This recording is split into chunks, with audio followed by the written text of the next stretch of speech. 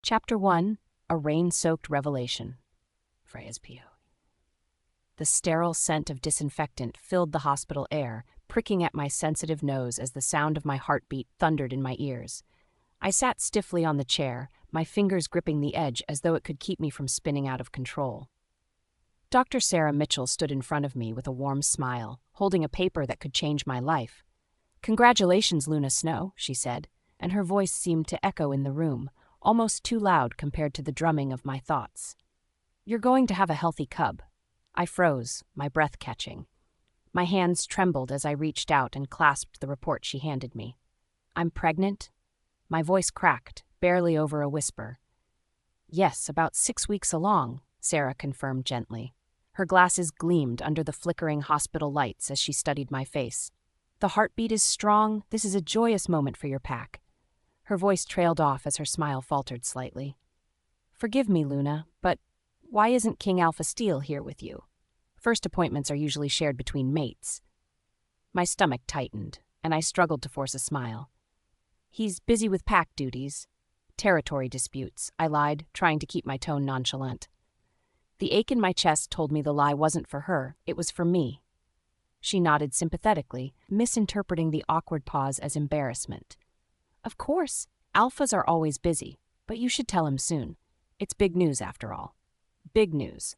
How often had I dreamed of a moment like this? Carrying my mate's cub, becoming the mother to the next alpha. But reality wasn't like the fairy tales I used to believe in. Aaron didn't love me. Our mating had been arranged, political strategy masked as destiny.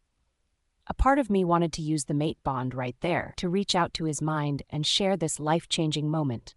But the memory of his cold, sharp words when I last used it on him stopped me. "Don't invade my thoughts without permission, Freya," he had snapped, his eyes like steel. "I've tolerated much already, but this is too far." I swallowed hard, forcing the memory away. "Thank you," I murmured to Sarah, clutching the papers tightly as I stood. Leaving the clinic, the gentle drizzle of rain greeted me. I stepped onto the sidewalk and tilted my face upward, letting the cool drops land on my skin. My hand instinctively went to my stomach. Inside me, a tiny life grew, a reminder that Aaron and I were connected by more than just a bond we neither of us asked for. For the first time that day, I smiled softly. "We'll be okay," I whispered, as though the cub could hear me. The buzz of my phone snapped me out of my thoughts. Pulling it out, I saw a message from Aaron. "Bring me an umbrella at the Blue Moon Club." I frowned, my heart sinking a little. The Blue Moon Club? He was supposed to be attending a pack meeting. My fingers hesitated over the screen, questioning, but I shook my head. Whatever his reasons, my role as Luna meant I supported him, always, even when he didn't want it. Calling Thomas, the pack driver, I quickly arranged for him to pick me up. The Blue Moon Club was a glittering spectacle in the heart of downtown Seattle, its sleek facade exuding exclusivity. Freya stepped out under the rain, her clothes damp from the light drizzle. Her eyes lingered on the building, where laughter and muted music spilled through from within. "Membership card?" The towering bouncer at the entrance grunted, crossing his arms. Freya blinked in surprise. "I'm Luna Snow, of the Northern Ridge Pack. I'm here on behalf of Alpha Steele." He barely glanced at her, unimpressed. "No card, no entry. Those are the rules." A flush rose to her cheeks, but she kept her tone calm. "Can you inform him I'm here?" she asked, pulling out her phone. She fired off a quick text to Aaron. "I'm outside with your umbrella." Unbeknownst to her, in an upper lounge of the club, a group of werewolves gathered around a table, enjoying the evening. Aaron sat at the center, his presence commanding as always. Beside him was Caroline Redwood, her perfectly curled hair and elegant dress drawing the occasional glance from the others in their group. Caroline's lips curled into a teasing smirk. "Your Luna came all the way to deliver you an umbrella, Aaron? How loyal." Marcus Cross, Aaron's second-in-command and childhood friend, chuckled as he held up Aaron's phone. "Couldn't resist sending her a little message. She really does jump at your every word, huh?" Aaron grabbed his phone back, his golden eyes narrowing. "Don't play games, Marcus," he muttered, his expression unreadable. Tapping out a quick text, he told Freya to leave. "Don't need the umbrella. Go home." Marcus laughed again, but Aaron didn't join in. His gaze lingered out the window for a moment, where he could vaguely make out a figure standing in the rain. but he said nothing. The short message made me pause. Standing outside in the rain, I held my phone tightly, staring at the screen. Don't need the umbrella. Go home. A sinking feeling settled over me, but I shook my head. Maybe he was busy. Maybe this was a misunderstanding. Aaron was an enigma to me most days, and our decades-apart connection felt like a bridge constantly on the verge of collapse. I sighed and turned to leave. Before I could step away, 2 female wolves approached me, their presence immediately making my wolf's ears perk up in warning.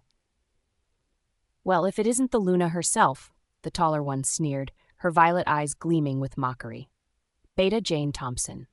The second one, Rachel Parker, tilted her head with a smirk. "Out here in the rain? What a sad sight. Does the King Alpha even care about you?" "I don't want any trouble," I said quietly, my voice steady despite their jabs. But Jane wasn't having it. "Oh, we're not here for trouble. Just a friendly word of advice. You know Caroline's back, right?" The mention of her name made my chest tighten. I clenched my fists, holding back the wave of emotions that threatened to overwhelm me. "You should gracefully step down as Luna," Rachel added. "Aaron's real mate is back now. You're just, well, a placeholder, aren't you?" Their laughter echoed in the rain as they walked away, leaving me standing there, my heart heavy. My hand drifted to my stomach, seeking the faint comfort in knowing I carried the future Alpha. They didn't know. No one did. Not yet. By the time I returned to the pack house, I was drenched. My hair clung to my face and my clothes felt heavy, like they were holding all the weight of my emotions. "Luna," Emily, our pack healer, rushed over with a towel. Her eyes were wide with worry. "You're completely soaked." I barely had the energy to respond, but before I could, Aaron's presence filled the space. His arrival was like a gust of cold air, commanding everyone's attention. His golden eyes locked onto me, narrowing. "Why are you wet?" he demanded. His voice was sharp, frustration clear in every word. I froze under his piercing gaze. I couldn't tell him the truth. Not about the prank, not about the Redwood Wolves' taunts. I gave my umbrella to a human child," I said softly, keeping my voice even. "She needed it." His expression darkened. "That was reckless. Do you have any idea how dangerous it is to risk exposure to humans like that? Have I not made myself clear about pack protocol?" Each word landed like a blow, but I held his gaze, refusing to cower even as my emotions threatened to spill over. I blinked rapidly, forcing the tears back. Not here. Not in front of everyone. But it was like he could sense it. His own movements surprised me as much as the pack members watching. Without hesitation, Aaron strode forward and pulled me into his arms. It wasn't affection. It was instinct. His wolf side reacting to my distress, even as his human self might have fought against it. But even his arms couldn't keep a single tear from falling. It slipped down my cheek, landing on his shirt before I could stop it. This secret, the cub, our heir, felt heavier than ever. Chapter 2. A broken bond. POV. Aaron's hand on my arm was rough as he all but pushed me into the bathroom, his movements sharp and cold. I stumbled slightly, catching myself on the edge of the sink as he stepped back and slammed the door shut. The loud bang echoed, making my wolf whimper within me. I stood there frozen, my breath shaky. I listened, the sound of his firm footsteps retreating growing fainter until they vanished completely. Only then did I dare to move. My hand reached up slowly, brushing away the tears that had already started to fall. The bathroom light buzzed softly, casting harsh shadows on the tiled floor. I reached into my pocket and pulled out the paper that had meant the world to me just hours ago, the hospital report. My fingers trembled as I unfolded it, the crinkled edges damp from the rain. The words blurred before my eyes. Pregnancy confirmed.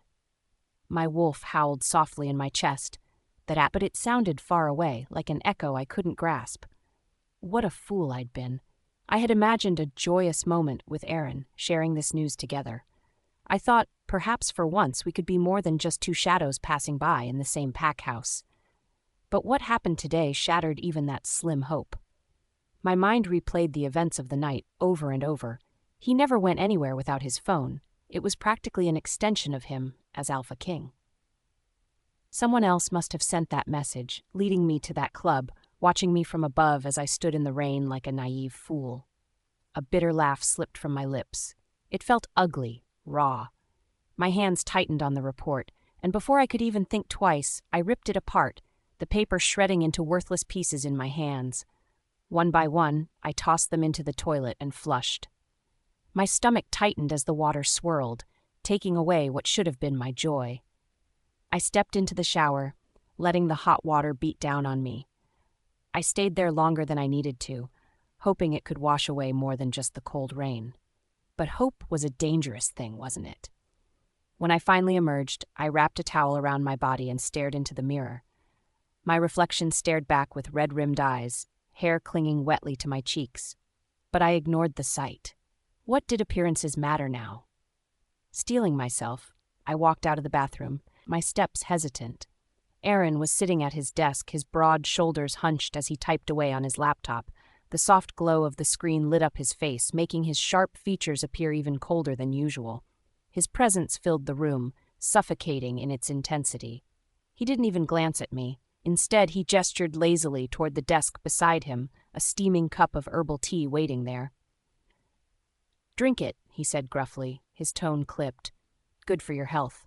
I stared at the tea, feeling an ache in my chest. It wasn't kindness, it was obligation. My lips pressed together as I picked up the cup, but I didn't take a sip.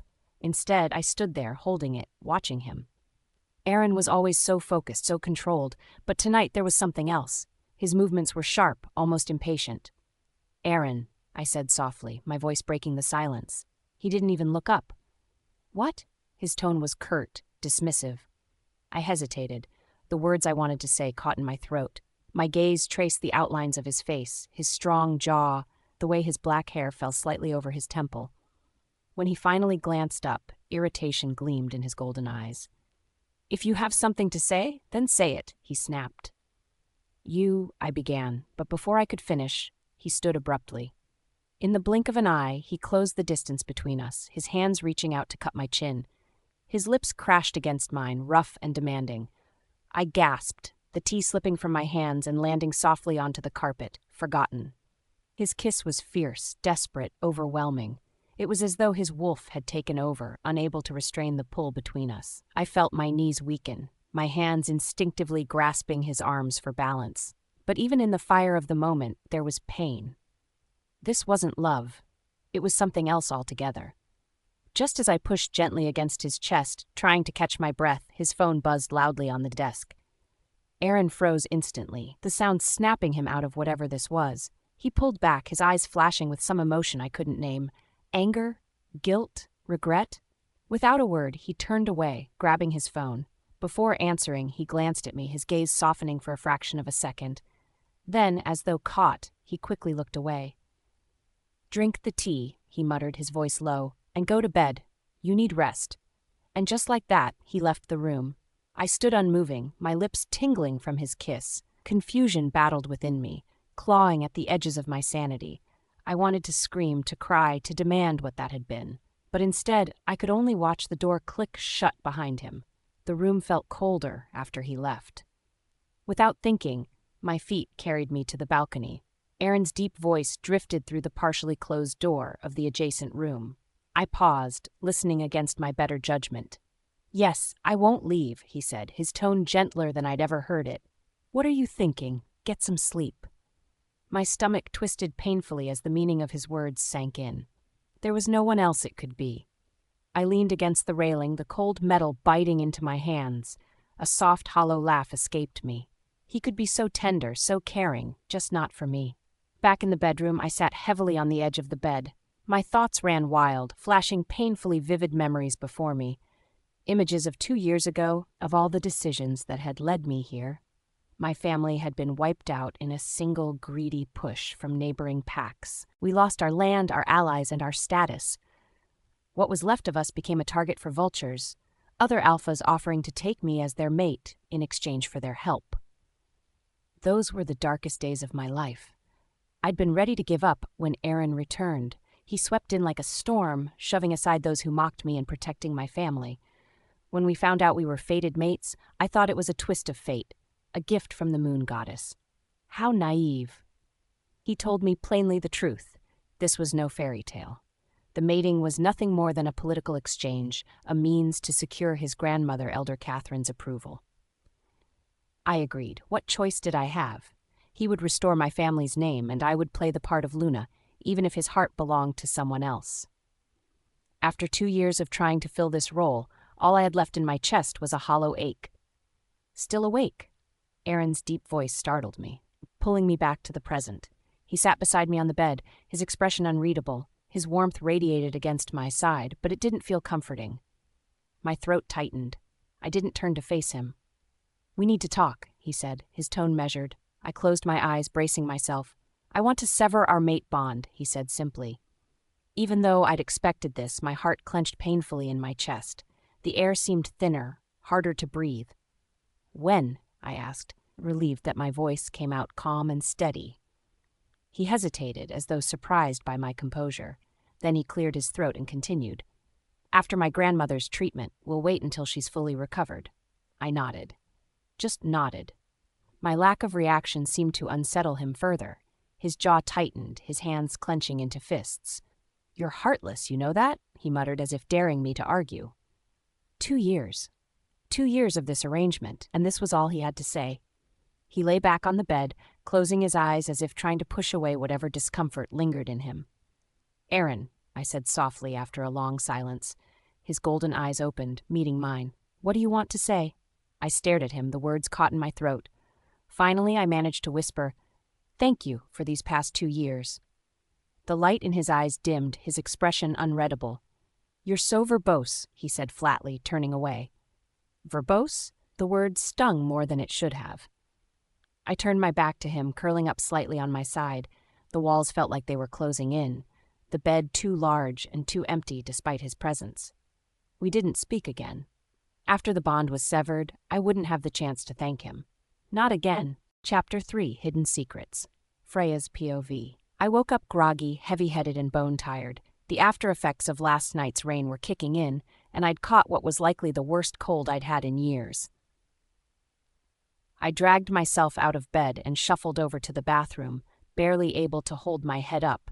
The bathroom light gleamed on the cold tiles, making my headache worse. I opened the medicine cabinet, pulling out a bottle of cold medicine. My fingers worked robotically, unscrewing the cap. But then it hit me. The cub. My joints locked in place, the bottle frozen halfway to my lips. I stared down at the pills in my palm, a wave of panic washing over me. I was pregnant, 6 weeks along. I couldn't take these. They could harm the baby.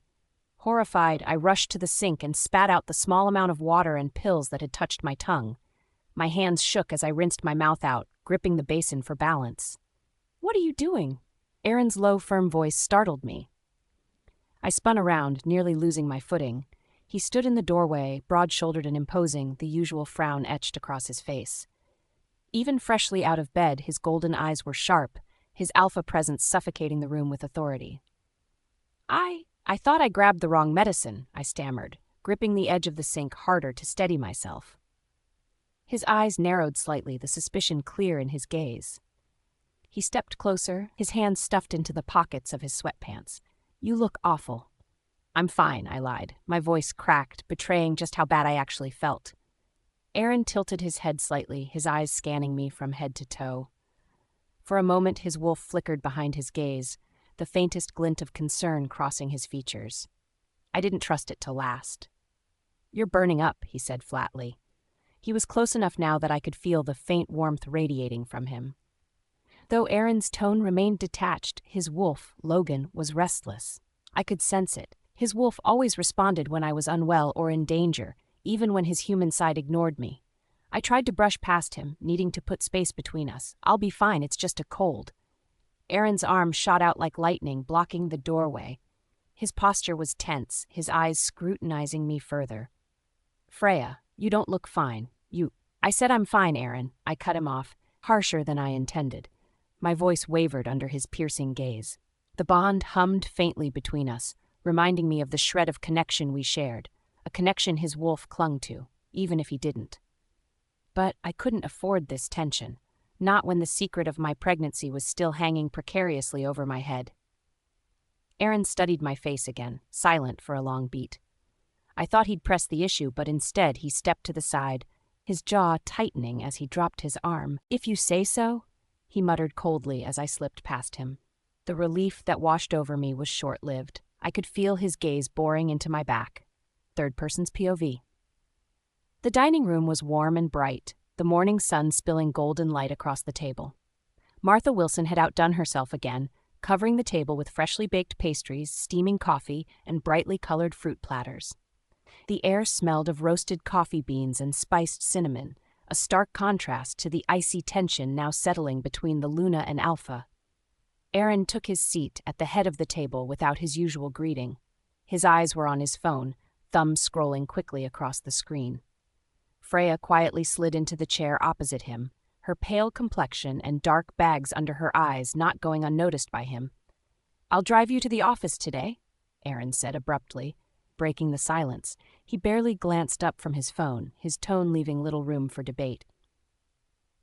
Freya froze mid-bite, the piece of toast on her plate suddenly tasting like ash in her mouth. "That's not necessary," she protested quickly, setting her silverware down. "I can get there on my own. It's just a short drive." Aaron finally looked up, arching a sharp brow at her unusual insistence. "I wasn't asking." Her heart started racing and her palms grew damp. The last thing she needed was Aaron finding out about her pregnancy, or worse, putting the pieces together. The thought of being stuck in the car with him, with his alpha instincts and Logan's sharp senses heightened, sent a chill of dread running down her spine.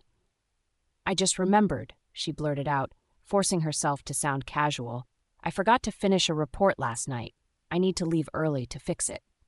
He straightened in his chair, now leveling her with a penetrating stare. She felt small under it, like a cornered rabbit facing a predator. "Freya." His phone buzzed before he could finish. Caroline's name lit up the screen. Freya knew that name anywhere. That familiar mix of anger and despair bubbled beneath her chest, but she buried it deep. Aaron's gaze lingered on Freya for a moment longer before he picked up the phone. "Yes," he answered, his tone softening by several notches. Freya didn't have to hear Caroline's voice on the other end to know who it was. The sudden, uncharacteristic warmth in Aaron's posture was enough of a tell. She took the opportunity to stand. "I'll be heading out now," she said quietly, already making her way toward the stairs. She grabbed her bag from the bedroom, her hands moving quickly as she sent him a quick text, heading to the office. "Have a good day." By the time Aaron ended the call, she was gone. Aaron stared down at his phone, frowning at her abrupt departure. It wasn't like her to avoid him, no matter how tense things were between them. The unease Logan felt earlier hadn't entirely dissipated, and it rubbed against him, making him restless. My head throbbed the entire drive to the PAC office. Every breath felt like gravel scraping in my chest, and my body ached with exhaustion. The herbal tea I'd forced down earlier didn't seem to help. My fingers brushed over my stomach absently, a lump forming in my throat. How could something so small already feel like the entire world? I hadn't even met my cub, and already I was ready to give up everything to protect them. But that fear of Aaron's rejection lingered, sharp and jagged in my chest. If he found out, if he demanded I terminate the pregnancy, I shook the thought away, bile rising in the back of my throat. No force on this planet, Alpha King or not, would make me give up this life growing inside me. Keeping my delicate secret and fulfilling my duties as Luna would be no easy task. My cold didn't help my situation today. Every time I coughed, a wave of nausea and dizziness followed. Luna Snow. Sarah Cooper's soft yet direct voice broke through my spiraling thoughts. I looked up to see her slender frame and worried eyes hovering by my desk. "Are you okay? You look like you've been hit by a truck. It would have been funny if I wasn't actually feeling half dead." I forced a small smile, waving her off. "I'm fine, Sarah. Just a cold." "Are you sure? You look like you're about to pass out." I almost laughed at her bluntness, but coughed instead, clutching the edge of my desk. She made her way closer, her hand reaching out, pausing awkwardly midair. "Let me handle these reports for today." I glanced at the neat stack of papers waiting for review. The thought was tempting, but I couldn't risk faltering in my duties. I needed to push through this. "That's sweet of you, but I'll be okay," I insisted. Still, I accepted the second cup of herbal tea she had in hand, grateful for the warmth. By mid-morning, I gathered myself and made my way to Aaron's office. I knew he hated unannounced visits, but avoiding him wasn't an option when Caroline would likely be hovering around. Sure enough, Caroline was already there. The sight of her standing beside his desk, even in something as ordinary as a blazer, made my stomach twist. She was everything I wasn't: confident, graceful, composed. Her green eyes lit up when she saw me, her warm smile disarming and unassuming. "Freya," she greeted, quickly closing the gap between us. She rested a perfectly manicured hand on my arm. "I've been meaning to find you. I've just heard what happened to your pack. I'm so sorry." Her outpouring of sympathy felt genuine, which made it all the harder to resist despising her. She hadn't been here during the fallout of my family's pack collapse. Having been abroad, controlling her own pack's alliances. "I had no idea until Aaron told me," Caroline explained, her concerned gaze not wavering. "It must have been a lot to handle." I forced a tight smile, shrugging lightly. "It's in the past now." Was I imagining it, or did her hand linger longer than necessary on my arm? Whatever sincerity she held couldn't quite douse the bitterness curling in the pit of my stomach. Aaron, who had been standing by his desk watching the exchange, finally let his eyes fall on me when Caroline stepped away. As his gaze lingered, the annoyance carved into his features became clear. "You look pale," Caroline commented, tilting her head slightly. "Are you ill?" Aaron immediately straightened, his piercing golden eyes flicking back to me. "Why did you come to work if you're sick?" His tone wasn't gentle, wasn't full of concern. It was cutting, authoritative, and laced with irritation. Even in moments like this, he cared more for appearances and rules than me. Chapter 4: Fever Dreams and Old Flames. Freya's. Aaron's sharp reprimand hung heavy in the air of his office. The stares of the nearby pack members, especially Caroline's sympathetic gaze, seared into my skin like fire. My fists clenched at my sides, desperate to keep my anger and humiliation from showing. "Why are you here if you're sick?" Aaron barked, his voice cutting through me without mercy. "Luna or not, you have no excuse to neglect your health. How can you attend to pack matters when you can't even attend to yourself?" The incredulous scoffs of the other wolves in the room made the blood pound in my ears. Caroline's soft gasp reached me next, her tone effortlessly kind as she interjected. "Aaron, that's—" "Enough, Caroline," Aaron growled, and my shaky hand instinctively gripped the back of a chair for balance. "Freya knows better." I swallowed hard, the lump in my throat lodged like a stone. The pregnancy had robbed me of my focus and strength today, and now my Luna status, my title, my pride, all of it felt like it was slipping away with every accusing glare Aaron sent my way. I couldn't bear to stay a moment longer. Careful not to let my voice, I managed to speak. "Pardon me, Alpha. I remembered some urgent tasks in my office. I'll excuse myself now." Turning abruptly, I moved toward the door. Caroline, ever the caring presence, spoke again in my defense. Her voice was soft, warm, and so full of concern, it made my stomach knot in jealousy. "Aaron, you shouldn't be so harsh." I froze at the doorway, my fingers trembling on the handle as I heard Aaron snort. "Harsh?"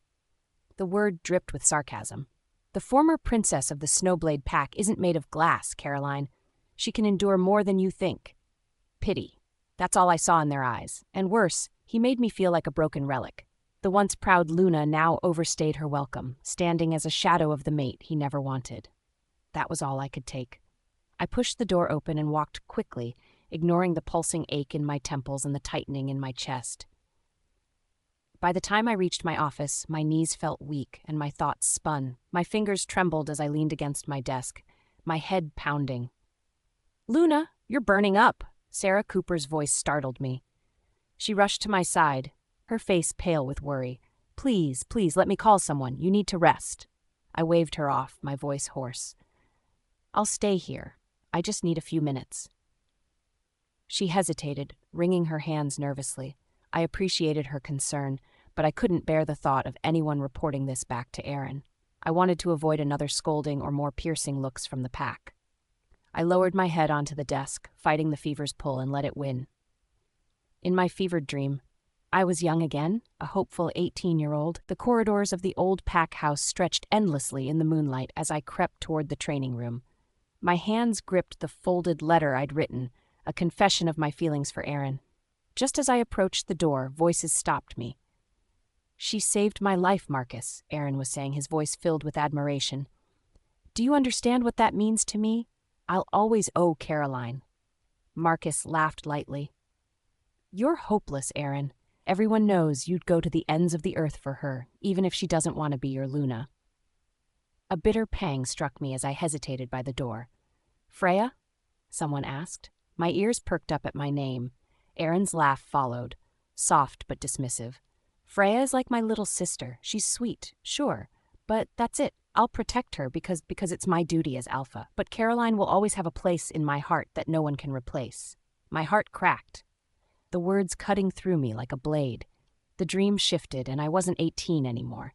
Darkness wrapped around me as Aaron's glowing golden eyes pinned me in place. His clawed hand gripped my chin harshly, his voice a cold command. Get rid of it, he snarled. This cub is proof of nothing but manipulation. Do you think I'll fall for a trap like this? The words sent my wolf, Bella, howling inside me in abject anguish. I tried to speak, to argue, but Caroline appeared at Aaron's side, her stunning face emotionless. She's just trying to trap you, Aaron. You know that, she said coldly, tilting her head in mock pity. No, I cried out, my own voice ripping through the nightmare. I woke with a start. My body jerked forward as my lungs pulled in deep, ragged breaths. The nightmare still clawed at the edges of my mind. My skin was damp with sweat, my resolve shaken. She's awake, said a voice that made me sit straighter. It was Caroline. I turned my head and blinked, realizing I wasn't in my office.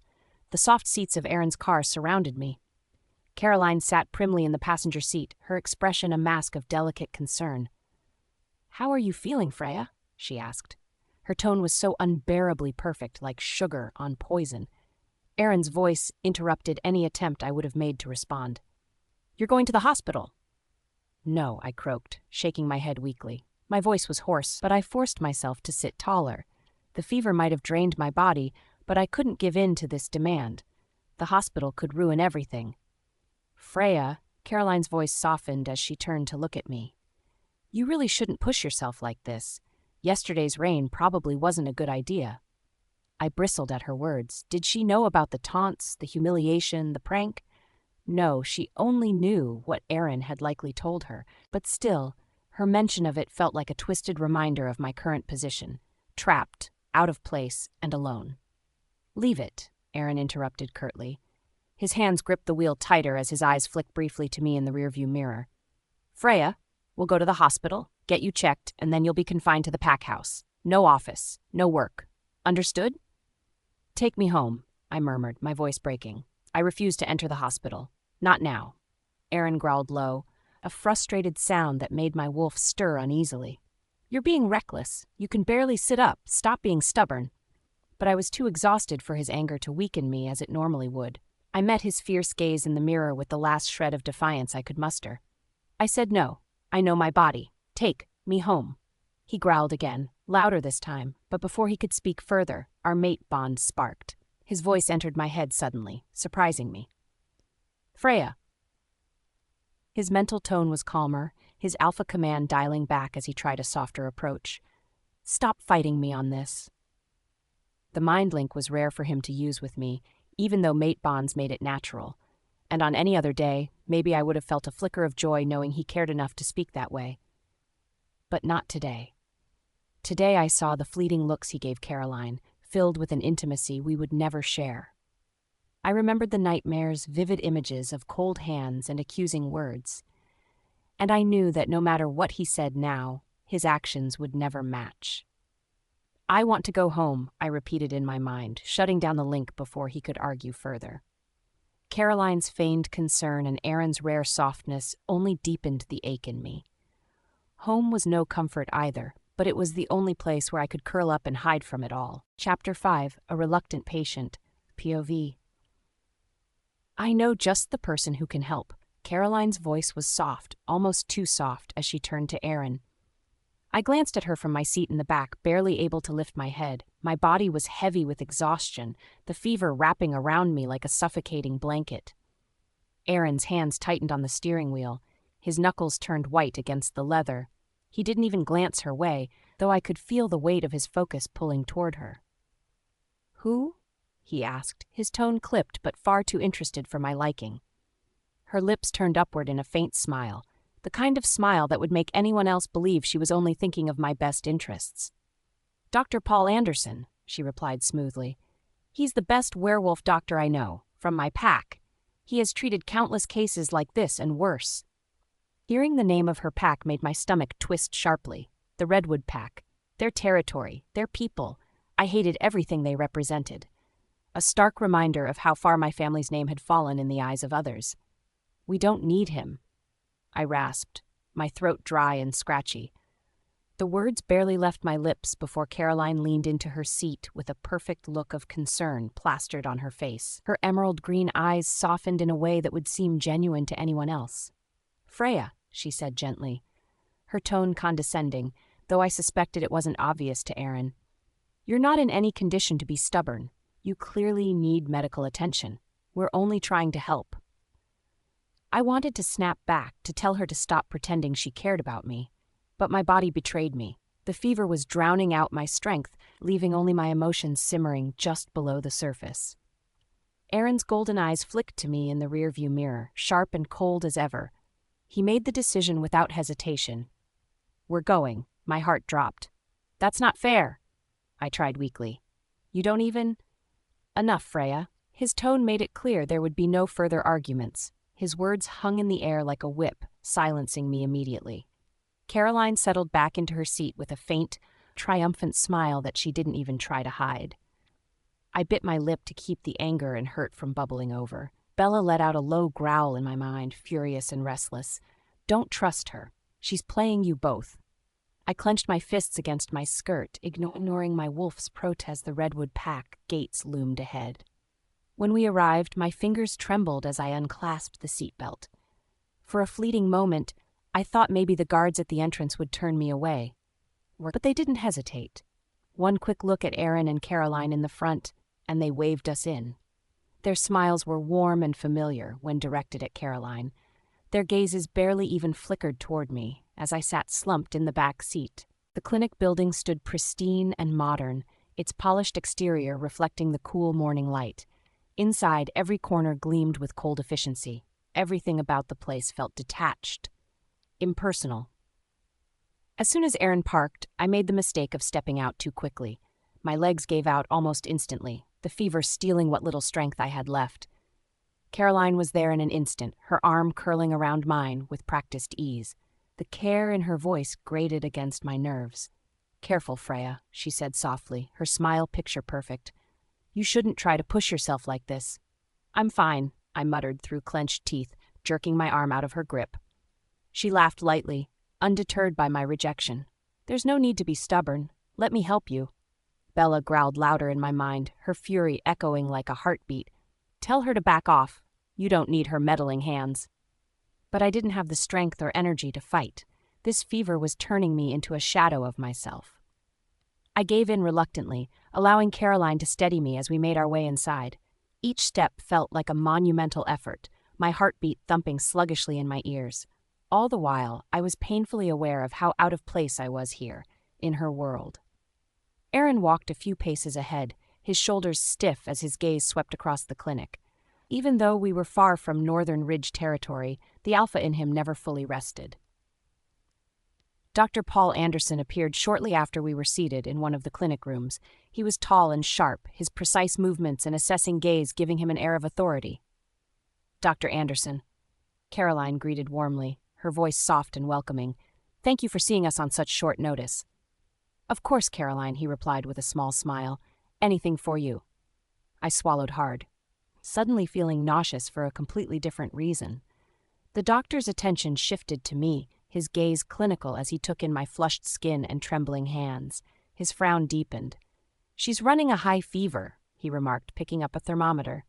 The device beeped after a few moments, though I didn't need to see the numbers to know it wasn't good. Dr. Anderson's expression grew darker as he turned to Aaron.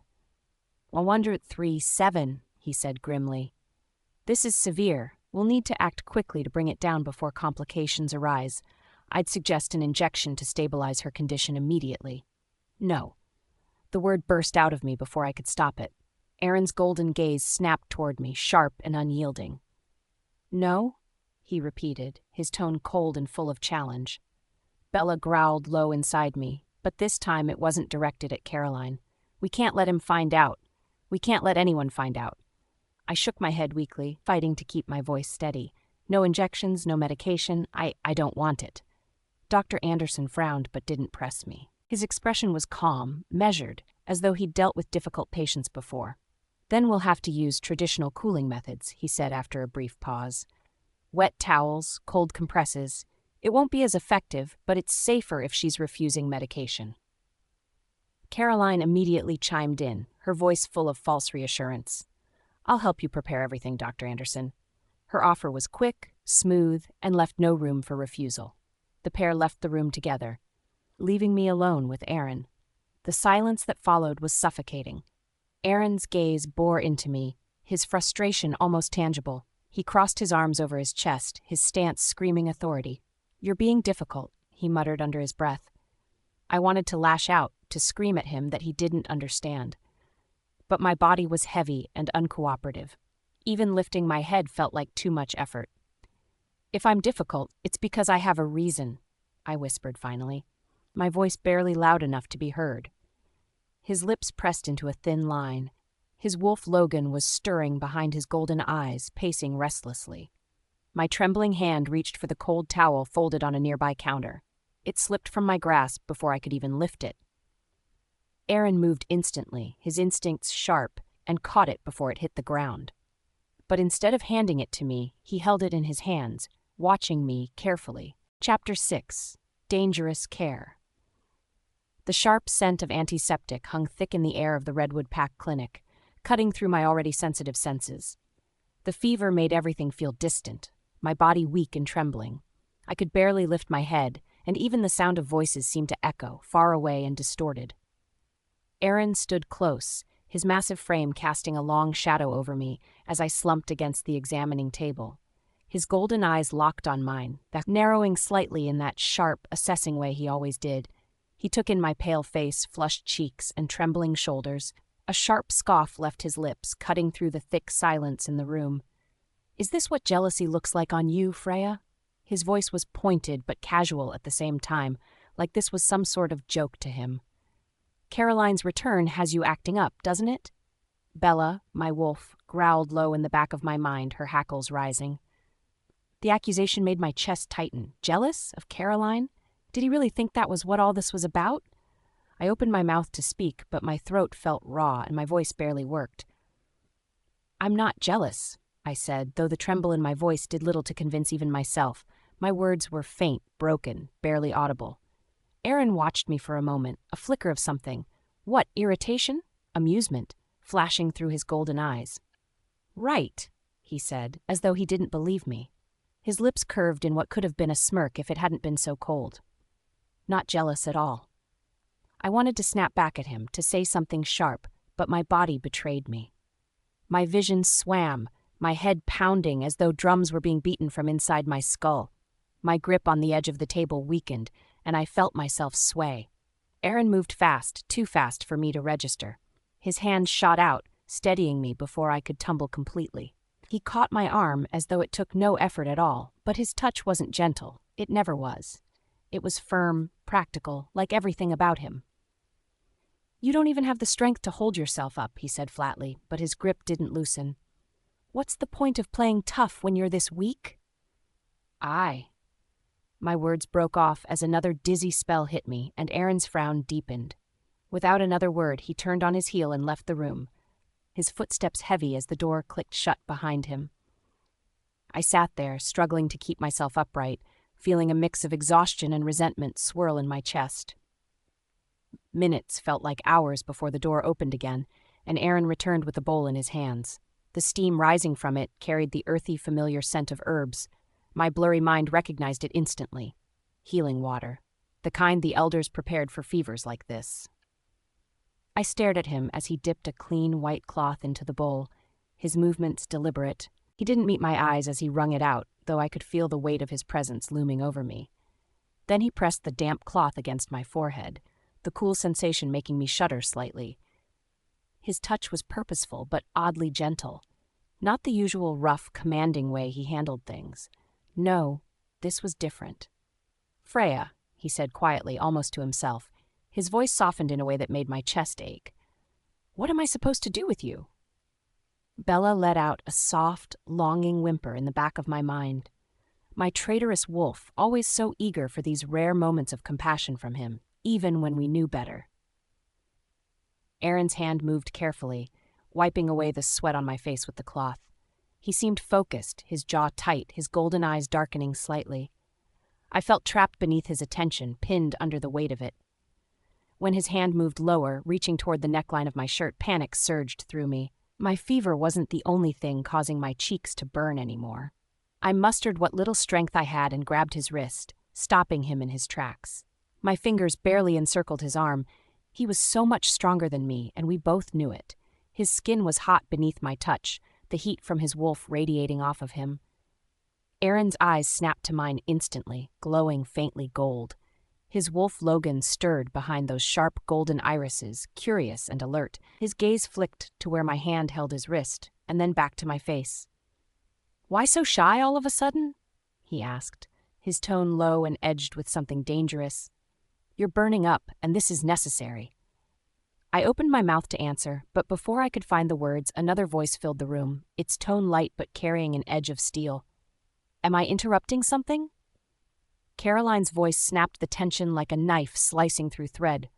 Bella growled instantly, her instincts flaring to life. My hand fell from Aaron's wrist as we both turned to face her. She stood in the doorway, holding a beautifully crafted porcelain cup. Steam rose from the tea within, filling the air with the sweet scent of flowers and honey. Caroline's perfect lips curved into an easy smile as she stepped forward. "I brought some healing tea," she said smoothly. Her green eyes flicked over me briefly, her expression softening. I thought it might help. She walked with confidence, her movements naturally elegant, her presence filling the room the way sunlight floods a dark space. She stopped beside Aaron, her fingers brushing against his arm as if by accident. "I'll handle it," she continued, looking pointedly at the cloth Aaron held. "You have more important matters to take care of, don't you?" For a fraction of a second, Aaron froze. His eyes darted between Caroline and me, a muscle ticking in his jaw. His wolf resisted. That much was clear, but his human side was stronger. He nodded once, curt and businesslike. Without another glance in my direction, he left the room. The door shut behind him with a soft click, leaving me alone with Caroline. She turned to me, her smile still perfectly in place as she reached for the damp cloth Aaron had left behind. "Well, let's make you more comfortable, shall we?" I tried to protest, but my voice cracked, and Caroline didn't wait for my approval. She helped me sit up, her hands firm but surprisingly gentle. Her green eyes flicked over me curiously as she began loosening the ties of my shirt. "You've been having a rough time, haven't you?" she mused softly, more to herself than to me. Her gaze lingered a little longer than necessary, her eyes glinting with what looked like amusement. "You have a lovely figure," she said after a pause, her tone light enough to seem like a compliment. But there was something behind her words. "He must have enjoyed your companionship while I was away." She smiled wider, her teeth a little too sharp. Bella's growl echoed inside me again, but I said nothing. What could I say? I felt too weak to argue, and she wasn't finished. "It's sweet of you, really," she went on, "keeping the bed warm for him. But you do know that's all it is, don't you?" Her words cut deep, each one sinking further than the last. I gritted my teeth, trying to keep my breathing even as she adjusted my hospital gown, her hands moving too leisurely. "This has always been temporary," she added, her voice softening just enough to make the sting feel sharper. "Aaron's heart has always belonged to me. You must know that. We've been through so much, no one could ever take my place." I couldn't let her see how badly her words hurt. I couldn't let her win. Taking a shaky breath, I looked up at her and forced myself to speak. "You're right," I said quietly, the words bitter on my tongue. Every syllable felt sharp and wrong. "Aaron and I, it's just politics, a bargain." Her eyes gleamed, pleased with my answer, but I wasn't done. "I know where his heart lies," I continued, each word steady. "After all, you saved his life. You've always been the one he remembers, the one who matters." My hand fell protectively over my stomach, an unconscious movement I couldn't stop. Bella hissed in frustration at my attempts to keep the peace, but I ignored her.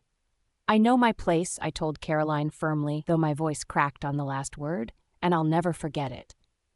Chapter 7, Fever Dreams and Pack Politics, Freya's POV. Caroline's smile was as perfect as ever, but I caught the briefest flicker of something in her eyes when I spoke out. Maybe surprise, maybe irritation. It was so fast, I almost thought I imagined it. Almost. Before the awkward silence could stretch further, Dr. Anderson cleared his throat loudly. The sharp sound broke the lingering tension in the room.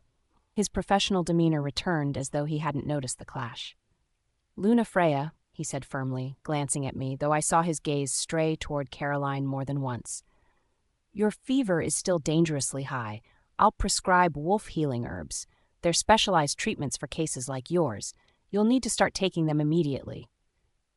I didn't respond, just nodded weakly. I didn't trust myself to speak. My eyes darted to Caroline, who gave her trademark warm smile, though her posture straightened like she was ready to take charge. Dr. Anderson nodded at Caroline. "Perhaps, Miss Caroline, you could encourage her to take them. Herbs need consistency to work effectively." His words were polite, but his voice carried undertones of authority. Caroline placed a hand on her chest, feigning modesty. "Oh, of course. Anything for Freya's recovery." The way she added an extra layer of sweetness to her tone made my stomach churn more than the fever already did. Bella growled faintly within me, a sharp warning to stay on guard. Aaron's voice cut through the room, cold and firm. "Are we done here?" He glanced between Caroline and Dr. Anderson impatiently. "We're leaving. She's been through enough." Dr. Anderson flinched ever so slightly at the Alpha's tone and hurriedly nodded. "Yes, Alpha Aaron, just make sure the Luna starts the herbs today."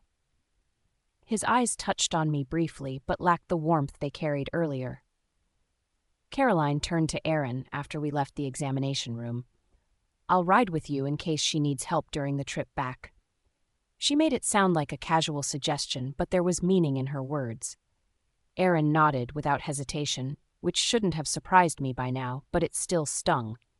Bella growled louder this time, clawing at my chest, angry and protective. I ignored her. The car ride back to the Northern Ridge pack house blurred into a haze of fever-induced dizziness. Every bump on the road jarred my head, making the pounding in my temples worse. When we arrived at last, the pack house stood tall and looming, its timber walls glowing faintly under the setting sun. All I wanted in that moment was to crawl into bed and escape this day. But fate wasn't that kind. I stepped out of the car too quickly, desperate to leave. The world tilted alarmingly, my knees buckling beneath me. Strong arms caught me just as I was about to hit the ground. The sparks of the mate bond flared where Aaron's hands gripped my waist tightly. "For moon's sake, Freya." His voice was sharp with irritation. His golden eyes burned as they glared down at me. "This is what happens when you ignore proper treatment and act stubborn." I forced myself to stand upright, shaking him off despite the weakness in my limbs. My pride wouldn't let me rely on him. "I don't need your help." "Clearly, you do." He didn't let go immediately, his hands lingering just a second longer than necessary, but his tone was harsh, cold, unforgiving. Caroline's POV. I stepped in quickly, brushing past Aaron to take Freya's arm. My movements were smooth and natural, rehearsed even. "She's unsteady," I said softly, tilting my head in a show of concern. "It's no surprise after everything. Let me help her inside." Aaron hesitated, his eyes flicking between me and Freya. His wolf was clearly unsettled, but his human side took control. He stepped back with a nod. I guided Freya into the pack house, and as soon as we crossed the threshold, the whispers began. "That's Caroline Redwood. Isn't she the one who saved Alpha Aaron's life? I heard she's his true love. The Luna's just a political match, arranged after her family lost their territory." The conversations drifted as pack members passed around gossip like wildfire. I pretended not to hear, but every word settled like victory in my chest. Martha Wilson, the stern house manager, stormed toward them, frowning. "Don't you all have something better to do than stand around whispering?" Her beta authority carried weight. The lower-ranking wolves quickly scampered to their tasks. I fought to keep my smile hidden as I led Freya upstairs. Her feverish state made her compliant and weak, too weak to protest. When we reached her chambers, I helped her to the bed, arranging the blankets perfectly over her. My lips curled ever so slightly as I glanced toward the Alpha's coat hanging near the door. It was tucked away neatly, but the sight of it darkened my mood for just a flicker of a second. I smoothed out my expression before leaving. Finally alone, I exhaled shakily, sinking into the warmth of the blankets. But my mind was far from calm. My hand instinctively moved over my stomach, shielding the life growing within me. No one could know, at least not yet. My eyes stung with exhaustion, my muscles heavy and numb. Worry gnawed at me even as the fever took hold again. How much longer could I keep going like this? How long until someone found out? Before I could focus further, the world pulled me under. My dreams were far from peaceful. Feverish and fragmented, they came in pieces I couldn't fully grasp. At first, I felt someone's touch, a cool cloth pressed against my forehead. My skin burned, yet the touch was soothing, familiar, even. I clung to them in my delirium. Soft sparks buzzed faintly through the bond. For a fleeting moment, I thought it was Aaron. Then everything shifted. Suddenly they kissed me. It was desperate, fierce. The taste of desperation overtook me. My fevered mind rebelled, acting on survival rather than thought. I bit down, hard. A pained gasp reached my ears. "You little," the familiar voice before fading completely from my consciousness as darkness claimed me. "Luna?" Sarah Cooper's soft voice pulled me back into the waking world. I blinked blearily at her as she hovered anxiously by my side, her kind face blurred in and out of focus before settling. "You gave us a scare," she murmured, relief flooding her voice. "Are you feeling any better?" My head pounded too much to respond properly. I managed a faint nod instead. "The doctor's herbs are ready," she added, indicating the steaming cup on the side table. "They'll help bring your fever down for good this time." The smell hit me before anything else. Bitter and pungent, it made bile rise in my throat. I swallowed hard against the nausea, suppressing the instinct to recoil. "I appreciate it," I managed, my hoarse voice barely above a whisper. Sarah smiled warmly. "You're hungry, aren't you? I'll bring you some soup. You shouldn't take medicine on an empty stomach." "Thank you," I said, forcing a small smile. The moment she left the room, I grabbed the cup. Shaking fingers carried it to the bathroom sink, and without hesitation, I poured it all down the drain. The scent of the herbs hung in the air like a taunt, but I didn't care. I wouldn't risk harming the cub. As I turned to leave, my heart stopped. Aaron stood leaning against the doorframe, one brow raised, his piercing golden eyes narrowing sharply as they locked onto me. His presence made the small bathroom feel even smaller. "What are you doing?" he asked, his tone deceptively calm. Chapter 8. Secrets and Suspicions, Freya's POV. I froze the moment I saw Aaron leaning against the doorframe, his golden eyes glued to the empty cup in my hand. His sharp gaze flicked between me and the sink where the healing herbs swirled away, leaving nothing but the faint scent of the bitter remedy. My chest tightened, every nerve in my body shrieking with tension. Raising the empty bowl slightly, I forced my voice steady. "Didn't you see everything?" Aaron's jaw clenched, his eyes narrowing. His posture radiated an icy control that only made his presence more suffocating. "You poured it out." His words weren't a question. "I already told you I wouldn't drink it," I replied, meeting his glare head-on. My fingers gripped the bowl tighter, tension building with every second his eyes stayed on me. His wolf, Logan, stirred behind his gaze, his golden eyes flashing faintly. "That's not the point," Aaron said coldly, stepping into the bathroom. The small space felt cramped with the weight of his alpha dominance. Why even refuse something that will help? My lips pressed into a firm line. I could hear the unspoken accusation in his tone, but even without his words, my guilt churned in my stomach. Protecting my unborn cub was all that mattered, but I couldn't let him see through me. "I don't need it," I said firmly, brushing past him despite the tension crackling between us. My shoulder barely avoided his chest, his imposing figure too large to completely ignore. "The herbs are too bitter to drink. That's all." His arm shot up, blocking the door as I tried to leave. I swallowed hard, glaring up at him. "You're lying, Freya," Aaron said, his eyes narrowing to slits. His voice was low but sharp, slicing through the air like a blade. "Is there something you're hiding?" My heart skipped, panic clawing at me from the inside. Bella growled low in my mind, but I silenced her, stealing my expression. "What could I possibly be hiding?" I countered, my voice calm even though my body burned with fever and stress. Aaron's eyes raked over me. his alpha instincts clearly sensing something was off. His wolf pushed through the mate bond, probing, but I slammed my mental walls up as tightly as I could. "Then why did you stand in the rain outside the Blue Moon Club?" Aaron pressed, his jaw tightening as he stared me down. "Was that intentional?" The accusation stung worse than I expected, sparking something sharp inside me. Bella snarled, trying to defend me even as I clenched my fists to stay composed. "No," I shot back, my voice rising slightly. "Why would I stand in the rain on purpose? I was doing what you asked." His eyes narrowed further, doubt swirling in them. Every muscle in his body seemed to tense, his hands curling into fists at his sides. "You were asked to bring an umbrella, that's all. Why didn't you leave when you realized I hadn't called for you?" I flinched at his tone, which was more cold than curious, like he was piecing together a puzzle I didn't want solved. He had no idea what I'd endured that night or who had been watching me from above as if I were some joke. "I waited because I thought you needed me," I said softly, averting my gaze. My voice felt small, but my resolve remained firm. Then I realized you didn't, so I left. End of story. Aaron's wolf responded to my words, a flicker of unease twisting in his eyes. He stepped closer, his towering frame making me feel impossibly small. "You didn't answer my question. Why refuse the doctor? Why refuse the herbs?" "Because I don't need them," I snapped, frustration seeping through my voice. My grip on the bowl tightened until my knuckles burned.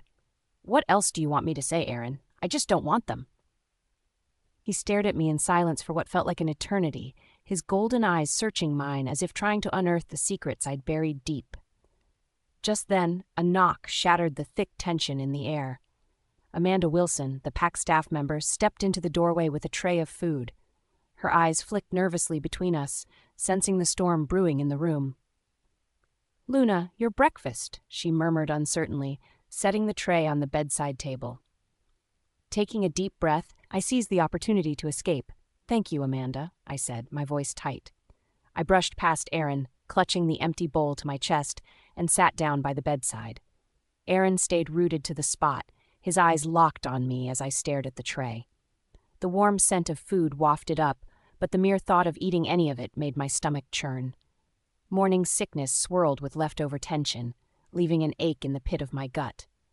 I picked up a piece of bread, nibbling at it half-heartedly. Beside me, Aaron's gaze burned into the side of my head with an intensity that set my nerves alight. Logan stirred strongly now. Uncertainty flickered over Aaron's face as though he couldn't quite figure out what was wrong, or what he was feeling. But just like that, he turned and walked out. His swift exit left the air heavy and suffocating, but I didn't stop him. Instead, I placed the bread back on the tray, my appetite gone entirely. My hand drifted to my stomach, protectively cradling the tiny life growing within me. In Aaron's absence, the mask I'd held so tightly cracked just for a moment. Later, Amanda brought the healing herbs again. Their acrid scent struck me like a brick wall, making my nausea worse. "I don't need these," I said sharply, cutting her off before she could offer them. "Please, don't prepare them anymore." Amanda blinked, visibly caught off guard. "Very well, Luna," she said hesitantly. She hesitated only a moment before nodding and leaving. I let out a tired sigh, slumping back against the pillows. My body felt like lead, exhaustion weighing me down. Most likely, Aaron had left to see Caroline by now, heading back to the Redwood Pack territory. Would this bond of ours be different if I had been the one to save him during the rival pack attack all those years ago? Could Logan's instincts and Aaron's heart have been mine instead? The thoughts haunted me as I drifted off to sleep. One glittering tear slid down my cheek as darkness claimed me. When I awoke in the middle of the night, the bed beside me seemed to sink slightly. For a fleeting second, my heart fluttered with hope, but my fevered mind quickly pulled me back under. By the time morning came, I found the bed cold and empty. My hand stretched out to touch Aaron's side, but there was no warmth. He hadn't been there. Amanda arrived not long after, bringing breakfast and yet another bowl of herbs. The scent immediately triggered my pregnancy sickness, and frustration overwhelmed me. "Why are these here again?" I snapped, my voice sharper than I intended. Amanda flinched, her usual composure cracking under my outburst. Luna or not, I could see my behavior had shaken her. Regret gripped me instantly. I'm sorry, I said softly, forcing calm into my voice. I'm just not feeling well. Please, Amanda, take them away. Martha Wilson's POV. I spent the morning managing the pack house, but Amanda's pale face caught my attention as she returned from tending to Luna Freya. The untouched bowl of healing herbs in her hands only deepened my concern. Amanda, I called out, my tone firm, why hasn't Luna taken her medicine? Amanda hesitated, then reluctantly recounted Freya's sharp reaction. I saw the uncertainty in her expression and knew exactly what she was thinking. Mind your thoughts, I warned her sharply.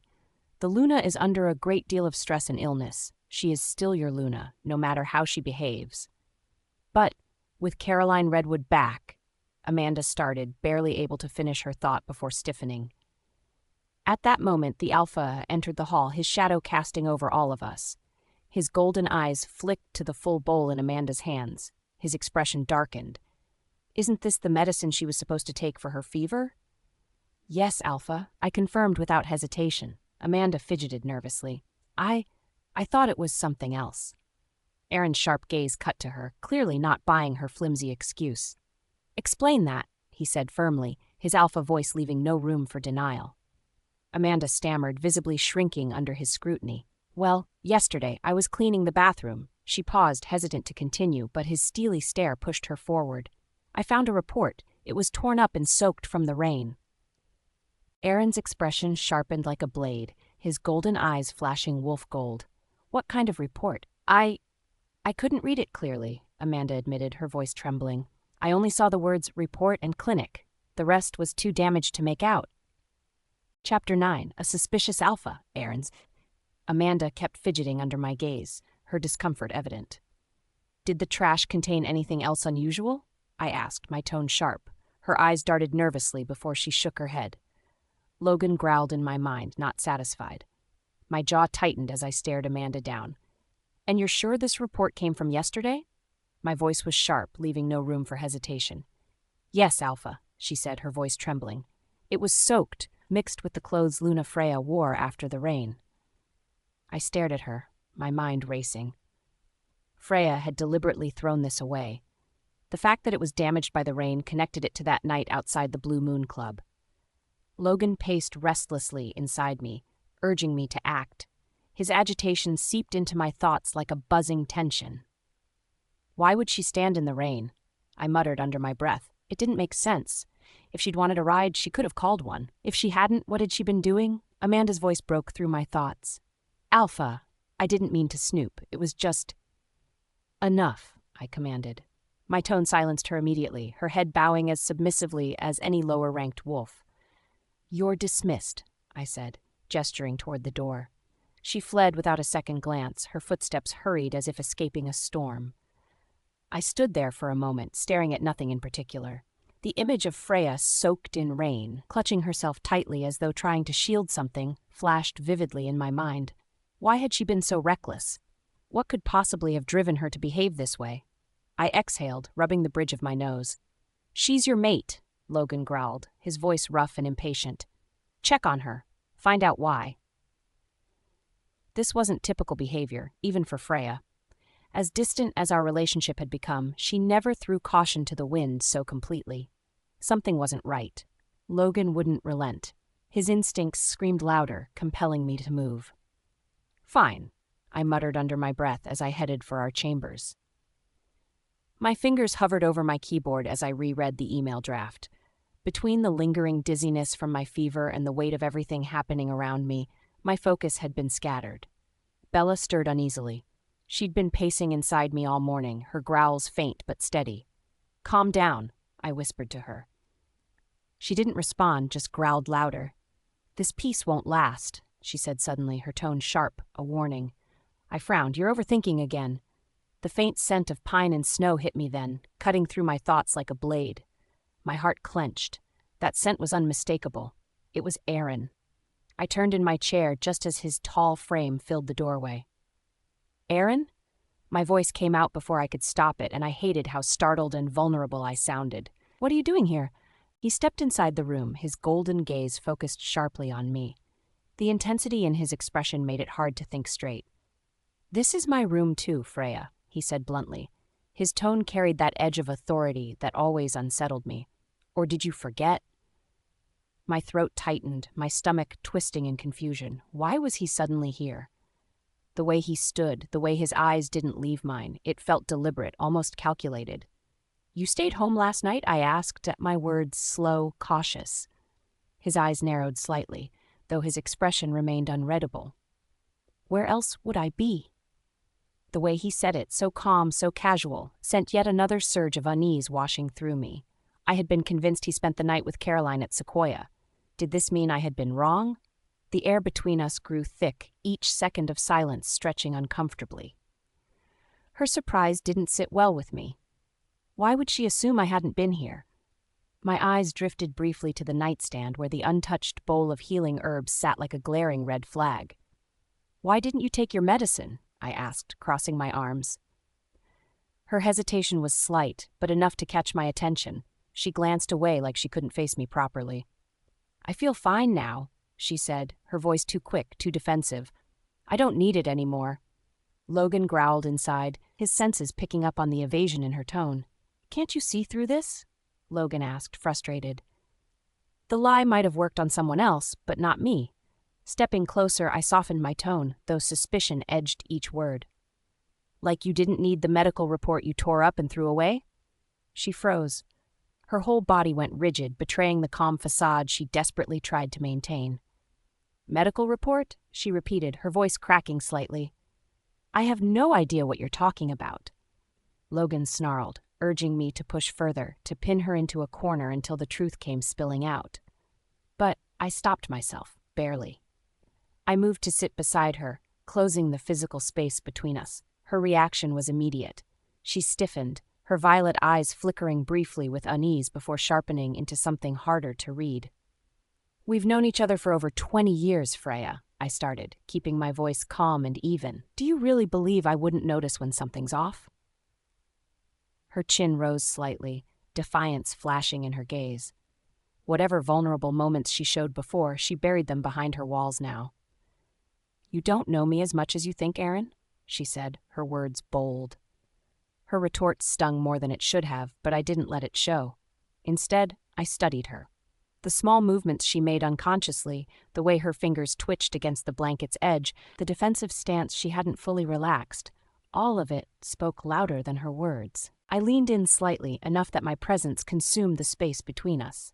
My wolf stirred, his instincts driving me closer, compelling me to notice every small detail about her.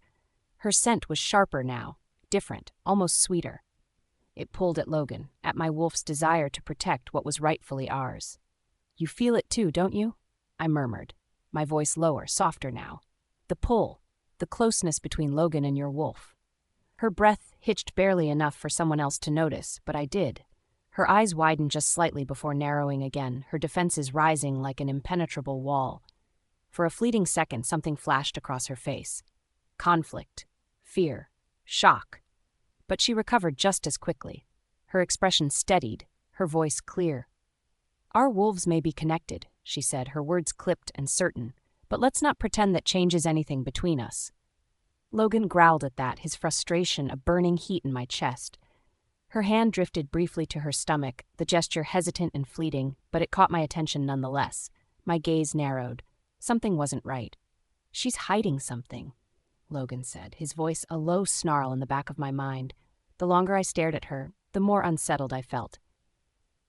Whatever she was concealing, she was willing to go to desperate lengths to keep me and everyone else from discovering it. "Freya," I said, my voice softer now, almost coaxing. My hand moved instinctively, resting atop hers gently. "What are you hiding from me?" Chapter 10, The Confrontation. Aaron leaned closer, his towering frame casting a shadow over me that felt suffocating.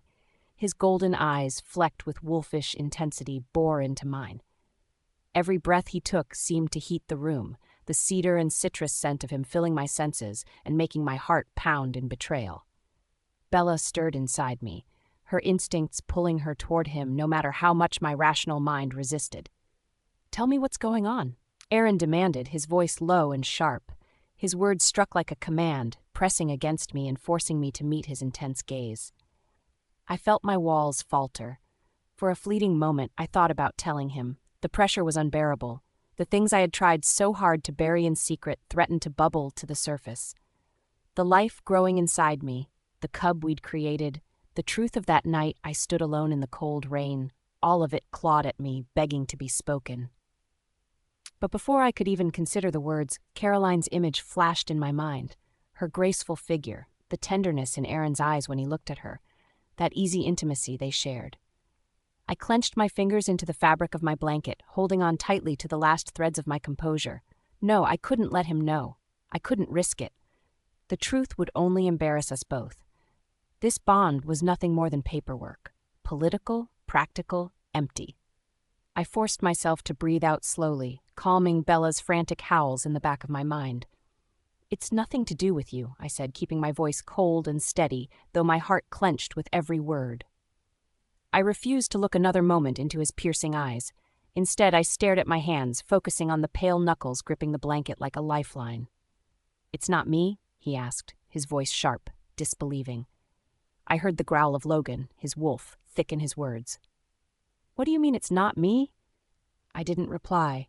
He took a step closer, and I felt his dominance sweep over me like an invisible force. "Is there someone who understands you better than I do?" His voice grew harder with each word, frustration creeping into the alpha authority he wore like second skin. When I stayed silent, Aaron's patience finally snapped.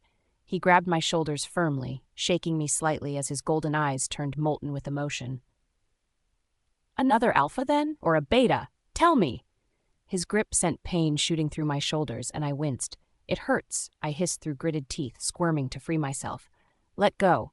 His hands loosened slightly but didn't leave my shoulders. Instead, he leaned closer, his jaw clenching. "Fine," he said, his voice rough. "Then explain. Who is it? And what about that report?" I clenched my jaw, forcing myself to push the pain away and hold my ground. Bella growled at me not to let him dominate like this, though, but I silenced her. "No one understands me," I snapped, glaring at him. "Only I understand myself." My chest heaved with the effort of keeping myself composed. "I was just saying anything," I added flatly, willing my voice to sound indifferent. His gaze narrowed further, anger radiating off him like heat. "And the report?" he pressed, his tone laced with suspicion. "Amanda said she found a torn report while cleaning our quarters." My heartbeat picked up, pounding against my ribs, but I kept my face blank, feigning confusion. If I let slip even one hint of what I was hiding, he would never let it go.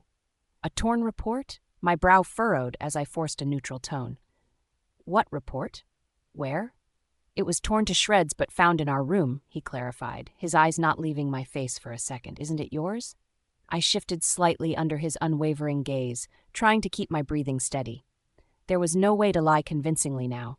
I decided to change my approach, offering as little detail as possible. "I remember now. It's mine," I said, my voice calm and collected. Avoiding further eye contact, I turned back to my laptop, pretending to return to my work. It was a medical report from the werewolf clinic. "What about it?" His alpha presence filled the air, making the room feel smaller, heavier. "What kind of medical report?" he asked, his voice quiet but laced with barely restrained tension. I forced a small shrug, keeping my eyes on the screen. "A routine wolf health examination report." "Why?"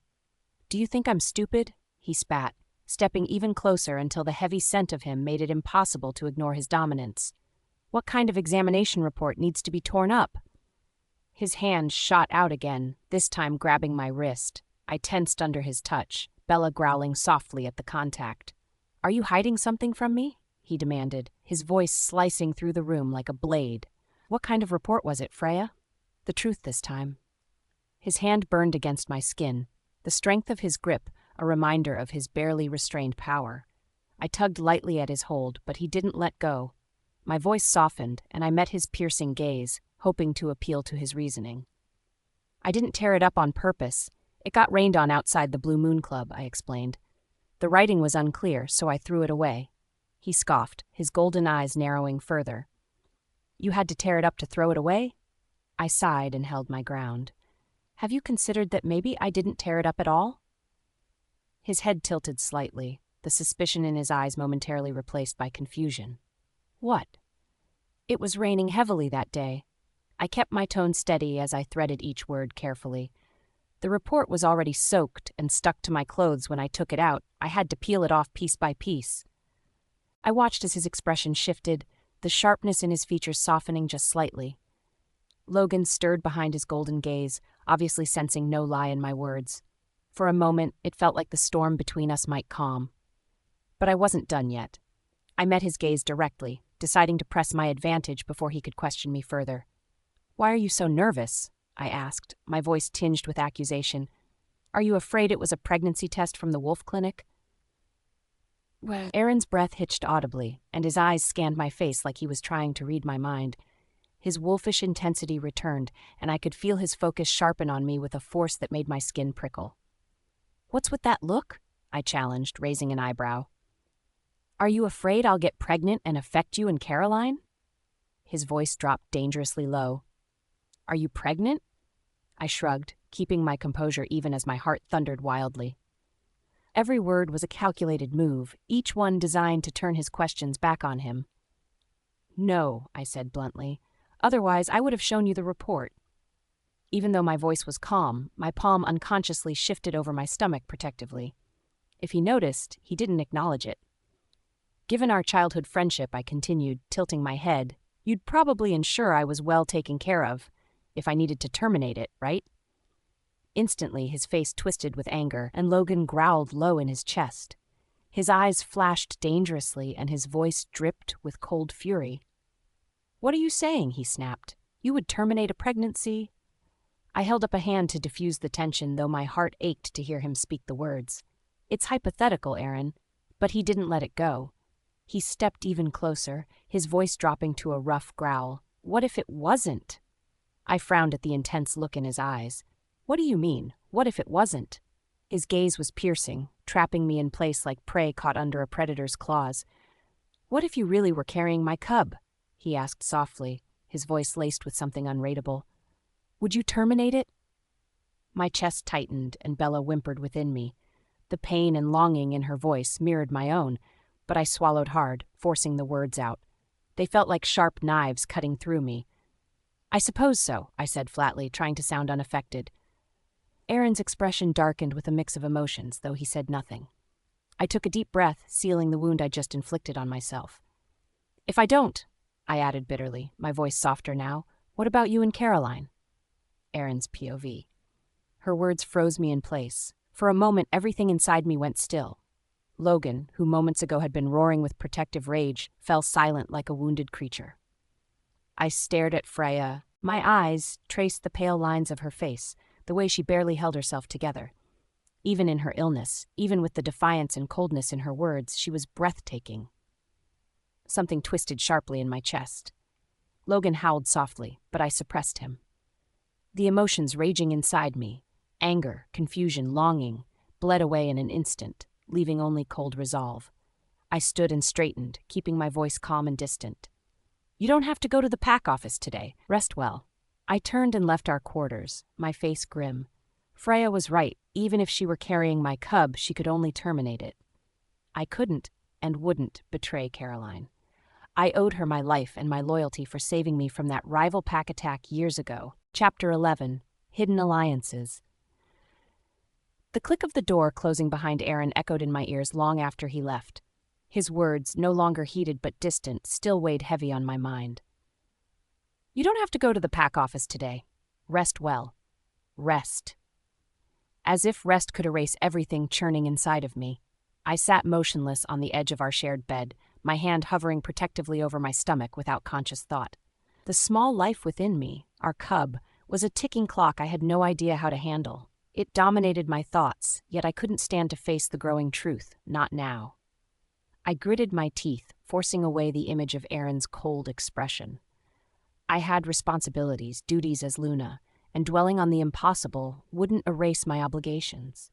With a deep breath, I stood, clean lines of professionalism drawn over the chaos inside me. But before I could move to my desk, my phone vibrated sharply on the bedside table. I frowned, the name Daniel Rivers flashing across the screen.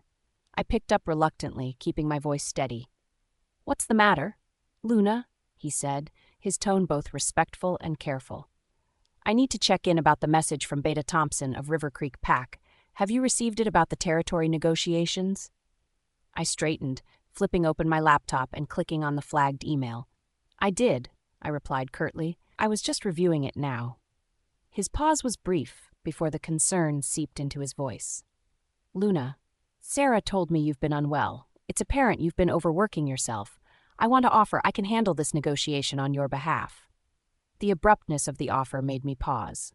Ever since Northern Ridge absorbed Daniel into the pack after Snowfang's fall, he'd stood by my side with familiar loyalty. I hadn't expected it. Many assumed his allegiance would shift to larger opportunities, but he'd aligned with my new pack with the same quiet focus he always had. He told me once, "It's not about you, it's about the strength of the Northern Ridge pack." A practical explanation coded over a deeper truth I avoided examining too closely. I cleared my throat, pushing away the memories. "It's unnecessary, Daniel. Really, I'm fine. It's just a minor cold." "You're pushing yourself too hard, as always," came his response, low and unwavering. "Why such formality? We aren't strangers, Freya." The informality caught me off guard. He never dropped the Luna title outside of standard decorum. Family bonds still mean something, don't they? His voice softened, though there was a firmness buried beneath. "Not just as former packmates, but as friends now under the same roof. You've done so much, and now it's time to lean on others for once. Are you saying I'm incapable?" "No, of course not," I said quickly, the protest bubbling to my lips without hesitation. "You've never failed me, Daniel. That's not it. And you don't dislike me, do you?" A teasing note danced beneath his question, but there was a weight to it. "You know I don't," I said earnestly. "You're like an older brother to me." Silence hung between us before his deep laugh filtered through the line. "An older brother, huh?" Daniel's demeanor shifted, lighter now but no less determined. "Even if that's the case, I still insist. You need rest, Freya. Passing the torch just this once won't undo your reputation." I exhaled slowly, pinching the bridge of my nose. "Only if you promise to keep me updated on every detail. You'll have detailed instructions forwarded shortly." "A fair compromise," he conceded. "Be sure to take care of yourself, and consider this my IOU until your promised meal in return for my services." The call ended, and I sent over the documents promptly, taking care to outline everything Daniel would need. He was capable, more than capable, and though the shift of responsibility unsettled me, his reliability was a steady reassurance I welcomed. When his message buzzed my phone a final time, reiterating his insistence that I rest, I decided to listen for once. Fatigue pressed at the edges of my mind, but it was nothing compared to the turmoil clawing within. My hand dropped instinctively over my abdomen again. "The cub." I closed my eyes, inhaling quietly but deeply. I needed guidance, a way to sort through the labyrinth of thoughts spiraling out of control. My phone was in my hand before I could stop myself, the number dialing the contact already etched intimately into memory. Emily Wright's voice answered cheerfully, breaking through the haze. "Freya? Did you miss me?" Her teasing lit a half-smile across my lips. "I need to meet," I said softly but urgently. "Are you busy?" Minutes later, the Birch Tree Cafe came into view on sleepy sidewalks cloaked under mid-morning fog. Emily barely sat before her bright demeanor faltered under my hesitant words. "I'm pregnant," I whispered, the weight of it tangible enough to shatter the cheerful energy. The clinking of her spoon halting against the rim of her teacup instantly drew nearby gazes. She flinched, lowering her voice as her verdant green eyes widened impossibly. "You're what?" "Pregnant," I repeated softly, tightening my coat around me as if the fabric could shield me from the gravity of saying it aloud. How did this? "Wait! No, don't answer that. I know how it happened." Emily waved her hands as she sank into her seat, a mixture of shock and excitement dancing across her expression. "Is Aaron thrilled? Do the pack elders know? How's Bella handling this?" She fired question after question, leaning closer with an eager glint. For a moment her enthusiasm lightened the oppressive air hanging around me. Then her words grew more pointed. "But what about Aaron?" Emily prompted again. "He must be cautiously excited, or do you not know yet?" I stared blankly into the familiar herbal tea before me, watching the clouds of its heat fade slowly into the coolness of the room. "You don't plan to tell him?" The realization dawned across her expression quickly. "Freya, what are you thinking?" Drawing a shaking breath, I inhaled slowly, carefully allowing the words to slide past my guarded throat. I'm not keeping it. Her spoon clattered audibly again, this time spilling sugar granules across the table between us. I'm sorry, what? I've already decided. I can't. Not with. Not with what? Emily's voice grew sharper, brimming now with disbelief and urgency. Freya, you've been mates for years now. As much as Aaron's cold-hearted ways drive me crazy, he does care for you, whether he shows it or not. Emily? No. Her voice cut firmly through my weak protest. You don't have a say like that without telling him first. Tears sung bitterly in my chest, though I swallowed them down with sharp resolve. Emily's face softened when she caught the storm flickering across my pale expression. You've been through so much already, I won't deny that, she spoke gently, though her conviction never faltered. But Freya, this is huge. It's not just about you anymore. If you go through with anything before talking, he's still Logan's alpha, Luna or not, backlash. As her voice swept forward, I stilled it finally with the quiet truth. Caroline is back. Chapter 12. A Desperate Decision. Emily's face went pale. She set her coffee cup down so hard that it rattled against the saucer. The shock in her expression almost made me look away. Caroline? She whispered harshly, eyes wide. You mean the Caroline? The one who saved Aaron's life? She's back? I nodded, unable to meet her gaze. My hands gripped the edge of my teacup, keeping my focus on the small chipped rim rather than the reality of her disbelief. Emily's lip curled slightly. Of course. That explains so much. She's the reason, isn't she? That's why you're even thinking about terminating your cub. I flinched. The word terminating hit like a slap, sharp and unforgiving. Emily, keep your voice down, I muttered, stealing a glance around the cafe. The last thing I needed was curious wolves overhearing this conversation. Emily leaned closer across the table, her voice lower but filled with simmering anger. I don't care if the next table hears me. Freya, you're carrying Aaron's cub, his heir. Do you realize how insane this sounds? How could you? Because I have no choice, I snapped, more sharply than I intended. My voice cracked at the end, exposing my raw emotions. My stomach twisted as I saw her confused and pained expression. I don't want to talk about this here. Emily sat back in her chair, narrowing her eyes at me. You don't want to talk, but you're making the biggest mistake of your life. Were you even going to tell Aaron? Or are you just planning to... Stop, I cut her off, closing my eyes. My shoulders sagged as the weight of everything pressed harder on me. I already know what he'll say, Emily. You don't know that, Emily argued, her voice softening slightly. There was still anger there, but it was tempered now by concern. You're assuming he'd want you to get rid of it. But have you really asked him? I shook my head. The memory of Aaron's reaction during our earlier conversation was still fresh in my mind. I asked him, hypothetically. He didn't exactly say the words, but trust me, Emily, he wouldn't be happy. Emily pressed her hands against the table, leaning in again. He wouldn't be happy with something hypothetical. That doesn't mean he wouldn't feel differently if he knew. Freya, I've known you for years, and I've seen the way Aaron looks at you sometimes. Maybe he doesn't realize it, but you mean more to him than you think. My chest tightened painfully. You didn't see his face, I said quietly. He looked, relieved that it wasn't real. Emily stared at me for a long time, disbelief mixed with frustration. She shook her head, her short curls bouncing slightly. That doesn't sound like the Aaron I know, and it definitely doesn't sound like his wolf. Doesn't Logan adore you? I hesitated but nodded briefly.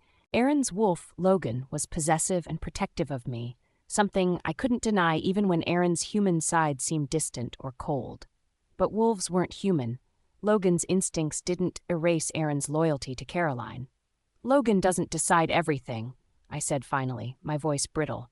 Aaron's human side still has a say, and his heart has always been with Caroline. Emily groaned softly, rubbing her temples as if she was the one dealing with the impossible. So that's it? You're just going to give up? Freya, that's not the wolf I grew up with. I bit my lip, trying and failing to hold back the overwhelming emotions swirling inside me. Do you know what the pack will say about this? About Aaron?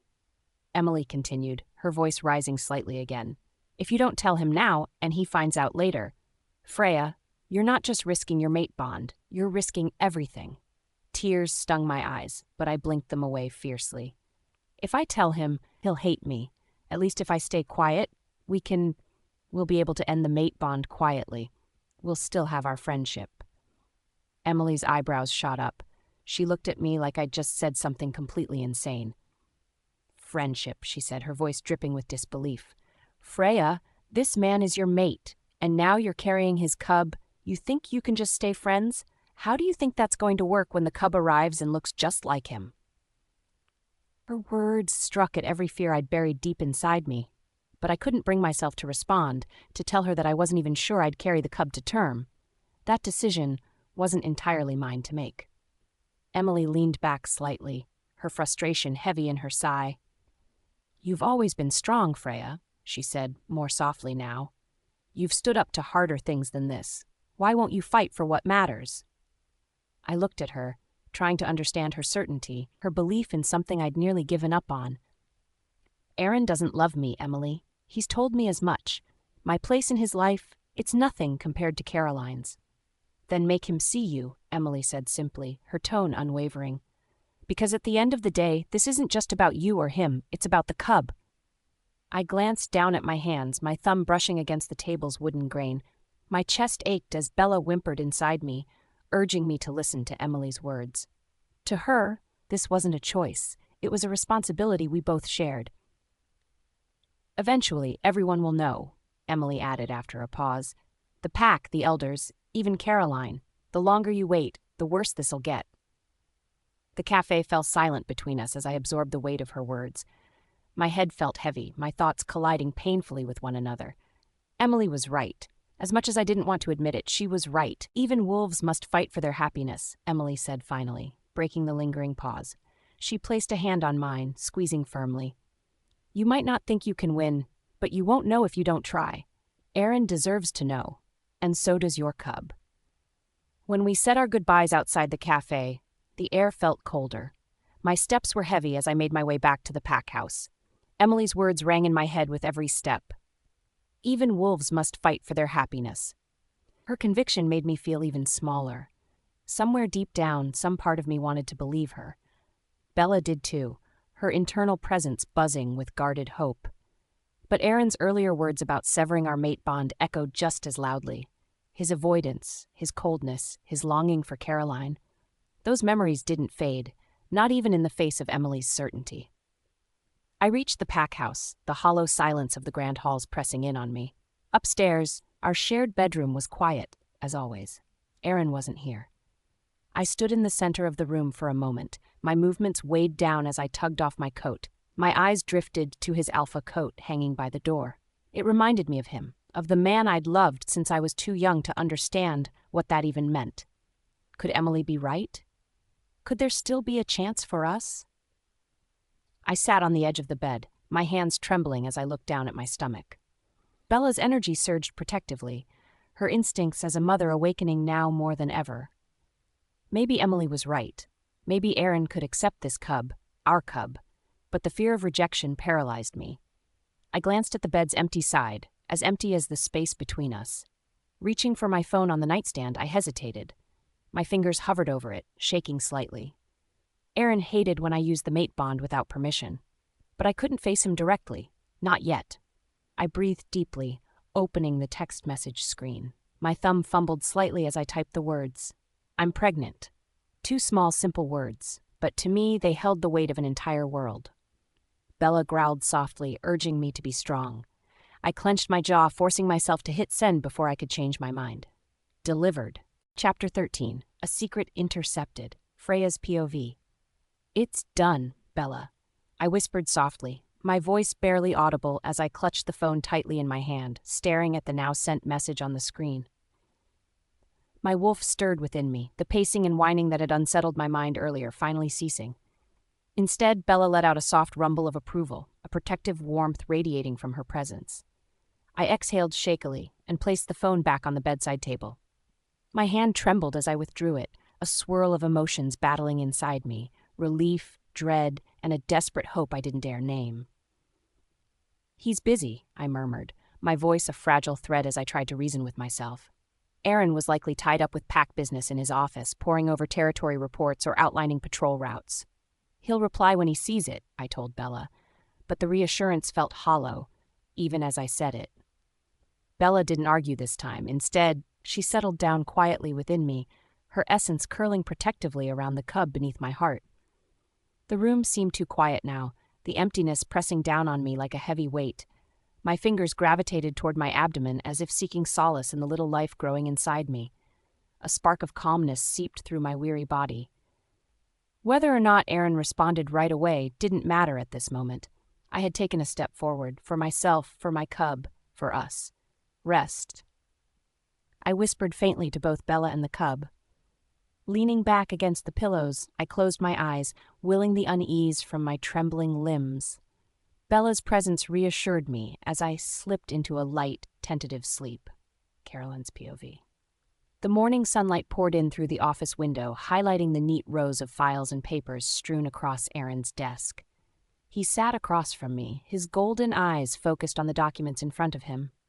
His features were calm, yet commanding, every movement brimming with the unquestionable authority of an Alpha King. I should have been observing the details of the territory reports he was reviewing, or at least pretending to. Yet my attention had strayed. Aaron's phone rested near the edge of the desk. As if compelled by instinct, I glanced at it again, a sudden vibration pulling my eyes to the screen where an unread message popped up. 2 words caught my breath, freezing me in place. I'm pregnant. The message hung in the air like a ghost, the sender's number instantly recognizable as Freya's. My heart thudded loudly in my chest, each beat sharper than the last. She had sent this, bold, straightforward, without fear of what might follow. Adrenaline surged through me, and my mind churned with possibilities. From the corner of my eye, I noticed Aaron look up. For one terrifying second, I thought he'd caught me staring at his phone. "Everything all right?" he asked, his tone neutral but curious as he picked up on the minute tension I hadn't managed to hide. I forced a calm, practiced smile, my lips curving upward as if this moment meant nothing. "Yes, of course," I said lightly, leaning back in my seat and deliberately relaxing my posture. "Just looking up the Alliance contacts like you suggested." Aaron studied me for another second, his piercing golden gaze lingering on my face longer than I liked. I needed to act, and now. As soon as his attention shifted back down to the reports, I moved quickly. My fingers curled around his phone, my grip steady, even though my heart raced wildly. I opened the message once more, the bold letters cutting like a knife. I deleted it without hesitation. My wolf bristled uneasily within me, a low growl of warning reverberating in my mind. Was this Freya's attempt to strengthen her position as Luna? Did she think carrying Aaron's cub would somehow shield her from the inevitable? "Bella's too clever for her own good," I muttered under my breath, dismissing any traces of doubt. I placed the phone back on the desk gently, masking the urgency in my movements. When Aaron's focus lifted again, I smiled, casual and confident. "Thank you for letting me use your phone," I said, adding an extra layer of gratitude to my tone. To anyone else, it would have sounded natural. Warm, even. But I was fishing. Aaron raised an eyebrow, his features softening slightly as he met my gaze. "You don't have to thank me, Caroline," he replied smoothly, his voice holding that air of familiarity that always made me feel like his first choice, his only choice. "You're usually so careful about your phone," I probed gently, letting a small laugh accompany my words. "I'm surprised you let me near it." He smiled faintly, leaning back in his chair as he stretched his shoulders. "You're different, Caroline. You know that." His words should have been reassuring, yet an ugly gash of guilt tore through my chest instead. "You've given me more trust than I deserve, Aaron," I managed softly, my wolf flinching inside me. Aaron leaned forward again, his tone filled with appreciation. "I'll always trust you. You saved my life, Caroline. I owe you everything." Cold, sharp guilt pierced me again, stealing my breath for a moment. The truth of it all, the details locked away in the recesses of my mind, mocked me. When that rival pack attacked Aaron all those years ago, I hadn't saved him. I hadn't done anything. I had been powerless, frozen in fear, unable to move. It had been another young wolf who'd charged into the chaos, fighting fiercely to protect Aaron and help him escape. Aaron never learned the truth. "I'll always be grateful for what you did that night," he continued, his voice steady and full of sincerity. I felt my shoulders stiffen imperceptibly, my mask threatening to under the weight of his words. It was suffocating to hear him recount that night again and again, as if clinging to a lie that had somehow brought us closer. "Caroline?" Aaron's voice pulled me from my spiraling thoughts, snapping me back to the present. I blinked quickly, meeting his gaze. His expression was tinged with concern. "Sorry, I smiled tightly, brushing an imaginary wrinkle from my sleeve.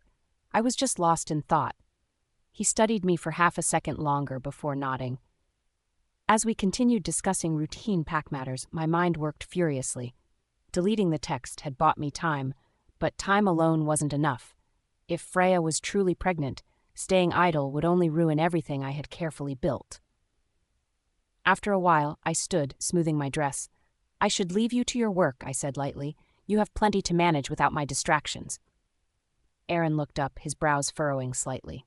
"Wait," he said. My heart skipped again, but I leaned casually against the armrest of the chair, arching an eyebrow. "Yes?" "There was a notification on my phone earlier, something I glimpsed for a second," he said. His golden eyes locked onto mine. I forced myself to laugh, a sound light and false as I waved a dismissive hand. "Oh, that? It was spam about territory sales. I deleted it. It didn't seem important." The silence that followed felt like standing on the edge of a cliff. Aaron's gaze was sharp, too sharp, and it lingered even longer than before. "I shouldn't have deleted anything without asking," I added quickly, injecting genuine-seeming regret into my voice. "I'm sorry if that was out of line." Aaron leaned back, crossing his arms as his head tilted slightly. After a beat, he sighed. "It's fine, but don't do that again. I like to keep things orderly." "Of course," I said immediately, nodding with relief. The atmosphere between our wolves grew tense, Logan watching me closely through Aaron's unwavering stare. Forcing myself to remain calm, I reminded myself I had no reason to falter. Aaron finally pressed the intercom on his desk. "Beta Wilson will escort you back to Redwood Territory." The elevator ride down felt like an eternity. My mind raced as I clenched my fists, the sharp sting of my nails grounding me. Aaron's reaction to the deleted message had unsettled me far more than I wanted to admit. Did it mean something? His tone earlier, the weight of his gaze as he brought it up, it all felt heavier than necessary for spam. Despite his words, a flicker of doubt lingered, a flicker I couldn't afford to allow. As much as I hated acknowledging it, my position with Aaron wasn't as secure as it once seemed. Even as his savior, my presence now felt less permanent with every passing day. No, I told myself firmly. Freya's text was meaningless now. It had been wiped clean, unseen, unheard. But the nagging tug in the back of my mind warned me otherwise. Texts could be rewritten, messages could be sent again. I needed to act. Deleting one message wouldn't be enough. Those 2 words, "I'm pregnant," were like a storm cloud on the horizon. If I didn't secure my place with Aaron soon, that storm would come crashing down around us all. Chapter 14, Silence and Schemes, Freya's POV.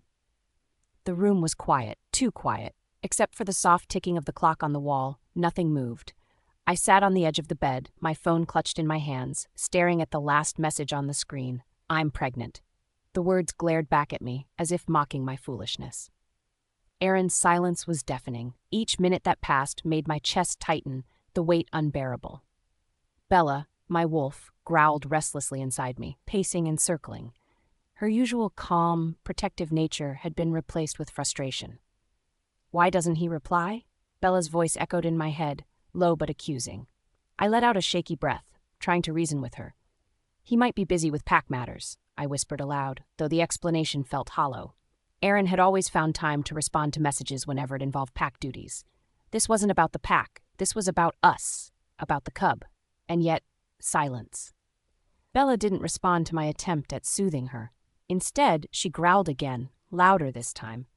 Her unrest only amplified my own fears. I kept staring at the phone, as if willing it to buzz. But the minutes stretched into hours, and nothing happened. Dusk fell outside the window, painting the skies in shades of orange and purple. The colors faded as night began to blanket the world, yet my phone remained painfully silent. I hadn't moved from my spot on the bed, too exhausted to do anything but wait. My heart ached more with each passing hour. Finally, a notification lit up my screen. My hands shook as I picked up the phone, my breath hitching.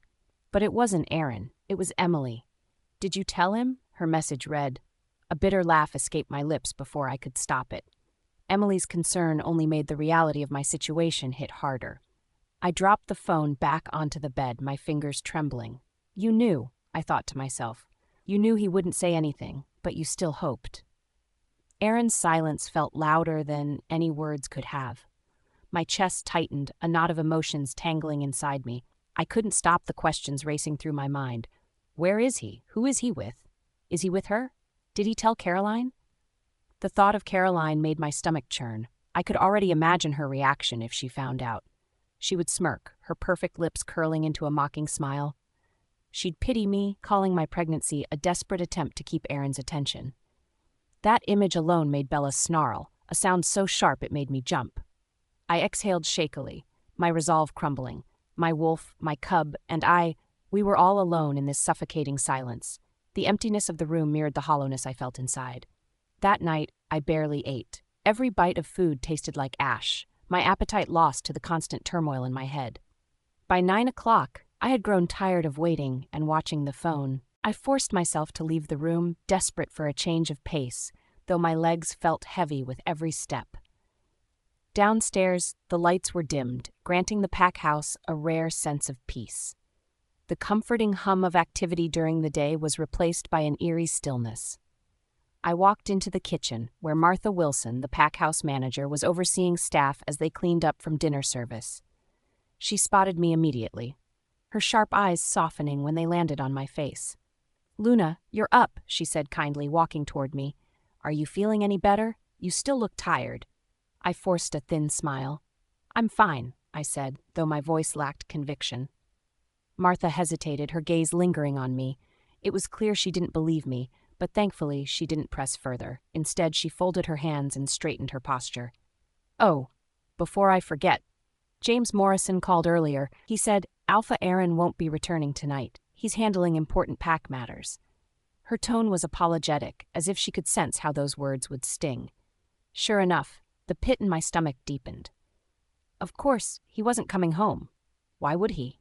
Even after I told him the most life-changing news, I meant nothing more than just another obligation to him. My throat tightened, but I nodded faintly, trying to keep my expression neutral. "Thank you, Martha. I understand." I replied softly. I didn't want her or the staff to see how deeply those words hurt me. Without waiting for more small talk, I turned to head back to the sanctuary of my room. But before I could take more than 3 steps, my phone buzzed in my hand. My heart jumped, hope surging for the briefest moment. Aaron. Maybe it was finally Aaron. I answered quickly. "Hello?" But the voice on the other end wasn't his. It was her. Caroline. Her overly sweet, perfectly balanced tone poured through the line like honey laced with venom, making my fingers tighten around the phone. "Luna Freya," she said with an elegance that only deepened my dread. "I hope I'm not disturbing you." My voice stuck in my throat, but I forced myself to reply. "No, of course not," I muttered, though my tone betrayed my growing discomfort. "Perfect," she said, that sickly sweetness never faltering. "I just wanted to pass along a quick message from Alpha Aaron. He asked me to let you know that he won't be home tonight. Important matters, you know. He thought you might still be resting and didn't want to disturb you himself." I froze, her words slicing through my composure like a blade. He asked her to call me. Of all the wolves in his life, Beta James, Daniel, anyone, he asked her. Bella howled fiercely in my mind, her frustration mirroring the storm of emotions in my chest. My lips quivered as I struggled to respond. "Okay," I finally whispered, my voice barely audible. "Oh, and do rest well," Caroline added, her tone faintly dripping with sarcasm. "The pack needs you healthy." I didn't reply. I didn't trust myself to say anything more. Instead, I ended the call abruptly, cutting her off mid-sentence. My hands trembled as I set the phone back down, my breathing uneven. Caroline's voice still echoed in my head. Her concern, her perfect delivery. She handled Aaron's words like they were her own, as if she had the right to act as his messenger. As if she were already the Luna. My knees felt weak, and I leaned against the wall, my chest heaving as nausea bubbled in my stomach. Bella cried softly inside me, consumed by helplessness. I wanted to scream, to lash out, but I was too drained to do anything. Back in my room, I collapsed onto the bed, wrapping my arms protectively around my stomach. The weight of the day had drained every ounce of strength I had left. Bella, usually a pillar of confidence and ferocity, whimpered softly now, her voice breaking. For the first time in my life, even my wolf felt defeated. Caroline's POV. I ended the call, a satisfied smirk tugging at my lips. I tapped a few buttons on Aaron's phone, saving Freya's number without hesitation. A resource like that could prove useful later. Slipping the phone back into my pocket, I returned to Aaron's side. He was seated at his desk, his golden eyes scanning over a stack of reports that I pretended not to care about. His focus was sharp, his expression calm, yet I could sense the faint undercurrent of tension in his movements. "Well?" he asked without looking up. "Did you speak with her?" I kept my voice light, as if this wasn't a significant moment. "Yes, I passed along your message. She sounded tired, but she'll rest." Finally, Aaron looked up, his brows creased slightly, his lips turning downward in faint concern. "Still not resting even though she's sick. She's something else." My wolf growled low in my mind. That tender tone, that unconscious worry, why did he reserve it for her? I'm the one who saved his life. I'm the one who's always been here. But jealousy quickly gave way to strategy. I couldn't let him see my irritation. "She pushes herself too hard," I said simply, pouring just enough concern into my tone to sound genuine. "I could check on her if you'd like. Perhaps invite her out to take her mind off her duties?" Aaron nodded, his expression softening again. "Save her number and do that. She needs something to focus on other than the pack." I smiled, though it felt tight at the edges. "Of course, Aaron." The next morning, the sun pierced through the curtains, dragging me from what little sleep I'd managed. My reflection in the mirror was almost unrecognizable. Puffy, red-rimmed eyes stared back at me. I grabbed an ice pack from the fridge, pressing it against my swollen lids. At least this small act felt like control, but I knew no amount of cold would ease the pain twisting inside me. My phone buzzed on the nightstand. Emily's name flashed alongside another message from Daniel. "Emily." Did he respond? "Are you okay?" "Daniel, Luna, how are you? Let me know if there's anything you need." I stared at the screen, my hands numb. It was all too much. I typed out a simple reply to both, keeping it short. "I'm fine. Please don't worry." But Daniel didn't take my dismissal lightly. Not even 5 minutes passed before my phone lit up with his name. The moment I answered, his concern was evident in his voice. "Freya," he said, the warmth and worry wrapped tightly around my name. "Tell me the truth. Are you really okay? Sarah mentioned you weren't feeling well yesterday." I hesitated. "It's nothing, Daniel. I promise. I'm okay." There was a pause, and I could almost see him frowning on the other end. "You've always been good at hiding what's bothering you," he said quietly. "But you don't have to hide from me." I closed my eyes, the words catching in my throat. "I'll be fine," I replied softly, ending the call before he could press further. Barely a moment later, another call came through, Emily. Her voice was frantic, her words spilling over one another. "Freya, what happened? Did he say anything? Please tell me." I glanced at the empty space beside me on the bed, the place Aaron should have been. The entire weight of his absence crashed down on me again. After a long pause, I finally answered her. He didn't respond. My voice was soft, almost lifeless. "Emily, I've decided to terminate the pregnancy." Chapter 15, A Painful Resolution. Freya's POV. Emily's voice stabbed through the phone. I could hear the disbelief, the anger simmering just beneath her tone. "He hasn't responded at all? Not even one word? Aaron would never just ignore something like this, Freya? Are you sure? Are you absolutely sure the message went through?" Each word came out clipped, her frustration clear. I turned away from the window, staring at the blank walls of my office as if they would give me an answer. My palm was sweaty where I gripped the phone, yet my voice came out surprisingly calm. Detached, even. "It went through," I said softly. "How do you know?" She fired back immediately, her volume rising. "Freya, phone signals mess up all the time out here, and there's no way Aaron, your mate and childhood friend, would—" She stopped herself as if the words were too impossible to even say. "Would turn his back on you and your child." At the sound of the word child, my heart felt like it stopped for a second. My wolf Bella whined softly inside me, her sadness mixing with mine, creating this unbearable ache. I didn't know what to say, so I stayed silent. Emily's voice softened, quickly shifting to pleading. Maybe he didn't get it at all. Maybe the phone's broken. Maybe he's caught up in something really important. It's Aaron. You've been mates for 2 years. Freya, 2 years. That has to count for something. 2 years of nothing more than duty, I muttered, keeping my voice low. That's not fair. She shot back immediately. I've seen the way he looks at you sometimes, when he thinks no one else is watching. My stomach twisted painfully at her words, though I couldn't tell why. Stop. The word came out sharper than I intended, making me wince. I rubbed my temples. Enough, Emily, I murmured tiredly. Say no more. Freya, listen to him? But I couldn't. I couldn't listen to Hope anymore. I hung up, leaving her words unfinished. My hand was steady as I placed the phone face down on the desk, though my heart felt anything but. I looked out the window again, but where once the light had seemed pleasant, now it only seemed harsh against the shadows of my thoughts. Emily thinks I should fight for him, for us, I thought bitterly. But fighting for someone who doesn't care? That's just embarrassing. Turning on my computer, I forced my emotions into a tight, unyielding box. I navigated to the Silver Moon Medical Center's website with precise, mechanical clicks.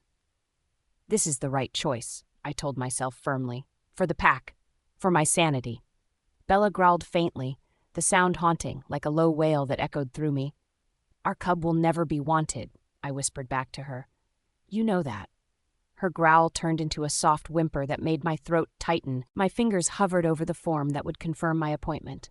All it would take was one more click. Just one. Suddenly, a knock at my office door startled me so badly I jerked forward. I hastily minimized the screen, guilt rising unbidden in my chest. Come in, I called, trying to sound composed. Sarah stepped in, balancing a neat stack of reports in her arms. The moment her eyes landed on me, concern filled her expression. Luna, are you all right? She asked hesitantly. You still look pale.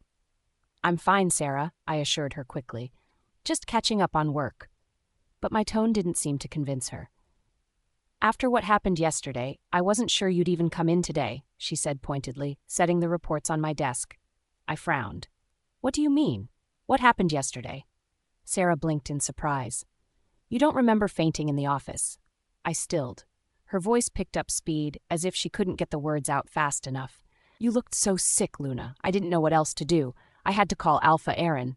He came immediately. You should have seen how worried he was. Aaron? I murmured. She nodded vigorously. He left a meeting with the pack allies. Just dropped everything to come get you. He even carried you all the way to the car himself. I didn't know what to feel in that moment. Couldn't even think clearly. So he cares, Sarah said softly, almost to herself. Her hesitant smile blossomed fully. See? That's what true mates do, right? Stop, I interrupted, more sharply than I intended. He has someone else. Sarah froze, confusion crossing her face. You mean Caroline Redwood? She asked carefully. I nodded. Her earlier light faded like a candle snuffed out.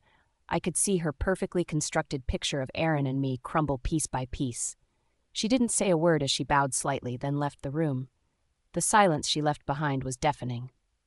I looked back at the computer screen. Silver Moon Medical Center stared back at me, the form waiting for my final decision. Do it, I told myself. Do it now before you change your mind. With trembling fingers, I clicked the confirmation button. A message popped up announcing my appointment had been set.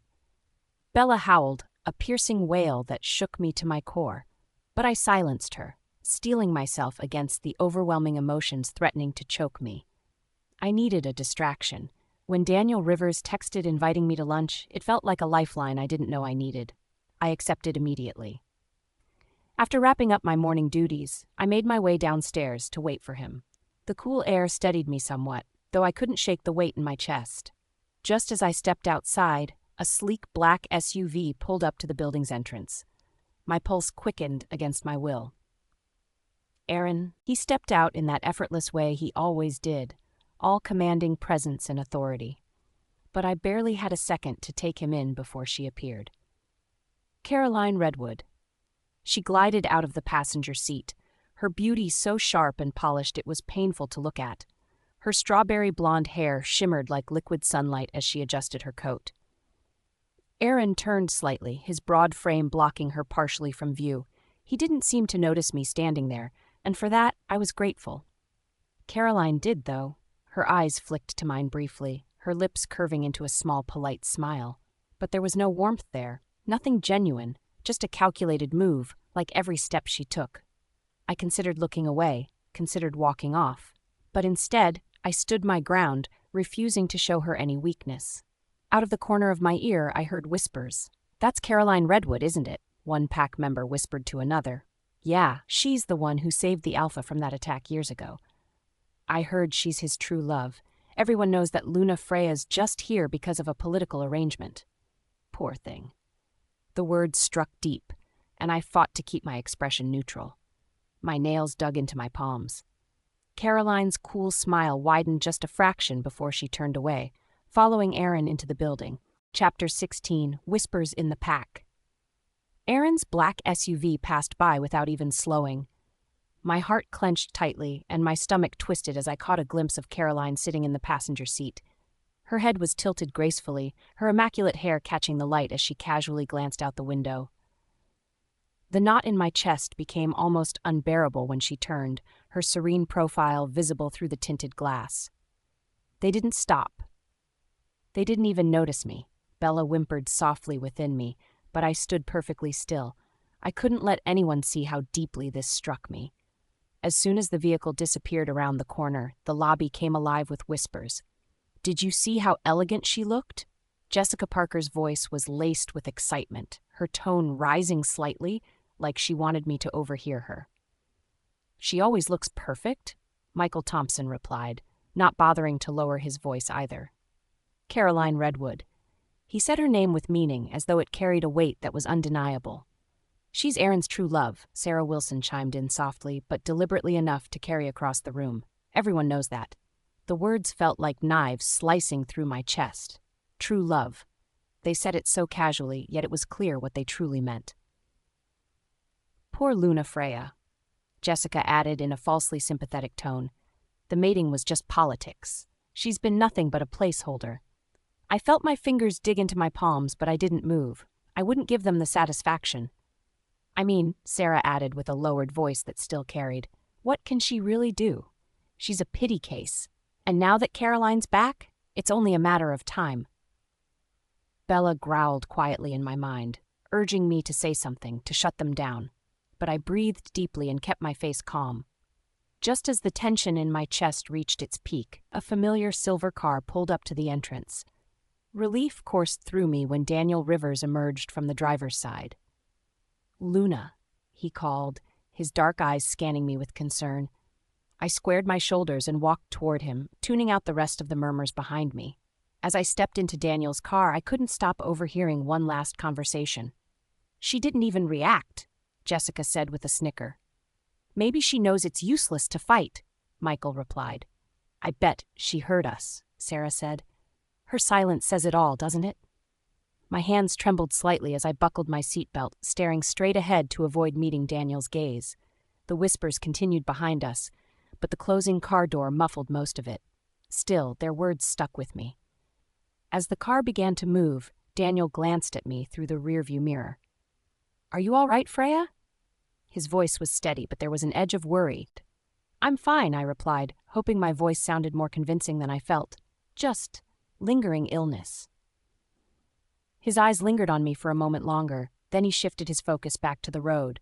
"I can tell you're not fine. What's going on?" "I'm just tired," I muttered, staring out the window. "Tired?" he repeated, his tone almost incredulous. "You seemed fine earlier." "Tired doesn't explain what I just saw back there." I clenched my jaw. "Daniel, please, I don't want to talk about it." He didn't press further, but the air in the car felt tense. I could feel his frustration simmering beneath the surface. A moment of silence passed before he spoke again. "I saw Aaron's SUV leaving just now," he said carefully. I didn't reply, keeping my focus outside the window.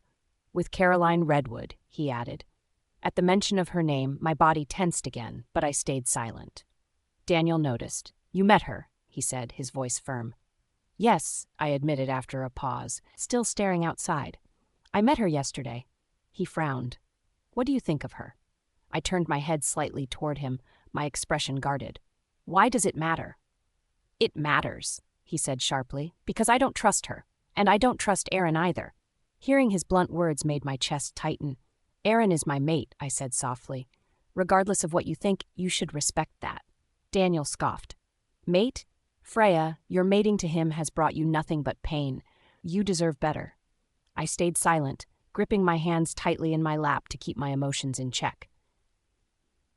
He sighed heavily, his tone softening. I'm only saying this because I care about you. The car pulled into the restaurant's parking lot, bringing an end to the tense conversation. I stepped out quietly, grateful for the reprieve from his probing questions. Inside the restaurant, we sat across from each other in a quiet corner booth. Daniel ordered for both of us, insisting that I needed something nourishing. I let him. The truth was, I didn't have much of an appetite. My mind kept wandering back to the whispers at the pack headquarters, the cutting words about being a placeholder. As our food arrived, Daniel excused himself, leaving me alone at the table. I peered down at the untouched plate of salad in front of me, my fork lying idle. When he returned, he held a small paper bag. Healing herbs, he explained, placing it gently on the table. They'll help with whatever has been making you sick. The thoughtful gesture made my throat tighten. Tears threatened to rise, but I blinked them away. Thank you, I whispered, my fingers brushing over the bag. He smiled faintly, but didn't say anything for a moment. His expression, however, remained serious. Freya, he began again, about Caroline.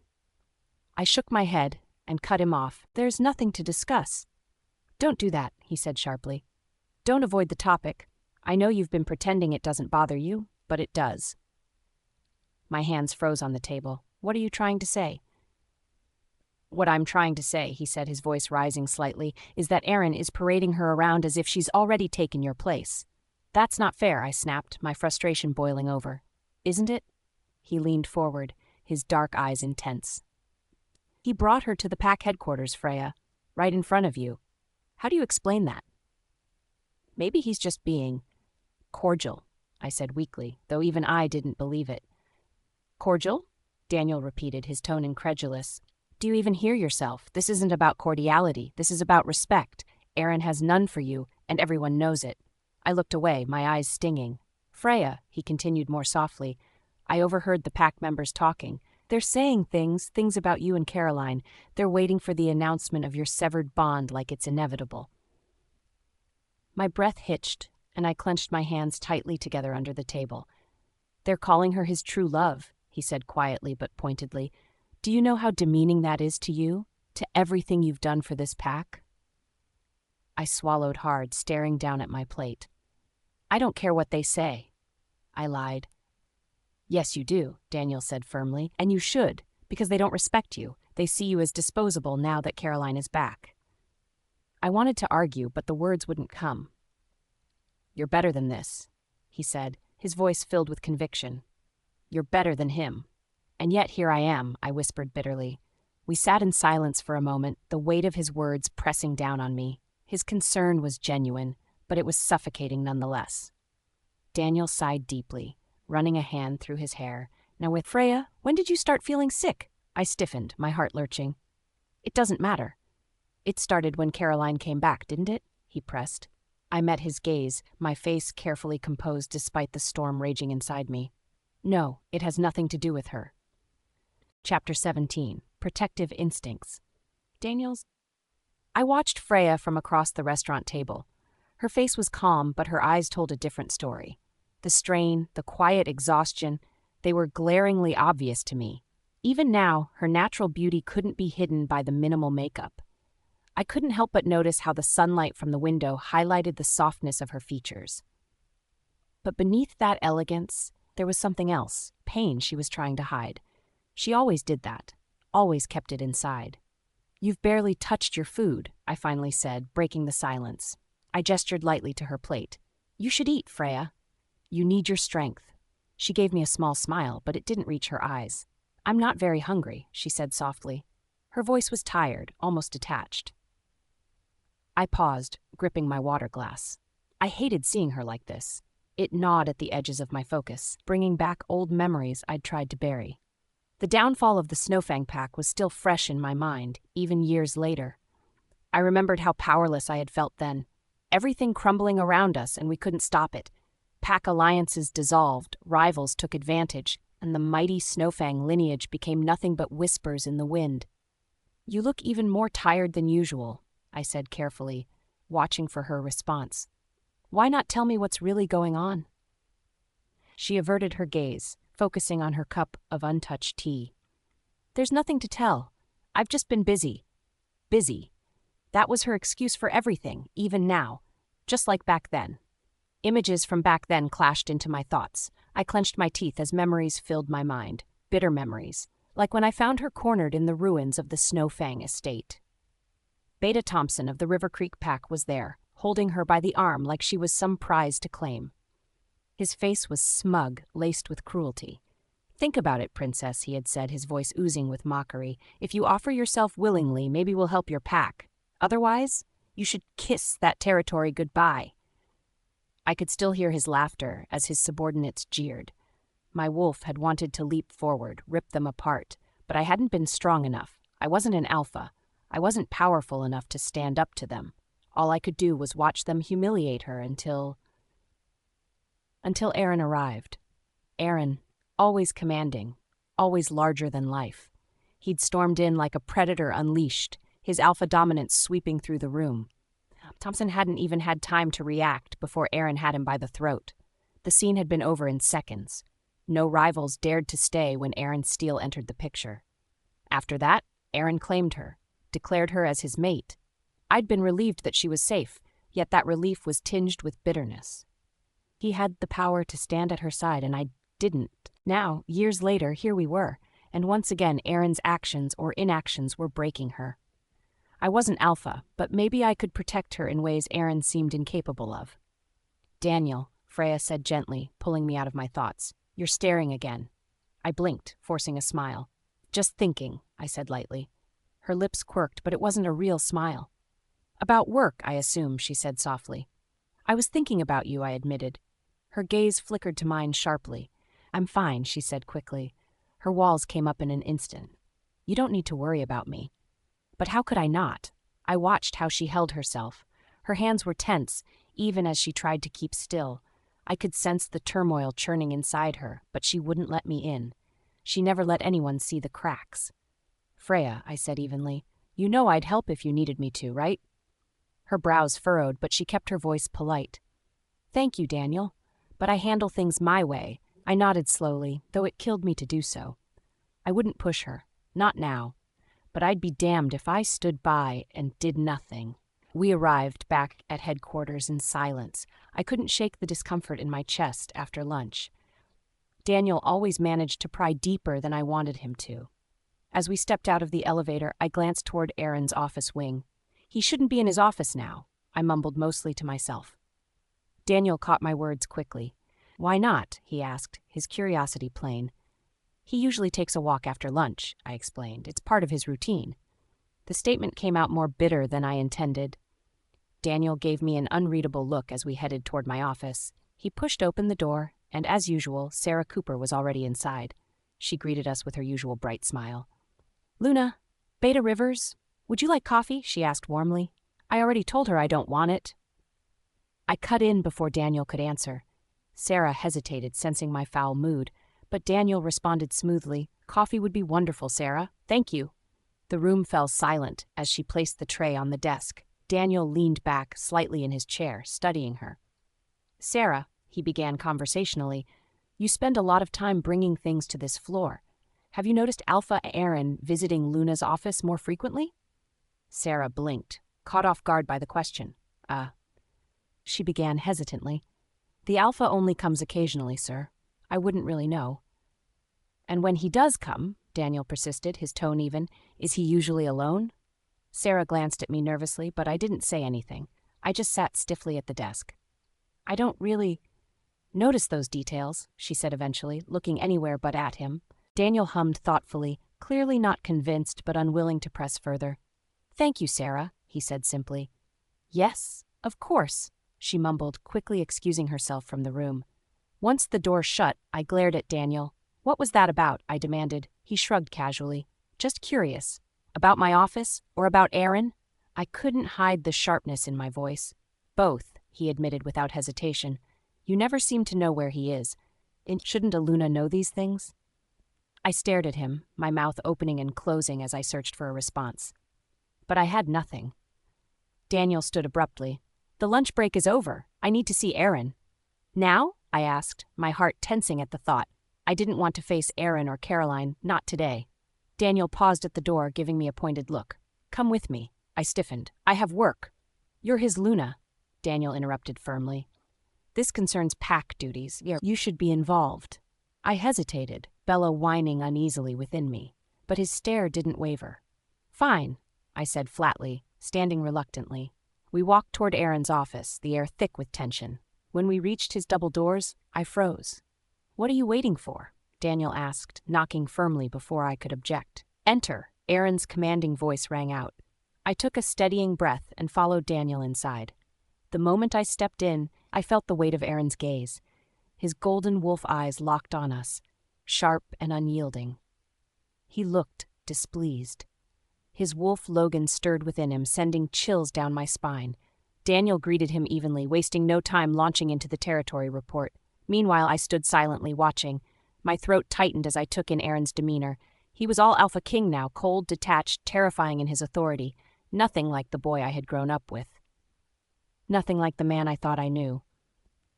But what hurt most was the way his gaze lingered on me.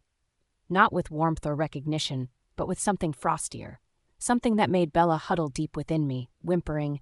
Chapter 18, Confrontations and Commands. Aaron's golden wolf eyes pinned me as I stood in his office. The displeasure was clear, even in the way he tapped his fingers on the desk. His gaze had a weight that made my chest tighten. Bella stirred uneasily inside me, but she stayed quiet for once. I couldn't stop thinking about seeing him with Caroline earlier. Her presence had put me on edge, even though she wasn't here now. Where had she gone? I wasn't sure why my thoughts wandered there, but Aaron's sharp knock on the desk had me jolting like a startled rabbit. His voice broke through the fog, clouding my mind. The territory report, Luna? He asked, his tone clipped and stern. His gaze didn't waver, and my wolf bristled faintly at the perceived challenge.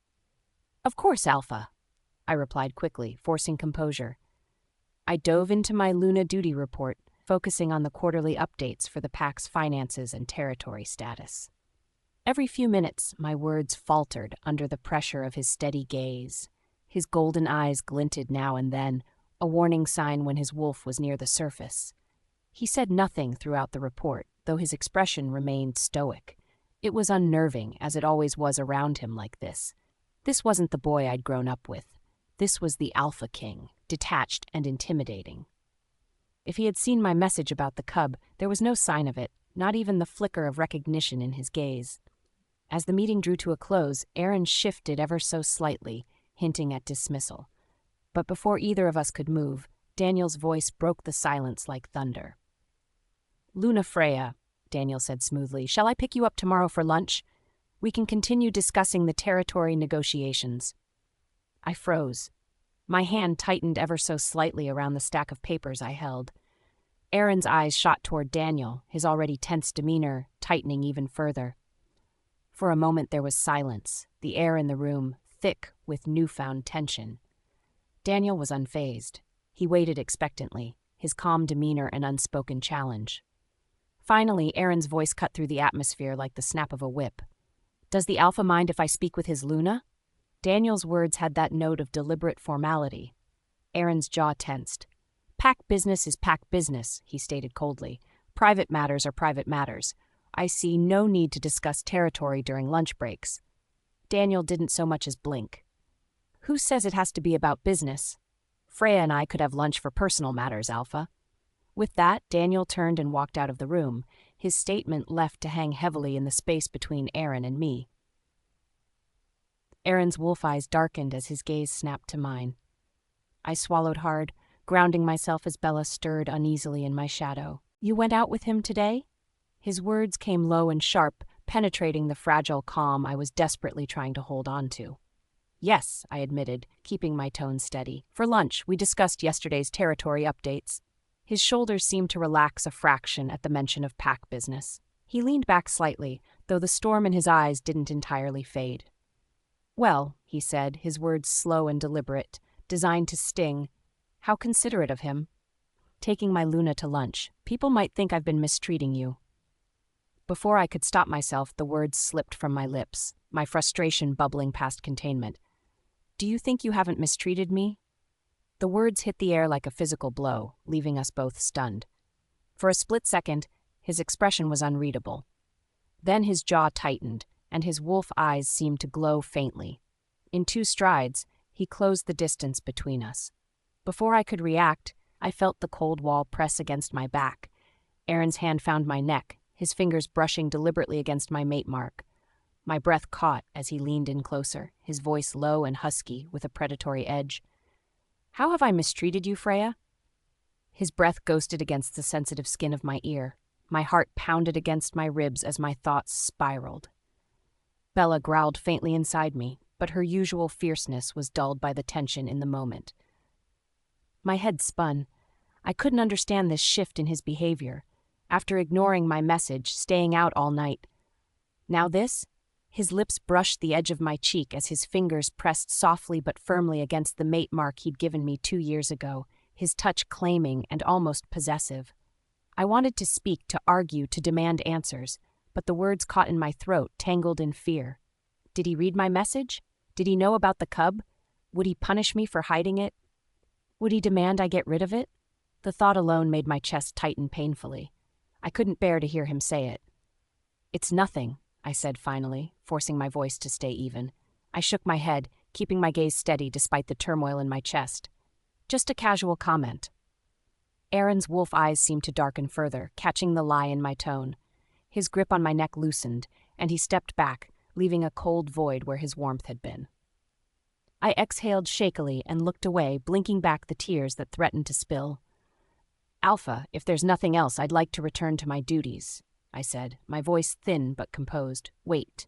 The authority in his tone stopped me mid-step, my hand halfway reaching for the door. When was the last time you took leave from your duties? He asked. I hesitated. I don't recall. Then take it, he commanded. Starting tomorrow, he added. Rest and recover, physically and emotionally. His words sent a cold shiver down my spine. I could sense the hidden implications. This wasn't a suggestion, it was a directive, a veiled command to handle the pregnancy before it disrupted pack matters.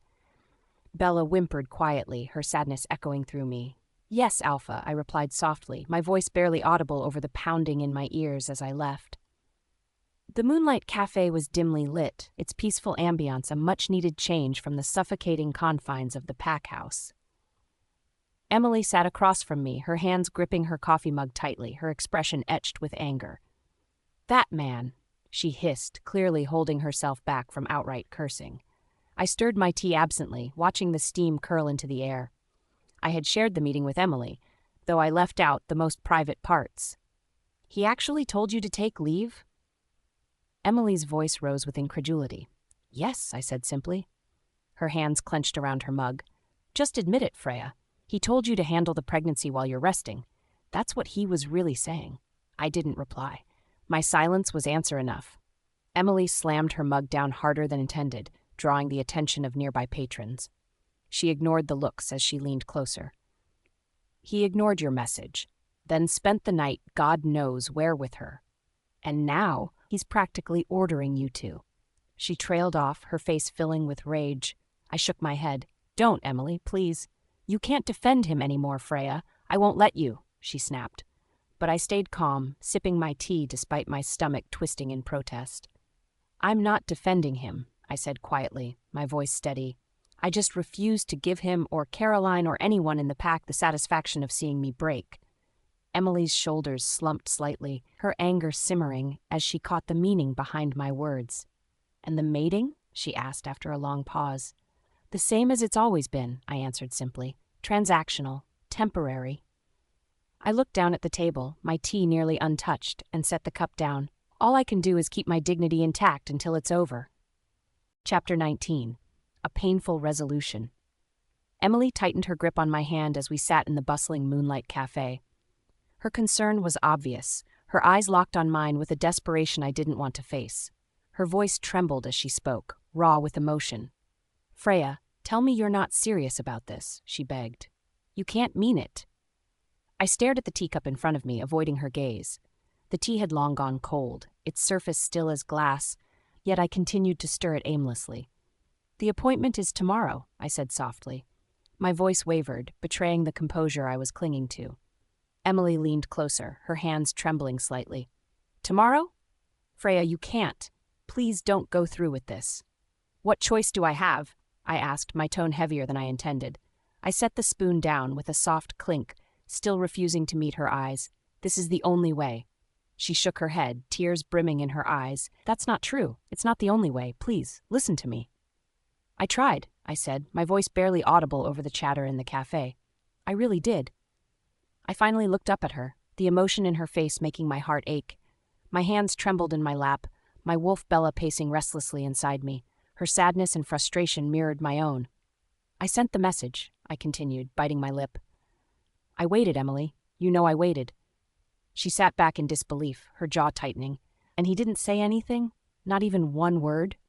Her voice cracked as she spoke, her frustration clear. "No response," I whispered, my gaze dropping again. Emily's hands balled into fists on the table. "He must not have gotten it," she argued. "There's no way. Aaron would never ignore something like this, never." "He got it," I said, firmly lifting my head. "He got it, Emily." "How do you know that?" she demanded, her voice tinged with desperation. "A message can fail. Signals get messed up." I cut her off with a bitter laugh. "Caroline called me. On his phone." Emily froze, her expression shifting from anger to shock. "Caroline?" "She called to let me know he wouldn't be coming home," I said, the memory alone making my chest tighten painfully. "He didn't even call me himself. He sent her instead." Emily's eyes darkened and her lips pressed into a hard line. Her wolf, as loyal as she was, would be fuming at this point. "He asked her to call you?" The nerve. I nodded silently, too drained to respond. Bella whined again inside me, her frustration growing with each passing second. Emily leaned forward again, her voice strong but filled with sadness. "Freya, you don't have to do this. Please, let's think about it more. Let's talk to him." "I've already made my decision," I interrupted, my voice quiet but steady. Her shoulders slumped, and she bit her lip trying to find the right words. "Do you want me to come with you tomorrow at least?" I blinked, surprised by her offer. Relief quickly replaced my surprise, though I tried to hide it. "You'd do that?" "Of course," she said firmly. "You shouldn't have to go through something like this alone. I'll be there. You can count on that." "Thank you," I whispered, my voice breaking slightly. I don't think I can do it alone." So Emily reached across the table, placing her other hand over mine. For a brief moment, the world around us faded, leaving just the understanding between two friends who had been through far too much together. "You'll never have to," she said, her voice soft but full of conviction. "Not while I'm here." I nodded, swallowing the lump in my throat. "Thank you," I repeated, barely able to form the words. Emily gave me a small smile in return, but it was weighed down by the sadness in her eyes. She saw me in a way no one else did. She saw behind the mask I wore for the pack. "Still," she added, her voice sterner this time, "I don't want you to pretend you're okay with this. You don't have to be so calm all the time, Freya. It's okay to let yourself feel." "I've already felt enough," I replied simply, leaning back in my chair, her brows furrowed deeply. "What's that supposed to mean?" "It means I've done my share of crying," I explained, keeping my voice level. "But crying doesn't change anything, Emily. It never has." "That doesn't mean you need to bury this," she countered. "You can't just keep it all inside. It's not healthy." My lips twitched into a faint smile. "Maybe not, but it's necessary." She shook her head, clearly frustrated. "All because of who, Caroline? The pack?" "All of it," I admitted. "The pack watches everything I do, especially now with her back. I can't give them the satisfaction of seeing me break." Her jaw tightened. "They're not worth it. None of them are, especially not her or Aaron." I hesitated, my voice dropping to a whisper. "Aaron and it's a political arrangement, Emily. It always has been." Her eyes widened in shock. "A political arrangement? Freya, you're carrying his cub." I flinched at her words, my hand instinctively moving to my stomach. "If it's just a political arrangement," she continued, her voice growing louder, "then how can he let you terminate his cub? That doesn't sound like politics to me." "It doesn't matter what it sounds like," I said sharply, though my chest ached at her words. Emily's face softened as she realized the impact of her statement. Freya, I'm sorry. I didn't mean to. It's fine, I interrupted quickly. You're right, though. It doesn't make sense. But then again, nothing about this relationship has ever made sense. Emily looked at me, clearly confused. I could see the questions forming in her mind before she even asked. What do you mean? I sighed heavily, the weight of memories threatening to crush me. Do you remember that night? After the meeting with the Allied Alphas? Her frown deepened, but then realization crossed her face. When you had too much wine? I nodded, my thoughts drifting to that evening. Aaron had introduced me to the visiting Alphas as his Luna. I remembered feeling proud, excited even, but the nerves and the wine had gotten the best of me. I stumbled against him, I explained quietly, and that sparked something. Emily raised an eyebrow, urging me to continue. Our wolves took over, I admitted, my cheeks burning with embarrassment. I woke up in his arms the next morning. Her eyes softened. Freya. I told him it was just our wolves' instincts, I said, my voice cracking slightly. He didn't look happy when I said that. Of course he wasn't happy, Emily exclaimed. You're his mate. He asked me what I wanted in return, I continued, ignoring her outburst. I told him I wanted territory protection rights. You what? She said, her jaw dropping. I didn't know what else to say, I admitted. I was trying to keep everything political. Emily leaned back in her chair, visibly frustrated. And he just agreed to that? Not right away, I said, shaking my head. We didn't speak much after that. Things were cold between us. Her shoulders slumped. Freya, I don't even know what to say to that. There's nothing to say, I replied, trying to keep my voice even. It was what it was. Emily didn't look satisfied, but she didn't press further. Once Elder Catherine's treatment is complete, I'm leaving, I said firmly. I'll start fresh in a new territory. I'll rebuild what's left of my life. And the cub, she asked hesitantly. Will be dealt with tomorrow, I said, though each word felt like a stab to my heart. Her face fell, but she didn't argue. Instead, she reached out to hold my hand again. What time are we leaving tomorrow? She asked softly. Morning, I answered. She nodded again, her grip tightening. Chapter 20, a difficult decision. The Crescent Moon Medical Facility loomed before me, its white walls gleaming under the late morning sun. It stood as a symbol of clinical detachment, far removed from the warmth or familiarity of the United Council of Werewolves hospital where I had received my initial pregnancy report. That hospital was not an option. It was too close to Elder Catherine and her allies. Someone would recognize me. Beside me, Emily squeezed my arm tighter as we walked toward the doors. Her grip felt both grounding and suffocating. Freya, she said softly, her voice filled with doubt. Are you absolutely certain about this? I kept my face neutral, my shoulders squared. Yes, Emily. I've already made up my mind. Emily didn't let go of my arm. Instead, she tugged me to a stop just outside the entrance. It's a cub. A part of you, Freya. Do you really want to go through with this? Her voice cracked on the last word, and her eyes searched mine. Staring back at her, I found myself momentarily speechless. Bella whimpered inside me, her sadness mixing with the storm of emotions I refused to let surface. I have to, I finally said, my voice steady but hollow. When did you become like this? Emily demanded, her voice rising slightly, urging me to feel something, anything. You're shutting down. You're detached. This cub, it's not just his, you know. It's yours too. Her words struck deeper than I wanted to admit. My hand moved hesitantly to my stomach, and for a moment I felt a pang, a flicker of something that could have been hope if I hadn't buried it so deeply. Bella let out a sorrowful cry in my mind, echoing my internal conflict. I know, I whispered. Emily saw her chance. She gripped my other hand tightly, her eyes blazing with determination. Then don't do this. Please, Freya. There has to be another way. Let's figure it out together. We can find a solution. I'll help you, no matter what it takes. Just don't do this. Before I could respond, the sound of my name being called broke through the moment. A nurse in a crisp white uniform stood by the clinic entrance. Mrs. Snow, Dr. Martinez is ready for you.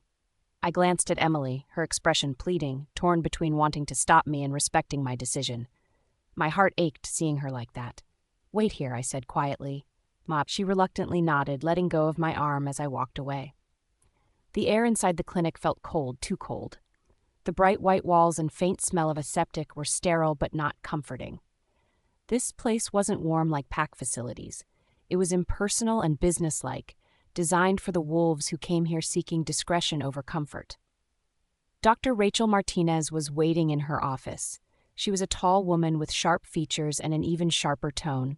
Her scrubbed clean professionalism felt almost like armor, and I envied her ability to approach this so coldly. She looked down at the file in her hands briefly before glancing at me, her tone brisk. "Mrs. Snow, I see you're here regarding a termination." I swallowed and nodded tightly. There was no judgment in her voice, nothing personal, just the same tone one might use to read numbers off a chart. "Let's discuss your options," she said, sitting down and gesturing for me to do the same. Though I sat, I wasn't sure my legs would hold me much longer. "For wolf pregnancies," Dr. Martinez began, "the termination process can be more complex due to enhanced healing and maternal bond instincts. We'll need to run additional tests to determine your physical compatibility for the procedure, ensuring there's no risk to your health." Her words washed over me like waves, neutral and factual, but each one tightened the knot in my stomach. Bella snarled softly, her protective instincts flaring instantly. "The cost will depend on these preliminary tests," the doctor continued, flipping through my file. "I'll also need a signed release form, as extra precautions for this type of procedure are legally required." "I understand," I said softly, gripping the edge of my chair.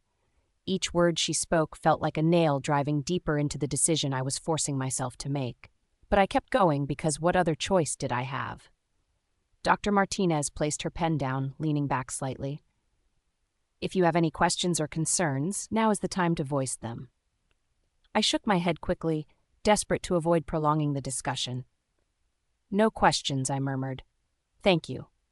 Her sharp gaze flicked over me briefly before she nodded and closed the folder. "Take your time to decide. The procedure won't be scheduled until we complete the required testing, so you still have the option to change your mind." Change my mind. The words echoed inside me long after she led me back to the waiting area. As soon as I stepped out, my legs nearly buckled beneath me. "Freya!" Emily bolted from her seat, rushing to support me before I could collapse. Her hands gripped my arms tightly as she studied my pale face. "Gods, you look terrible." "I'm fine," I murmured, leaning heavily on her. "Low blood sugar. That's all." Emily didn't look convinced. "You're clearly not fine," she scolded, adjusting her hold on me. "Are you just going to faint here too? How long has it been since you ate?" "I don't know," I admitted, my voice weak. "Stay here," she ordered, her tone unusually stern. "Don't move. I'm getting you food whether you like it or not." Before I could protest, she was already heading toward the snack kiosk at the far end of the clinic. I sank back into the chair, my head falling back against the cold wall. Closing my eyes, I tried to block out the storm of thoughts swirling in my mind. "You're making the right choice," a voice whispered in my head. "End this before it becomes another chain tying you to him." "No," another voice replied, louder this time. Bella's voice. "This cub is ours. You don't need Aaron to protect it or raise it. You're strong enough." My head pounded as the two voices battled. The low blood sugar only made it worse, and I pressed my palms to my temples to fight the growing ache. "Freya?" At first I thought I was imagining things. The familiar voice felt distant and impossible, but then it came again, sharper this time. When I opened my eyes, Margaret Hunter stood before me. Dread pooled in my stomach. Margaret's sharp hazel eyes were fixed on me, and even her beta wolf scent seemed oppressive in the small waiting room. "Luna, Freya," she said again, a polite smile on her lips that didn't reach her eyes. "Margaret." My voice was steadier than I expected, but my heart raced. I forced a calm expression as I straightened in my seat. "What brings you here?" Her smile widened slightly, though it still lacked warmth. The beta was one of Aaron's trusted council members, known for keeping a close eye on anything that could threaten pack stability. "I could ask you the same question," she said smoothly. "It's not every day one sees the Luna of the Northern Ridge Pack in a place like this." I swallowed hard, keeping my face neutral. "I'm here with a friend," I replied evenly. Margaret's eyes dipped, and her gaze lingered on my stomach for half a second too long. My wolf Bella bristled, sensing her suspicion. "Is that so?" Her tone was light, but there was a sharpness lurking beneath. Yes, I said firmly, refusing to let her rattle me. She hummed softly, tilting her head as if studying me. You know, she began, her voice sweet but dripping with subtle malice, the Pack Council often praises you for your unwavering dedication to duty. You've always been dependable. Her words felt like an edge of a blade, pressing lightly but threatening to cut deeper. A shame, she added, her hazel eyes dancing with curiosity, if certain, unseen matters complicated things. Tension coiled in my chest. I knew exactly what she was implying. Careful, Margaret, I said quietly, my tone sharpening. Unfounded accusations against your Luna could look very bad for you. She laughed lightly, brushing a strand of auburn hair behind her ear. Accusations? Oh no, Freya, I would never make accusations. I'm merely making an observation. A passing comment, really. Her gaze, however, betrayed her words. She wasn't here by accident, and she wasn't fooled by my calm facade.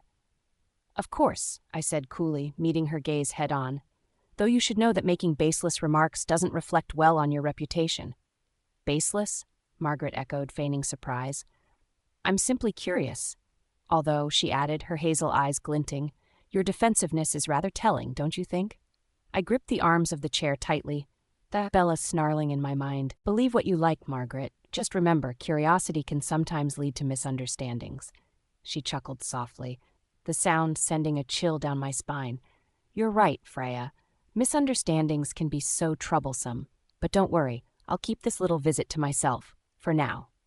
Chapter 21, A Delicate Balance. Margaret Hunter stood in front of me, her smug expression etched across her sharp features. Just as she prepared another verbal assault, a sound caught both of our attention. The faint creak of a door opening. Turning instinctively, my breath hitched.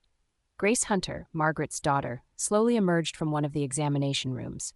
She looked pale, her shoulders slumped under some invisible weight. A trembling hand clutched her stomach protectively, while the other held tightly to a stack of crumpled medical papers. Her scent hit me before the sight fully sank in, a familiar mix of distress and the same hormonal changes I was experiencing. My throat tightened. There was no doubting it. Grace had come to this hospital under a circumstance much like mine. Margaret's smugness vanished. Her sharp posture faltered almost instantly as worry overtook her. She hurried to her daughter's side, her hand reaching for her arm. "Grace!" Margaret's voice was unrecognizable, softer, trembling with motherly concern. "What is it? What happened? Are you okay?" Grace flinched slightly at her touch, but didn't move away fully. Her voice was a bare whisper, almost lost to my ears. "Mom, please, let's just go." Her hand pressed harder against her stomach, a clear attempt to shield herself from more than just the physical ache. My own hand instinctively brushed against my abdomen as I watched her, an echo of her pain resonating inside me. Bella whimpered, her instincts tuned into Grace's suffering in a way only wolves could sense. Margaret hesitated. "Grace, sweetheart?" "Mom," Grace's voice broke, trembling with suppressed tears. "Can we please go? I just want to leave." For a long moment, Margaret seemed paralyzed, her beta energy completely overshadowed by her maternal instincts. Finally, she wrapped a protective arm around her daughter and guided her toward the exit. "Let's get you home," she murmured, her voice tender and full of worry as they disappeared down the hallway. Silence filled the space around me once more. I inhaled deeply, trying to steady myself. Seeing Grace like that stirred something raw and unshakable inside me. But Margaret was nothing if not relentless. It wasn't long before she returned alone, her composure snapped back into place like armor. The concern she'd shown her daughter was now buried deep under an icy hostility directed solely at me. Her voice carried a sharp edge as she fixed her cold gaze on me. "If you even think about gossiping through pack circles about what you just saw—" I interrupted her, my chin lifting slightly. "What? Sharing a visit to a medical facility? I see that you have plenty of reasons to worry about rumors, Margaret. Perhaps more than I do." Her jaw tightened. "Do not." "Careful," I cut her off smoothly. "Were I the type to spread rumors, I might find it quite interesting what a 17-year-old wolf happens to be dealing with." My tone sharpened. "Or has Grace turned 18 already? My apologies for losing count." Margaret froze. Her hands curled into tight fists at her sides, and her wolf energy spiked faintly, revealing just how close she was to losing control. "Are you threatening me?" I tilted my head, calm and deliberate, as I replied, "I'm simply exchanging courtesies. Isn't that what we're doing here, Margaret?" Her eyes narrowed sharply, her nostrils flaring. "Grace's situation is none of your business." "Just as mine is none of yours," I responded lightly. My voice, though calm, carried the weight of my Luna position. The standoff that followed was thick enough to choke on. Margaret's lips parted as though she were about to sling another insult, but she snapped them shut just as quickly. I sighed theatrically, rubbing my temple as if burdened by exhaustion. "Margaret, I suggest you drop the pretense. I'm tired, and I'm sure you have more pressing matters to attend to." There was a flicker of hesitation in her eyes before she straightened her posture. Without another word, she turned abruptly and stormed out of the waiting area. The tension lingered for a moment longer, but as the sound of her heels faded away, I felt my body relax slightly. Inside, Bella growled softly, her unease fading into quiet relief. I closed my eyes for a moment, trying to focus on steadying my breathing. The confrontation had been draining, but not for the reasons Margaret might have expected. I had no intentions of spreading Grace's secret, none at all. The young wolf's pain was far too familiar, her vulnerability far too real. Margaret could spin whatever threats she liked, but I wouldn't exploit Grace. I couldn't. Unbidden, memories from my own past tugged at me. Those early days when whispers of betrayal and weakness surrounded me, when I was cornered like prey. No young wolf deserved to face the weight of pack politics at such a tender age. I had escaped only by sheer luck and Aaron's intervention. Grace deserved the same chance to heal without the wolves closing in around her. "Freya!" Emily's voice pulled me back to the present. She was hurrying toward me with several bags in hand, her expression a mix of concern and determination. "Sorry it took so long," she said quickly, setting the bags down. "I wasn't sure what you'd be able to keep down, so I got a little of everything." The unmistakable scent of high-protein snacks and nutrient-rich meals for pregnant wolves filled the air. I blinked in surprise, but managed a faint smile. "You didn't have to."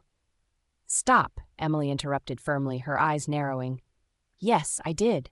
I don't care what you're dealing with, but skipping meals is not an option." I sagged slightly in my seat, suddenly overwhelmed by her kindness. Bella wagged her tail faintly, a rare moment of comfort amidst the turmoil. As I reached for one of the covered dishes, I paused, a question I hadn't asked her in years suddenly burning on my tongue. "Emily," I murmured, keeping my gaze on my hands, "if I were an alpha male, would you have accepted my mate mark?" She froze, visibly startled. Her lips parted, and she looked at me like she wasn't sure if I was joking. "Freya, answer honestly," I pressed softly. Her gaze softened after a moment, and she lowered herself into the seat beside me. "I wouldn't even hesitate, if you were my alpha." She trailed off, but finished with certainty. "I'd be proud to take your mark. No question." Something twisted painfully in my chest. Her loyalty, her declaration, it all echoed too loudly against something I didn't want to acknowledge. "It's because I helped you before, isn't it?" I asked, though I already knew the answer. "What?" She blinked, caught off guard. "You said it yourself. Loyalty stems from gratitude," I murmured. "Even if someone saved your life when you felt helpless. Like you, and like Aaron."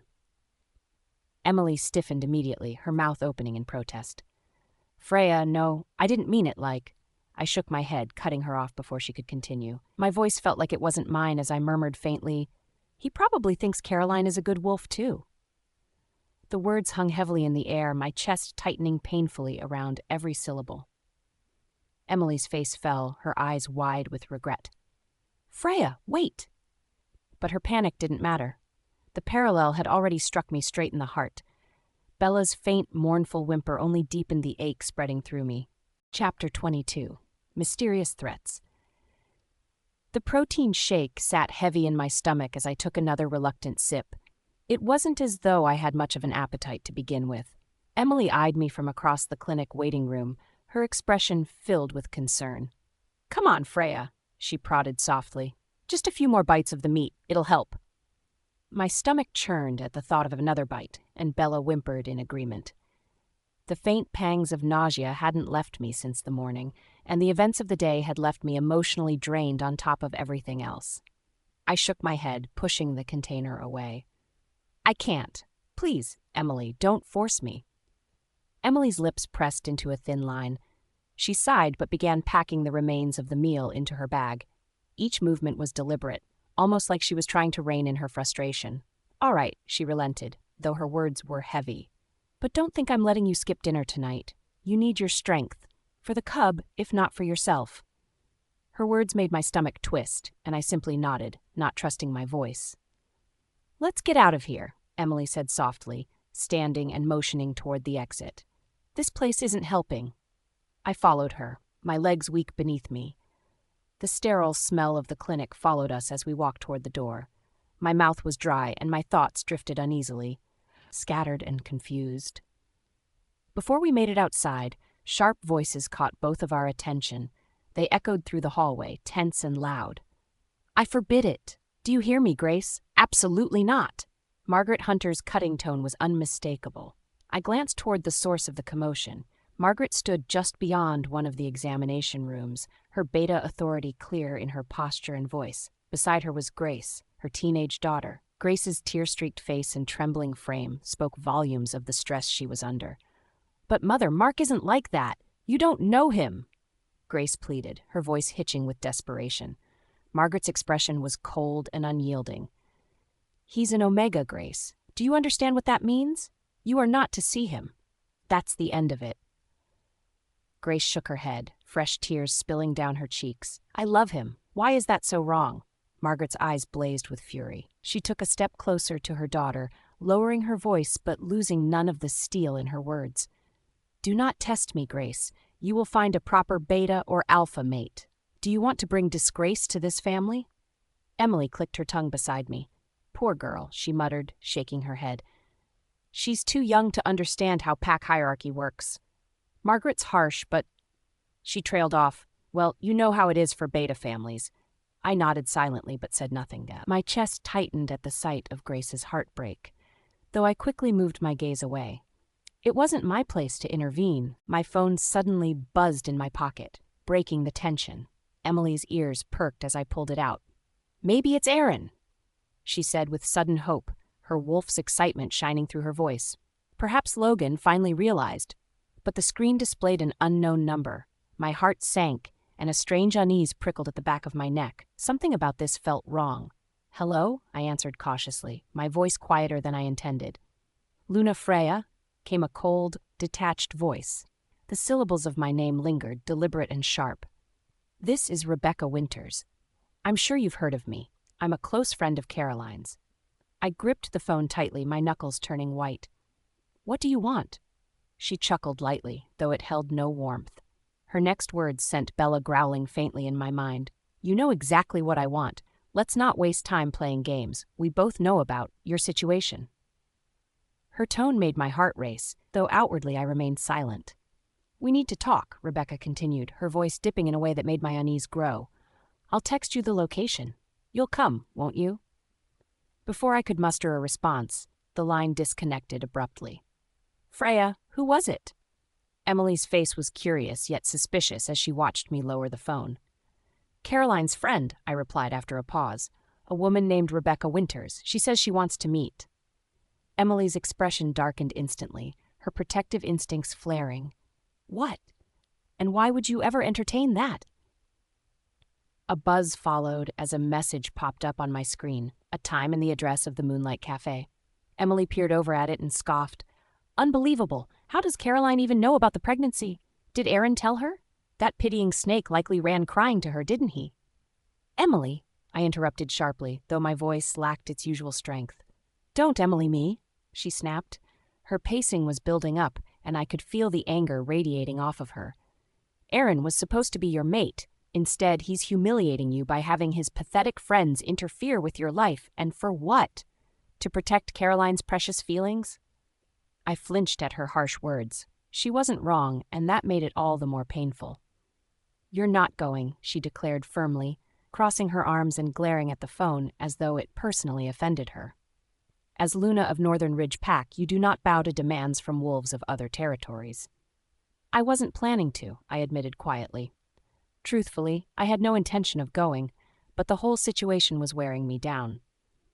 Emily nodded approvingly, yet kept pacing, her wolf clearly on edge. Caroline knows that if you keep this cub, she'll lose any leverage she has over Aaron. This is an intimidation tactic, Freya, nothing more. I let her voice wash over me, my thoughts clouded and heavy. What had my life become? I glanced nervously at the clock on the wall of the Moonlight Cafe. My fingers drummed incessantly against the wooden table as my thoughts swirled with anxiety. "It's been 20 minutes, I murmured, barely realizing I had spoken aloud. Rebecca, seated across from me, rolled her eyes impatiently. "Relax. She'll show," she said with complete confidence. "Are you sure?" I frowned, picking up my coffee cup only to put it back down untouched. "It's just, what if she doesn't?" Rebecca leaned back in her chair, her wolf radiating self-assurance. "Trust me, Caroline, she won't risk us telling anyone. She'll come." Even so, I couldn't ignore the growing tension in my chest. "Maybe we should offer her something," I suggested hesitantly. "A compromise. Territory concessions or—" "You're kidding, right?" Rebecca cut in sharply, her voice dripping with disbelief. "You can't seriously think that'll work." I flinched at the fire in her tone. "This is the same woman who slept with Aaron, knowing damn well his heart belongs to you," Rebecca hissed. "She got herself pregnant to trap him and keep her title as Luna? And you want to offer her something? No, Caroline. What she deserves is to be put in her place." Her words echoed my own anger, though it made me uneasy to hear them so plainly. "We already warned her outside Blue Moon Club," I pointed out, though even I heard the uncertainty in my voice. "And she ignored us," Rebecca retorted. Her steely gaze met mine. "That woman thinks Aaron's her lifeline. She thinks she can cling to him and that baby to stay relevant." I looked down at the untouched coffee in my hands. Rebecca spoke the thoughts I couldn't admit to myself. "She won't come," I said softly after a moment. "She's too proud, too stubborn." "Then we'll call again," Rebecca said crisply, pulling out her phone. "Let's see what kind of trick she's playing now." Chapter 23. Schemes and Resolve. Carolyn's. The nerves hadn't left me since I deleted the text from Freya's phone 2 days ago. My mind kept replaying the moment, over and over. I couldn't stop thinking about it. Why would Freya text Aaron instead of telling him face-to-face about the pregnancy? Was she afraid of him? No, it wasn't fear. It was manipulation. I was sure of it. She didn't have the courage to confront him directly, and that made me laugh bitterly to myself. But I couldn't take a deep breath. Instead of feeling relief, my anxiety only grew each hour. What if Aaron somehow found out? What if someone slipped and told him about the cub? I hadn't been able to rest. Over the past 2 days, I stuck to him like glue. Every chance I got, I made sure I was nearby. Whether it was showing up at evening runs or sitting in his office while he worked, I stayed close. "Caroline," he said yesterday, glancing at me as I typed at the desk across from him. "You should relax. You've been at all the meetings this week. Go for a run or take the night off." I smiled, masking my worry easily. "Oh, I just want to help Aaron. You're dealing with so much already." But the truth was, I couldn't leave. I couldn't risk him stumbling onto the truth. Not now. Last night, during a small gathering with pack allies at the lodge, I finally saw my chance. Aaron had been reserved all evening, but I managed to steer him toward the bar. "You deserve to unwind," I told him, pouring him a glass of whiskey. "I shouldn't," he muttered, though he didn't stop me from handing him the drink. His golden wolf eyes glinted with exhaustion. "Busy day tomorrow." He drank it anyway, and I made sure his glass stayed filled the rest of the evening. It was easy to act concerned, brushing my hand lightly across his arm every time I coaxed another sip out of him. "You're pushing me tonight," he said at one point, raising his brow. "Just making sure you let yourself relax, Aaron," I told him with a soft smile. The drink had its effect. By the end of the night, he was passed out in the lodge guest room, his breathing steady and deep. That's when I seized the moment. Sliding his phone just slightly from his pocket, I dialed Freya's number. The phone only rang once before she picked up. "Yes, Aaron?" Her voice was low, and I could hear the hesitation in it. "It's me," I said, soft and deliberate, though the sharpness in her tone when she realized it wasn't it. Aaron sent an unexpected thrill through me. "What do you want, Caroline?" I paused, debating how far I should push this, but before I could say anything more, she abruptly hung up. I stared at the phone for a moment, then smiled. She was desperate. I could feel it even in those few short words. Freya wanted Aaron's attention. She wanted his approval. But she wasn't going to get it. The next morning, I decided the time had come to move forward with my plan. I reached out to my friends in the Redwood Pack, including Rebecca Winters. Together, we worked to spread word to Freya. The message was simple. Aaron wanted her to terminate the pregnancy. He would offer her territorial rights in exchange for leaving. It was cruel but necessary. If she refused to leave, she would use this cub to strengthen her position. At first, the news seemed to work in my favor. Freya agreed. But then, just as quickly she backed out. It didn't make sense. Why would she agree to go through with the termination, only to change her mind? The answer came to me in a wave of cold dread. She was stalling. She had a plan. She was waiting, using time to solidify her position. The cub would change everything. Aaron might even begin to see her differently. No, I couldn't allow that to happen. I wouldn't. So I made a decision. I would confront her myself. Take Freya's POV. The pack house was quiet, too quiet. Aaron had left early in the morning to handle pack business, leaving me alone again. I stayed in my quarters, staring blankly at my phone. It hadn't stopped buzzing all morning. Caroline's friends were relentless. Their calls came in from different numbers, but I blocked each one without hesitation.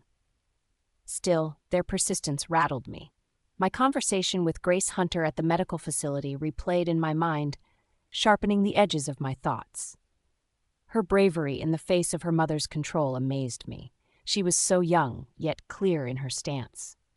I touched my stomach, feeling a stir of warmth from Bella within me. Her protective instincts were growing stronger every day. For the first time in weeks, I allowed myself to remember the joy I felt when I first suspected I was pregnant.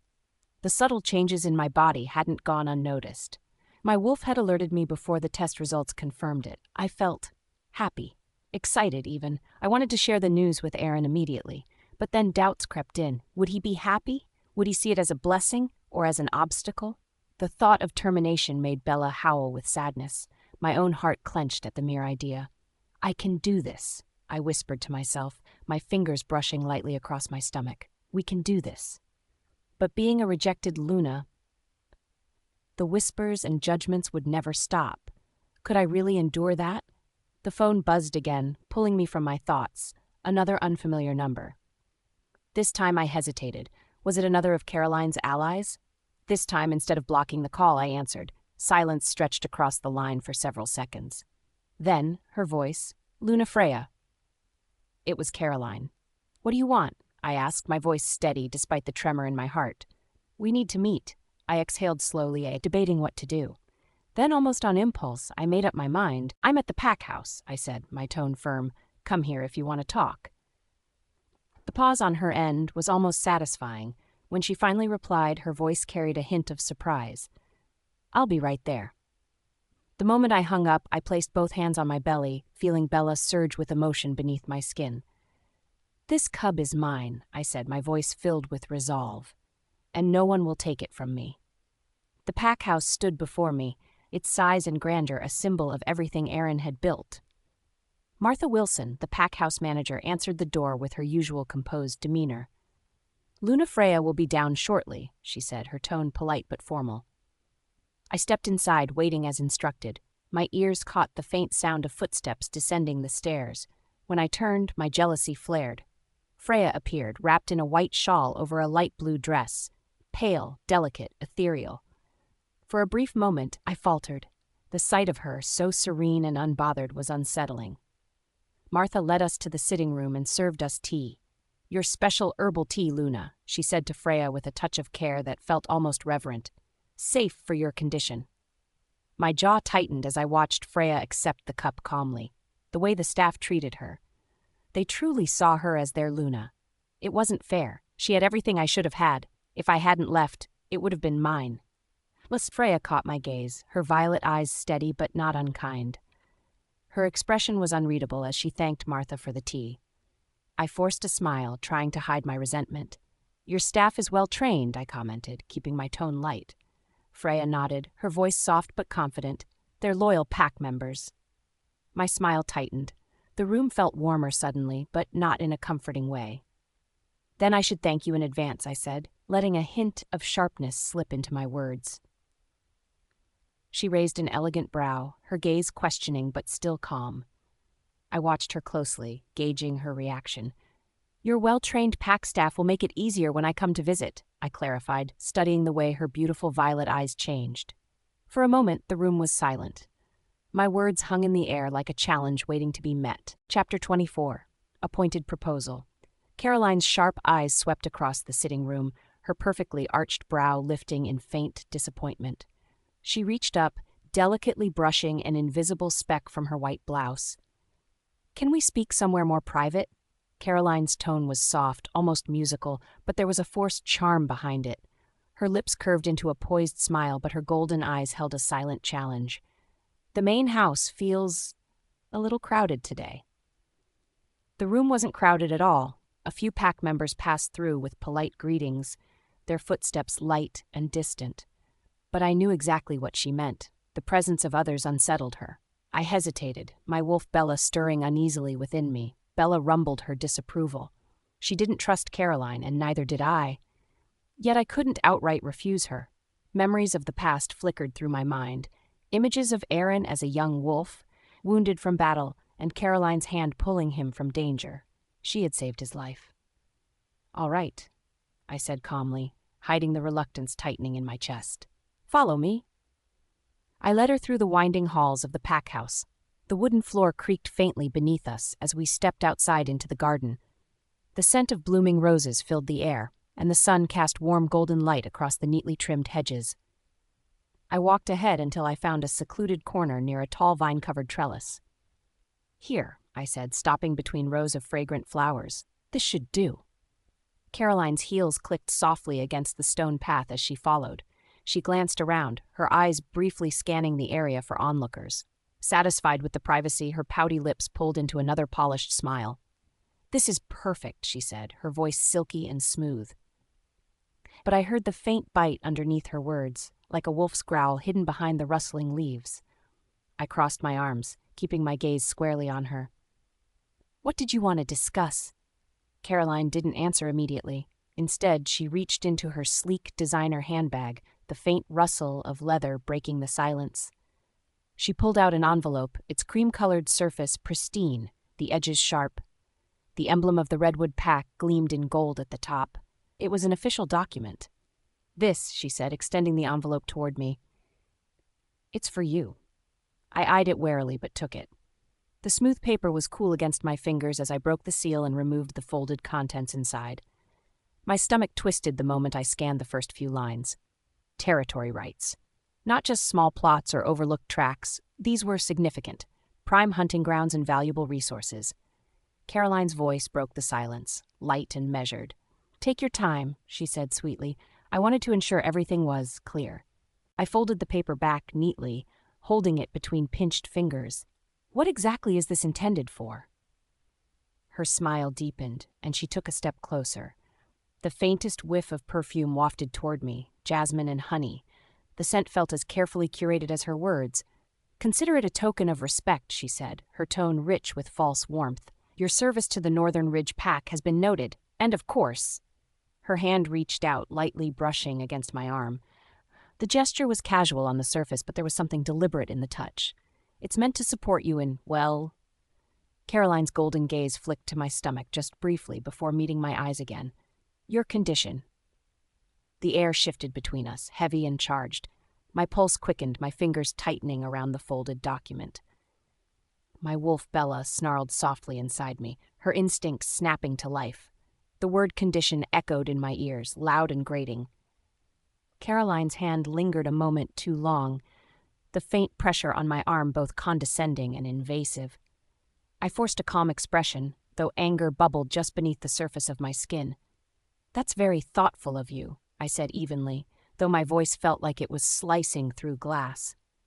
"It is," Caroline agreed quickly, oblivious or perhaps indifferent to the tension in my tone. "I thought, considering everything, it might be helpful. You could use this to rest, recuperate, maybe make plans for the future." The phrase might have sounded kind coming from anyone else, but from Caroline, it was sickly sweet poison. Every word felt carefully chosen to remind me of my precarious position. For a moment, neither of us spoke. The sounds of the garden filled the silence, birds chirping on distant branches, the faint rustle of leaves swaying in the breeze. I met her gaze squarely, holding firm. I appreciate the offer, but I'm afraid I'll have to decline. Caroline blinked, her composure flickering for just a heartbeat. Decline? Yes, I said. My voice was steady, even as anger burned in my chest. Her perfect smile faltered. Perhaps. She hesitated, smoothing an invisible wrinkle in her blouse. Perhaps it's not enough, is that it? No, I replied firmly. She leaned forward slightly, her golden eyes narrowing as she tried to gauge my reaction. If that's the issue, we can negotiate. We could add hunting grounds or resources, whatever you need. Her words quickened, her previous poise slipping away. She thought I would falter, that I would accept the offer in exchange for peace. But she was wrong. Caroline, I said quietly, cutting her off. The answer is no. Her lips parted, her incredulous expression wavering between confusion and frustration. I don't understand, she said after a moment. Freya, this is a generous offer. It's an opportunity. An opportunity for what? I asked, pinning her with an unwavering stare. To disappear? To make things easier for everyone else? She flinched, ever so slightly, the mask of control cracking just enough to reveal a flash of irritation. That's not what I meant, she said quickly, trying to recover. I just thought. Her voice trailed off, but the unspoken words lingered in the warm air. She didn't need to finish the sentence. I understood her perfectly. Both she and Aaron had decided what was best for me, for the cub, for everyone except me. My hand hovered over my stomach, the faintest motion as Bella growled protectively within me. You thought wrong, I said, my tone sharper than before. Caroline straightened, her spine stiff. For the first time, her carefully controlled expression hardened, her golden eyes flashing briefly with something colder. She was used to being the one holding the cards, the one in control. This refusal, my outright defiance, didn't fit into her plans. Before she could respond, I folded the document once more and placed it back into the envelope. Thank you, I said, my voice clipped. But I won't be accepting. Her lips pressed into a thin line, any trace of the earlier sweetness long gone. Freya, she started again, her voice sharper now. You're making a mistake. No, I said simply. I'm making my own choices. My hand unconsciously moved to my stomach, and Bella rumbled contentedly within me. In that moment, everything became crystal clear. I would keep this cub, raise it myself, without interference from either Aaron or Caroline. No territory rights, no pack ties, nothing that could give them leverage over my child's future. But surely... Caroline started again, her composure cracking slightly. No, I said firmly, meeting her gaze directly. Thank you for the offer, but I must decline. Accepting those rights would only create more complications, more ways for them to control us. My cub and I would make our own way, free from their manipulation and games. Caroline's lips pressed into a thin line, her earlier sweetness evaporating. She clearly hadn't expected this level of resistance to her carefully crafted proposal. Chapter 25, Territory and Resolve. My chest tightened as I watched Freya push the territory rights document to the side without even a glance. The silence between us was almost unbearable. I had rehearsed this interaction in my mind countless times, carefully planning every word. This wasn't how I imagined it would go. You haven't even carefully reviewed the terms, I said, unable to keep the hint of frustration from my voice. Still, I masked it with a smile. These hunting grounds are among the best Redwood Pack has to offer. Surely you'd want to take a look. Freya remained composed, her calmness unsettling. There was no anger, no outburst. It was like I wasn't even fazing her. I appreciate the effort, she finally said gently, her voice steady. That gentleness only made me feel worse. She sounded like she pitied me. You have no idea the opportunities included in this offer. I pushed the envelope closer to her across the small table. My own hands were trembling slightly, so I quickly clasped them together in my lap. This isn't just about land. It's security, comfort, a new beginning. Her eyes flicked to the envelope but didn't reach for it. I glanced at her hands on the table, one of them lightly resting on her stomach. My suspicion flared again. She wasn't hiding it anymore, was she? My throat tightened, but I forced myself to regroup, softening my tone. I'm offering this personally. It's not just from Redwood Pack. It's from me. Please consider it, Freya. If not for yourself, then for, your situation. Situation. The way her lips curled faintly at the word made my wolf bristle. She let the word hang in the air for a moment before sitting back in her seat. My situation isn't a problem, she said, her tone kind as if she were letting me down gently. She paused before continuing, her hand now visibly shifting to rest protectively over her stomach. While I admit my pack lost its territory, I've managed to support myself just fine. I won't be needing this. I froze at the unmistakable gesture of her hand. My heart thudded in panic as the realization struck me like a blow. She was keeping it, the cub. She wasn't just defying me, she was defying logic. You're keeping it, I said, my voice coming out in disbelief. I couldn't hide the shock from my face. Her calm violet eyes met mine, making my stomach churn. She wasn't denying it. She wasn't even trying to. You need to think this through, I hissed, leaning toward her. Freya, do you have any idea what this means? What it means for Aaron, for the pack, for you? This could ruin everything. It means, she replied softly, her eyes never wavering, that I'm making the decision I believe is right, for me. Her words infuriated me. I shot to my feet, grabbing her shoulders without thinking. This isn't just about you. Do you understand what you're doing? The consequences? Aaron has a future to think about. A mate bond severance doesn't need complications like this. She didn't flinch under my grip, didn't look away. Her calmness only fueled my anger. It's my body, she said, and my decision. For a moment, my entire body stiffened as her words sunk in. It wasn't just her soft tone, it was the stubborn resolve behind it. She wasn't going to be swayed. I won't change my mind, she added quietly. Her gaze pierced me so deeply that my hands fell from her shoulders. I backed away, shocked and for once speechless. I can find my way out, Caroline, she said with the same infuriating composure. The in my carefully crafted veneer widened into a gaping hole. Forcing my legs to work, I turned and stormed away, leaving her behind in the garden. The sound of my hurried steps broke the unsettling silence and I hated myself for letting her see me rattled. I hated her for winning this confrontation without even having to fight. Freya's. I stood frozen for a long moment after Caroline left. It was as if her tense presence lingered in the air even after she was gone. Bella growled with approval inside me, but my heart felt heavier than ever. With a sigh, I bent down and picked up the envelope that Caroline had dropped during her hasty retreat. She hadn't even noticed she left it behind. The crisp redwood pack seal stared back at me. This wasn't mine to deal with. This was Aaron's problem. I straightened up and tucked the envelope into my pocket, deciding to deliver it back to him later. He could pass it back to Caroline, along with whatever hollow assurances he'd used to smooth things over. That evening, I walked through the halls of the pack house, my mind a storm of emotions. When I reached the quarters that Aaron and I had shared for 2 years, I leaned against the doorframe and stared at the space with a growing sense of unease. I moved to the wardrobe mechanically, pulling out clothes and carefully folding them on the bed. Packing should have been simple, but with every drawer I opened, I found new memories hiding among the mundane. The silk scarf he'd handed me as a casual gift during our first winter together. The book of wolf legends we'd read at night during his rare moments of leisure.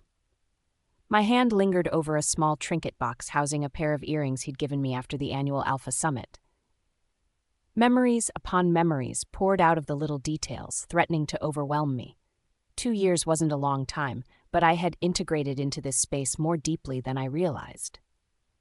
I forced a deep breath and grabbed only the essentials. Clothes, documents, nothing more. I couldn't do this otherwise. The sound of Aaron's black SUV pulling up outside the pack house jolted me out of my trance. My hands briefly stilled over a folded sweater before resuming their work. His footsteps echoed down the hallway until he entered and froze at the sight of the suitcases by the bed. One was already full. The wardrobe door hung open, half of the clothes missing. "What are you doing?" His voice cut through the air, sharp and low. I turned slowly to face him. The envelope in my hand felt like a physical weight. Without a word, I held it out to him, watching his brows furrow as he took it. For a moment, he flipped through the documents in confusion. "These are the territory rights papers I granted before. But what's this?" His dark eyes traveled to Caroline's document. I didn't miss the flicker of realization that crossed his features. Caroline left that for me earlier, I explained coldly. My voice came out steadier than I expected. She wanted me to take it. I told her no. Aaron's lips tightened as he lowered the envelope. His confusion shifted to something unrateable. "Why didn't you claim the other territories either?" he demanded, though there was no anger in his tone, just a strange, questioning tension. "I don't need them anymore," I replied simply, keeping my tone neutral. The silence that followed carried 1,000 unspoken words. The weight of everything between us settled heavily over the room. Finally, I broke it. "I'll be moving to the upstairs guest quarters tonight." His gaze hardened ever so slightly. "And after that?" "I'll leave after Elder Catherine's treatment is complete," I said evenly, "and after the official severance of our mate bond." I turned away, returning to the suitcase I was packing. The task had seemed like a way to keep my hands busy earlier, but now it felt like the hardest thing in the world. Every little piece of clothing I folded was a goodbye. To this place, to him, to the fractured dream I had once thought could bind us. Chapter 26. Breaking Points. The sound of hangers dragging across the closet rod echoed in the quiet room. Each scrape felt heavier than the last as I pulled out my clothes. I folded them neatly and placed them in the suitcase lying open on the bed. My hands were trembling, but I refused to let them falter. The quiet didn't last long. Aaron's steps thundered down the hallway. My heart skipped a beat, but I didn't stop moving. He swung the door open without a word, his presence filling the entire room like a storm. His eyes landed on the 2 suitcases, one half packed, the other already full. The open wardrobe with half the clothes missing didn't escape his notice either. "What are you doing?" His voice was quieter than I expected, but cold, sharp, and cutting all the same. "I'm packing," I replied, my tone even. My hands continued folding as though I didn't hear him. "For what?" He stepped closer, his boots heavy on the wood floor. "Running away, are you?" That made me stop. I met his gaze, but I could already see the golden glint in his wolf eyes. Logan was stirred awake, and he wasn't hiding it. "I'm not running," I said firmly. "No?" He gestured toward the suitcase. "Then what is this? A vacation? Or is it because of him?" I frowned. "Him? Daniel Rivers," he bit out, a sneer curling his lips. "Your oh-so-concerned pack brother." My blood boiled. Daniel has nothing to do with this. Doesn't he? Aaron took a step closer, towering over me, his wolfish aura pressing down hard. "First, it's long lunches. Now you can't wait to leave. What's next, Freya? A love confession?" I stiffened. "Don't twist this into something it's not, Aaron." "Twist?" His voice raised just slightly, his tone sharp like a blade. "Explain it to me, then. Why the rush? Did Daniel offer you something better?" My hands clenched into fists at my sides. "Daniel is my friend. That's all." "Friend," he repeated coldly, taking another step. His hand shot out, gripping my arm tightly. His strength sent heat rushing under my skin. "You're hurting me," I said through gritted teeth. Bella growled faintly inside me, a low, protective sound. "And you're hurting me," he snapped. His wolf eyes locked onto mine, filled with both fury and something I couldn't name. "I don't know what is going on in that head of yours," he continued, his voice dropping to a low, dangerous rumble. "But this sudden urge to pack and leave, it doesn't sit right with me. What are you hiding, Freya?" I glared up at him. "I'm hiding nothing.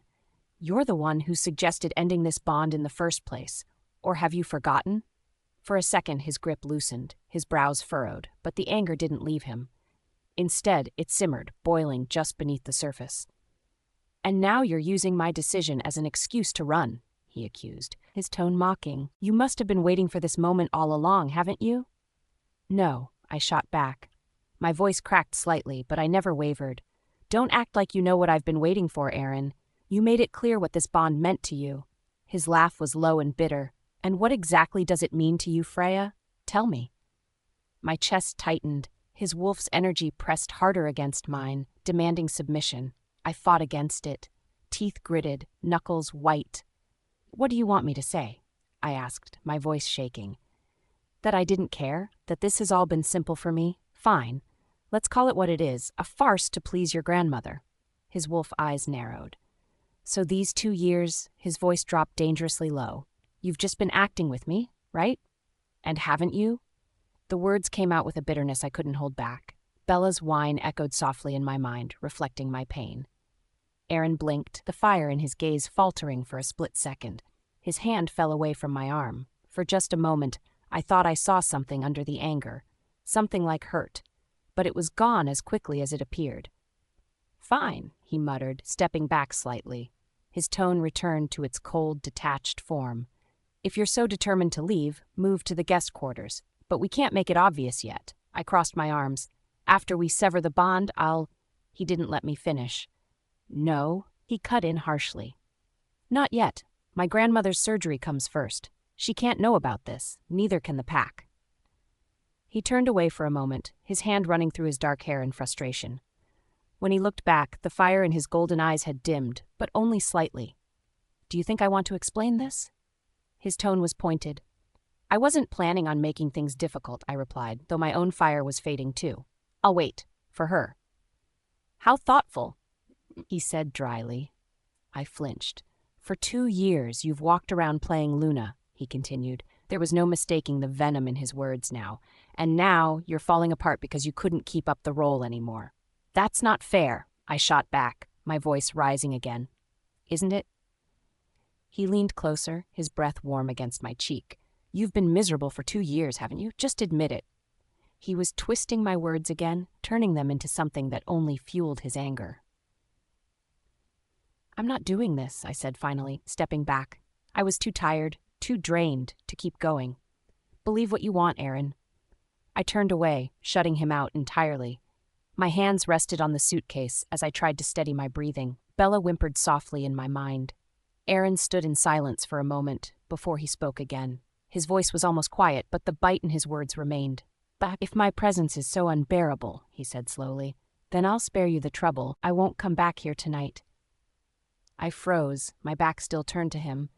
"Maybe then you'll finally be happy," he added bitterly before storming out. The door slammed behind him, the echo bouncing through the pack house. His words felt like knives, each one lodging painfully in my chest. I sank onto the bed, suddenly unable to stop my hands from trembling. My gaze fell to the suitcase, half-packed and filled with pieces of a life I'd spent 2 years building, and now watched fall apart in a single night. "Luna?" Martha Wilson's voice jolted me. She stood at the door, her face lined with concern. "Alpha Aaron left. Quite upset. I thought I should check on you." I forced a small smile, though my throat felt tight. "I'm fine, Martha. Just tired." Her eyes swept over the room, landing on the half-packed suitcase. Understanding crossed her expression, and her brows dipped in sympathy. "My dear," she said softly, "does this have something to do with Miss Caroline's recent visits?" "Not everything is as simple as it seems," I replied, looking away. Martha sighed heavily, her tone turning reflective. "I remember when Miss Caroline left the pack years ago. Alpha Aaron was different then. I could never have imagined." Her words trailed off, but I didn't need her to finish. The shift between Aaron and me had been a quiet storm brewing for years, and now it had finally broken. "Will you need anything tonight?" she asked gently. I shook my head. "No, thank you." She lingered for a moment, hesitating as though wanting to say more, but eventually she turned and left, her footsteps fading down the hall. I hugged my knees to my chest, letting the silence settle around me like a heavy blanket. Bella growled softly in the back of my mind. She wanted to fight, she wanted to stay. But I wasn't sure staying was an option anymore. Chapter 27, A Drunken Alpha. Christopher's POV. I watched as Aaron poured another glass of whiskey. His hand was steady, but his eyes were not. The golden glow was brighter now, a warning that Logan, his wolf, was creeping closer to the edge. "That's his 10th glass," Lucas muttered beside me, his brows creased in worry. "Even for an alpha, this is insane," I nodded. "This isn't right."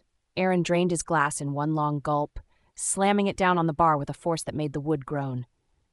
"Another," he barked. The bartender, Mike, glanced at me hesitantly. "Do I?" he mouthed, but I shook my head. As a lower-rank wolf, Mike couldn't refuse Aaron. None of us really could. Mike grabbed the whiskey bottle with trembling hands and refilled Aaron's glass. "Alpha," Lucas finally spoke, voice low. "Maybe you should slow down." Aaron's head turned to Lucas sharply, his eyes now glowing gold red, blending dominance with fury. Nothing a wolf said with that look could be good. His energy filled the bar, making lesser-ranked wolves sink into their stools or shuffle out the door to avoid his wrath. Lucas flinched under the glare but didn't back down. "It's just, we're worried, Alpha." "I don't need your worry," Aaron growled, his voice sharp like claws. But a low snarl cut Lucas off. It wasn't loud, but every wolf in hearing range went stiff like prey caught in headlights. "Shut up before I make you." Lucas swallowed hard and lowered his gaze, his wolf immediately submitting. I sighed, stepping in to diffuse the tension. "Alpha, maybe some food would help. Or water," I suggested carefully. Aaron swiveled his head to me, his glowing eyes narrowing. "Who are you to think you know what I need?" I raised my hands to show no challenge. "Just trying to help, Alpha. You've had a lot. Enough for 10 wolves." His lips twitched, and for a moment I thought I saw a smirk. "So what?" he said. Then, gripping the glass, he gestured toward me. "What have you ever known about enough?" He laughed, but it was hollow and dark. Lucas shifted beside me again, clearly uncomfortable. He leaned toward me and whispered, "Why is he doing this? Caroline's back. Shouldn't he be happy?" I moved in closer, keeping my voice low. "You think this is about happiness?" Lucas frowned, confused. What else would it be about? He had the choice to be with her again. This is exactly what he wanted, right? "Maybe," I said, glancing at Aaron's hunched form, "but Caroline's return, it complicates things. You forget what this means for Freya." Lucas blinked as realization dawned. You think it's about her? About Freya?" Before I could answer, Aaron's voice cut in. "What did you just say?" His words were slow but venomous. His golden eyes locked on us. Lucas froze, panic flashing across his face. I didn't. "Who among you two traitors said I was reluctant to sever the bond?" Aaron's voice carried Logan's growl. It wasn't a question. It was an accusation. Lucas, ever the opportunist, turned to me and blurted, "Chris said it. He was talking about himself." I stared daggers at him. "What are you?" "It's true," Lucas said quickly. "He was just talking about not wanting to leave his, Lucas flailed, his hands waving dramatically. Aaron's eyes, dazed and feral, landed on me. For a moment, I saw confusion, as if his wolf was trying to decipher Lucas's rambling excuses. It was enough distraction for Lucas to grab the whiskey bottle and pour him another drink. "Here, Alpha," Lucas said, his voice trembling. "Drink. Let's not worry about this anymore." I clenched my jaw. Lucas had a knack for making things worse, and this was one of those moments. Aaron stared at the glass for a long moment before bringing it to his lips, likely fueled more by habit than logic. But Logan remained restless. His alpha energy didn't settle. "Are you giving me orders now?" Aaron's voice suddenly boomed, startling Lucas so badly he dropped the whiskey bottle. No, I swear," Lucas yelped, frantically stepping backward. His hands shook. "Never, Alpha." Aaron's lips curled back, and I instinctively stepped between them. "Alpha, enough," I said firmly. My voice lacked the authority of his, but it wasn't weak either. Drinking more isn't going to fix this. Aaron's nostrils flared. His glowing eyes bore into mine, wavering between human anger and wolf fury. I braced myself. If his wolf decided I was challenging him, I wasn't sure I'd walk out of here in one piece. Instead of replying, Aaron raised the glass again. He tilted it back, and then swayed. His movements turned jerky, as though his body couldn't keep up with the alcohol poisoning his human side. Before he could drink, the glass slipped from his grasp, shattering on the floor.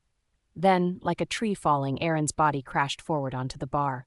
For a moment, no one moved. The entire bar appeared frozen in stunned silence. Lucas exhaled loudly. He finally hit his limit. He muttered, "For a second, I thought the world was ending." I reached out carefully to check Aaron's breathing, deep and heavy, as expected when a wolf drank too much too fast. "He's out cold," I said, my voice low with relief. "I told you he was drinking too much," Lucas clucked, wiping sweat from his brow. "You didn't tell anyone anything," I snapped. Still, his words echoed a truth I couldn't ignore. "Why do you think he got this bad?" Lucas asked cautiously. "Was it really," he lowered his voice further, "was it really Caroline?" It couldn't completely be Caroline, at least not her alone. The puzzle pieces didn't add up that neatly. Interrupting my thoughts, Lucas grabbed Aaron's phone from the counter. "What are you doing?" I asked sharply, standing straighter. "I just want to take a quick look," Lucas said innocently. "You'll do no such thing," I said, snatching the phone away. It was dangerous territory. Our Alpha's privacy was sacred within our hierarchy. Lucas pouted. Why not? Maybe he was texting Caroline and couldn't handle what she said. That doesn't justify breaking protocol, I warned. Well, if it wasn't her, then call her, Lucas insisted. Caroline's the only one who ever understood him. No, I stated plainly. Then what's the plan, genius? Lucas shot back. I ignored him and scrolled through Aaron's contact list. One name stood out, glowing like it had been waiting for me. Freya. You've got to be kidding me, Lucas protested. Luna Freya can't help him. She's hardly the one he wants. He emphasized hardly with cruel amusement. I clenched my teeth and tapped her name. The phone rang and rang and rang. Finally, someone answered, but there was no voice on the other end, just heavy silence. Luna Freya? My voice softened. This is Christopher Brooks. I'm here with Alpha Aaron. Chris, why are you using Aaron's phone? I apologize for the late call, Luna. My voice held genuine concern. But Alpha Aaron, he's had too much to drink at the Silver Moon Bar. He's not in a good state. The silence stretched long, echoing loudly in my ears over the noise of the bar. For the first time in years, I felt nervous speaking to a woman who wasn't even my mate. The weight in that silence felt far heavier than words. Chapter 28, A Night of Regrets. I stared at my reflection in the mirror, absently combing through my hair. The strands fell over my shoulders, but my mind wasn't focused on my appearance. My gaze was fixed on the light curve of my still flat stomach. My hand unconsciously rested there, protective over the life growing inside me. Bella stirred within me, restless. She reflected everything I felt, the pain, the anger, the confusion. My wolf was so used to keeping calm and strong for the pack, but this moment was testing her composure. I set the brush down, but the tension in my body refused to leave. It had been a long day. The argument with Aaron, Caroline's visit, the document she tried to bribe me with, it all tore at me, refusing to loosen its grip. You did the right thing, I muttered softly, my voice only audible to Bella. My wolf whimpered in agreement, though she remained uneasy. With a deep breath, I turned away from the mirror. Sleep might help clear my head. I tugged the covers back from the bed, ignoring the faint chill in the room. I couldn't afford to think about the empty space where Aaron used to lay, back when things were simpler. My phone buzzed sharply from the nightstand, pulling me from my thoughts. I hesitated before picking it up. Aaron's name blinked across the screen, sending a jolt of emotion I couldn't quite suppress. What could he possibly want now? We'd barely spoken after our confrontation. Would Caroline have said something? Did he already know about the pregnancy? My heart pounded, but I couldn't ignore the call. Hello? My voice was guarded. Luna Freya? The voice on the other end wasn't Aaron's. It was deeper, calmer. Christopher Brooks. I frowned, gripping the phone tighter. My wolf bristled, alert now. Chris, why do you have Aaron's phone? There was a pause, as if he were choosing his words carefully. Apologies for disturbing you, Luna, he began. But Alpha Aaron, he's in a bad state. His tone was steady, but I could hear the urgency beneath it. He's drunk, too much whiskey. We're at the Silver Moon Bar. I swallowed hard, my free hand curling into a fist. Aaron hardly ever drank, much less to this extent. Whatever had pushed him to this point wasn't trivial. Is he alone? I asked, though part of me already knew the answer. No, Lucas is here too, Chris explained. But Luna, I thought you should know. He needs someone to bring him back. I closed my eyes, exhaling slowly. I didn't want to go, not after the day I'd had, but Chris's tone left no room for argument. Give me the address. I'll come right away. I threw on a coat over my nightgown and headed out. The drive to Silver Moon Bar was tense and quiet, the hum of the engine the only sound accompanying me. My thoughts swirled like a storm, playing out countless scenarios. Why had Aaron drunk himself into such a state? Was it because of me? Because of Caroline? Or was it his wolf, Logan, reacting to the truth I still hid from him? I shook my head, focusing on the road. My mind was so distracted I almost didn't notice the red sedan swerving into my lane until it was too late. My reflexes kicked in, and I jerked the wheel sharply, narrowly avoiding the collision. My pulse raced even after the other car drove away. Bella growled softly in the back of my mind, her protective instincts igniting. I pulled into the bar, parking in the shadows. The Blue Moon's neon sign flickered faintly in the dark. I stayed in the car for an extra second, gathering my thoughts. I didn't want to do this. Not after everything, but there was no turning back now. As I stepped out, my wolf senses caught a familiar scent, jasmine and a hint of honey. My eyes narrowed, scanning the lot until I saw her. Caroline. She was heading toward the bar entrance, her movements smooth and elegant despite the late hour. Everything about her radiated control, her posture, her presence, her flawless dress. It made my stomach turn. I lingered near the shadows, uncertain whether to follow her.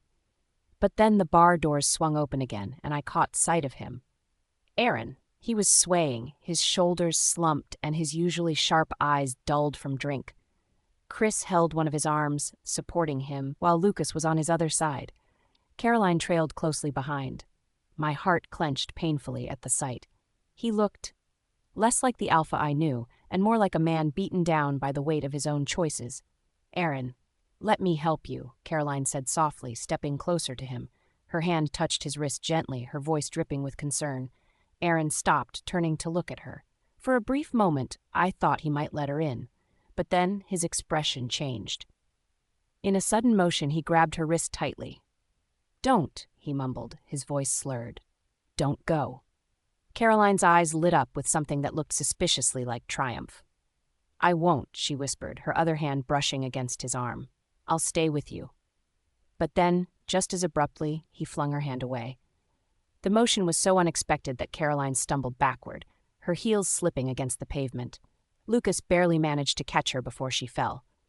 "Aaron!" She gasped, stunned and clearly flustered. My breath caught. The scene before me felt surreal. My wolf was shifting within, her emotions tangled with mine. I turned away, unable to watch any longer.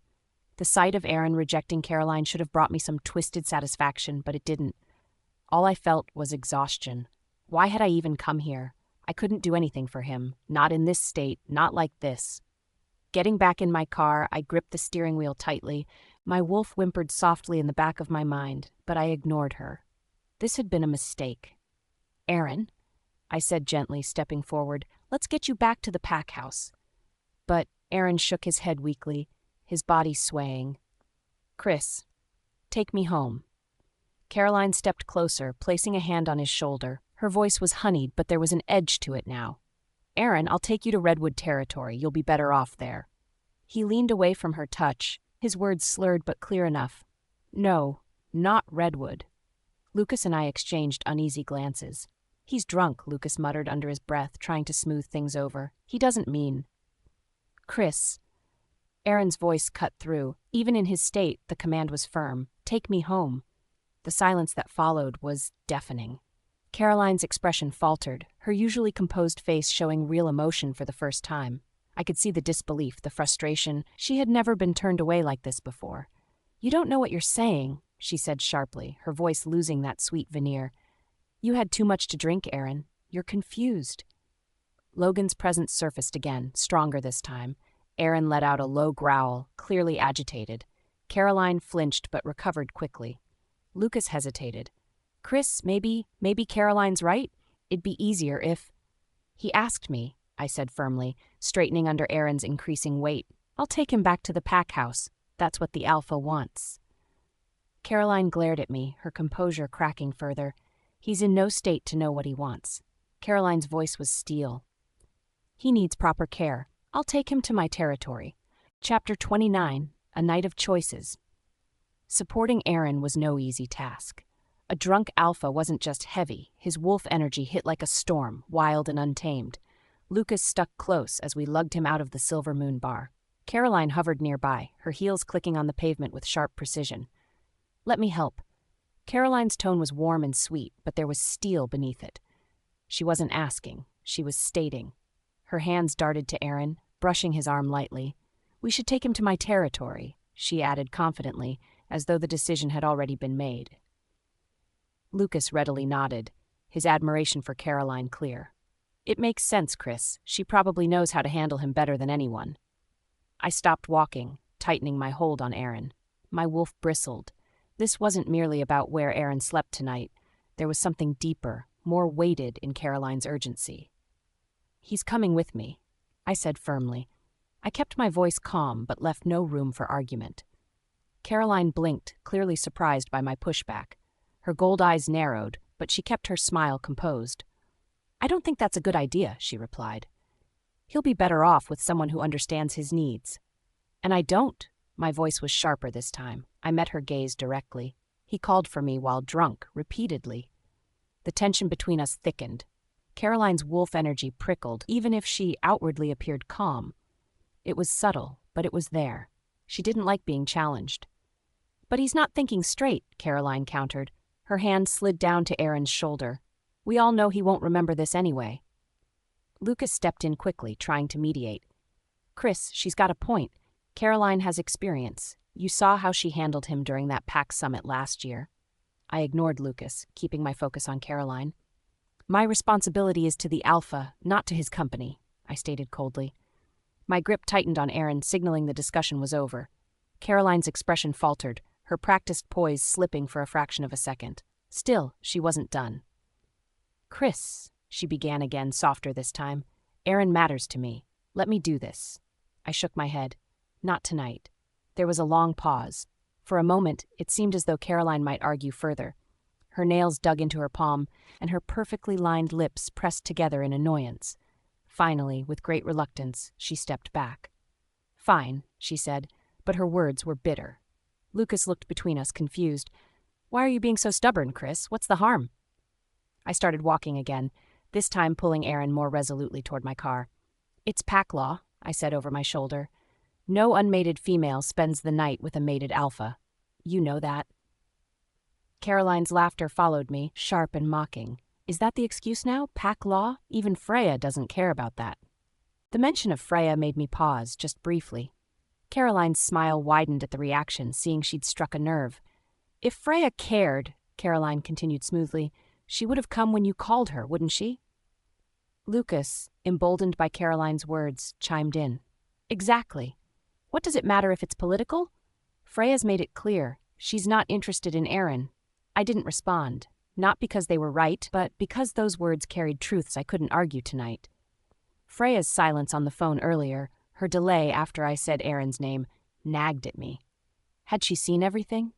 Caroline stepped closer again. "He doesn't belong in some apartment on a couch, Chris. Take him to where he's truly cared for." That was enough. "Thank you for your concern," I said firmly, cutting her off. "But we've got it handled." I helped Lucas load Aaron into the back seat, ignoring the furious looks Caroline shot my way. She was persistent, but protocol and position worked in my favor tonight. As we drove to my place, Lucas couldn't hold back anymore. "What was that about? Since when do you care about old, outdated pack laws?" "It's not outdated when it's the Alpha's reputation we're protecting," I countered. Lucas scoffed. "Protecting him? You're forcing him to crash on your couch when Caroline has an entire estate.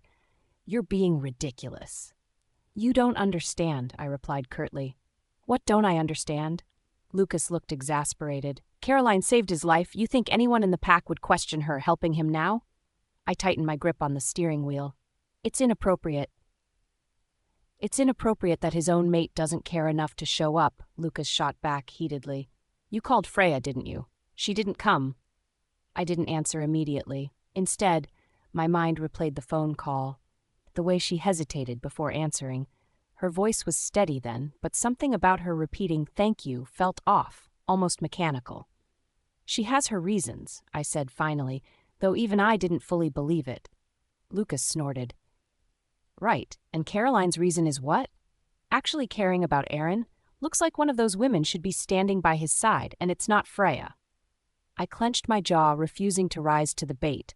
This wasn't a debate about who deserved Aaron. It was about making sure the Alpha didn't spiral further out of control. Once at my apartment, I instructed Lucas to wait by the car.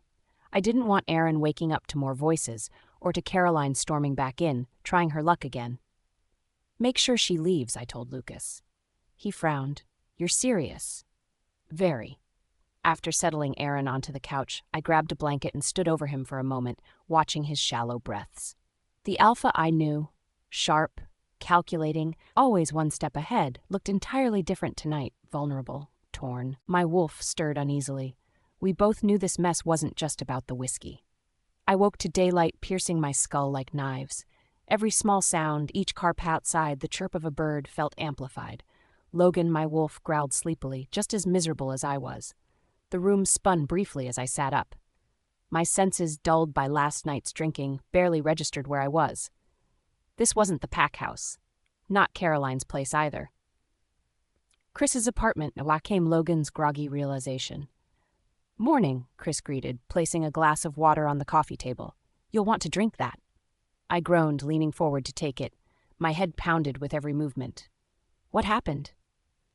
"You asked to come here," Chris said simply, watching me closely. Vague flashes of the night before came back. The bar, the drinks, Caroline leaning into my space, my rejection of her sudden touch. But there was something missing.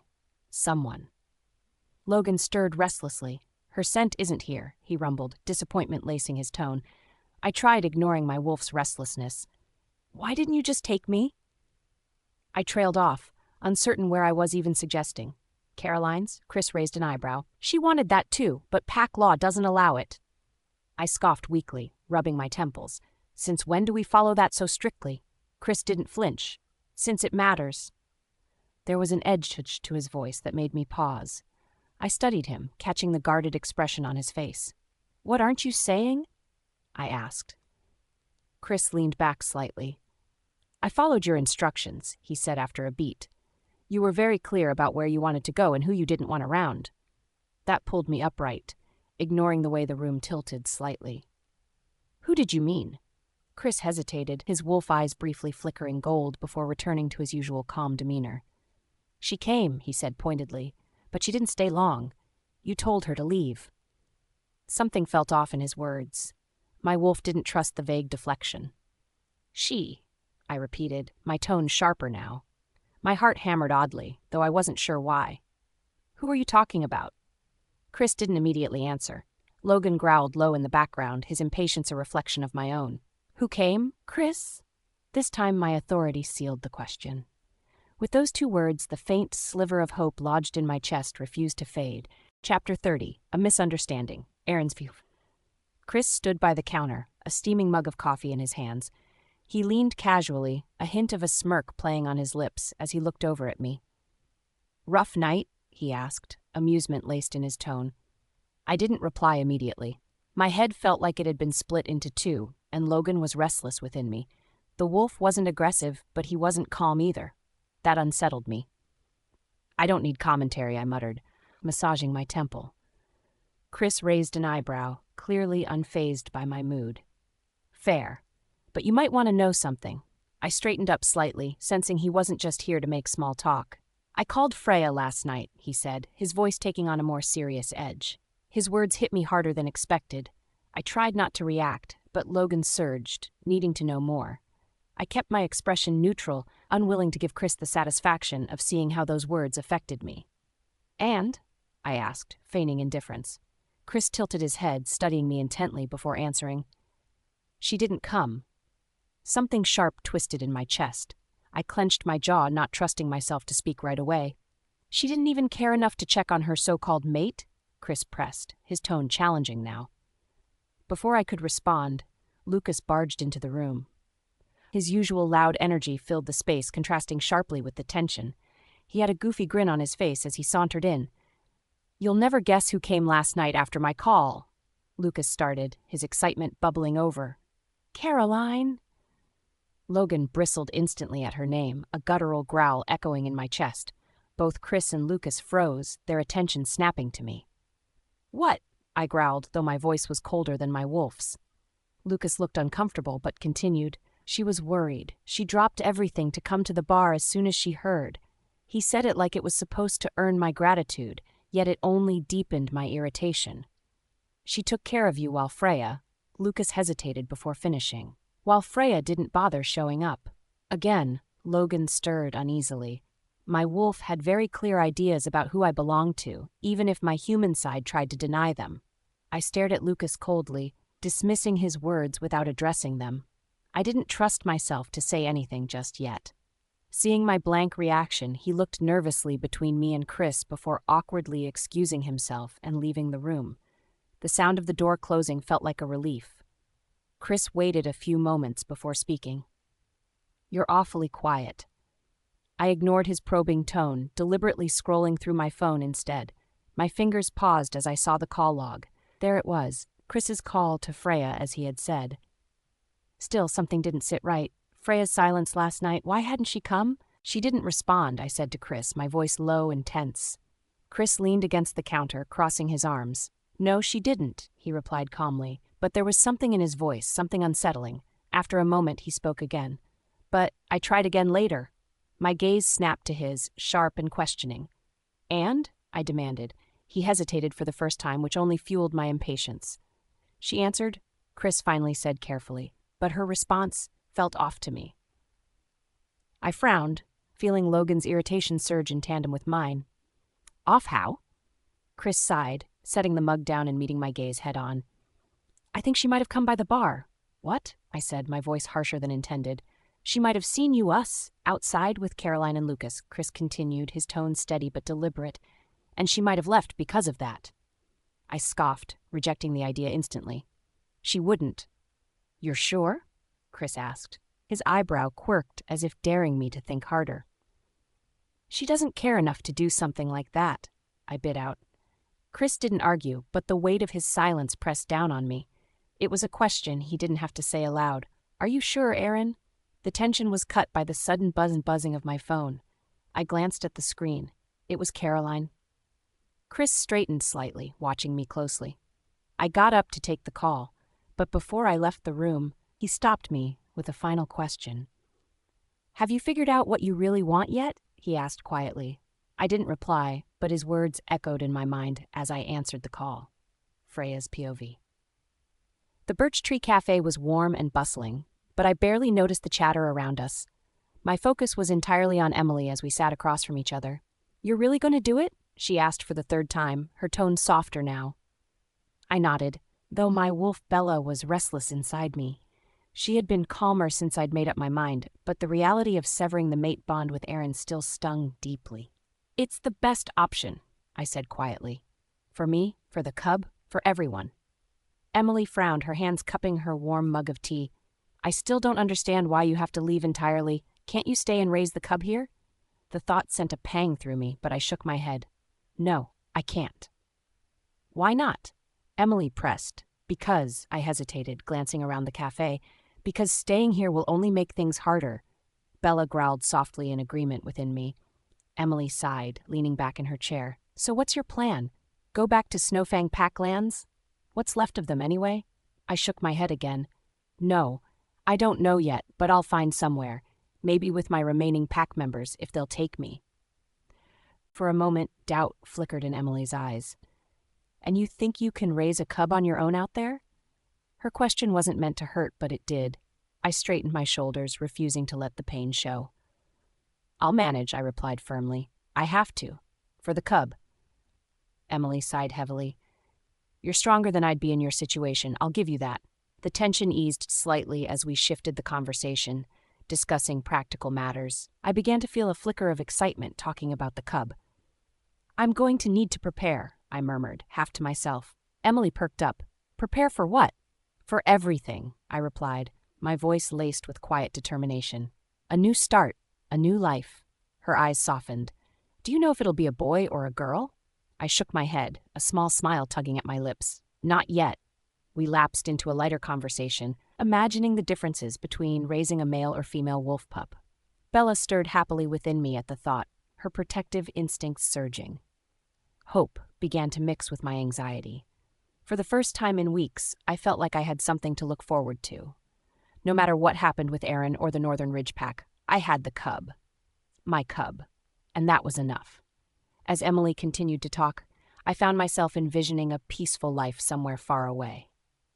A life where I could raise my child without fear or judgment. It wasn't a dream I'd ever planned for myself, but it was a dream I could learn to love. Chapter 31, A Debt of Honor. Emily's face lit up as she twirled her spoon in her coffee, her excitement nearly spilling over onto the table. She leaned forward, her elbow dangerously close to my nearly empty teacup. Just think about it, Freya. If it's a little boy, he could grow up to be the strongest warrior in the pack. Her voice was bubbling with enthusiasm, and she practically bounced in her seat. Or What if it's a girl? She could be a diplomat like you, but even better, a smart and stunning little she-wolf. I tried to smile, I really did, but my heart wasn't in it. Her excitement felt misplaced. Warm, but misplaced. I stirred my tea and stared at the light ripples on the surface, my voice quiet as I replied, I haven't really thought about it that way, Emily. She blinked at me, her enthusiasm faltering, only briefly. What? Why not? This is big, Freya. I shook my head, my lips pulling into a thin line. It feels too early to dream like that. There are other things I need to focus on first, I said. My words came out softer than I meant, but the weight behind them hung heavy.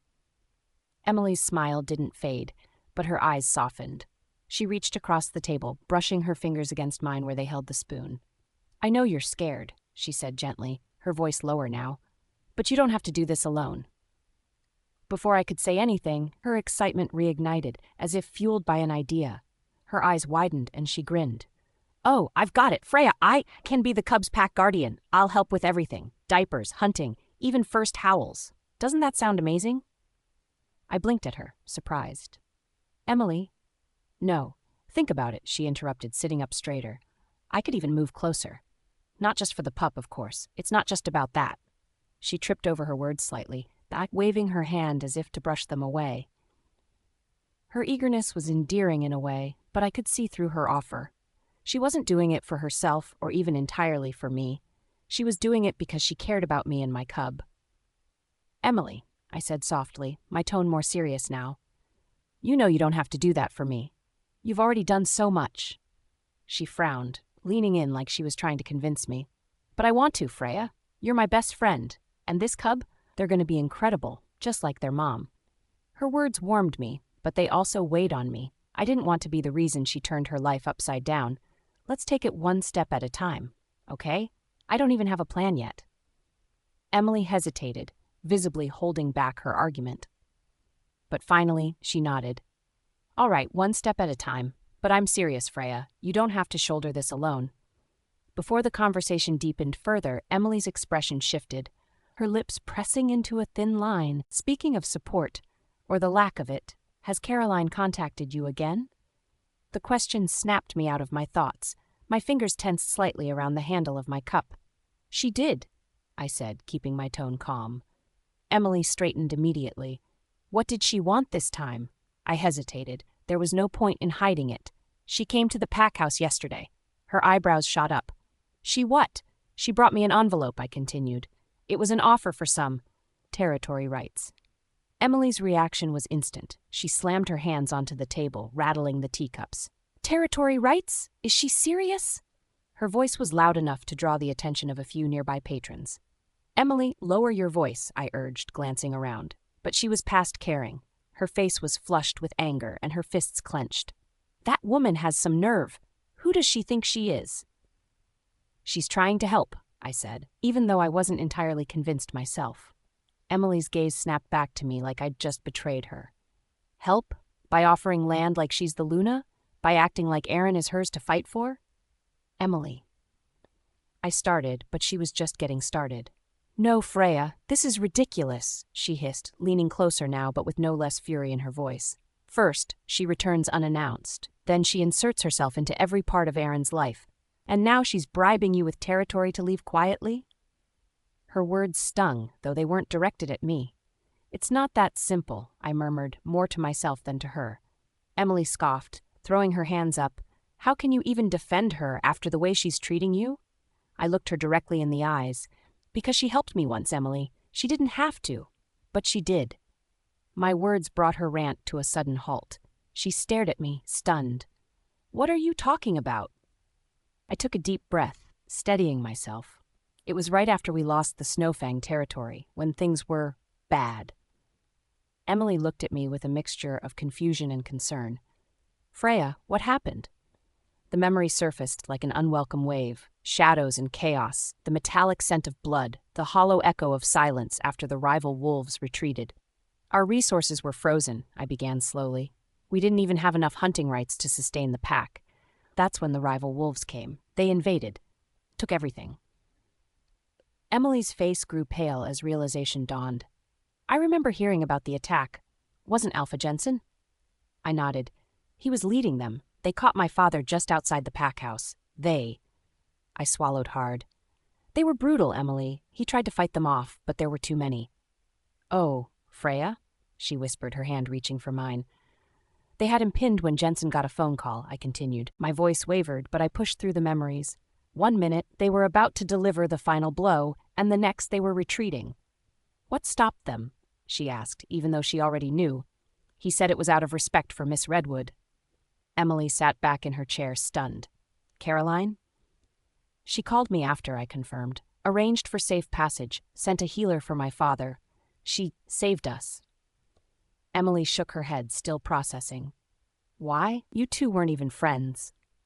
I hesitated, remembering Caroline's voice over the phone that day, the awkwardness, the unspoken emotions. She said it was for Aaron, that she considered me a friend because of him. Emily exhaled sharply, her anger momentarily replaced with incredulity. She really said that? I nodded.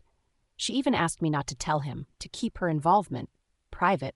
Why? Emily pressed, her disbelief clear. Because she wanted to let him go, I said, the realization settling in my chest. She was trying to make peace with his choice. Emily stared at me, her expression unreadable. And you accepted her help? My father was dying, Emily, I said quietly. The pack was gone. I didn't have a choice. Her face softened, understanding replacing her earlier anger. I swallowed hard, the memory of that car ride to the medical facility flooding back. How my father had questioned me, worried about the future consequences of accepting help from Caroline Redwood of all people. How I'd tried to reassure him, even though I barely believed my own words. Maybe Aaron and I aren't... My old words echoed in my head. Maybe the moon was just playing a cruel joke. Chapter 32. Pack Bonds and Pride. The memory of my father's recovery replayed in my mind as I sat quietly in the corner of Birch Tree Cafe. I could still hear the strain in his voice, the weight of our family's defeat thick in the air back then. Freya, my father had said, his voice remarkably steady despite his broken body lying in the hospital bed. His pale face had contrasted sharply with the strong Alpha he'd once been. We must repay Caroline Redwood for what she has done.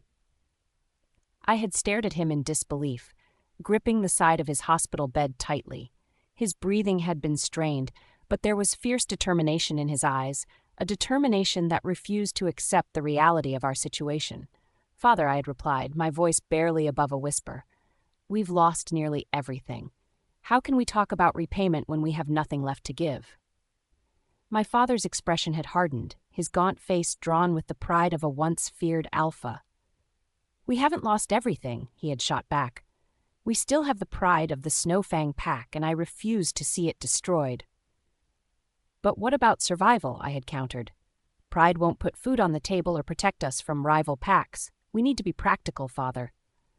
For a moment his expression had softened, as though he was seeing me not as his daughter, but as a wolf forced into responsibility far too early.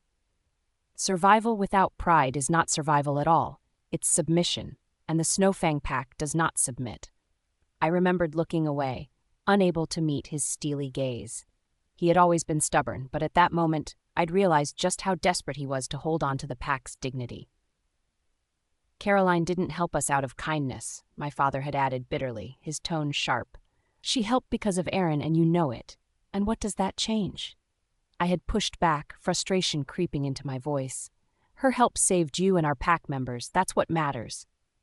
His weathered hand had reached out to grip mine, weak but firm. Freya, you don't understand. Every favor comes with a price. Caroline's act of kindness binds us. I'd fallen silent, unable to argue. Deep down, I had known he was right. Caroline's actions hadn't been selfless.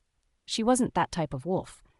But in those desperate times, with my father fighting for his life and our pack cornered, I hadn't had the luxury of questioning her motives. We can't afford to be in debt to her, my father had declared, his voice gaining strength. We rebuild on our terms, not hers. And then he said something that stayed with me. Pride may be all we have left, but that's enough to start again. Effort and time will rebuild us, not charity. I remembered that moment painfully well.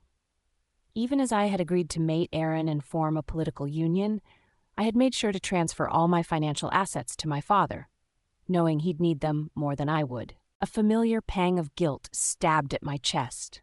I swirled the coffee in my cup without drinking, my focus shifting to the picture of Aaron and me on my phone screen.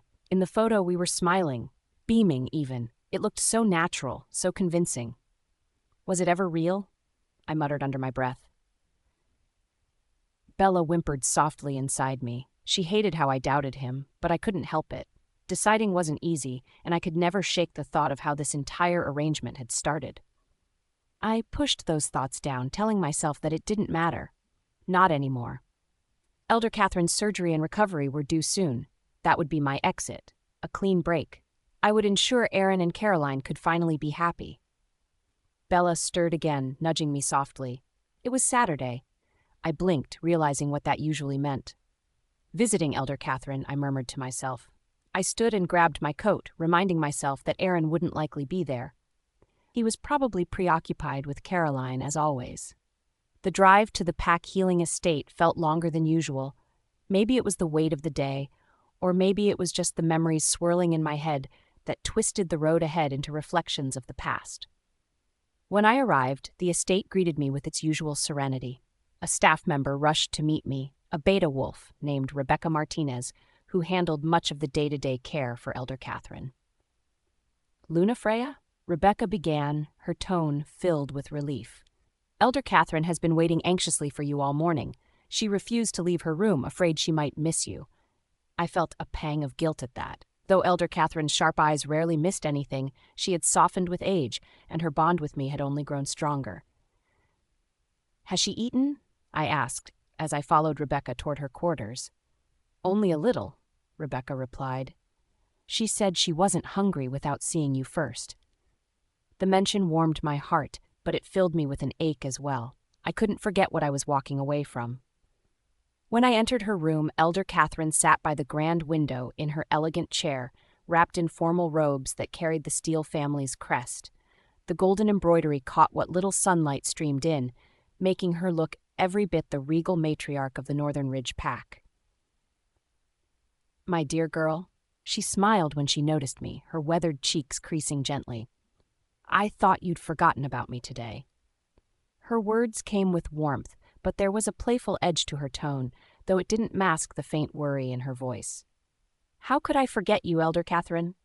I moved closer to take her extended hands, both of us sharing a moment of closeness that I had come to cherish. As soon as her hands touched mine, she frowned softly.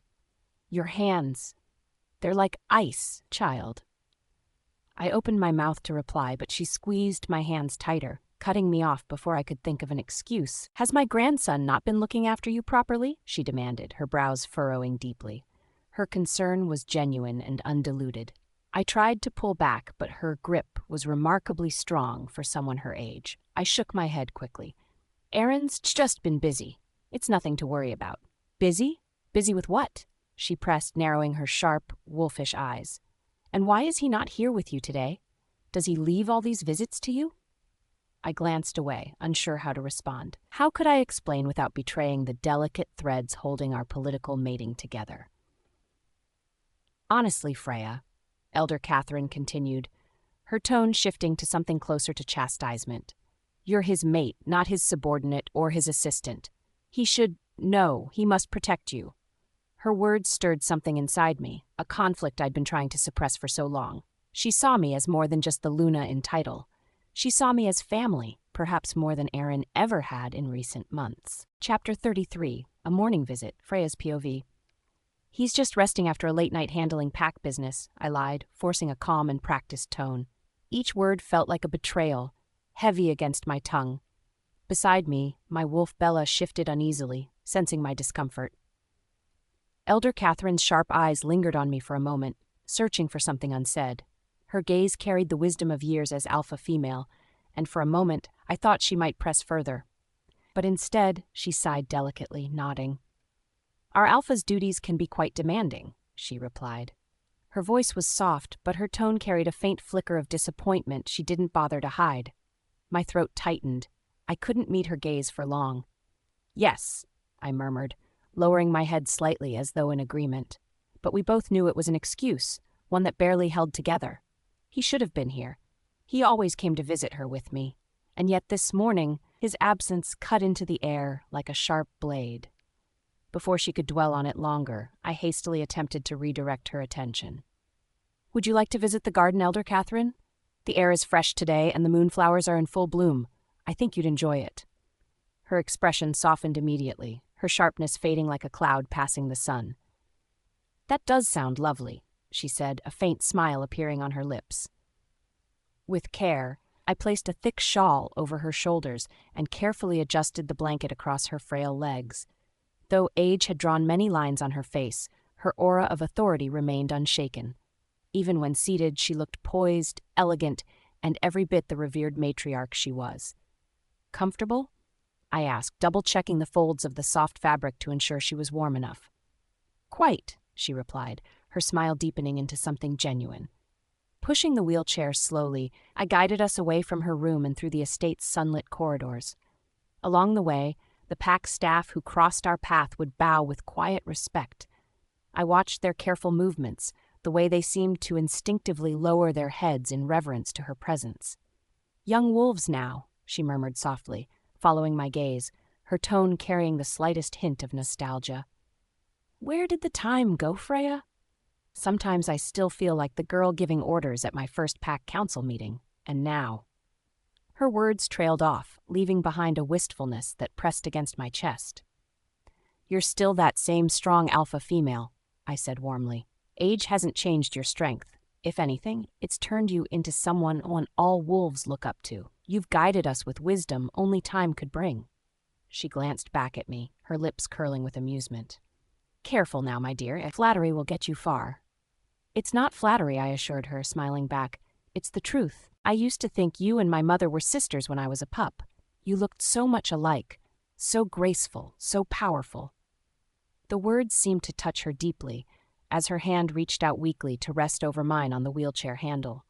For a moment, the lines of her face softened further, her heavy burdens momentarily lifting. "Your mother was an extraordinary she-wolf," she said, "and so are you, Freya."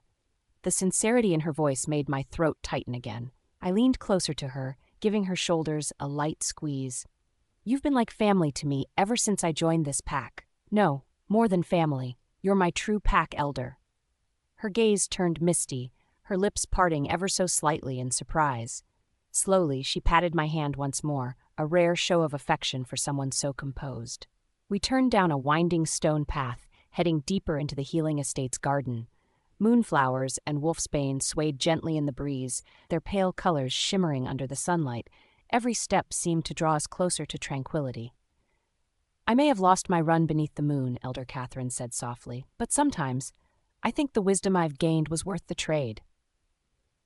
"You haven't lost it," I added quickly. "The moon still runs through you. It shows in every decision you make for the pack." She chuckled softly, her eyes twinkling. "Such thoughtful words, my dear. You always know how to lift someone's spirit." I was about to respond when a familiar scent caught me off guard, making Bella bristle immediately in the back of my mind. Strong cedar and grapefruit. I froze instinctively before turning toward its source. And then there he was. Aaron rounded the garden's wooden archway, his movements relaxed but deliberate.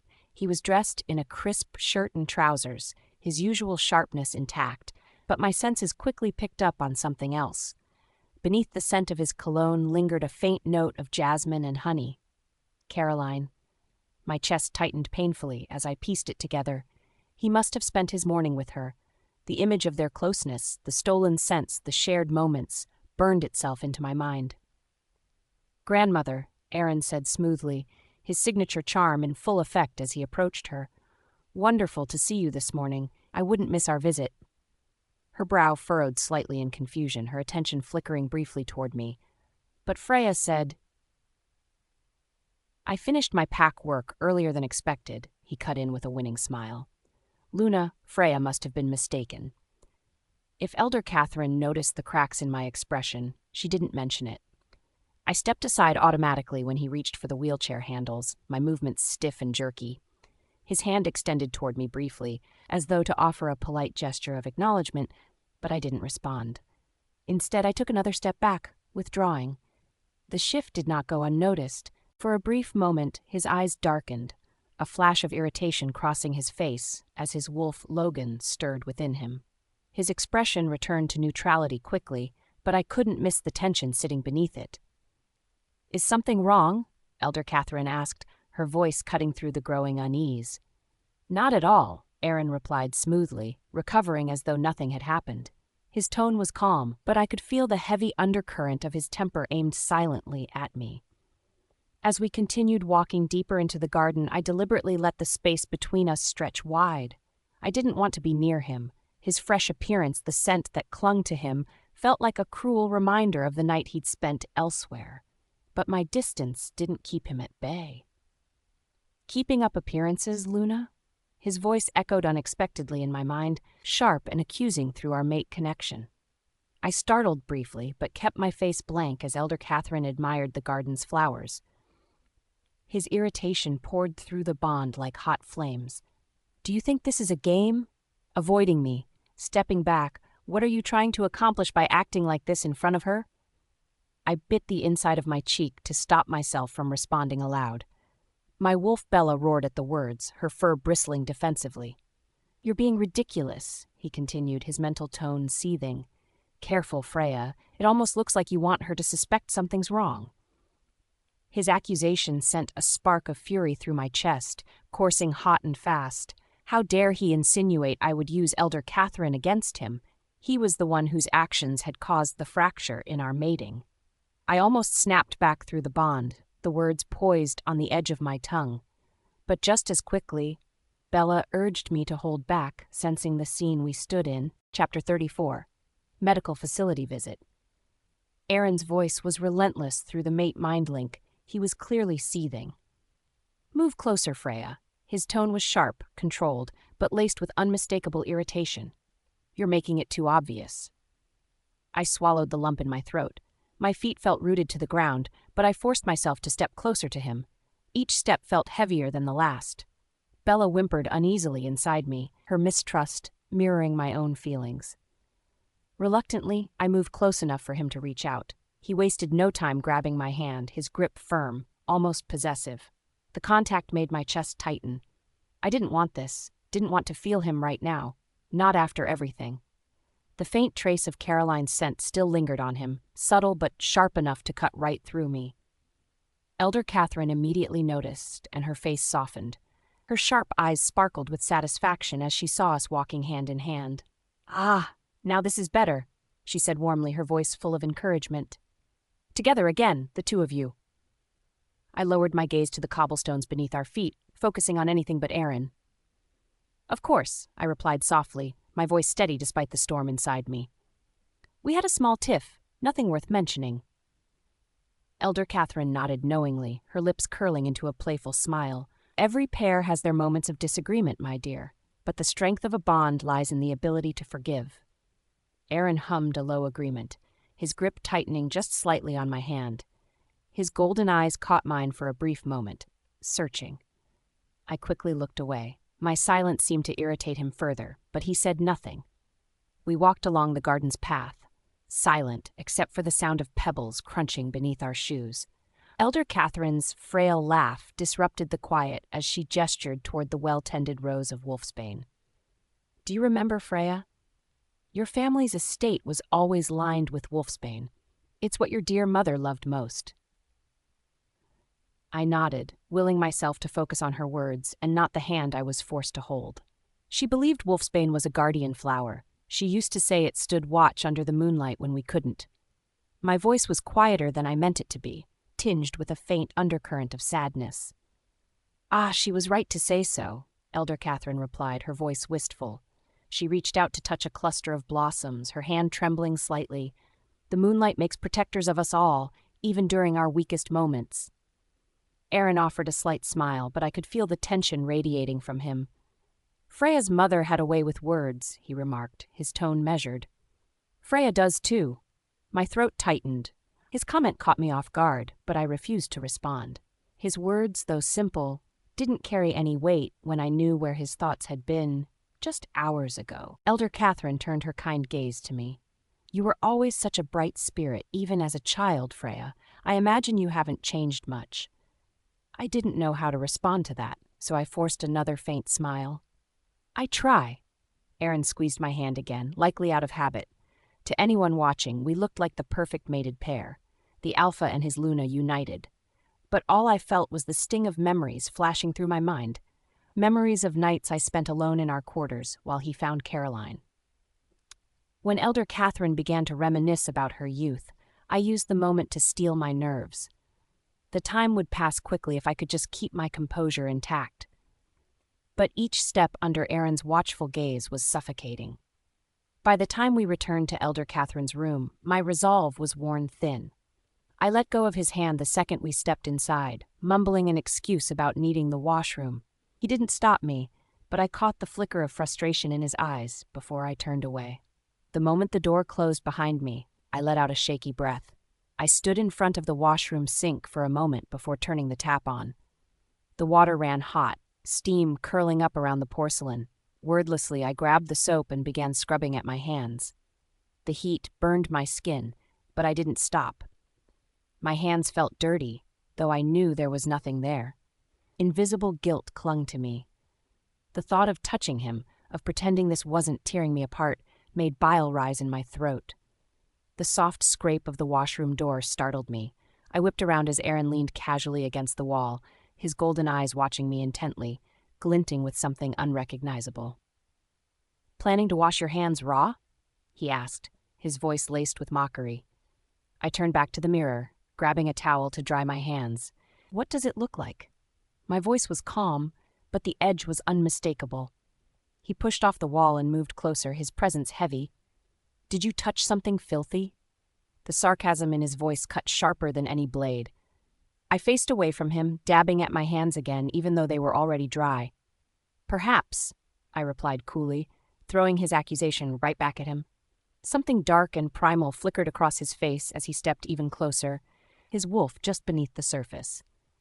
"What's the meaning of this, Freya? Why are you acting like this?" I didn't respond immediately. His scent, the faint reminder of where he'd been last night, was much too close. It filled the space around me, suffocating and invasive. When I finally spoke, my voice was void of emotion. "I don't know what you mean." His jaw tightened. I could see the hint of Logan's fury in the way his muscles tensed. "Don't play dumb with me," he snapped. "You've been avoiding me like the plague since you saw me." I placed the towel down neatly on the counter and turned to look at him. I met his heated stare, calm but unyielding. "If you're looking for an argument, Alpha, you won't get one from me." The title I used struck a nerve. His eyes narrowed, and his tone grew colder. "Don't deflect. This isn't about me. It's about you." "Of course it is," I replied, folding my arms. "It always is with you, isn't it?" His breath hitched, a barely perceptible reaction, but one that didn't escape my notice. He stepped closer quickly, his movement deliberate and dominating. His hand reached out and clamped onto my arm, firm but not harsh. "Why?" he asked again, his voice low and demanding. "Be honest for once, is it because you think I disgust you?"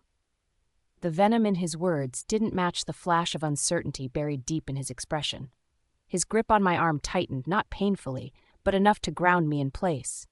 I refused to flinch. Instead, I met his furious gaze head-on. "You don't want the truth, Aaron," I said quietly. "Not really." His expression shifted into something between frustration and something else. He took a step back but kept his hand on my arm. "I deserve to know." The laugh bubbled up inside me before I could stop it. It escaped my lips, dry and humorless. "You'd like to think so, wouldn't you?" The vein along his temple throbbed as his grip tightened further. "Is it then? Do I disgust you?" I pulled back, and with some effort, he let my arm go. "Believe whatever you want. I'm too tired to argue." His lips parted to say something, but I brushed past him. I felt the heat of his glare as I walked out of the washroom and headed back down the corridor. He caught up with me before we reached Elder Catherine's room, grabbing my wrist this time. His touch burned like fire, but I didn't pull away. "Not yet." "I need to know something," he said, his voice quieter but no less intense. "Did you go to the Silver Moon Bar last night?" Chapter 35, Confrontations and Care. Aaron's golden wolf eyes narrowed, locking onto mine like a predator hunting prey. "Did you come to the Silver Moon Bar last night?" His voice was low but sharp, each word carefully measured, saturated with accusation. I met his gaze without flinching, though the tension between us felt suffocating. "Who told you that?" I asked, keeping my tone deliberately calm, as if the question didn't matter, but it did. His jaw tightened, the muscles flexing as a flicker of anger sparked in his eyes. He didn't answer my question, but I knew it wasn't rhetorical. He was baiting me, trying to gauge my reaction. My wolf Bella stirred within me, uneasy but staying quiet. "Chris called me about your condition," I said, choosing my words precisely. There was no softness in my tone, just cold certainty. "But no, I didn't come." Aaron's brow furrowed as he studied me. "Really?" His wolf Logan surfed just below the surface, its presence radiating distrust and irritation. I folded my arms across my chest. "I did consider sending Martha Wilson to check on you," I continued, my voice light as if I were discussing the weather. "But why bother? It was late, and I assumed your pack allies would be taking care of you." I offered him a small, faint smile. "I'm sure they've done it before, haven't they?" That faint smile tipped his barely controlled anger ever closer to the edge. "Your sarcastic little remarks don't suit you," he growled, his words like an audible snarl. Logan's displeasure seeped into his tone. I met his glare with a pointed stare of my own. Regardless, I didn't go. I let out a thin sigh, feigning exasperation. "Though I must say, it's touching someone thought I might care enough to rush to your side." Aaron's eyes glinted dangerously. I wasn't sure if his anger or his pride would explode first. "What's that supposed to mean?" Lowering my arms, I tilted my head at him, pretending confusion. "I'm asking one simple thing, Aaron. Have you told your pack allies the truth about us yet? Or are they just covering for you, trying to protect the illusion of the perfect mate bond?" His hand shot out, grabbing mine with a wolf's speed and strength. The grip was tight, too tight, and pain immediately raced up my arm. His control was slipping, fueled by Logan's flaring dominance. "Enough games, Freya." His eyes burned golden, his voice trembling with restrained fury. "We both know how hard you're trying to push me. What are you trying to prove?" I said nothing, staring at his hand squeezing mine with too much force. His grip was about dominance, not affection. My wolf Bella whimpered inwardly, wanting to snarl back, but I forced her to stay calm. After a moment of silence, I said evenly, "If we're going to keep up this farce, you should make sure your friends know the truth." It'd save them the trouble of calling me in the middle of the night, worried about their alpha's presumed caring mate. Aaron's wolf strength surged, and the bones in my hand warned of their limits as his grip hardened further. I clenched my teeth, refusing to show him the pain. I wouldn't let him see me weak now. His eyes flickered with conflict for a fleeting moment before anger surged again. Without warning, he flung my hand away like it had burned him. I stumbled back but stayed upright, refusing to stagger. He turned sharply and stormed off, his shoulders stiff and his steps hard, making the floor creak under the force of his strides. I stared down at my hand, watching it tremble slightly from the pain. A deep, red mark stood where his fingers had been. I inhaled and exhaled slowly, steadying myself. Bella growled softly within me, but stayed quiet as my mind ran through more pressing matters. These encounters would only grow more frequent. They had to. With our weekly visits to Elder Catherine, I would need to get used to this cycle of tension and veiled hostility. As I approached the wolf healer's office, the sound of two voices caught my attention. I slowed my steps, and my enhanced hearing picked up Dr. Anderson's familiar tone. "Her recovery rate is exceeding what we initially projected," he said, his voice both cautious and optimistic. "Assuming there are no further complications, we may be able to move the surgery up by 2 weeks." I didn't intrude, instead lingering outside the office just long enough to hear a few more acknowledgments between the staff and the healer. Satisfied this was progress for Elder Catherine, I turned to the hallway leading back to her chambers. On the way, Nurse Thompson crossed paths with me, holding a tablet filled with data. "Good evening, Luna Freya," she greeted, pausing to dip her head respectfully. "Did you manage to compile the data I requested?" I asked, forcing my tone back into the measured calm I needed to project. "Yes, everything is here." She gestured to the tablet she carried. Together, we ducked into a nearby sitting area for privacy where I examined the data. Bar graphs and numbers stared back at me, each detail meticulously recorded. Elder Catherine's meal intakes, her sleep patterns, and notes on her wolf vitals over recent weeks. You see, Luna, Nurse Thompson began, pointing at the charts. Her fluctuations in mood have stayed within a healthy range, both for her human side and wolf counterpart. There are no inconsistencies. I nodded slowly, carefully scrutinizing the charts. My intuition had picked up slight changes in her recent moods, but none of this corroborated those impressions. Perhaps I've been overly worried, I admitted after a moment. Still, I'll need these records printed out for future review. I'll prepare the document immediately, she assured me, bowing before leaving. I didn't linger. I needed to return. Elder Catherine's chambers were just down the hall, and as I pushed the door open, I stopped short at the sight of Aaron seated by her side. The two were speaking softly, her frail hand clasped securely in his. He smiled at her, genuinely smiled, and I felt a pang in my chest. For a fleeting moment, I saw the Aaron of my childhood. Not the Alpha, not the husband of political arrangement, but the boy who'd once swore he'd protect me. Bella whimpered quietly, but I shoved her emotions away. This wasn't the time. Aaron looked up as I stepped inside. Our eyes met briefly before I looked away, unwilling to reveal my inner turmoil. He didn't say anything, returning his full attention to Elder Catherine. I joined them, sitting on the other side of her chair. We played the perfect couple again, careful smiles and soft touches forming the facade we'd built for her sake. To anyone watching, we looked like two halves of a well-bonded alpha pair. As the sky darkened into evening, Elder Catherine clapped her frail hands together. Now, you two have spent enough time here. Go home and enjoy the night together. You should be taking time for yourselves, not hovering over an old wolf like me. Actually, I interjected, avoiding Aaron's gaze deliberately. I'm on leave from pack duties for now. I thought I'd take the opportunity to visit daily while I have the time. Her lined face brightened momentarily, but the smile quickly faded into something cautious, even worried. Oh no, dear, you shouldn't do that. A strong Luna like you doesn't belong spending too much time in a place for sick wolves. It's not good for your aura. Her words struck me harder than I expected. For a moment, I wasn't sure how to respond. Was she pushing me away for my sake, or for hers? Did she feel that keeping distance was necessary because of her condition, or was there something deeper in her words? Before I could muster a reply, Aaron smoothly took over. Grandmother, he said, with that practiced charm that came so easily to him, you're hardly sick anymore. Dr. Anderson says your recovery is going so well they might move up the surgery. You'll be back home before you know it. Chapter 36, Medical Records and Mate Tensions.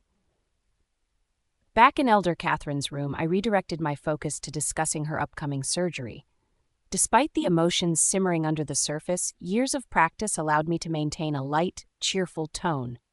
You've been taking the wolfsbane tea regularly, right? I heard it's been helping you sleep better, I said, placing a bouquet of fresh daisies on her bedside table. That's a really good sign for the surgery. Elder Catherine's face softened into a warm, genuine smile. Yes, Freya, it has helped some, but honestly, I think your visits help me rest even more. Being around you always puts my mind at ease. Her words made my chest warm, but I didn't want her to see my inner struggle. I smiled and straightened the flowers. Then I'll just have to visit more often, won't I? It might be the secret to you bouncing back even faster. You spoil me too much. Her chuckle was soft, but her voice held so much affection, I felt the weight of it settle in the room. Though I stayed composed, I could feel Aaron watching us. His gaze wasn't cold or filled with anger like before. For once, his wolf-metered golden eyes observed quietly, simmering with something closer to admiration? Or perhaps regret? I wasn't sure. Either way, I wasn't going to let it sway me. Besides, Elder Catherine, I added playfully, you deserve all the attention you're getting. Someone has to make sure the wisest wolf in the pack knows she's appreciated. Elder Catherine laughed again, but there was a slight catch in her voice, like she wasn't entirely convinced. And what about your responsibilities, Freya? A Luna's duties are endless from what I remember. Much more important things than an old wolf like me. I'm on leave from my pack duties right now, I reassured her quickly. So, for now, my job is to spoil you.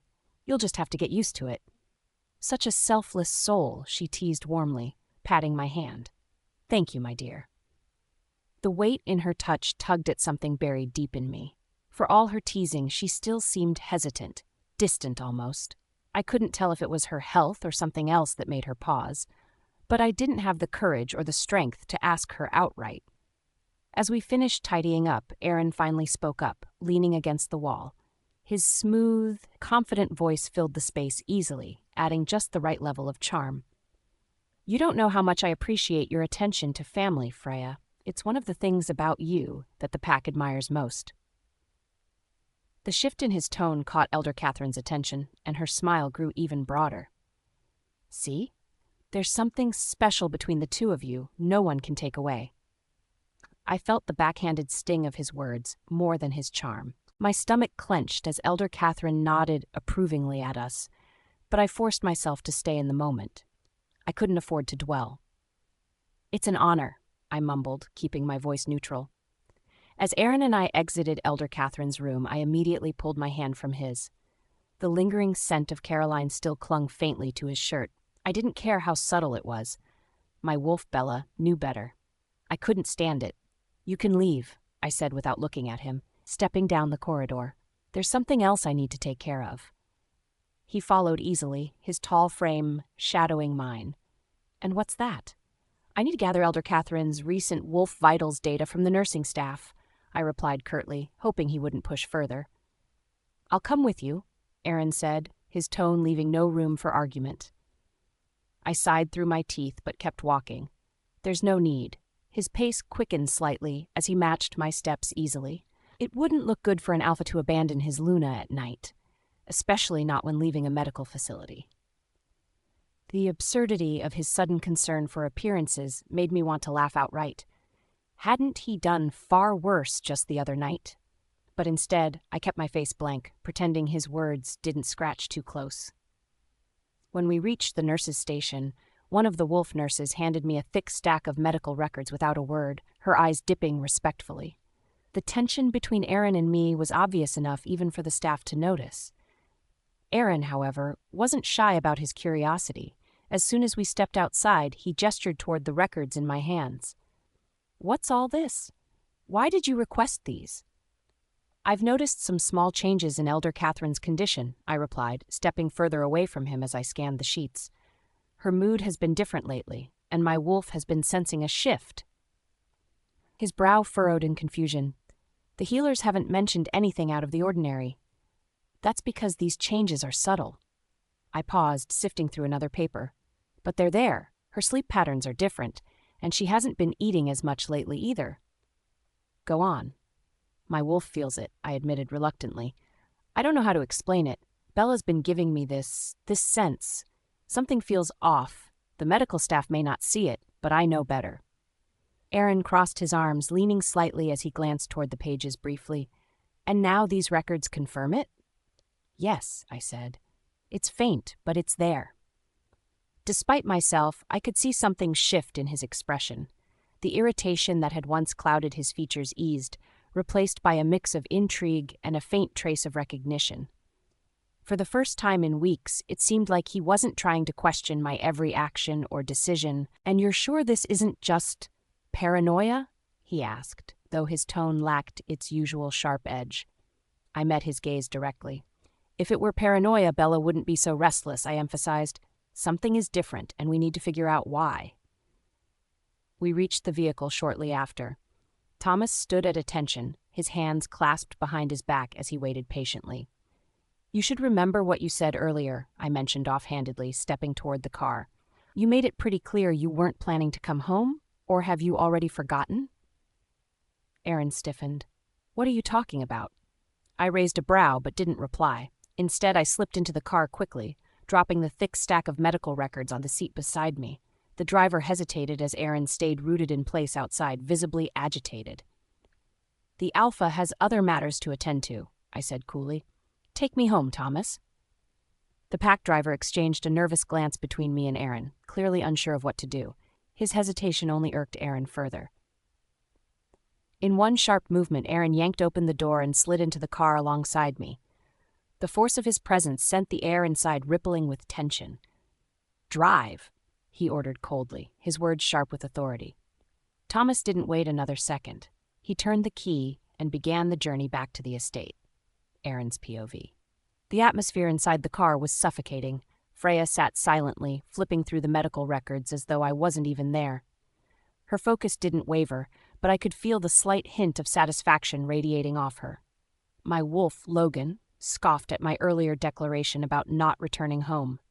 His instincts were eager to stay near Freya, no matter how much my human pride had been bruised the night before. "I'm curious," I said after a long stretch of unbearable silence. "Why didn't you just ignore those small changes if no one else noticed them?" Freya glanced up briefly, her expression still calm and unreadable. "Because I couldn't. That's not an answer." "My wolf doesn't let go of things that matter," Freya said pointedly, turning back to the data. "Elder Catherine matters, even if these signs end up being nothing." Logan stirred in agreement, satisfied with her explanation for some reason I couldn't entirely place. The regular hum of the car engine filled the void between us. I leaned back slightly, observing Freya's every movement as she busied herself with the pages. Her determination reminded me of the old Freya, fierce, unapologetically bold when it came to things she cared for. For a moment, the memory surprised me. Then, before I could think of anything further, I asked, "So what do you think we should do now about her condition?" Chapter 37. A Fragile Truce. "So," Aaron said, "you really think we should keep this from her?" "We shouldn't keep it from her," I corrected. "We should wait until it's necessary. Why cause her unnecessary anxiety? Let her recover as much as possible before we tell her the surgery might be moved up." He closed the folder and placed it on the seat between us, tapping a finger against its edge. "She has the right to know." "And what would telling her right now achieve?" I shot back, keeping my voice even. "She trusts us to make decisions that are best for her. What would be the point in making her lose sleep over something that may not even be a finalized decision yet?" His wolf eyes flashed briefly. He opened his mouth, likely to argue, but something held him back. Maybe it was the steadiness in my voice. Maybe it was the logic in my words. Or maybe it was the fact this wasn't about him for once. It was about her. "She's important to you," he said quietly. It wasn't a question. It was an observation, almost like he was trying to piece something together. "Of course she is," I answered simply. "She's family." That seemed to settle something in him. His shoulders relaxed slightly, the light in his golden eyes dimming to something calmer. For the first time in days, the tension between us eased. But peace with Aaron was fleeting. As soon as the discussion about his grandmother was over, the silence returned. Cold, heavy, unbearable. Thomas kept glancing at us nervously through the rearview mirror. I could see the confusion written across his face. He didn't understand our dynamic, and honestly, who could? We had spent the better part of 15 minutes working together like a normal, mated pair, only to sink back into a wall of icy distance. By the time the car stopped in front of the pack house, I'd had enough. I stepped out quickly, not waiting for Aaron. My heels clicked against the stone, each step sharp and purposeful. The pack staff milling around the house stopped to bow slightly as I passed, but I barely noticed them. Behind me, Aaron's steps were slower, more deliberate. He was always measured, always controlled. It was part of who he was. But I didn't need to turn back to know his gaze was fixed on me, assessing, as it always did. As I walked up the steps and disappeared into the house, the faint whispers of the pack reached my ears. Even with my heightened hearing, it didn't take much effort to catch their words.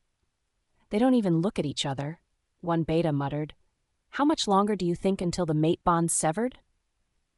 "Don't be an replied another voice, hushed but firm. "True mates don't break that easily. It's just a bad phase." I clenched my fists at my sides. Of course they were talking. They always talked. A mated Alpha and Luna at odds wasn't just gossip. It was a spectacle, something for everyone to analyze and dissect.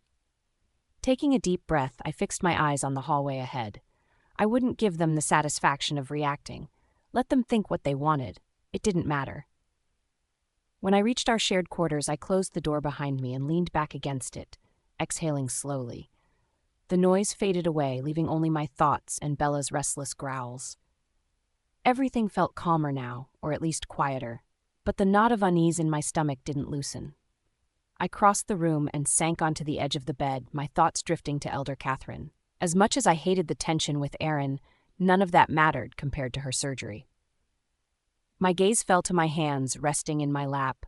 I traced the faint lines along my skin, thinking about the choices I'd made.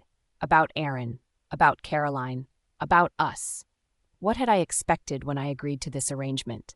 That it would be easy? That feelings wouldn't get involved?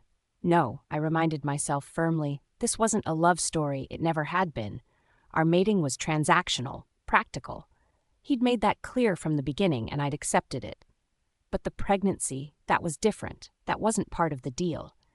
And if he had truly told Caroline about it before speaking to me, I bit the inside of my cheek, my fingers curling into my palm. No, now wasn't the time to think about that. For now, I needed to keep Bella calm. For Elder Catherine's sake, we needed to maintain some semblance of peace. Bella growled softly in agreement, but retreated to the back of my mind, uneasy but compliant. I lay back on the sofa, a book in my hand, and let sleep pull me under. When I pushed open the door to our quarters, I saw her. She was curled on the sofa, her body half hidden by a throw blanket. The book in her hand had slipped loosely to her side as her chest rose and fell in the slow rhythm of sleep. My steps faltered for a moment. Something about seeing her like this, so peaceful, did things to me I didn't fully understand. Logan stirred inside me, his restless energy more curious now than annoyed. For once, there was no coldness in her expression, no guarded tone, no sharp words, just quiet, unspoken vulnerability. Her eyelids fluttered open briefly, revealing those violet eyes that had always caught me off guard. But her gaze didn't linger on mine. It shifted quickly, her walls snapping back into place as if she'd remembered who I was. "Finished in the bathroom?" I asked, my voice steady. She nodded once and mumbled, "Yes," before rolling onto her back, the blanket pulled snug around her legs. Logan huffed at the one-word reply, but I said nothing more, disappearing toward the bathroom. When I came out, the faint light of the reading lamp caught my attention. Freya was now on the bed, her back propped against the headboard, but the book remained closed in her hands. She was asleep again, her features softened by the calm of unconsciousness. I stopped in the doorway, staring quietly. I told myself it wasn't on purpose, but my gaze was drawn to her. The way the faintest shadow of a smile seemed to play on her lips, even as she slept. The way her lashes curled against her pale cheeks, motionless yet captivating. Logan stirred again, his golden energy rippling slightly through my chest. He liked this. He liked seeing her like this. I stepped closer. The room was quiet enough for me to hear the steady rhythm of her breathing, the occasional flutter of her heartbeat. Standing beside the bed, I let my gaze trace the gentle curve of her face, the stubborn jut of her chin. It drew me in, and before I realized what I was doing, my hand reached out on its own accord. My fingers barely brushed against her brow, the faintest touch, before I grazed the edge of her eyelid. For a moment, I forgot where I was. Forgot why this particular woman, my mate, constantly vexed and intrigued me. But then she stirred. Her soft exhale startled me back to my senses, and I jerked my hand away as though I'd been caught stealing something. I cursed myself silently, taking a hasty step back, just as those violet orbs blinked open. I woke to find Aaron standing unusually close, his expression caught somewhere between surprise and guilt. My grogginess faded instantly as my eyes narrowed at him. "What are you doing?" My voice was husky with sleep but edged with suspicion. His features smoothed into an unreadable mask, as they often did when he didn't want to be caught off guard. "Just checking to see if you were asleep." I stared at him for a moment, unsure if I believed him. But what other reason could there be? Shaking my head, I instinctively touched the closed book on my lap. "I'm tired," I said, my tone neutral again. It wasn't a lie. I was exhausted, both physically and emotionally. As I closed the book and placed it on the nearby nightstand, Aaron's golden eyes followed the motion. His gaze lingered on me longer than usual, unspoken questions brewing within them. "Are you still?" he began, his voice trailing off. But I cut him off before the sentence could take shape. "We should call a truce," I said suddenly. He blinked, his face unreadable. "A truce?" "Yes." There was no hesitation in my tone now. "What do you think?" His brow arched slightly, his interest clearly piqued. And what exactly does that mean? Chapter 38, A Fragile Truce. For Elder Catherine, I repeated firmly. My voice didn't waver, but inside, my stomach twisted itself into knots. This needed to stay clear, professional, impersonal. There could be no misunderstanding. We do this for her sake. We can't afford to mess this up right now. Aaron's golden wolf eyes were fixed on me, unblinking. His jaw was tight. I could feel the weight of his stare, the way he was trying to read beyond the words I had just spoken. "And what exactly are you suggesting?" he asked after a long pause. His tone was calm, but I could hear the tension beneath it.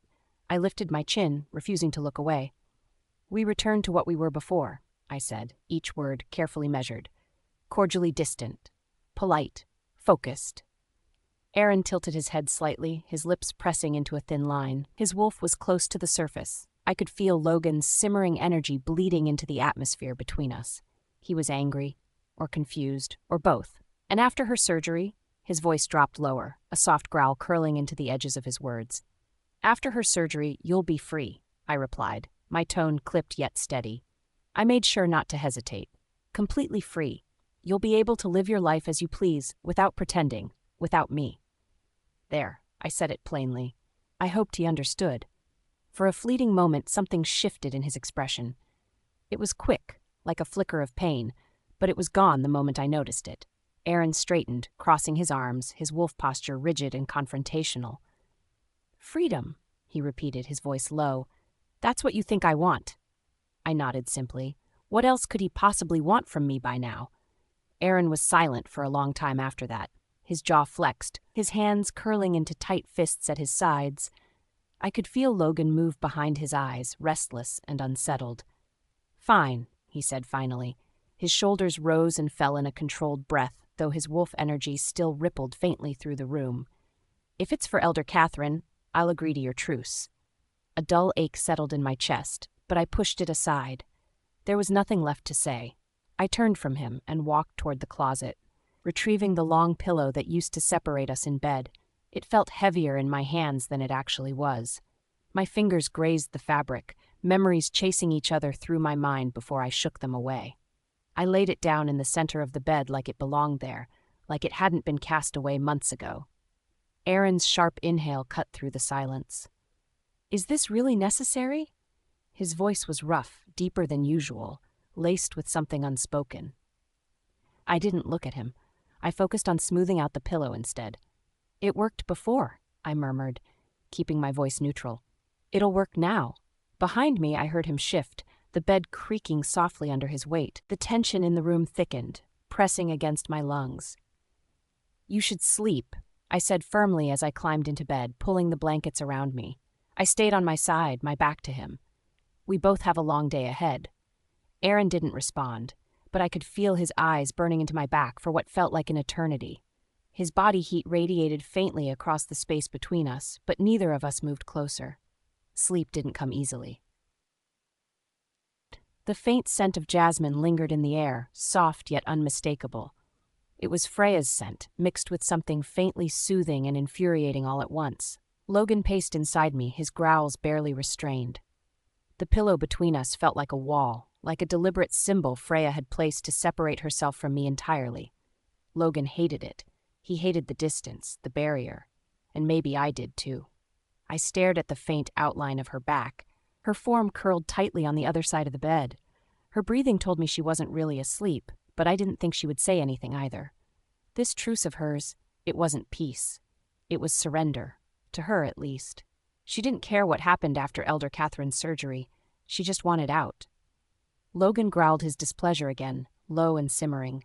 My mind wandered, picking through the words she had said earlier. "You'll have your freedom." She said it like I was trapped, was I? No, this was her choice, wasn't it? She was the one drawing these lines. She was the one pretending this didn't matter. After what felt like hours of lying awake, I sat up abruptly. Freya didn't stir. Her stillness annoyed me almost as much as her words had earlier. I ran a hand through my hair, shaking off the restless tension building in my chest. I hated this. I hated the silence. By dawn, I was still wide awake, frustrated and hollow.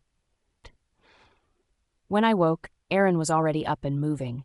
His sharp features looked even more tense than usual, His golden eyes shadowed by exhaustion, he clearly wasn't hiding well. "You," I started, hesitantly holding up a hand. "Your tie isn't straight. Let me fix that." I stepped closer instinctively, reaching for his collar. For a moment, he just stared at me, his eyes unreadable. Then, as my fingers barely grazed the edge of his tie, he stepped back abruptly. "Don't act like you care," he snapped, his tone cutting. "We're alone. You don't need to put on a show for the staff." I froze mid-reach, my expression faltering before I quickly masked it. He was right. Of course he was. I should have known better than to offer anything that strayed outside the limits of our truce. "Of course," I murmured softly, retracting my hand. Without another word, I turned on my heel and left the room. My chest tightened as I descended the stairs, the echoing sound of my footsteps drowning out whatever emotions threatened to bubble up. The pack house was already alive with activity. Omegas and betas bustled about, their hushed whispers following me as I entered the dining area. The moment Aaron walked in, silence rippled through the room. His alpha aura burned cold, unsettling anyone within its radius. Every wolf within earshot lowered their heads slightly, careful not to meet his gaze. He slid into the seat next to me without a word. The tension laced in his movements was impossible to ignore.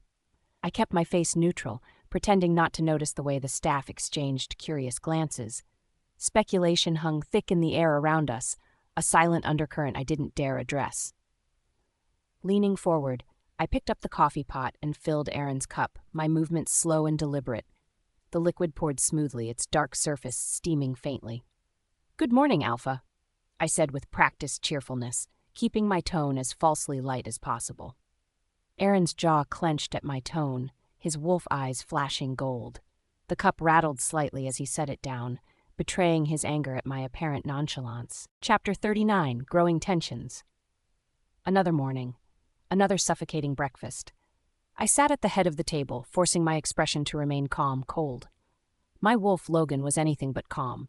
He paced inside me, restless and unpredictable, his claws scraping at the edges of my control. Freya sat beside me, graceful as always. Her every movement spoke of poise and perfection. She poured my coffee like it wasn't a reminder of what we had lost. No, what we never had. The small, measured sound of liquid filling the cup felt louder than it was. "Thank you, Luna," I said, keeping my voice even. She smiled softly, that fake, polite smile I had grown to hate. "Of course, Alpha." Her tone was light, but it cut deep. She was going through the motions like we were actors on a stage, yet I felt it. The distance, the wall. The pack staff moved around us, their eyes sneaking glances when they thought I wouldn't notice. Their whispers were barely audible, but I knew what they saw. They saw a mate pair sitting close, exchanging polite words. To them, we looked united, reconciled. If only they knew the truth.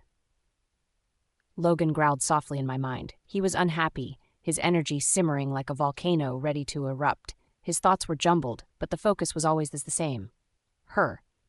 My hand tightened around the coffee cup. The ceramic was warm, almost soothing against my fingers, but it couldn't calm me. Nothing seemed to calm me these days. Freya didn't glance my way. She didn't even pretend to look at me unless absolutely necessary. She sat there, pouring herself a cup of tea, her movements slow and steady. "Another full day at the medical facility, Luna?" Martha Wilson, our pack house manager, suddenly asked, breaking the silence. Freya smiled at Martha, a genuine smile this time. It was small but real. "Yes. Elder Catherine likes having company. I think it helps her mood." Martha glanced at me, then back at Freya. "You've taken such great care of her. The pack appreciates it." I said nothing. Logan growled louder, his thoughts clear to me even without words. Why does she give them her smiles, but never us? The staff moved in and out of the room, clearing plates and refilling drinks, casting curious glances our way. I knew what they were thinking. "Do you need anything else, Alpha?" one beta softly asked from the doorway. I shook my head sharply.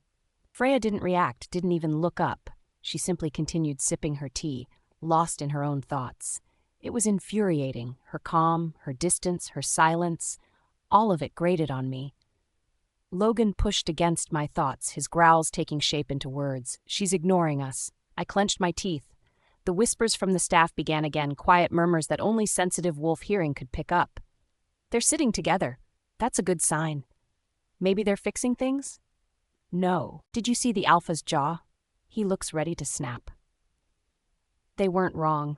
Logan's claws scraped harder now, his frustration feeding into mine. But I kept still, my face betraying nothing as the breakfast dragged on.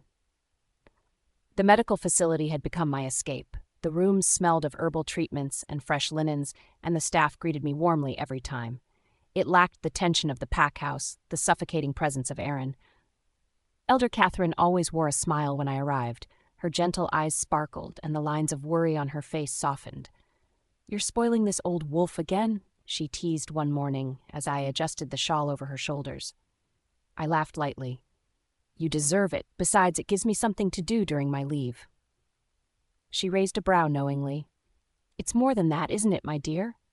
You have a good heart. Always have." I didn't respond, quickly turning to arrange the vases on her bedside table. My hand, almost unconsciously, drifted to my stomach. The cub, a small, fragile life growing within me. My heart softened at the thought. Over the past few days, everything I felt about this pregnancy had shifted. I no longer saw it as a burden. Through the faint bond forming between us, I could sense the cub's presence, its energy. Bella, my wolf, purred contentedly, urging me to strengthen that bond. "Hello, little one." I whispered inwardly, reaching through our developing connection. It was almost instinctive now, this need to communicate with the tiny life inside me. I let my fingers linger on my stomach for a moment. A warmth spread through me, soothing, reassuring. Elder Catherine's voice pulled me back to reality. "What are you thinking about, Freya?" I forced a smile, turning back toward her. Just enjoying this moment. The peace was fleeting, of course. My phone vibrated against the table, breaking the stillness. Glancing at the screen, I saw her name, Caroline Redwood. Bella immediately bristled, growling low in my mind. Everything about Caroline put her on edge. Taking a steady breath, I brought the phone to my ear. "Caroline," I greeted, keeping my tone neutral. There was no warmth in her voice. "We need to talk, Freya." I pressed my lips together, already anticipating her angle. "I know why you're looking for me," I said firmly, "but I've made my decision, and I'm not changing it. There's no need for us to meet." She chuckled lightly, but the sound was devoid of amusement. "Are you sure about that?" "You owe me, Freya. Don't forget who stepped in during the Snowfang Pack's fall." My fingers gripped the phone tightly, the underlying threat in her words clear. "What do you want?" "Meet me. The moon's shadow. Tomorrow," she commanded, her voice sharp. I didn't agree immediately. My heart raced, Bella snarling in the back of my mind, but I could already feel myself caving under the weight of her manipulation. "Fine," I said through clenched teeth. The line went dead. The moon's shadow was quiet when I arrived. Dim lighting and rustic decor created a space that felt oddly neutral despite the tension. Jack Thompson, the owner and a beta wolf from River Creek Pack, approached me. "Luna Freya," he greeted respectfully, his deep, scarred voice surprisingly soft. "Can I get you something? Perhaps our special herbal blend? It's safe for your condition." His gaze briefly flickered over my stomach before meeting my eyes again. I hesitated but nodded. That would be fine. He returned moments later with a steaming cup of tea. There was an unexpected gentleness in the way he placed it before me, careful, almost considerate. "Thank you," I said softly, unsure what to make of him. Caroline arrived shortly after, stepping into the cafe like she owned it. Her perfectly styled hair and designer clothes screamed confidence, but her eyes betrayed something colder. She glanced between Jack and me, an amused smile tugging at her lips. "I see Jack's already taking good care of you." I stayed silent, nursing the tea he had prepared for me. Caroline crossed her arms, tilting her head. "You know, he'd make an excellent mate once your bond with Aaron is severed." Her words hit like a slap, and Bella snarled furiously in my mind. My wolf pushed against my control, her instincts roaring. "Caroline," I said, my tone icy, "does my debt to you give you the right to dictate my future mate?" She raised her hands, feigning innocence. "Relax, Freya. It was just a suggestion." I stared at her, my anger simmering beneath the surface. She was playing her usual games, but this suggestion felt more pointed, more deliberate. "You're only being nice," I said coldly, "because you think I don't deserve your kindness." Her expression hardened, the mask of sweetness slipping. "I thought you were a good wolf," she shot back, "even if not particularly bright, but you're just ungrateful." The insult landed, but I refused to react. I simply met her gaze, unflinching. At least this is less fake, I retorted, each word deliberate. The air between us grew heavier, the thin veneer of civility cracking. Her next words came sharp and direct. You need to terminate that cub. The words hit harder than her earlier insult. My grip on the teacup trembled slightly, Bella roaring inside me, her fury unmatched. You called me all the way here for this? I asked, my voice low but shaking with anger. That cub, she spat, is a threat to pack stability. It's a life. My response was immediate, defensive. She leaned closer, fire burning in her dark eyes. Unless this is exactly what you're planning. What are you talking about? My own anger surged, barely contained. She narrowed her eyes, her lips curving into something between a sneer and a smirk. You think I don't know what you're planning? Chapter 40. A Desperate Agreement, Freya's POV. You need to understand, Freya, Caroline said, her voice sharp and insistent, leaning forward slightly. Her usually calm tone was laced with frustration now. This pregnancy, it complicates everything. I pulled back slightly, but kept my gaze on hers, cold and unwavering. My hand moved instinctively to rest over my stomach. I felt Bella stir defensively inside me, her presence a reminder of my resolve. My wolf cub is not up for discussion, Caroline, I said evenly, though my tone carried the weight of finality. Caroline's lips pressed together in a thin line. Her fingers tapped the edge of the table, betraying her inner agitation. Think about the pack, about Aaron, she pressed, her voice dropping as if she wanted to sound reasonable, but it felt more manipulative. Her words hit a nerve, but I stayed composed. The decision about my cub, I said firmly, my voice rising just a little, is mine and mine alone, not yours, not Aaron's. Caroline's eyes darkened, her perfect composure beginning to Freya, you're being short-sighted. This isn't just about you. Aaron's reputation as Alpha King, his leadership, it could all be questioned. I didn't back down. And that's my cub's fault, is it? Aaron's leadership rests on his actions, not on my child. She stared at me for a long moment, then shook her head, looking disappointed or at least pretending to be. You're being stubborn, she muttered. Her tone shifted, this time tinged with frustration. After everything I've done for you, you owe me. The words cut, and I clenched my jaw. I tightened my grip on the table but forced myself to stay reasonable. I acknowledge that debt, I said, my voice lower but steady. I locked my gaze with hers. You helped when my pack was cornered. You gave me and my father a chance when no one else would.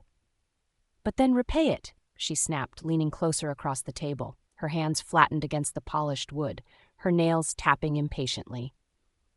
I will, I said sharply, cutting her off. I straightened, refusing to let her bullying demeanor affect me. I'll repay it however you see fit, but not at the expense of this cub. Do you understand me, Caroline? Caroline inhaled sharply, her expression hardening even more as she realized her demands weren't swaying me like she'd hoped. You're making the wrong choice. Her voice dropped, a low, almost threatening tone. I met her challenge head-on, my resolve crystallized in that moment. Maybe in your eyes I am, but it is my choice nonetheless. For a moment, she looked as if she might lash out or say something that would push this confrontation into more dangerous territory. Then, slowly, she leaned back in her chair and crossed her arms. Her eyes flickered with calculation, the wheels turning in that manipulative mind of hers. Then perhaps, she started carefully, her tone smoother now but no less sharp, we can come to a different arrangement, one that satisfies both of us, if you're so determined to go against my advice. An arrangement? I echoed suspiciously. Her lips curved into a small, practiced smile that I didn't trust for a second. She reached into her designer handbag, her movements careful and deliberate. She pulled out a sleek leather folder and laid it on the table with a soft thud. What is this supposed to be? I asked, narrowing my eyes at her. A way to protect everyone's interests, she said smoothly, though there was an unmistakable edge to her tone. The timing couldn't have been better. Just as Freya hesitated, her defiance softening momentarily with curiosity, Sarah Mitchell, a waitress at the Moonlight Cafe, approached with a steaming glass of milk balanced carefully on a serving tray. Sarah placed the drink gently in front of Freya and dipped her head respectfully. Special blend for pregnant wolves, Luna Snow, Sarah said softly, her human voice meek yet polite. I forced a soft smile and gestured toward the glass as it glistened faintly under the cafe's dim lighting. I ordered that for you, I said, my tone laced with feigned warmth. Taking care of yourself is crucial, Freya, especially in your condition. Freya blinked, momentarily caught off guard. I could see she didn't trust me, though. She kept her guard up, and Bella likely mirrored her silent growls. Still, she nodded stiffly at Sarah before thanking her. Once the waitress moved away, Freya brought her attention back to the folder I had placed before her. Her violet eyes scanned the leather-bound item with suspicion before flicking back toward me. What kind of arrangement are we talking about? Her tone was sharp, her distrust hanging heavily between us. I slid the document across the table slowly, holding her gaze as I did. Take your time. Read through it thoroughly. This isn't something to skim over. While she focused on the papers, her brows furrowing slightly as she scanned the heady legal language within, memories clawed their way back into my mind. I couldn't help it, not as I sat there watching her, so resolute yet still clearly vulnerable in her own way. My mind went back to that day, the rival pack attack. Everyone looked up to me after that, saying I had saved Aaron, that I had been brave. But the truth was that Freya had been the brave one. She had faced down those wolves when I could barely stand without shaking, and yet here I was, seated across from her once again, controlling the narrative. She didn't even seem to remember what really happened that day. She would never know how much her bravery had contrasted with my own fear. I pressed down on the pang of old humiliation, focusing instead on the power I now held. Everyone believed I was Aaron's savior. That would never change, and Freya wasn't going to take that title or anything else from me. Well, I asked finally, masking my emotions under a calm facade. Do you have questions? I wasn't halfway through the agreement when one particular section caused me to pause. My eyes traced over the carefully worded clause, and my frown deepened. Why, I said slowly, lifting my gaze toward Caroline, why can't I mention the cub to Aaron? For the first time, her composure slipped. It was brief, just a moment of hesitation flaring behind her eyes before she recovered. It's for your own good, she said smoothly. She said, her hands in front of her as if she were trying to seem more approachable. Aaron can be complicated when it comes to matters like this. Complicated? I echoed, not buying her excuse. I felt Bella stir restlessly in the back of my mind, her growls growing louder. Caroline sighed quietly, as if dealing with an unruly child. Listen to me, Freya. Aaron might be friendly enough toward you now, but another wolf's cub. She trailed off pointedly. A coldness ran through me. Another wolf's cub, I repeated, my voice low. Face it, Caroline said bluntly. He would resent it. And she stopped herself, carefully choosing her words as she straightened. I only want to protect both of you from unnecessary hurt, complications. I let out a bitter laugh. Protect me? And how would this protect my cub? Or you, for that matter? She inhaled sharply, straightening in her seat. Her perfect nails tapped against the table's edge again, a sign she was grasping for control. Aaron might feel obligated, she said carefully. He might try to claim pack rights over the cub, a move that could destabilize everything. Her words twisted in my mind like a snake, coiling tighter and tighter. My initial anger fought with a brief flicker of doubt. What if, just what if, she was telling the truth?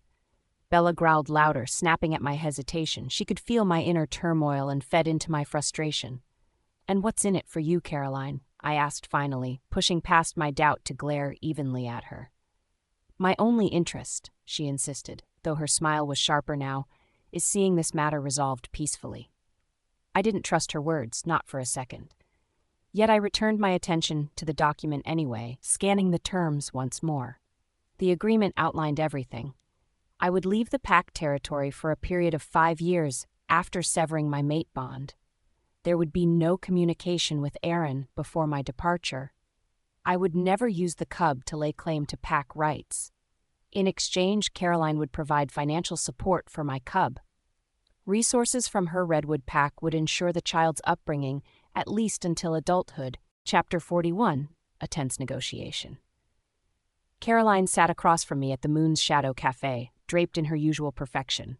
Her designer coat hung elegantly over her shoulders, and her makeup was pristine, not a smudge out of place.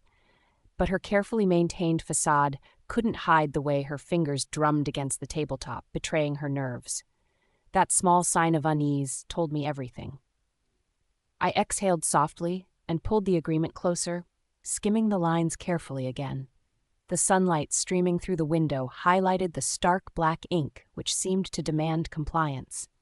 Bella, my wolf, stirred uneasily inside me, her instincts prickling at the tension. "You've read it enough," Caroline said, her voice clipped yet measured. She leaned forward slightly, trying to regain that commanding presence she was known for. "Surely, it's not a difficult choice. I didn't look up from the document. I'm making sure I fully understand what I would be signing." Her lips pressed into a tight smile. "There's nothing complicated. It's straightforward. Fair." "Fair," I murmured, letting the word hang in the air. My gaze flickered to her hands. Her nails were manicured to perfect sharp points, but her tapping fingers betrayed everything: her nerves, her impatience. It made me wonder why she was so desperate. "You're tapping," I pointed out casually, leaning back in my chair to observe her reaction. She immediately stilled her fingers, folding them deliberately in her lap.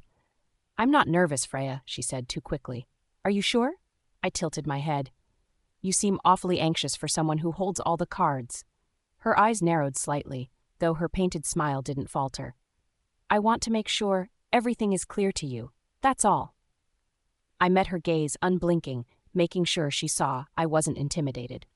With a soft hum, I turned my attention back to the agreement. I heard her exhale quietly, as if suppressing her frustration. "Take your time," she continued after a moment, though the tightness in her voice suggested she wanted anything but that. "This is for your benefit as much as it is for the pack's stability." I made no effort to rush. The document was straightforward, as she said, but the terms weren't exactly small matters. I would leave Northern Ridge Pack territory for 5 years. I would avoid any contact with Aaron before my departure. And I would have no claims tied to my cub when it came to pack rights. It all aligned with what I'd already decided, except for the small detail of settling in a specific pack territory. I hadn't made that choice yet, and her rush didn't sit well with me. The more she pushed, the more my instincts raised their guard. "It's generous of you to ensure financial support from Redwood Pack Resources," I finally said, my voice neutral. Caroline exhaled sharply, her shoulders relaxing slightly as though she hoped my words meant I was falling into her game. "It's the least I can do," she said smoothly, her smile tightening. "The cub," her voice shifted faintly before she caught herself, "it deserves proper care." A small ember of irritation flared in my chest at her calculated tone. Bella bristled slightly, urging me to tread carefully.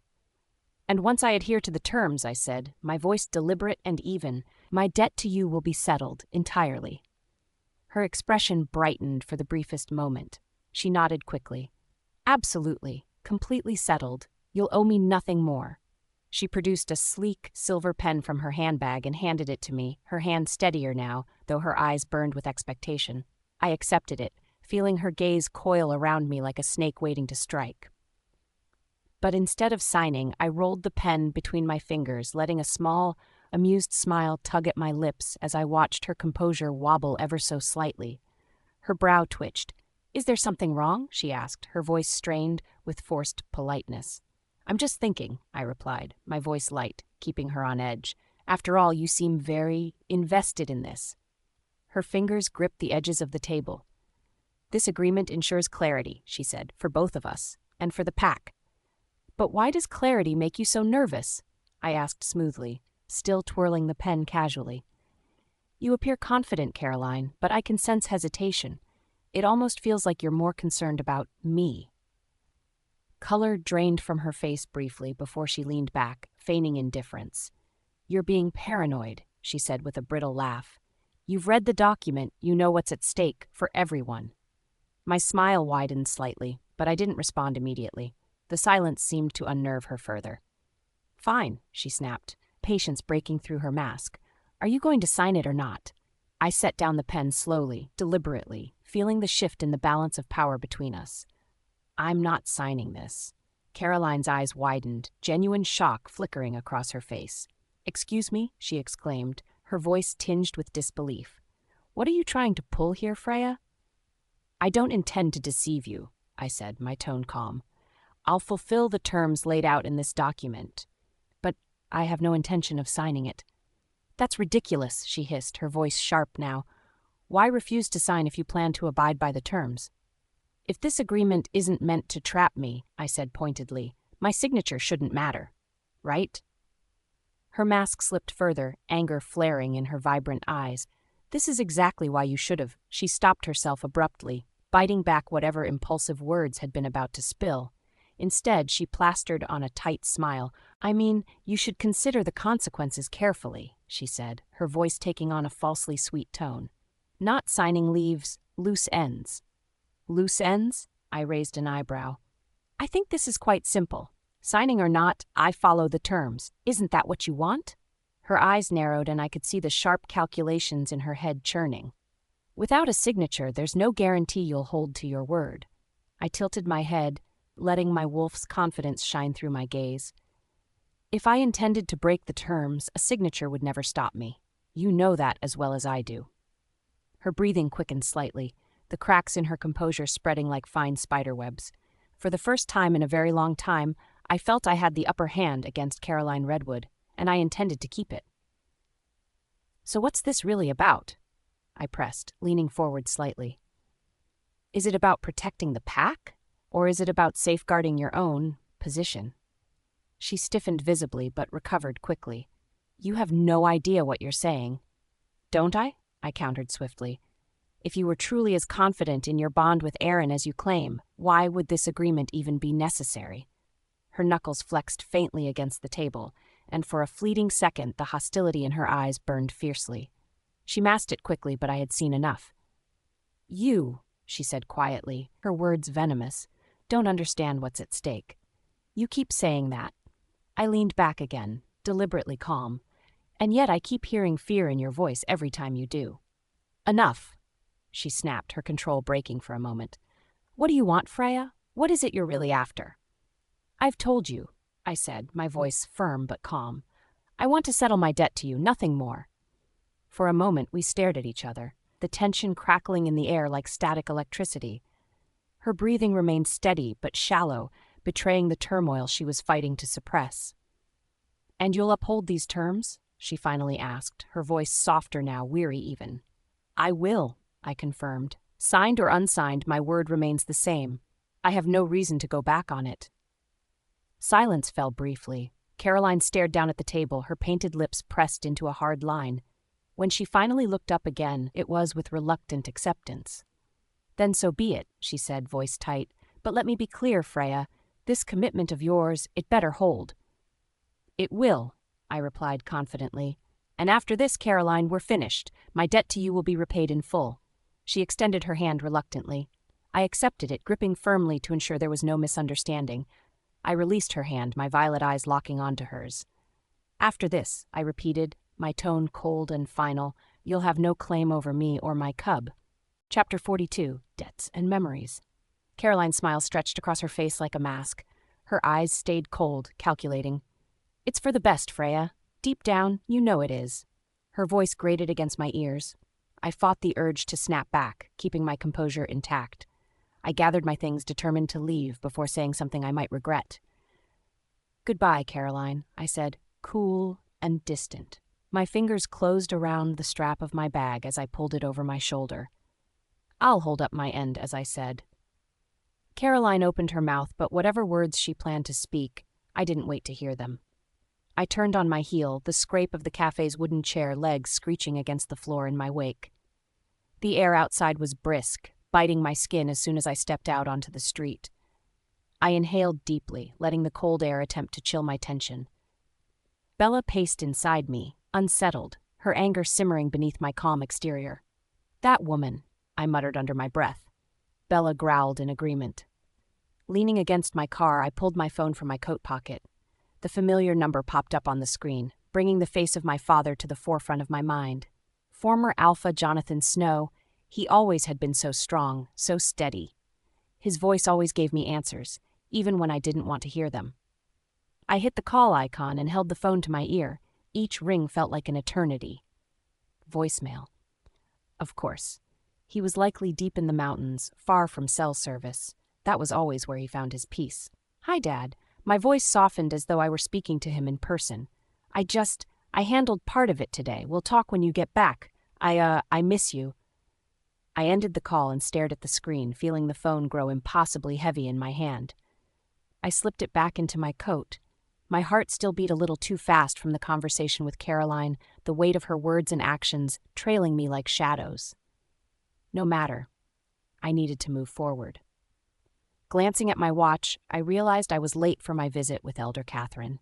The idea of her waiting for me, wondering where I was, pushed me into action. The drive to the medical facility was quiet but tense.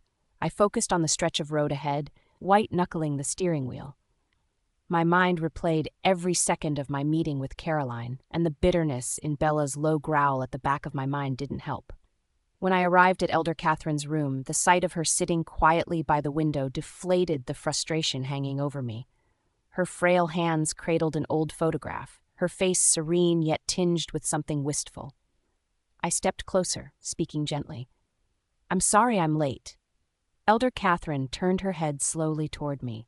Her watchful eyes met mine, studying me closely, as though reading into the things I wasn't saying. "You look troubled, dear one," she said, her voice soft but firm. A lump rose in my throat. Of course she could see it. Trust the matriarch of the pack to see through any facade. I forced a smile, brushing her concern aside. "Just busy with pack matters," I replied casually, smoothing out the wrinkles on her pillows and tidying up the small items on her table. Elder Catherine didn't push, but her attention remained on me longer than I expected. Then her gaze dropped back to the photograph in her hands. She stared at it with a tenderness I hadn't seen before, her fingers lightly brushing its edges. My curiosity got the better of me. "What's that?" I asked, sitting beside her. A soft smile crossed her lips, though it carried a heavy air of nostalgia. "Would you like to hear the story behind it?" Before I could respond, I felt an unexpected brush against my mind through the mate bond. "Aaron," his voice echoed clearly, catching me off guard. "Where are you?" His words were short, but his tone held an edge of something like concern. "With Elder Catherine," I replied cautiously, my mental voice steady as I waited for his response. "I'll be there for lunch," he stated, his decision clear. His words caught me off guard. "Don't you have pack business?" I questioned, bewildered that he would put aside the endless responsibilities that usually consumed him. "It can wait," he replied, and the bond went silent again. I blinked, momentarily startled by his abruptness. Elder Catherine's knowing eyes met mine knowingly. "Aaron's coming, is he not?" "Yes," I said, softening my tone. She had a way of making me feel like sharing even the simplest things mattered. "He says he'll join us for lunch." Elder Catherine's smile widened as she patted the empty space beside her. "Then we have time for a story before he arrives," she said. The Pack Council's chamber felt suffocating, filled with betas and deltas who couldn't present a single strategy worth hearing. I stood at the head of the table, Logan's displeasure rolling off me in waves. Every wolf in the room felt it. "Is this the best you can come up with?" My words cut through the tension like a blade. Christopher Brooks shifted uncomfortably in his chair before speaking hesitantly. "Perhaps we could approach the Southern Territories first, and—" "Enough." The word left no room for argument. "We'll revisit this discussion tomorrow morning. Come back prepared." The unease in the room was palpable as the council members exchanged glances. No one dared protest. One by one, they vacated their seats and bowed on their way out. As they did, I checked the time on my watch. Freya and Elder Catherine would be waiting. Logan growled softly, coaxing me forward.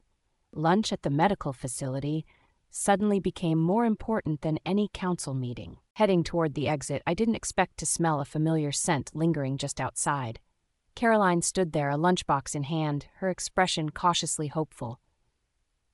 "I brought you lunch," she said softly, tilting the container slightly as if to entice me further. The moment she spoke, a dull roar filled the space around us. The whispers of remaining council members reached my ears, grating against my nerves. "He's lucky," someone muttered. "First Luna Freya, and now this." Logan growled louder, leaping to attention within me. The energy in the hall shifted abruptly. "Don't you all have something useful to do?" My voice thundered, cracking through the air like a whip. The remaining council wolves stumbled over themselves in a rush to leave, muttering hasty apologies under their breath. When they were gone, the silence felt sharp. I turned my attention to Caroline, who stared at me with wide, startled eyes. Her face flushed with an uncharacteristic mix of indignation and embarrassment. "I didn't mean to disrupt anything," she muttered, breaking eye contact briefly. The edge in my tone softened slightly. "The outburst wasn't meant for you," I admitted. "Pack matters have been difficult." She nodded, though her earlier discomfort hadn't entirely faded.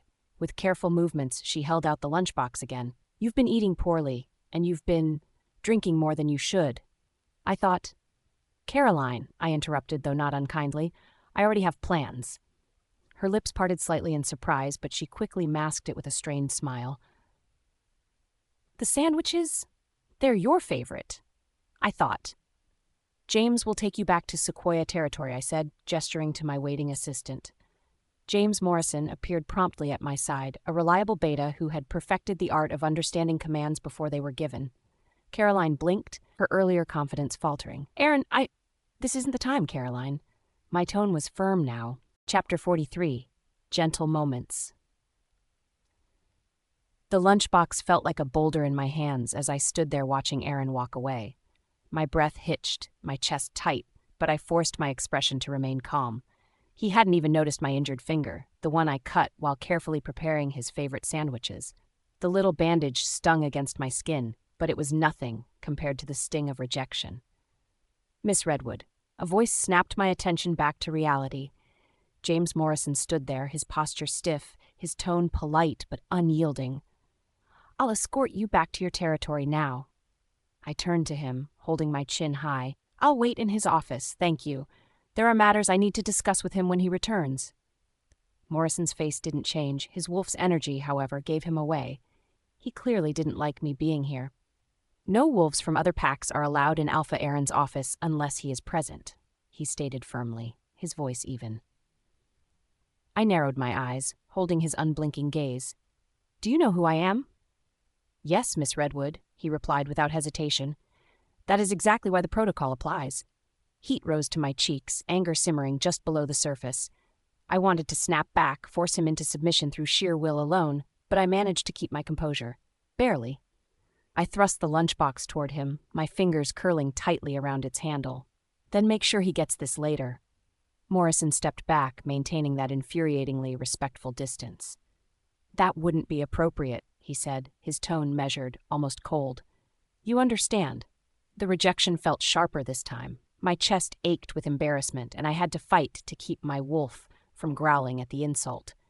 Every wolf nearby could smell my frustration, my humiliation. It lingered in the air like a heavy fog. "Fine." My voice was clipped. "Let's go then." I walked ahead of him as he guided me toward the exit. Fury burned in my gut with every step I took. James Morrison would regret this. His too perfect loyalty to protocol wouldn't save him when I became Aaron's mate. I'd make sure of it. As the car pulled away from the pack house, I stared out the window, my fingers trembling with restrained rage. Morrison, ever the professional, focused on the road as though ignoring me would erase his earlier disrespect. My wolf was restless inside me, snarling in quiet fury. "Soon," I whispered to her, my voice low enough that Morrison couldn't hear. "Soon, they'll all respect us." The medical facility was quiet when I arrived. The familiar scent of healing herbs and clean linens greeted me as I walked through the halls. It was calming, but only slightly. My wolf, Logan, was pacing restlessly inside me. I stopped at the doorway to Elder Catherine's room and paused. The sight before me gave me pause. Freya was asleep, her head resting gently on my grandmother's leg. Her breathing was soft and steady, her face peaceful in a way I hadn't seen in a long time. The usual tension that clung to her features seemed to have melted away in her sleep. "Don't wake her," my grandmother said softly, her voice warm but firm. I stepped inside and walked closer. Freya didn't stir, though her curls had fallen across her cheek. I resisted the urge to brush them aside.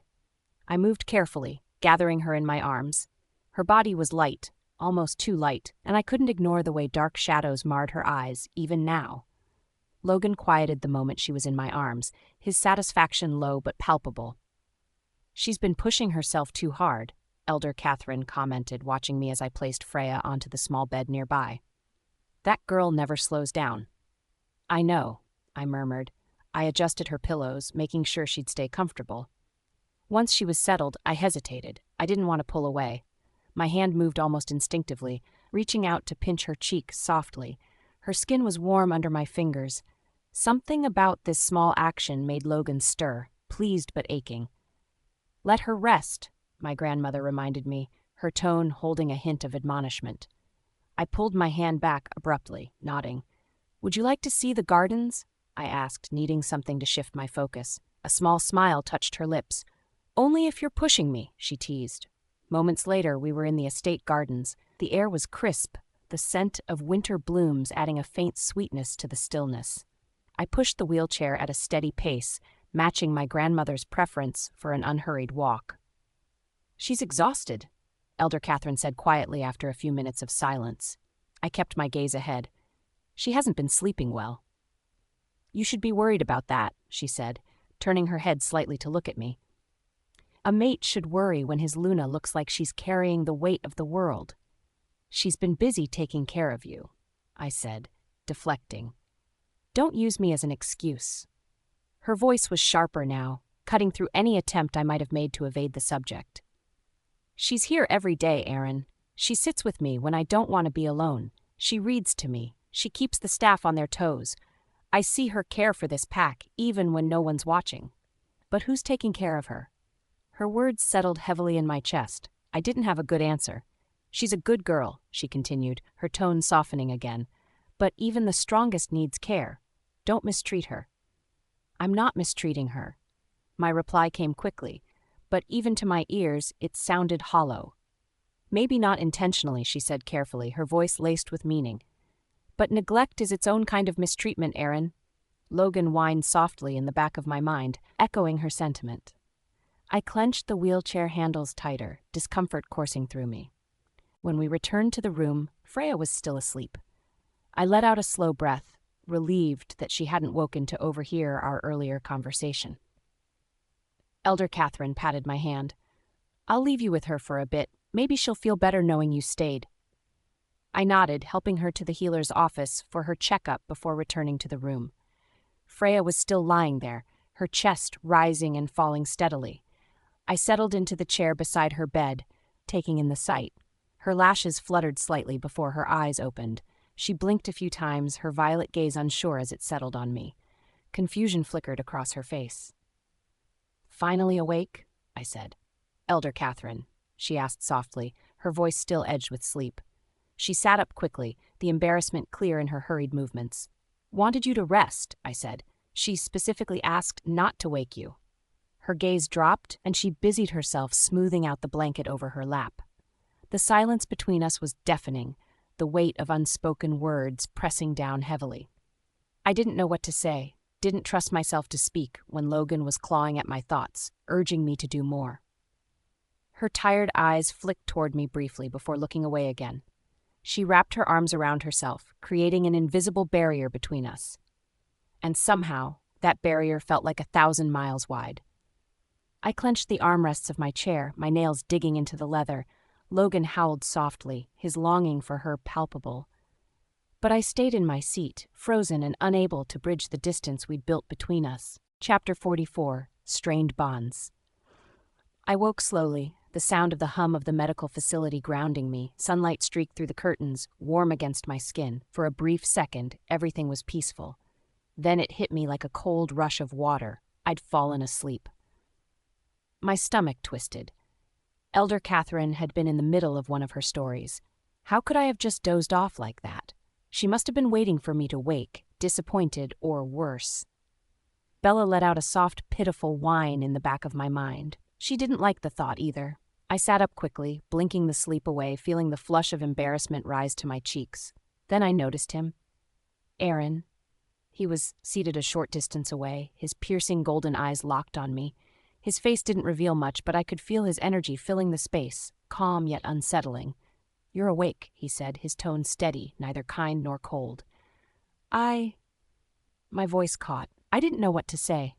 Apologies tumbled over one another in my mind. but none made it past my lips. He stood, approaching me slowly. "Elder Catherine didn't want you woken," he said matter-of-factly, as though he could sense my guilt. "She thought you needed the rest." His hand moved suddenly, brushing a loose strand of hair from my face and tucking it behind my ear. The simple action froze me in place, my heart skipping uneven beats. Bella perked up immediately, her hopeful energy flickering within me. This small act felt intimate, almost thoughtful, and the sudden warmth in my chest betrayed me. For a second, just a second, I allowed myself to fantasize. I imagined his hand lingering a bit longer, his expression softening. Perhaps this was the mate bond finally awakening in him. But reality crushed me just as quickly as the thought formed. Caroline's shadow loomed over everything. She was Aaron's savior, his supposed love and loyalty. He had chosen her every time before. Why would now be any different? I straightened, shoving the traitorous feelings down and bracing myself. Bella whimpered softly, her earlier excitement fading under my control. "Thank you," I said stiffly, my tone colder than I intended. I tried to sit up further, shifting to make space between us. His brows furrowed lightly. He tilted his head as though trying to read me. "What's wrong?" His voice whispered into my thoughts, probing me through the mate bond. "Nothing," I replied, walls firmly in place. "I'm just still waking up." I swung my legs over the side of the bed, preparing to stand. My movements were slower than usual and my body felt heavier. Before I could push myself up, Aaron was there. His hand shot out, ready to help. "No need," I said quickly, jerking back. My reaction was too strong, too obvious, and he noticed. His hand froze mid-reach, hanging in the air. His jaw tightened subtly, though his face remained carefully composed. "Is this your idea of a truce?" he asked evenly, his voice carrying a sharp edge. His golden eyes seemed to cut through me, glinting with icy amusement. "Aaron," I started, my words faltering under his heavy gaze. "Speak," he prompted, folding his arms across his chest. Logan, his wolf, stirred behind those golden eyes. I could feel the rising tension in the room, thick and undeniable. "I didn't mean." "You didn't mean what?" he interrupted, his tone dipping lower. "Well, Virgil, it wasn't intentional," I said quickly. "I was startled, that's all." My voice sounded weak, even to my own ears. "Startled?" he repeated, the disbelief clear. His lips quirked, not in a smile but something harder. "Startled by what? Your alpha?" "I didn't mean it like that." Logan growled faintly, his presence pressing against mine, testing my reaction. It was as though Aaron was seeing how far he could push before I snapped. "I told you," I continued, struggling to keep my voice steady. "I wasn't expecting it, and I reacted." "Masterful excuses," he said, his voice dripping with sarcasm. "You're certainly skilled in that art, Luna." The way he said my title stung, like it was an insult rather than a position of respect. I clenched my fists tightly at my sides, the frustration bubbling over but kept barely contained. "I thought we had agreed to a truce." "Is this a truce to you?" he countered, stepping just an inch closer. Yet the tension between us sparked like an electric current. "I'm sorry," I bit out, the words sharp and tense. "I didn't mean to ruin." "Ruin what?" He raised an eyebrow, daring me to finish. The distance between us felt suffocatingly small now, even though he hadn't moved closer than was proper. Or maybe it was the weight of his wolf pressing against mine, demanding submission or compliance. I refused to give him either. "Look," I said stiffly, lifting my chin. "The Elder Catherine will be back soon, and we both know she can sense tension a mile away. Maybe it's better if you—" "If I what?" His voice dropped dangerously low, his alpha presence washing over me like a cold wave. "If you return to pack duties," I finished carefully. His reaction was immediate. The air between us froze, sharper and even more hostile than before. For several heartbeats, he didn't say a word. His gold eyes burned into me, searching, questioning. Then, without warning, he turned sharply, his movements rigid and controlled. "Fine," he snapped, his tone curt and final. The door closed behind him with enough force to rattle the walls, though he hadn't slammed it. Bella whimpered softly, curling into herself within my thoughts. I let out a shaky breath, my fingers brushing against my stomach instinctively. "We just need a few more days," I murmured to myself, though the words felt hollow. "Just endure a little longer." Elder Catherine returned not long after. As always, her presence brought warmth to the room, cutting through the lingering tension like sunlight piercing through clouds. The soft smile on her face made me feel both calm and guilty all at once. She deserved better than this, better than us and our fractured bond. "Aaron left, didn't he?" she asked knowingly, as Sarah Parker, one of the nurses, fussed over her blanket. "Yes," I said, forcing myself to smile back. "He said he was called away on pack business." Elder Catherine chuckled lightly, shaking her head. "Of course, but you know," she began, her tone shifting to something more contemplative, "he probably wouldn't have come at all if you weren't here." I froze for just a moment, her words burrowing under my carefully built defenses. Her knowing gaze made it clear she saw more than she let on. She thought his visit had been about me. That small flicker of hope began to rise again, like a stubborn ember refusing to die out. But I quickly crushed it, burying it deep where it couldn't hurt me. No, none of that mattered. "You think too highly of me," I said softly, turning my attention to straightening her bedside table. The smile I gave her was small, but it held a sadness I couldn't entirely hide. Elder Catherine didn't press further, though I could feel her eyes lingering on me, watching as I busied myself with meaningless tasks. Her quiet presence filled the room, steady and soothing. But I couldn't escape the weight of her words, nor the truth they might hold. Chapter 45, Pride and Promises, Aaron's POV. I stormed into my office, the door slamming shut behind me with a loud thud. My mood was dark, and Logan, my wolf, paced angrily inside me, his presence prickling at the surface. Disappointment and frustration churned within me. I yanked off my leather jacket and threw it onto the sofa without care. It landed in a crumpled heap which only mirrored my chaotic thoughts. A sharp knock cut through the silence. "What is it?" I barked, my voice sharp and full of irritation. The door creaked open slightly, and James Morrison, my beta assistant, stepped in cautiously. His movements were slow, deliberate, as though not to agitate the storm already brewing inside me. "Alpha," he addressed me formally. His hands carried a polished lunchbox, and he carefully placed it on my desk as if it were something fragile. "This is from Miss Redwood. She left it for you before returning to her territory." At the mention of Caroline, my patience thinned further. I hadn't even looked at the lunchbox, but irritation mixed with exhaustion already burned in my chest. "Give it to the pack staff," I said coldly, almost dismissively, my gaze fixed on the floor-to-ceiling windows.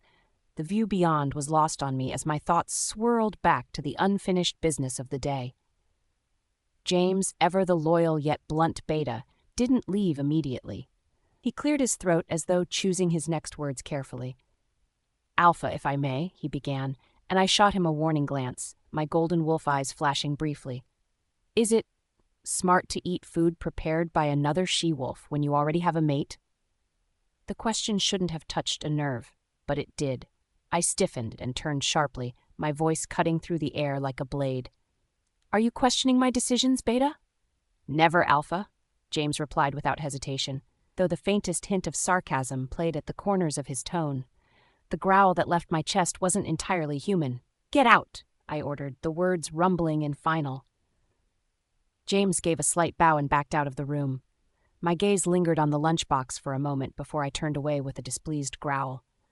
Logan stirred, an uneasy twist of emotions rumbling low in his form. A few minutes later, James returned, his presence announced by another carefully timed knock. "What now?" I snapped when he stepped in. This time he held a different package. It was pristine and smelled far more delicious than anything else in the room. My wolf's instincts perked up almost immediately at the scent. "From Luna Freya," James informed me, his tone much smoother now. He set the second lunchbox down on my desk with a reverent care, almost as if daring me to compare the two. I stared at him, waiting for further clarity. "The meal is from the Silver Spoon restaurant. Luna had it delivered and ensured it met your preferences," James clarified. It was at that moment that Freya's voice reached me through our mate bond. Her connection was brisk and precise, unemotional even. "Elder Catherine mentioned your eating habits were poor," her voice pointed out. "The chef knows your preferences, so you have no excuse not to eat now." The cash grated against me, not because of what she said, but because of the quiet intent beneath it. "When did you start caring about what I eat?" I questioned, though my tone carried more irritation than curiosity. "Since you're the pack alpha and your grandmother worries about you," she replied smoothly. I scoffed under my breath, muttering about Freya's usual disinterest in me. But something about the mere fact that she'd sent me food refused to leave my mind. It aggravated me further. My emotions were as off balance as they had been all week.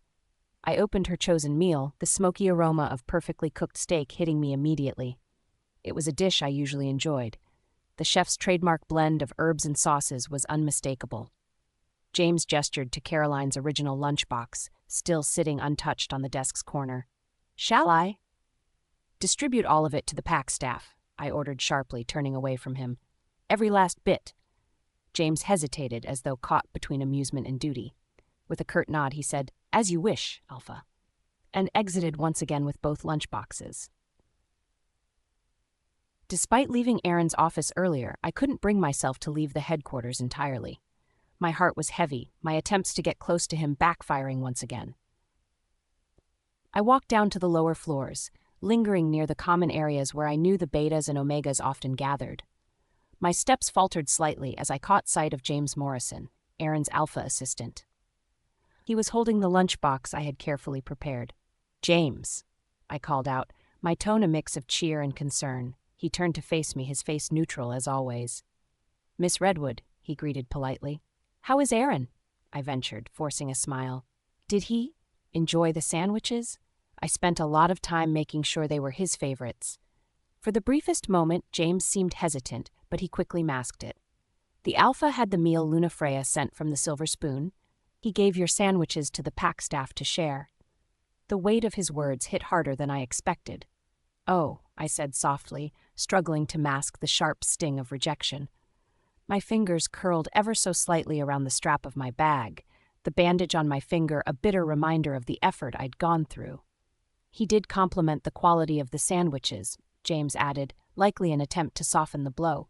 "The pack staff was quite pleased." Despite his intentions, the words did nothing to ease the tension building in my chest. Aaron hadn't even tried them. Freya's store-bought meal had overshadowed my handmade one so effortlessly. "Thank you," I mumbled, trying to maintain my composure. "I appreciate you letting me know." James nodded, his duty complete, and walked off, leaving me standing there. I felt ridiculous. How had it come to this? My confidence, my careful planning, all of it had crumbled in the face of something so small. I wasn't surprised when there was another knock on the door. The timing and the scent gave her away before the door even opened. "Enter," I said without emotion, already knowing what was coming. Caroline stepped in carefully. Her demeanor had changed, the quiet confidence she always carried seemed dimmed. She paused near the door, hesitating for the first time in a long time. "I wanted to check on you," she said softly, her words tentative. "You left so suddenly earlier. I was worried." I gestured toward a chair, but didn't offer her the warmth she might have been seeking. "I'm fine, Caroline. Just busy." She lingered by the door for a moment longer before sitting. "If something's wrong, you know you can tell me," she added, searching for an opening in the walls I was so clearly keeping up. I sighed, leaning back in my chair. "It's nothing, Caroline. The pack's demands are constant. You know how it is." Her lips twitched, forming a faint smile. "Well, I hope I'm not overstepping. I just thought—" "Phone calls work best in the future if it's something minor," I interrupted, my tone brisk but not cruel. Something flickered across her face, hurt disappointment, but she quickly masked it. She clasped her hands in her lap, trying to steady a shaky facade. "Have I become a bother to you, Aaron?" she asked quietly, her voice dipping just enough to feel genuine. Her question pierced through me in ways I didn't anticipate. Memories surfaced unbidden, of the day I had nearly lost my life to a rival pack and of Caroline standing there as my supposed savior. Logan growled lightly, reminding me of the debt that still chained me to her, no matter how far I tried to distance myself emotionally. "No, Caroline," I said, my voice softening just enough to convey that truth. "You saved me once. That will always matter." "Then why does it feel like you're constantly pulling away?" she pressed, her eyes searching mine for answers. I ran a hand through my hair, the weight of everything wearing on me. "You're not a bother," I repeated firmly. "You'll always have access to me, Caroline. That won't change." Her guarded expression flickered before she finally allowed relief to cross her face. She stood abruptly and crossed the room quickly, throwing her arms around me before I had time to react. "Thank you," she whispered against my shoulder. "You don't know how much that means to me." My hands hovered briefly before lightly patting her back in a gesture of distant affection. As she pulled away, something unspoken lingered in her eyes. I straightened, maintaining a composed distance as I said, "I owe you my life, Caroline. Any request within my power as Alpha is yours." Chapter 46. Pack Politics. I stood across from Aaron in his office, the weight of the conversation pressing on my chest. His focus remained on the documents in front of him, each stroke of his pen precise and deliberate. The silence dragged on, so I finally spoke, keeping my tone light. "How is Elder Catherine doing? Has there been any change?" Aaron paused briefly before answering, his eyes still on the papers. "She's improving. Slightly. The healers might move the surgery up." "That's wonderful news," I said softly, but my wolf stirred uneasily. This wasn't what I wanted to hear. "I'd like to visit her, just a quick visit to check in on her." His reply was immediate, cutting through the air like a sharp blade. "No." I blinked, my composure slipping for a moment. I hadn't expected the outright rejection. "I wouldn't stay long, I promise. Elder Catherine and I always got along. It's not about that." Aaron interrupted, his tone firm. "She needs rest. Too many visitors could strain her recovery."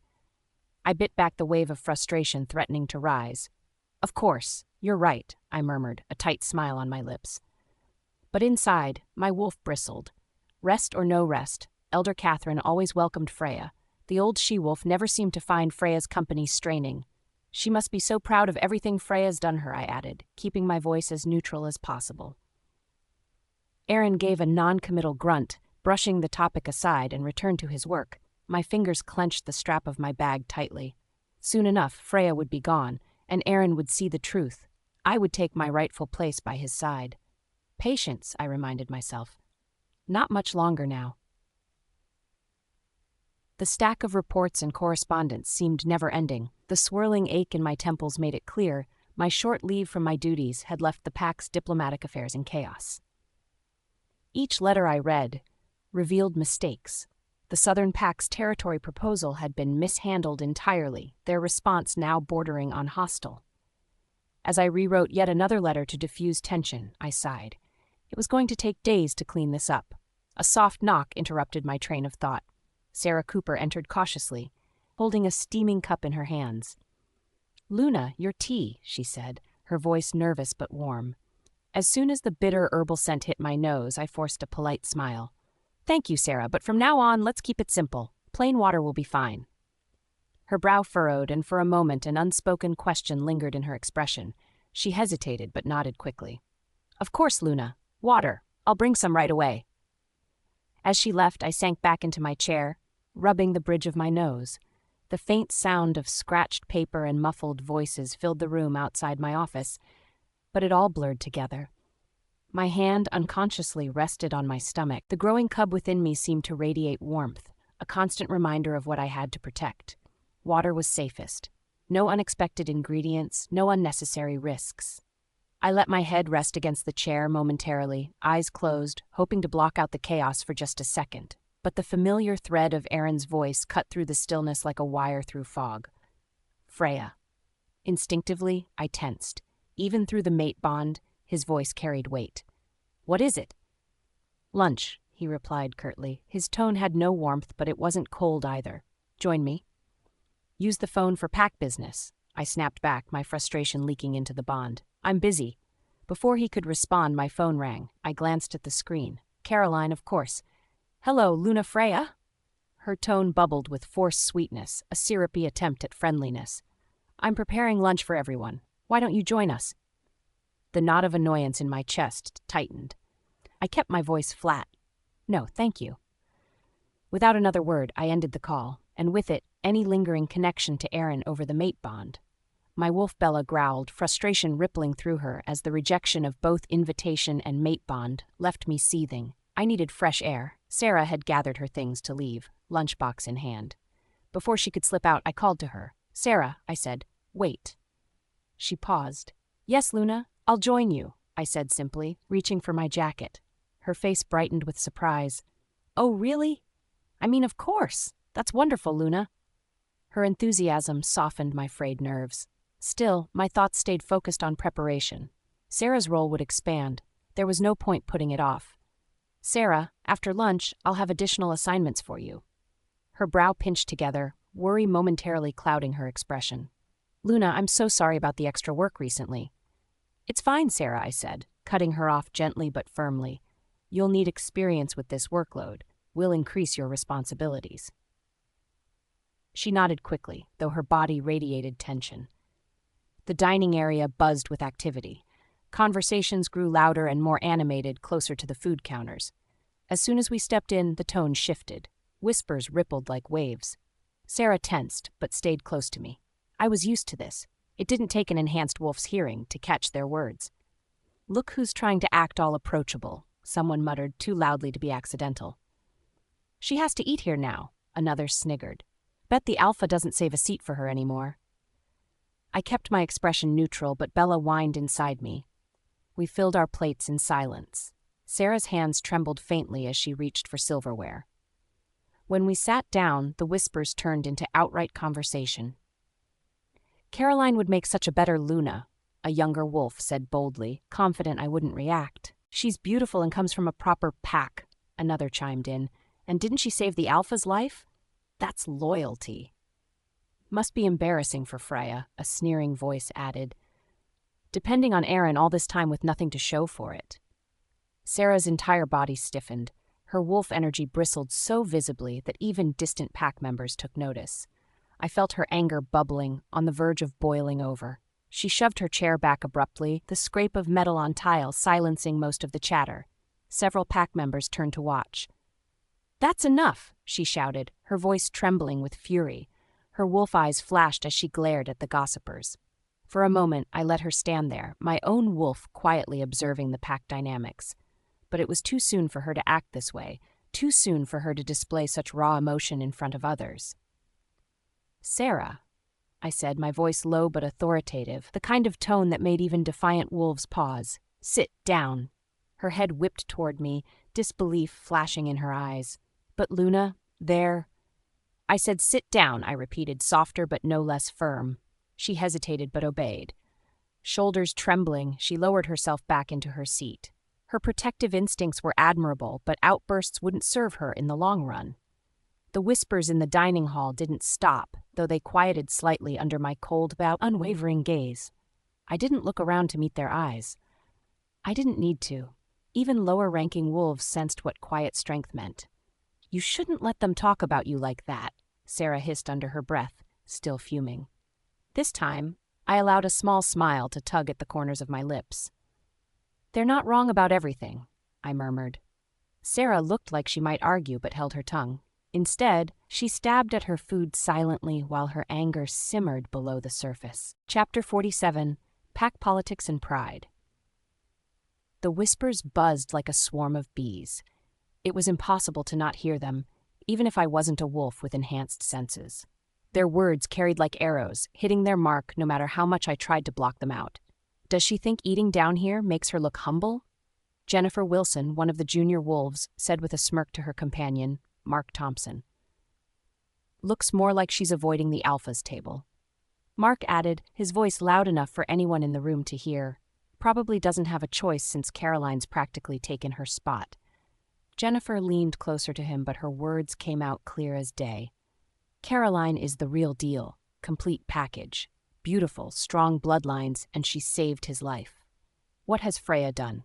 Mark shrugged. Survived, I guess. Got lucky in an arranged mating, if you can call luck being cast aside like this. I chewed deliberately on my salad, refusing to let my expression falter. I wouldn't give them the satisfaction of seeing me react. Besides, what point would there be? Everything they were saying, about Caroline, about me, wasn't entirely wrong. My position here was temporary, hanging by a thread that frayed more with each passing day. But Sarah's anger beside me was a storm brewing. Her wolf bristled so visibly it almost seemed to radiate off her. The fork in her hands bent slightly under the pressure of her grip. Her amber eyes gleamed as she shot a glare toward the gossipers. This is unacceptable, she hissed. Do they even know who they're talking about? How dare they question your contributions? Let it go, Sarah, I interjected, keeping my tone calm, even as those words pierced deeper than I wanted to admit. But, Luna, Sarah, I said more firmly, shifting my gaze to hers, this doesn't deserve your energy. Focus on your duties. Her hands trembled with frustration, knuckles white as she clenched them. After everything you've done for them, and for Aaron's pack, they have no right. I reached across to place my hand gently over hers. I needed her loyalty, yes, but now was not the time to let emotions cloud either of our judgments. Protecting the pack doesn't mean responding to every insult, I said softly but with conviction. It means maintaining dignity, always. I saw conflict flash in her eyes. Her wolf wanted to fight, but my words held her back, just barely. Her shoulders sagged slightly as she quieted, though her anger hadn't diminished. Remember your position, I reminded her gently. As Luna's assistant, wolves will always watch what you do. Never let them see you lose control. Her nostrils flared briefly before she gave a tight nod. She sat back, though her posture remained stiff with tension. In contrast, I took another bite of my salad as if everything happening around us was of no consequence. It was a practiced calm, a mask I'd worn countless times over the years. Even as my wolf Bella whimpered inside, hurt by the cruel words echoing around us, I held firm. I had no choice. Soon, this wouldn't matter anymore. Sarah leaned closer to me, her voice low. If Caroline were sitting here right now, they'd probably worship the ground she walked on. And she wasn't wrong about that either. My eyes flicked around the room briefly. More gossip, more whispers. They had no problem being loud where they thought I couldn't or wouldn't respond. I heard Caroline brought lunch to the Alpha today, one voice said with awe. That's so sweet of her, another added. Honestly, it won't be long before she officially takes over as Luna. The pack deserves her, someone else chimed in. She's what a proper Luna looks like. I didn't need to hear more. Let's go, I said abruptly, standing to leave. The work in my office won't finish itself. Sarah followed me with hesitation, her pace slightly behind mine so as not to betray the conflict still coursing through her. For a moment, almost envied how freely she showed her emotions. I didn't have that luxury anymore. Back in the Luna's office, I pulled open the folders stacked on my desk, handing a third of them to Sarah. She blinked down at the heavy stack of documents, overwhelmed, her reaction expected. Luna, this is a lot, she said hesitantly. It's necessary, I said plainly, sitting down across from her. You need to learn, and you need to learn quickly. Her brow furrowed as she looked at the first report. You're preparing me for something, aren't you? I didn't answer the question directly. Instead, I turned my attention back to an unfinished draft for a pack negotiation. Start with this. Draft a response firm enough to establish boundaries, but respectful enough to maintain relations. Yes, Luna. Sarah responded, swallowing visibly as she picked up the pen. Her initial hesitation was apparent. She reviewed the report with wide eyes, clearly nervous about messing up. But then I saw her expression shift slightly, determination beginning to set in. Good. That was exactly what I needed from her. You can do this, Sarah, I said firmly. You have to. This pack will need you when I'm gone. She froze at my words. Gone? I glanced up at her, my expression unchanging. Focus on the work. Her grip tightened on the pen, but she obeyed. She was starting to piece it together. I knew. And she was smart enough not to press the issue right now. As Sarah worked, I watched her closely, noting the way she would pause and carefully reread her sentences. Her hands trembled slightly when she wrote, but it wasn't from fear. It was from the weight of responsibility she suddenly realized was being thrust upon her. There was a knock. The distinct scent of Caroline reached me before Sarah could even react. Her wolf immediately bristled. She stood up faster than she needed to, posture rigid. I'll tell her you're busy. No, I said, closing my folder. Let her in. Caroline strode in, every step measured, her designer outfit impeccable. She carried a lunchbox, beautifully wrapped with yellow ribbon, likely worth more than an average wolf's weekly salary. I thought you might be hungry after a long morning, she said warmly, holding out the lunchbox. Sarah's lip curled with barely concealed disdain. The Luna has already eaten. Thank you, Caroline, I said before Sarah could go further. But as Sarah said, I've already had lunch.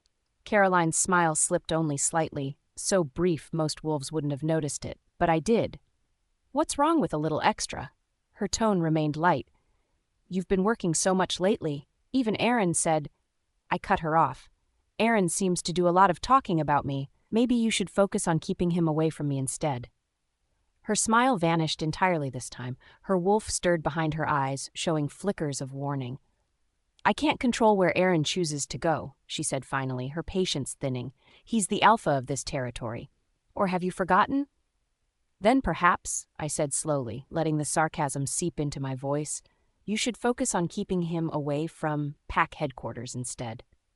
Her blue eyes flared with indignation, but she quickly regained control of herself, forcing her features back into that practiced calm. Chapter 48, A Bitter Meal and a Stern Lesson.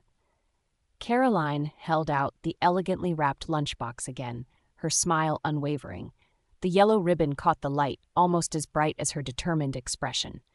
"You really should eat," she said, her tone laced with concern that felt too calculated to be genuine. "These are specially prepared, balanced meals, good for your condition." Her eyes flicked briefly but pointedly toward my stomach. Bella, my wolf, growled softly within me, unsettled by her behavior. I tensed, inhaling sharply through my nose. "I've already eaten," I replied, keeping my tone flat but firm. "And, as I said earlier, unnecessary gestures won't change things, Caroline." For a split second, the corners of her mouth tugged downward. The cuck was barely noticeable before her mask of politeness returned, but I saw it. "Freya," she began, softening her voice even more, as though I were being unreasonable. "Aaron would be upset if you weren't taking care of yourself. I know how busy you've been, but this is important." I tilted my head, studying her carefully. I saw desperation in her wolf's energy and an uncomfortable determination she was trying hard to disguise as affection. "It's not Aaron's health you're worried about, is it?" I said quietly, my words cutting into the air between us like a blade. "Let me guess. This meal, this little act of care, it's all a show for him. You're hoping he'll notice your effort." Her composure wavered slightly. Her hand gripped the handle of the lunchbox tighter. "That's not fair," she retorted, her voice shaking just enough for me to catch it. "But it's true," I replied without hesitation. I leaned back in my chair, my eyes not leaving hers. "You don't do anything without expecting something in return, Caroline. Is it attention you're after? Reassurance? Or perhaps gratitude for saving him years ago?" Her face reddened visibly. Anger flashed in her eyes for the briefest moment before she forced her lips into another tight, practiced smile.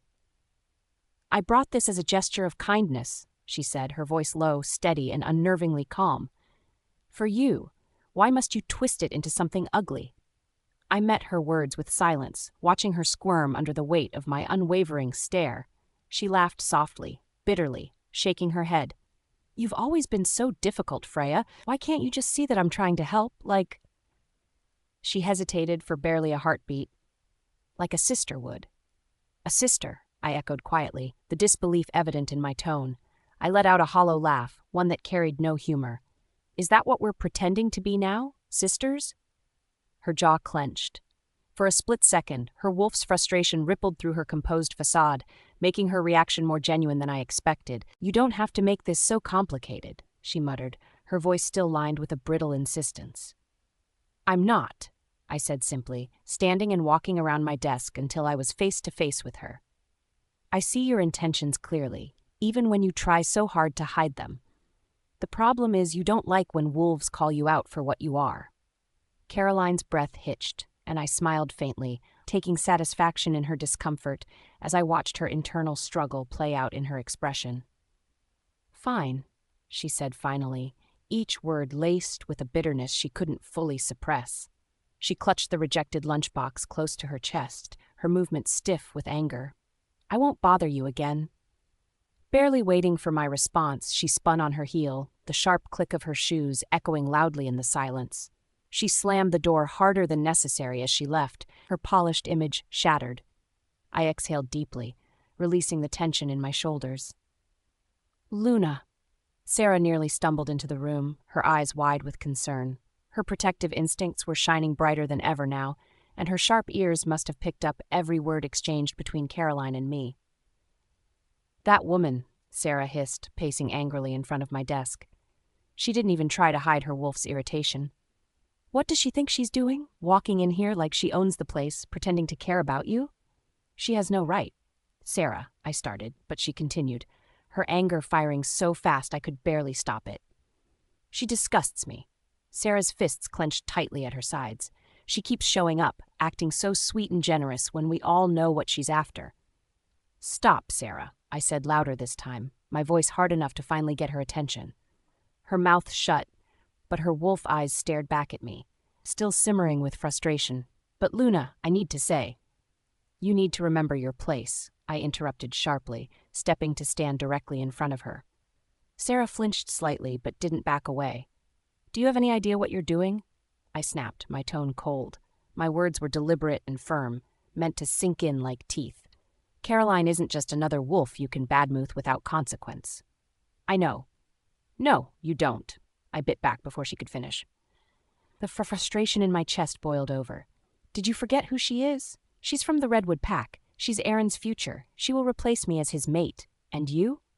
I let my eyes rake over her trembling figure. You're a junior assistant, a lower-rank wolf openly disrespecting someone far above you in status. Her wolf whimpered audibly this time, their energy deflating at my scolding.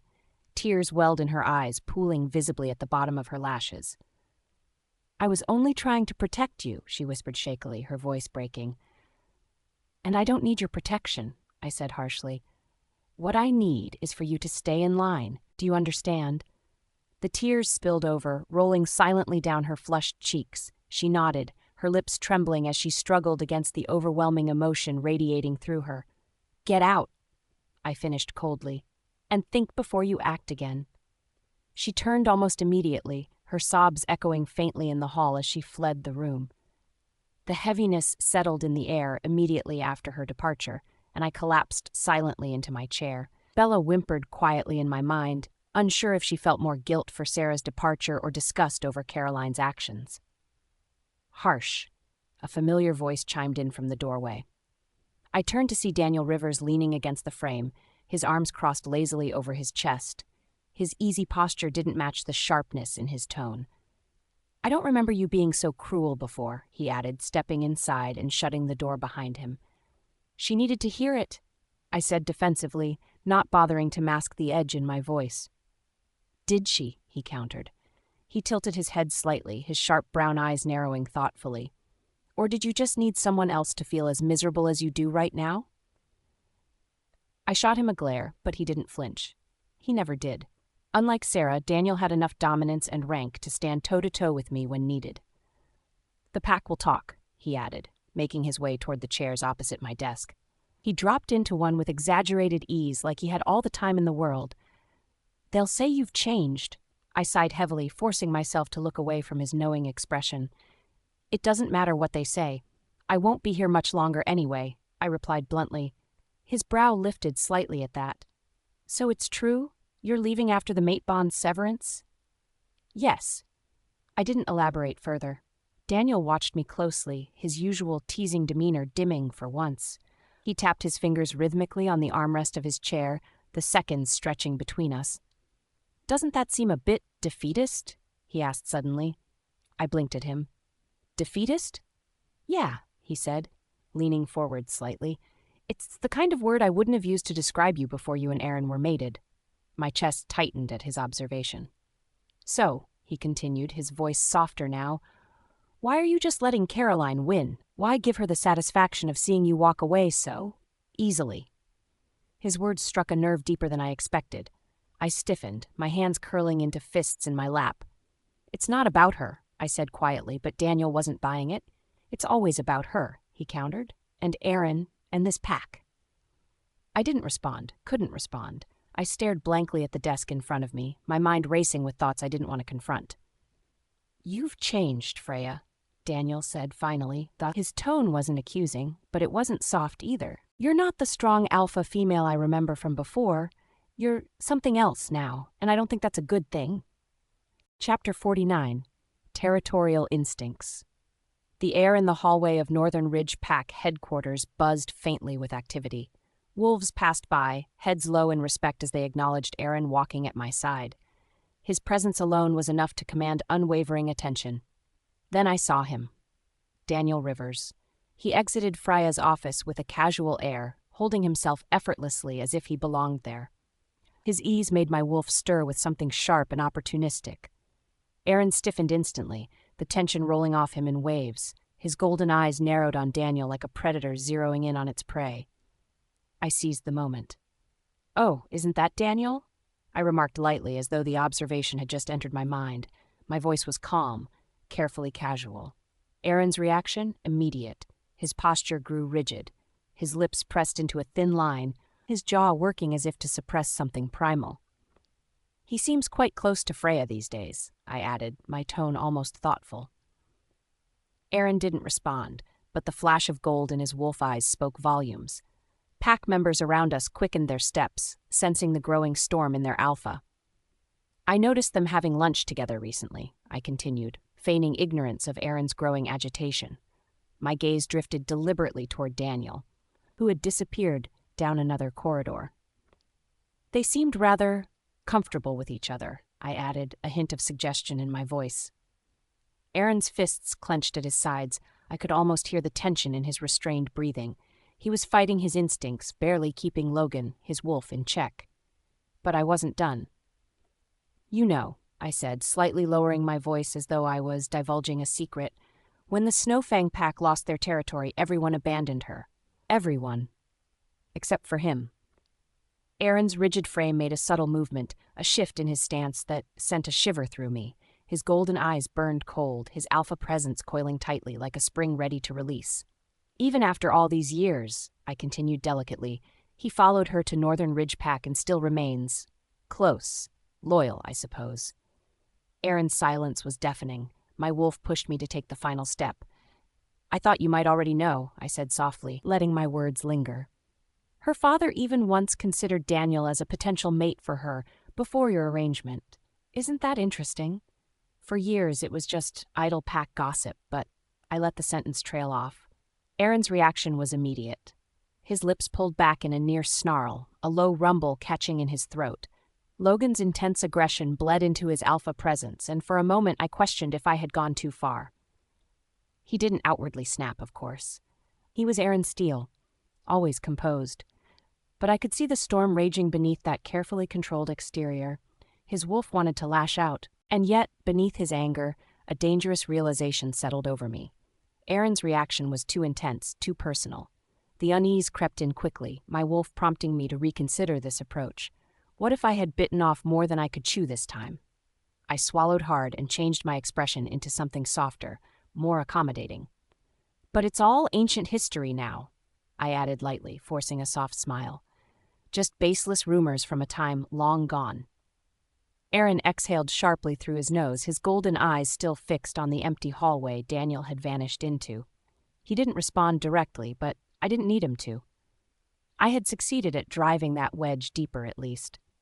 Yet now, my wolf pressed warning thoughts into my mind. The intensity of his reaction meant one thing: I needed to accelerate my plans. If Aaron's territorial instincts became further entangled with Freya's situation, everything I'd worked for could spiral out of my grasp. I couldn't afford that. The soft hum of the desk lamp cast a gentle glow across the neatly arranged documents. The room was quiet, except for Sarah's voice coming softly through my phone earpiece. "About this section," Sarah began, her hesitation evident.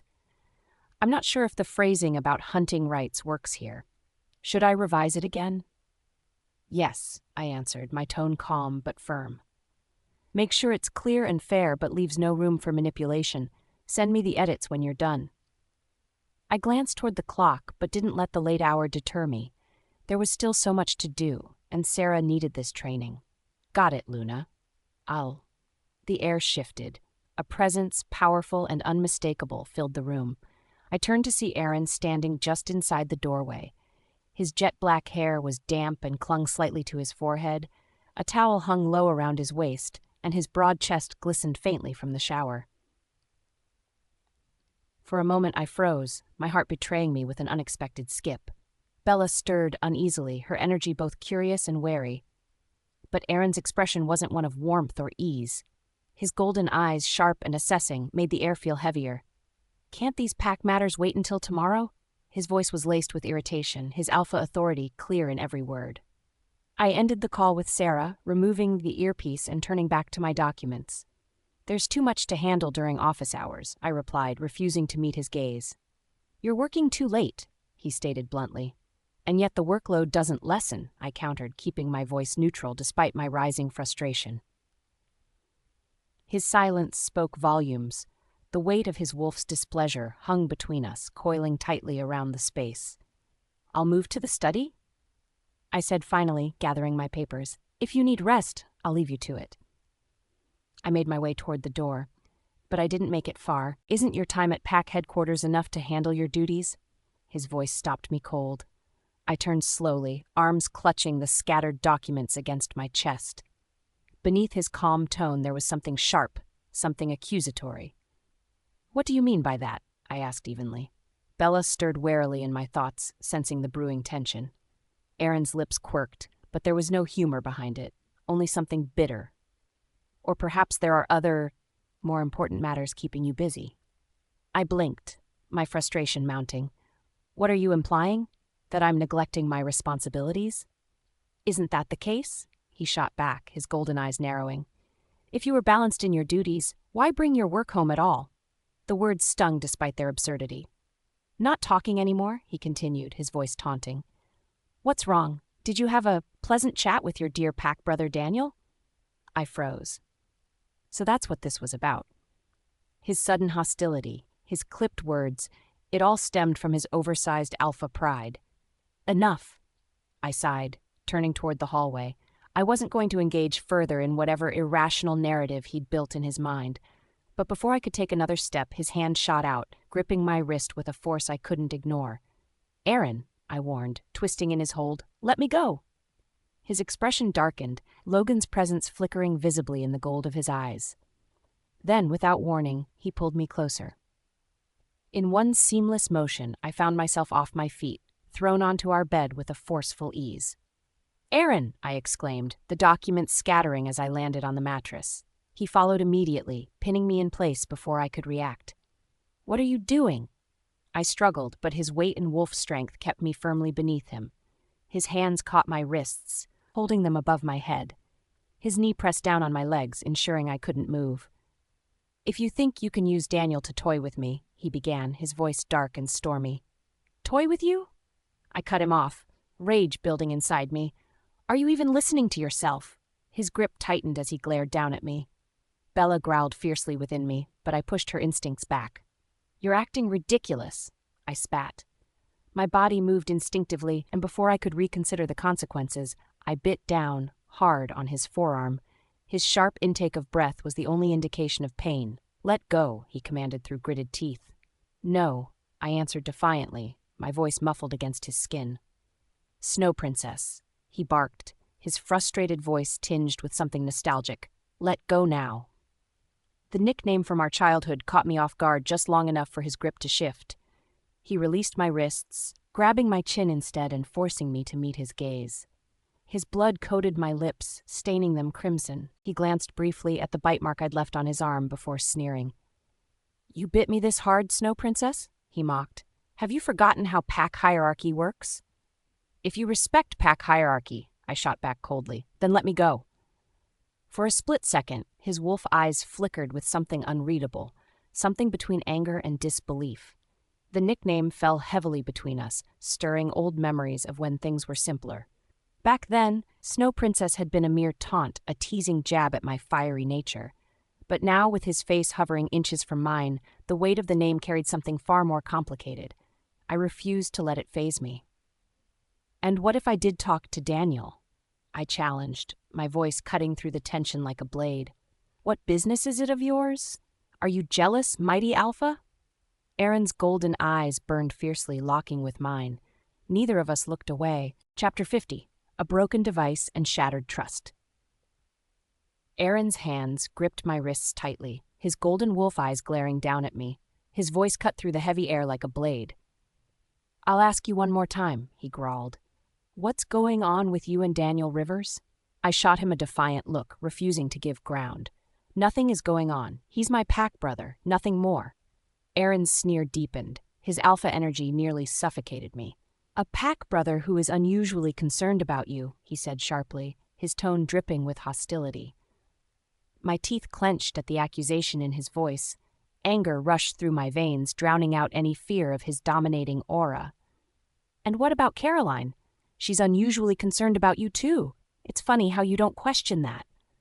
The mention of Caroline landed like a direct hit. His grip slackened for a moment, surprise flashing across his face. "What does Caroline have to do with this?" he demanded, his tone colder now, eyes narrowing. I let out a bitter laugh. I couldn't hold it back anymore. "Are you serious? Maybe everything, Aaron. Have you not noticed? Do you think I don't see it? Everyone in the pack knows. They're just waiting for me to step aside so she can take her rightful place as Luna." "That's not," he began, but I cut him off. "Not what, Aaron?" I shot back, my voice rising. "Not true? Open your eyes. The entire pack is practically celebrating already. They don't want me. They want her." His jaw tightened until his teeth nearly ground together. "Is that why you're so close to Daniel? Planning on running to him next, are you?" The sharp barb hit me straight in the chest. My wolf Bella bristled at the insult, but I didn't let her rise to it. "You have no right to question who I spend time with." I spat, my voice shaking with fury. "I'm your mate," he shot back, his voice loud and firm. The words rang with possessiveness, but there was no warmth in them. "For now," I snapped, throwing the words back at him. "But we both know that's temporary, don't we?" His entire body stiffened, tension radiating from him. His wolf eyes sparked, but instead of the fiery anger I expected, a new coldness replaced it. "You admit it, then," he said, his voice quieter now, more lethal. "You're planning to leave with him." "Stop twisting my words," I yelled, trying to regain control of the conversation. "You're the one who insisted on breaking the mate bond. Did you forget that?" His fists clenched by his sides, his wolf energy flooding the room. "Because it's obvious this arrangement doesn't suit you anymore." His words struck with hot anger. "And you think it suits you?" I snapped, not backing down for even a second. "Caroline's been waiting in the wings this entire time, Aaron. She's been waiting for you, hasn't she? For us to fall apart." Aaron froze, his sharp inhale cutting through the air, his eyes, still glowing faintly gold, locked onto mine.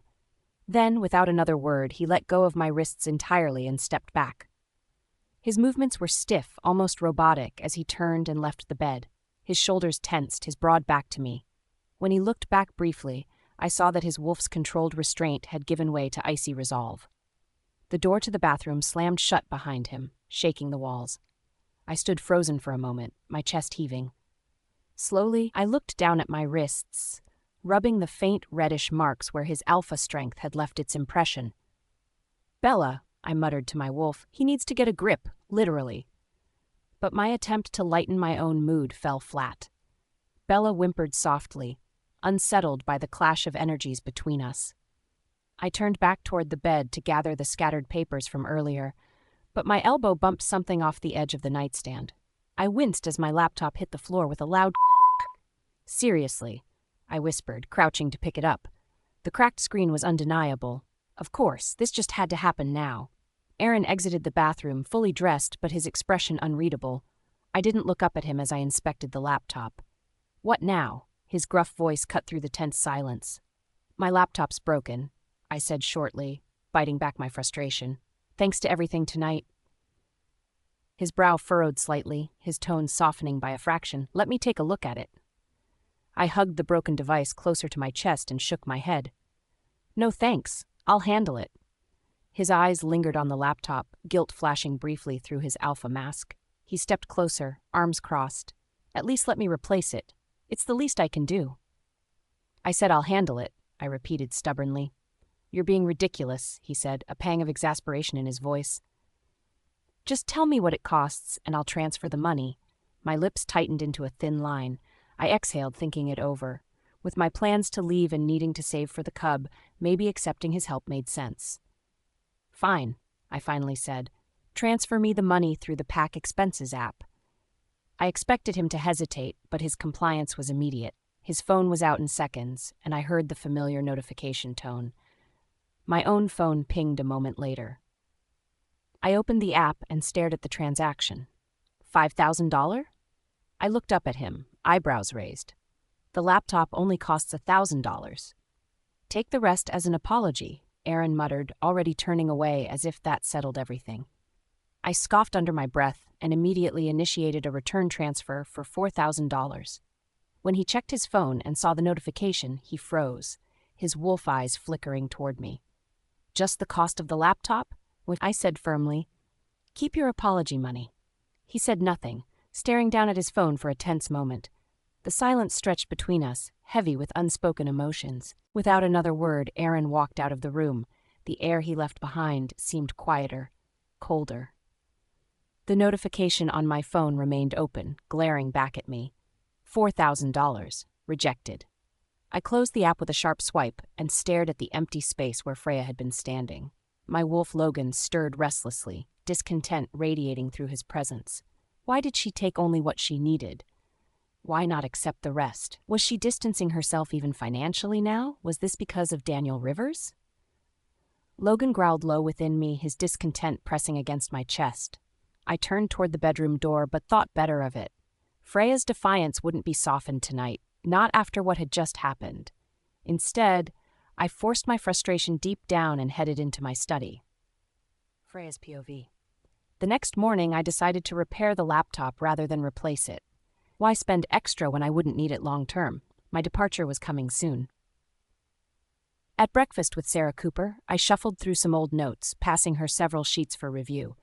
She hesitated mid-chew, staring at me as if she wanted to say something. Luna, she started, her tone uncertain. Are you planning to resign? Her question made me stop. I set down my water glass and studied her carefully. What made you think that? You've been assigning me so much of your work, she said softly, the worry obvious in her voice. It feels like you're preparing me to take over. I offered her a small, tired smile. You're a quick learner. That's not an answer, she pressed, her shoulders slumping slightly. She deserved honesty, at least now. Yes, Sarah, I am stepping down. Her fork clattered against the plate, her wolf energy bristling with sadness. Because of Aaron? Because of the mate bond severance? Among other things, I said vaguely. My hand unconsciously brushed against my stomach, where my cub rested snugly. Bella purred softly at the protective gesture. Sarah's lip trembled as tears filled her eyes. But I don't want you to go, Luna. The pack needs you. I reached out, touching her hand lightly. Remember what I told you about unnecessary conflicts? Her tears spilled freely as she nodded. Yes, but that's different. It's not about conflict. It's that the pack won't be the same without you. I squeezed her hand gently. Change is natural in pack life, Sarah. Wolves adapt. That's what we do. Her sadness lingered, but she sighed deeply, forcing herself to nod. I'll try. After breakfast, as I walked back to headquarters, something caught my eye in the lobby. The large digital calendar displayed a reminder. Elder Catherine's surgery, 6 days remaining. My hand drifted to my stomach once again, feeling the secret life growing inside me. In 6 days, everything would change. Bella pressed closer to our shared secret, curling protectively. Together, we drew quiet strength from the knowledge that soon we would leave this behind. Chapter 51, Unexpected Allies. The ambient light seeped through the large window of my office, casting dim shadow across the piles of documents stacked haphazardly on my desk. My pen hovered over the paper as my focus flickered, workload stretching endlessly. Stabella, my wolf, remained surprisingly quiet and compliant.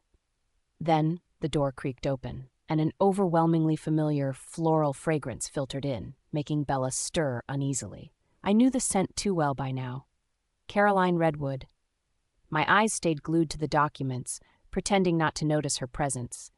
Maybe, just maybe, she'd drop whatever excuse she had for coming and leave on her own. Good morning, Luna Freya. Her high-pitched voice pierced through the silence like an overly sweet melody grating on sensitive ears. I exhaled steadily, forcing patience to the surface. With deliberate movements, I capped my pen and finally glanced up. There she was, standing smugly in her designer outfit, sharp heels clacking softly against the hardwood floor as she approached my desk. She carried another carefully packaged container, this one tied off with a bright red ribbon. Caroline, I greeted neutrally. She set the container down on the corner of my desk without waiting for permission. Her eyes gleamed with faux warmth. Today I brought venison soup, she announced brightly. her tone practically dripping with satisfaction. "It's made with healing herbs, exceptional for recovery, perfect for someone who's been unwell." Unwell? That was her new angle today? My brow quirked ever so slightly. "Really?" I said, my voice calm but edged with subtle disbelief. "Yes. I heard you weren't feeling your best lately," she continued, her heels clicking softly as she paced toward the already set chair across me. Without waiting to be invited, she sat down delicately, crossing her legs. "It's important to take care of our Luna." Her words lingered in the air, and for a moment Bella growled faintly within me. I let the silence stretch, watching her, trying to understand why she'd go to such ridiculous lengths. Her smile faltered slightly at my lack of response, but she quickly recovered. "The herbs I used are very rare. They boost energy, clear the mind, and help the body heal faster. I'm sure you'll find it refreshing." "This whole display, for whom? You want me to eat this here?" I asked plainly, leaning back into my chair. Caroline tilted her head, sporting an air of innocent confusion. "I thought it would be nice for you to enjoy a hot meal between all your responsibilities. Besides, preparing food for others, it brings me joy. Watching their faces, feeling that bond. One day you'll understand, especially if—" Her voice paused, her gaze briefly flicking toward my stomach before she smiled again. "When you find someone who truly reciprocates your wolf's bond." The meaning behind her words wasn't subtle. Bella snarled under my composed exterior, a sharp pang shooting through me. But I kept my expression cool. "Thank you for the effort, but there's no need," I said with a faint smile, meeting her eyes directly. "Still, I wish you well in experiencing that understanding yourself someday." Her lips tightened, the mask of charm she wore faltering briefly.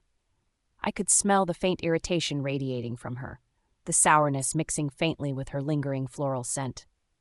Before either of us could continue this unspoken sparring, a soft knock interrupted the tension. "Luna?" Sarah Cooper's voice came through as she peeked her head inside, hesitating slightly at the sight of Caroline already seated there. "James Morrison would like to speak with you. Should I send him in?" I gave her a nod. James entered, his tall and broad frame radiating beta authority. His sharp brown eyes flicked between me and Caroline, brightening unexpectedly when he saw her. "Miss Redwood," he greeted warmly, surprising me with the genuine enthusiasm in his tone. "What a delightful surprise." Delightful. That was new. Caroline's wolf energy rippled with pleasure, and her smile returned in full force. "James," she replied, standing gracefully. "Always a pleasure to see you." Her voice had taken on that airy tone she used when trying to charm someone. I observed the interaction silently, noting how Caroline leaned just slightly forward, her hands curling delicately near her sides. I narrowed my eyes slightly. Beta wolves were rarely so openly welcoming, unless there was a clear motive. Trust didn't come so easily at this rank. "Is that more of your wonderful cooking, Miss Redwood?" Morrison gestured toward the container she'd placed on my desk.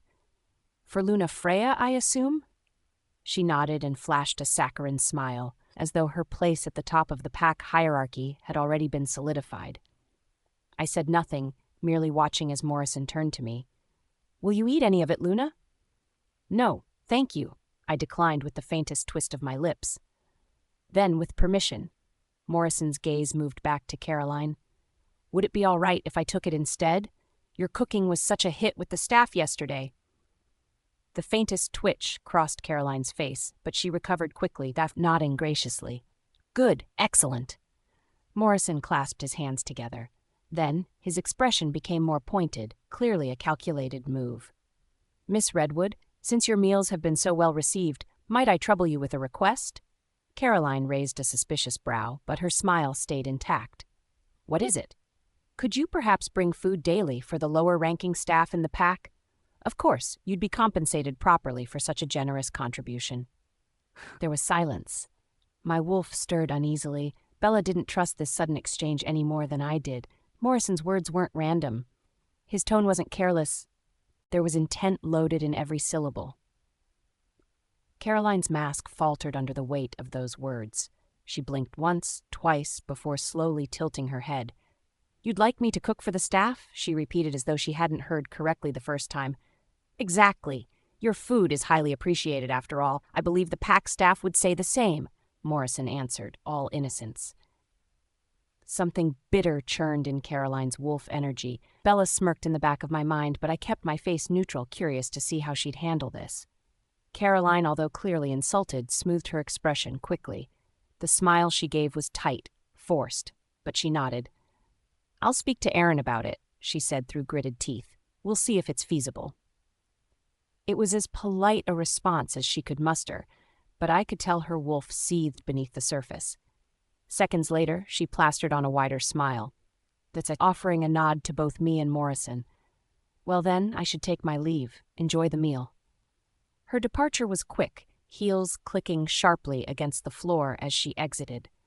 As the door shut behind her, Morrison's pleasant demeanor dropped. His nose wrinkled as he picked up the container and set it aside, his disgust plain. "Store-bought ingredients," he muttered under his breath. "No fresh proteins, no proper hunting preparation, and she thinks she can call that cooking?" I stared at him, completely at a loss for words. "What are you doing?" "Protecting you," he said simply, turning to look at me with unwavering sincerity. "Morrison," I started, my voice heavy with warning. "This is dangerous. You're playing a dangerous game. Aaron won't do anything about it." Morrison cut me off, his calm but firm tone surprising me. I didn't lift a paw out of rank. I simply made a request to someone generous enough to volunteer. I opened my mouth to protest, but he held up a hand to stop me. "Luna, listen to me carefully," he said, his eyes locking with mine. "You're the true Luna of this pack. Freya Snow. Not Caroline Redwood, not anyone else the pack wants to replace you with. You." I swallowed thickly as his words settled over me like a heavy coat. "The pack needs you," he finished, his voice softer but no less resolute. I looked down briefly, the weight of his loyalty pressing hard against the guilt in my chest. "You don't understand. It's not simple," I whispered, my voice barely carrying across the room. "I understand enough," Morrison replied with a sharpness I wasn't expecting. "And I know giving up is not in the Freya Snow I grew up hearing about." I stayed silent, unsure how to argue back. His statement hung in the air. With a respectful nod, Morrison excused himself. But his parting words stayed lodged in my mind long after he'd left. "Do you know your place, Luna?" Even as Bella whimpered softly in the corners of my consciousness, I couldn't help but wonder if Morrison was right. Chapter 52, Pride and Promises.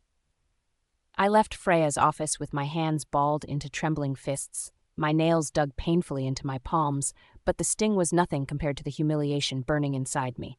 How dare she? How dare Freya play this game of calm superiority when her position was crumbling beneath her? The hallway buzzed with activity, but I didn't care. Pack members paused as I strode past, their gazes quickly dropping to the floor under my glare. My wolf bristled within me, fueling my every step with simmering rage. When I reached Aaron's office, I barely paused before pushing the door open. I needed him to understand what had just happened. He needed to know what Freya was doing, how she mocked me, how she refused to step aside with dignity. "Aaron," I called, stepping into the room. He was sitting there behind his massive desk, golden eyes focused on the far wall as though lost in a distant thought. His elbows rested on the desk, fingers loosely steepled together. "Aaron," I said again, a little louder this time. "Nothing." He didn't so much as glance in my direction. "Aaron," my voice cracked, sharper than I intended. He blinked, finally turning his attention to me. Confusion flickered across his face before recognition settled in. "Caroline," he said slowly, as though just realizing I was there. "I need to speak with you," I snapped, trying to keep my frustration in check. His brow furrowed as he leaned back slightly, giving me his full attention now. "What is it?" I hesitated for a moment, trying to rein in the trembling anger in my chest. "It's Freya," I began, keeping my voice as calm as I could. "I went to her office today." Aaron tilted his head slightly, watching me closely now. His golden eyes were unreadable. "I brought her some food," I continued, "something special I made myself. I'm doing everything I can to bridge the gap, to make this easier for her, for you, for the pack." "And?" His tone was flat, almost distant. "And she refused it," I said sharply, the hurt in my voice unmasked now. "She didn't even look at it, didn't look at me, as if I were invisible." Aaron shifted slightly, his lips pressed into a thin line. "Did she say why?" "No," I snapped, my wolf growling low beneath my voice. "She didn't have to.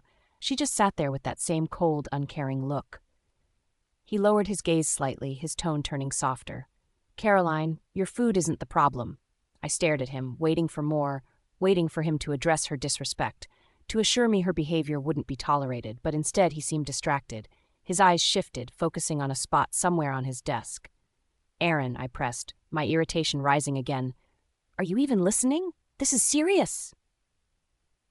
His gaze snapped back to mine, and for a brief moment I saw exhaustion in his golden eyes. I'm listening, Caroline. You said she refused your food? Did anything else happen? James Morrison took it, I added pointedly. A flicker of surprise crossed his face. Morrison? Yes. He said the pack staff wanted it. I crossed my arms, my temper flaring at his lack of reaction.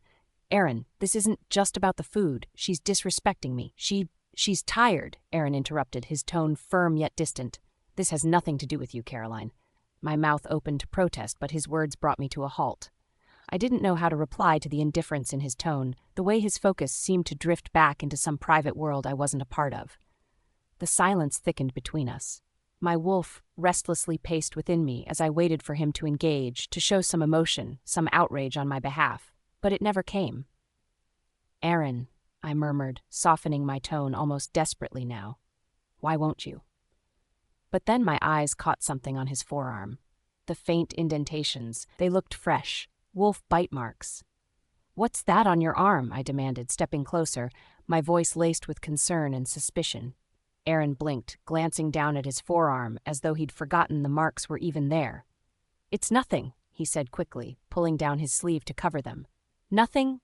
I nearly shouted, my wolf growling deep inside me. Aaron, those are bite marks, female wolf marks. What happened? I said it's nothing, he barked, his tone sharp now. His golden eyes flashed briefly, his alpha presence cutting through the air like a knife, but I wasn't intimidated. My mind was already racing ahead, piecing together the implications. Freya had done this. Aaron, I said more quietly, my voice trembling as the pieces locked into place. Did Freya do this to you? He stiffened, his jaw tightening as silence enveloped the room. That was it. His reaction confirmed it. Freya had broken our agreement. She wasn't keeping her word. Aaron abruptly stood, brushing past me without another word. The door closed behind him with a resounding thud, leaving me alone with my swirling thoughts and simmering rage. The next morning, I marched straight into Freya's office. I wasn't going to wait. I wasn't going to let this slide. She was standing by the conference table, her white wolf's calm demeanor evident even before I spoke. She was looking over a stack of documents, entirely focused, as if the drama surrounding her didn't exist. Freya! I snapped, my voice echoing sharply in the quiet room. She glanced up, her violet eyes settling on me. There wasn't a hint of surprise or defensiveness in her expression. Caroline, she said evenly. What's this about? I crossed the room quickly, my wolf growling within me. You broke our agreement, I hissed, my hands tightening on the edge of the table to steady myself. Her brows furrowed slightly. What agreement? Her calmness made my blood boil, the one where you maintained distance from Aaron before the mate bond severance. My voice shook with fury. Her expression didn't change, though I thought I saw a flicker of confusion pass over her features. I haven't broken any agreement, Caroline. Don't lie to me, I growled, my voice rising uncontrollably. I saw the bite marks on Aaron's arm. You think you can just weasel your way back into his life while pretending to let go? Freya's forehead creased as she leaned back slightly. Bite marks? She tilted her head. Oh, those! Yes, those! I shouted, slamming a hand against the table. Explain them. She didn't flinch. Her voice when she spoke was cold and steady. Self-defense, she said plainly. I blinked, caught off guard. What? He tried to assert his alpha dominance, and I defended myself, she clarified, her tone icy and unyielding. Her explanation made my breath hitch. My wolf paced restlessly in shock, trying to grasp the weight of her words. You're telling me you bit an alpha in self-defense? I demanded, my voice filled with disbelief.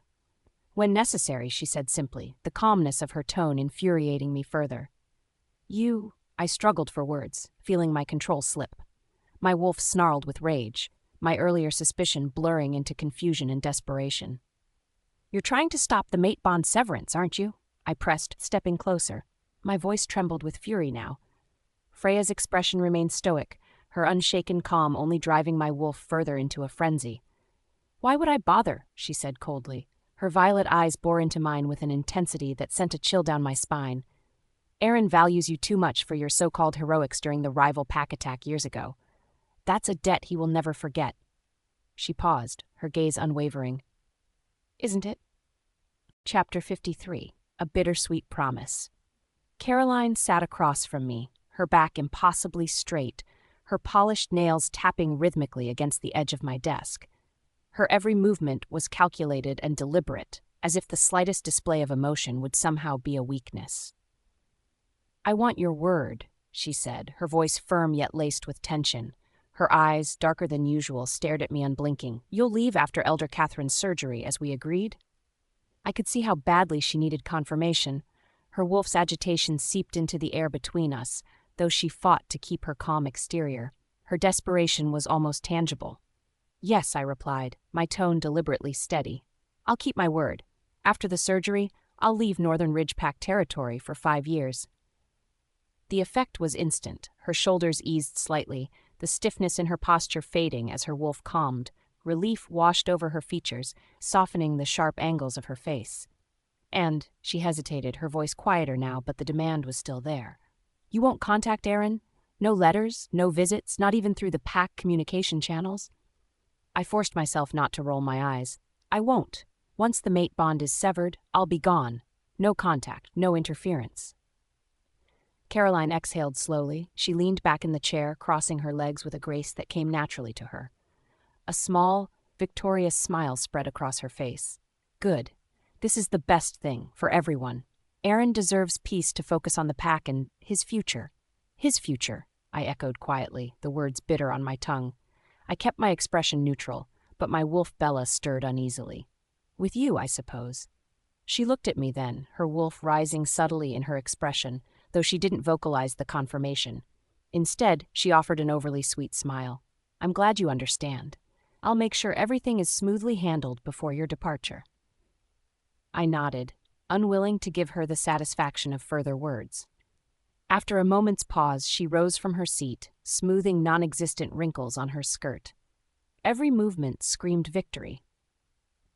"I suppose I'll leave you to your work, then," she said, tossing a lingering glance at me before heading for the door. "Let me know if you change your mind about any of this. Though I trust you'll hold to your word, Freya." When she was finally gone, I let out the breath I didn't realize I had been holding. The scent of her perfume lingered in the office, mixing with the indignant frustration Bella was radiating. My wolf hated bending to Caroline, but we both knew there were bigger priorities. More important things. I placed a hand on my stomach, a soft protective gesture. My gaze fell to the floor as I whispered, "It's just us now, little one. But we'll be okay, I promise." Bella purred quietly within me as if offering her approval. The weight of what lay ahead felt immense, but I needed strength for the cub growing inside me. "We'll find somewhere safe," I murmured, feeling the faint stir of warmth under my hand. My lips curled into a soft, sad smile. A new place. Far away. Maybe some of our old pack members will join us eventually. A pack doesn't have to be big to be strong, right? I thought briefly of my father, former Alpha Jonathan Snow. Even after losing our family's territory, he had fought with a level of determination I admired. He wouldn't approve of my current path, but I couldn't burden him with these troubles. Not now. The day passed quicker than I expected, and before I realized it, we were at the medical facility. Elder Catherine lay in her bed, her frail hands gripping the blanket, covering her legs as she chatted warmly about the surgery preparations. She looked more delicate today, her gray hair pinned neatly back, her wrinkled skin pale against the hospital gown. But her eyes, those sharp, knowing eyes, still held life. "This isn't my first time with a healer, you know," Elder Catherine said with a smile, breaking the silence. "But Aaron worries like I'm made of glass. Always has, hasn't he?" "He does," I agreed lightly, sitting close enough to take her hand if needed. Aaron leaned casually by the window, his golden eyes watching the cars passing outside. He didn't say much, but his presence filled the room regardless. I wanted to ease the tension, to bring some normalcy into the moment. "Remember when Aaron tried to lead his first hunt?" I asked, glancing at her. Her eyes lit up with recognition. Oh, how could I forget? He was so determined to prove himself. And ended up chasing a deer straight into the river, I finished for her, laughing softly. You and Beta James had to fish him out.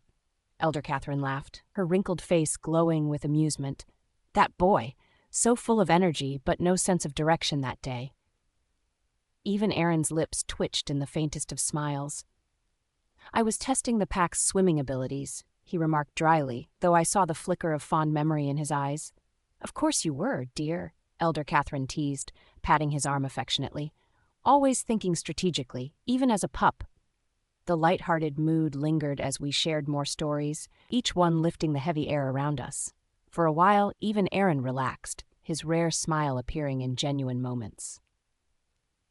When evening approached, I offered to stay overnight to ensure Elder Catherine was comfortable. Nonsense, she said sternly, waving a weak hand in protest. Both of you need proper rest. I'll be just fine here. The staff will take care of me. I opened my mouth to argue, but Aaron stepped in smoothly. You know how stubborn she is, he said, the corner of his mouth quirking up. We'll only upset her by lingering. Elder Catherine nodded, satisfied. Go on now, both of you. I need my beauty sleep. The drive back to the pack house was silent. The road stretched ahead, illuminated by the car's headlights cutting through the darkness.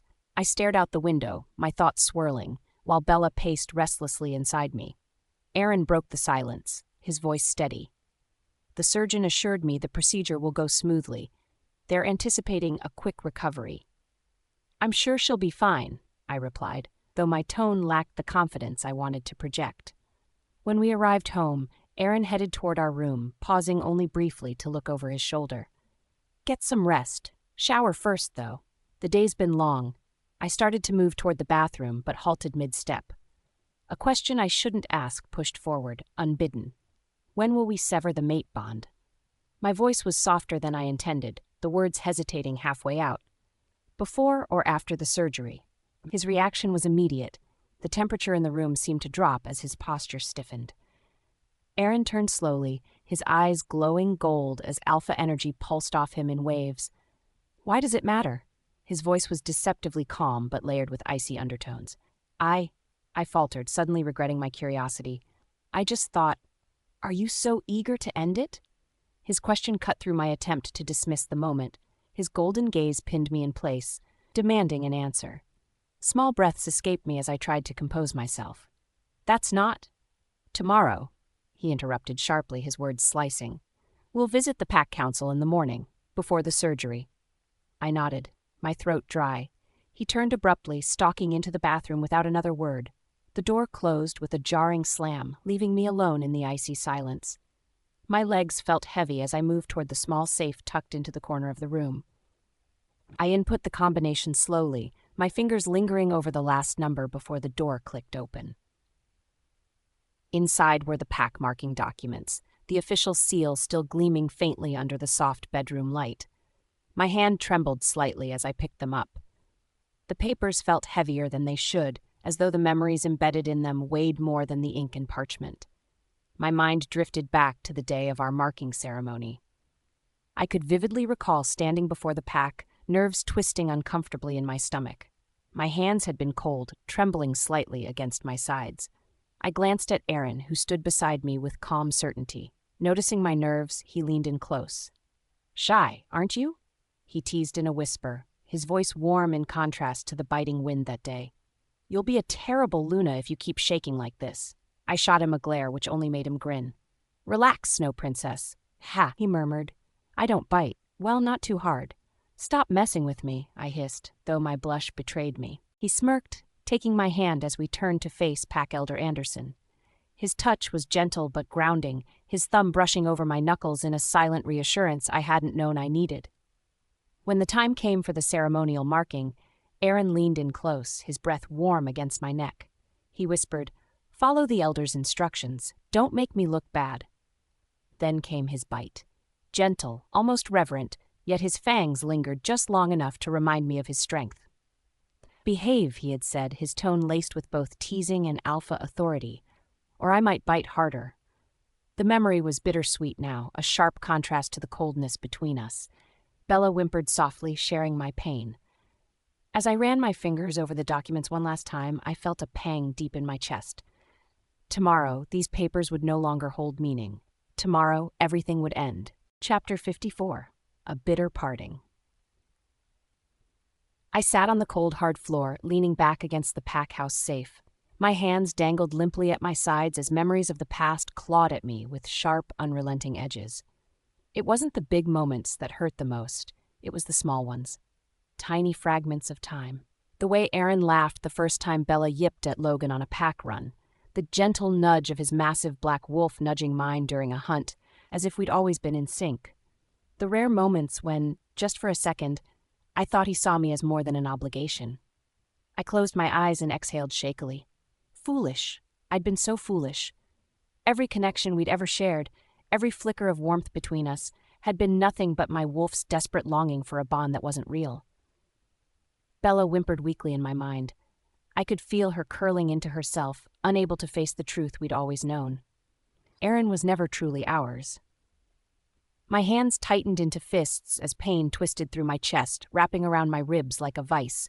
I pressed my palms flat against the floor, trying to ground myself, even as my wolf echoed her despair. The sound of the shower shutting off jolted me back to the moment. Doors creaked, and I heard his footsteps before I saw him. Then Aaron came into view. He was dressed in nothing but a towel slung low around his hips, droplets of water still clinging to his skin. For a brief moment, I envied how composed he looked, cool, detached, untouchable. Then his golden wolf eyes flickered to the papers in my hands, the mate marking documents. His entire demeanor shifted. Tension rolled off him in waves as his eyes narrowed. "You really couldn't wait, could you?" he said, his voice low and cold. The harshness of his tone startled me, but I tried not to flinch. My grip tightened on the documents as if they could shield me from the weight of his gaze. For a moment, I thought about replying, about pointing out that he was the one who had driven this decision. But what would be the point? The truth was plain. He wanted to sever the bond, not for freedom, but for her. Caroline. I lowered my eyes, clutching the papers tighter. There was nothing left to say. Aaron scoffed bitterly at my silence. "What's the matter, be now? No sharp comeback this time," he sneered. When I didn't respond, his lips curled into a mocking smile. "Typical. You're just too busy playing the role, aren't you?" I blinked up at him in confusion. "Role? Acting like you care," he hissed. "Trying to make me feel guilty before our final severance. Spare me?" My chest tightened at his cruel words, but I forced my expression to remain neutral. I wouldn't let him see the pain he caused me. Not anymore. He ran a hand through his damp hair, letting out a frustrated sigh. "I'll be sleeping in the study tonight," he said curtly. His tone left no room for argument. "Grandmother's surgery is tomorrow. I need rest. Actual rest." He didn't wait for a response. He turned on his heel and strode out, slamming the door behind him. Silence pressed down on the room once he was gone. My eyes fell to the documents in my hands. It felt like I was holding the remnants of a broken promise. Slowly, I rose to my feet and placed the papers on the nightstand. My shoulders sagged. My body felt heavy, too heavy to bear. I dragged myself into the bathroom, hoping the hot water would burn away the ache in my chest. The next morning wasn't any kinder to me than the night before. When I looked at my reflection in the mirror, I recoiled. Shadows painted themselves under my eyes, dark against the pallor of my skin. My hair was a tangled mess that looked beyond salvaging. But what startled me the most was how lifeless I seemed. Was this how I appeared to Aaron? To everyone else? I took a deep breath and grabbed my concealer. I dabbed at my dark circles, working quickly to cover the evidence of my sleepless night. I layered on just enough to make myself appear as composed as possible. Elder Catherine deserved better than to see me like this. She needed my strength today. Just as I finished smoothing down my hair, Aaron's voice echoed in my mind. His tone was sharp and direct. "Meet me in the garage." Nothing more. No pleasantries or warmth. It was the tone of an alpha giving orders. With a final glance at the mirror, I straightened my posture and grabbed my bag. My eyes flicked briefly to the mate marking documents on the nightstand before I forced myself to look away. The garage was cold despite the thin morning sunlight streaming through the windows. Aaron stood by the car, his arms crossed. He wasn't wearing a jacket. Smoke clung to his clothes, not overwhelming but enough to catch my wolf's enhanced senses. He looked like he hadn't slept either. His dark hair was messier than usual, and there was a tightness around his jaw that hadn't been there the night before. I stopped a few steps away, suddenly unsure of what to say. "Did you sleep well?" he asked abruptly. The question caught me off guard. I could feel his exhaustion through our bond. It mirrored my own, but I found myself lying anyway. "Yes, I slept fine." Aaron's piercing gold gaze locked onto mine for a long moment. Then he scoffed, the sound low and bitter. "Liar," he muttered under his breath. My chest tightened, but I ignored his comment. "Are we leaving now?" I asked, keeping my tone neutral. His lips curled into a half smirk that didn't reach his eyes. "Why so eager? Got somewhere else to be?" "I assumed you'd want to get this done quickly," I replied evenly. "You mentioned your schedule was busy today." Aaron gave a harsh laugh that lacked any humor. "Oh, and when have you ever cared about my schedule, Freya?" I clenched my fists at my sides. "Why wouldn't I care? Your grandmother's surgery is today." "Enough," he cut me off. "Stop pretending." The tension between us was suffocating. My wolf whined softly in my mind, but I forced myself to remain still. "If you're done playing concerned Luna," Aaron said mockingly, "maybe you can tell me why you seem so desperate to run off to the Pack Council." His taunt ignited something in me. The fire in my chest burned hotter, threatening to overflow. "I thought this was what you wanted, Aaron," I shot back, unable to keep the edge from my voice. Aaron's eyes narrowed, and his voice dropped dangerously low. "Careful, Snow Princess. You're starting to sound spoiled again." I forced a tight smile to my lips. Spoiled? My father did raise me well. That hit its mark. The tension in Aaron's shoulders was all too visible as he clenched his fists. Before he could retort, I marched past him and climbed into the car. "Don't forget the documents," I called over my shoulder tersely. For a moment, Aaron didn't move. Then, without a word, he grabbed the envelope containing the mate marking papers and slid into the driver's seat. Neither of us spoke as the car pulled out of the garage. The ride to the Pack Council office was unnervingly smooth. The soft hum of the engine was the only sound, both of us unwilling or unable to break the silence. As we pulled into the parking lot, the sight of other couples waiting their turn struck me harder than I expected. Most of them were younger, glowing with excitement as they prepared to officially mark their bonds. The way they leaned on each other, their fingers brushing, their wolves playfully nudging against one another, it was everything our bond had never been. I felt the sharp edges of reality digging into me again. Aaron's fists rested on the steering wheel, his knuckles white with tension. He didn't look at me. He didn't have to. The suffocating silence between us told me everything I needed to know. To anyone watching from the outside, his grim expression and alpha aura left no room for interpretation. This visit wasn't for joy or celebration or unity. This was the beginning of the end. Chapter 55, A Bitter Waiting. The Pack Council office was abuzz with activity, wolves coming and going, their voices blending into a low hum. The waiting area was crowded with pairs preparing for their mate-marking ceremonies. The atmosphere was almost festive, filled with excitement and laughter. And then there was us. I sat quietly in one of the stiff plastic chairs, staring down at my hands as tension wrapped around my chest like a heavy chain. The seat beside me, though empty, felt like it carried its own weight. Aaron stood a few feet away, towering and sharp like a blade, unmoving as always. His powerful frame blocked the pale morning sunlight streaming through the large windows, his arms crossed tightly over his chest. "You can sit," I offered softly, glancing at the empty chair next to me. "I prefer standing," he replied coldly, his gaze fixed somewhere far beyond the room. I nodded a little, more to myself than him. He didn't want to interact with me. I understood. Soon he would no longer have to. He'd be free to be with Caroline. The thought should have brought relief. Instead, it churned cold bitterness in the pit of my stomach. My wolf Bella stirred weakly inside me, her presence a faint echo. Even she had resigned herself to our fate, her usual spirited growl reduced to a low, resigned whimper. The tiny spark of life within my belly, the only real warmth I had left, offered small comfort. We weren't staying here. This wasn't our place. Not anymore. Around us, the voices of other wolves wove a tapestry of whispers, hushed conversations carrying across the waiting area. My enhanced hearing picked up every word, and I knew Aaron was attuned to them too. "They look perfect together, don't they?" a woman murmured somewhere nearby. "You'd never guess they're here to sever their mate bond." "What a waste," a man sighed. "Such strong bloodlines. Imagine their cubs. They could have become legendary." My breath hitched. The mention of cubs sent my hand instinctively to my stomach. I forced it back down before anyone could notice. Aaron's reaction was harder to gauge. He still stood stiffly, his golden eyes hard and unfocused. But when the next voice chimed in, I caught the faintest shift in his demeanor. "Even after severance," an older wolf said, "it makes sense to have at least one cub. For the pack's legacy, of course. That kind of bloodline is too rare to let go to waste." Aaron's jaw clenched. The muscles in his neck rippled, and for a brief second, his eyes gleamed with dangerous gold.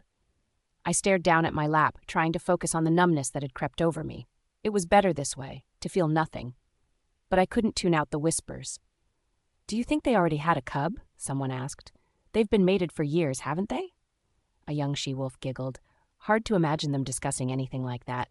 He's so stoic, and she's, well, quiet." "Caroline would have been a better match," another voice added in a hushed whisper. "She saved his life, after all. The pack already sees her as the real Luna." The bitterness crept higher, curling like smoke in my throat. "Are you hungry?" Aaron's voice suddenly sliced through the whispers, startling me. I blinked and looked up at him. His gaze was steady, locked on mine, and there was an edge of impatience in his tone. "Are you talking to me?" I asked hesitantly. "Who else would I be talking to?" he snapped, though there wasn't much vigor in it. "You haven't eaten since yesterday." "I'm fine," I said quickly, the automatic response leaving my mouth before I could think it through. His eyes narrowed slightly, his lips pressing into a thin line. "You should eat.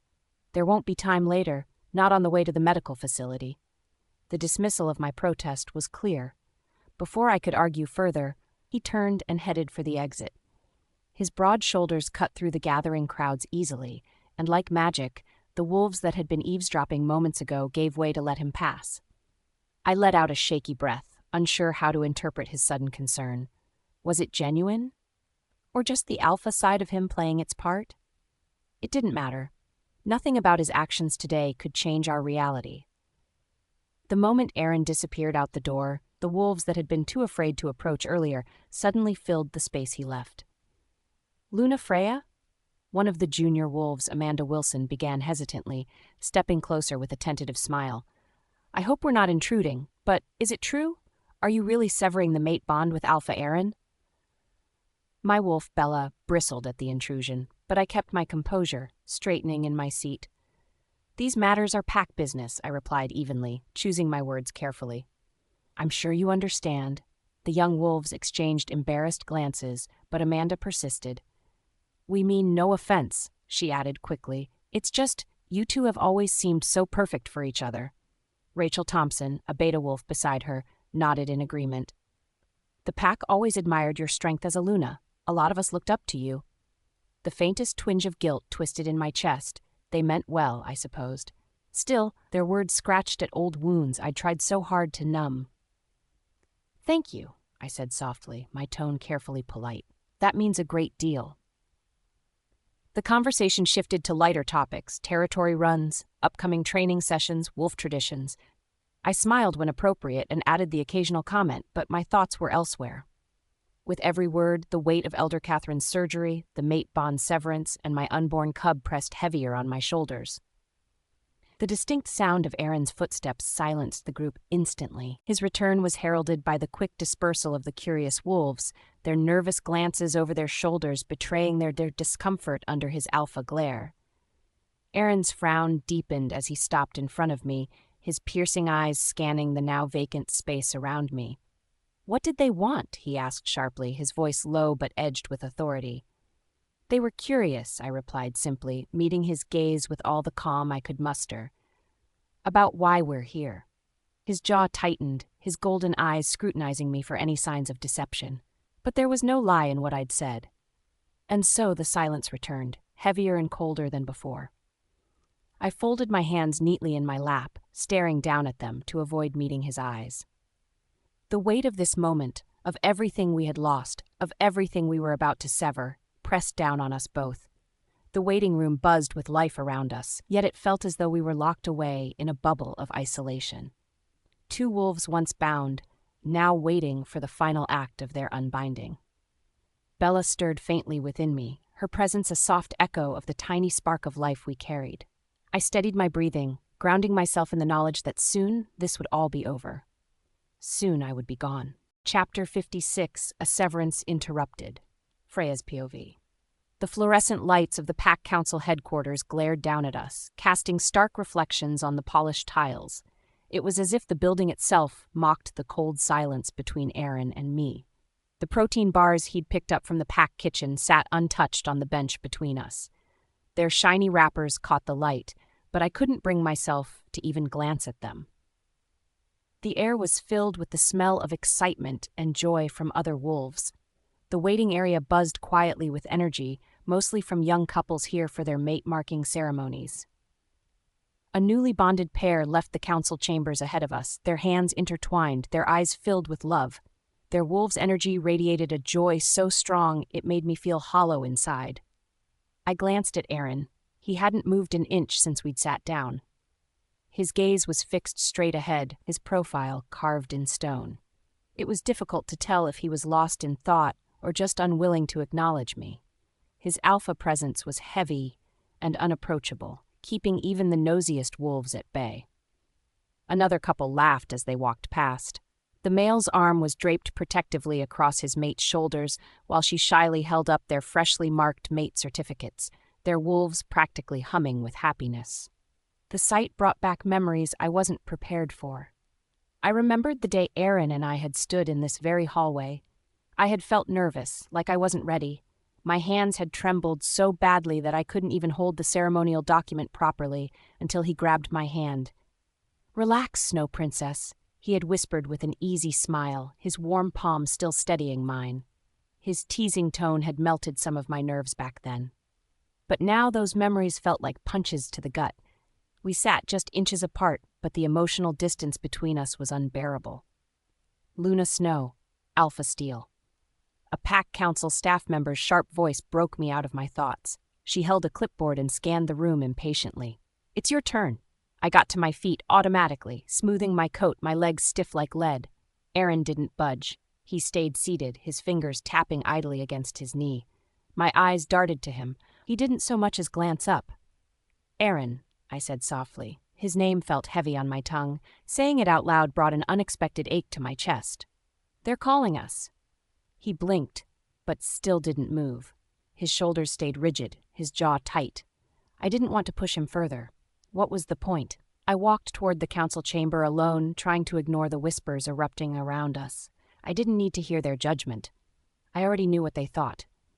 Just as my hand hovered near the door handle, his phone buzzed on the bench. Loud and sharp, it sliced through the quiet murmur of the waiting area. Aaron reached into his pocket, frowning slightly. "You should answer that," I murmured. "I'll wait inside." I didn't wait to see his reaction. I needed to get this over with. But before I could step inside, his hand shot out, wrapping around my wrist. His grip wasn't tight, but it was firm enough to stop me in my tracks. My pulse quickened. "It's the medical facility," he said simply, his voice low, "where grandmother is." My stomach dropped. My wolf Bella bristled immediately, claws scraping against the edges of my mind. Her unease mirrored mine. "Answer it," I urged. My voice shook, betraying my rising panic. "Please, Aaron." He didn't argue. Aaron pressed the phone to his ear, his brows furrowing as he listened. Every passing second made my chest tighten further. Bella paced frantically, whining softly. Something was wrong. I could feel it. Aaron's eyes began to flicker gold, his wolf Logan surfacing in response to what he was hearing. It was never a good sign when his wolf displayed emotion so openly.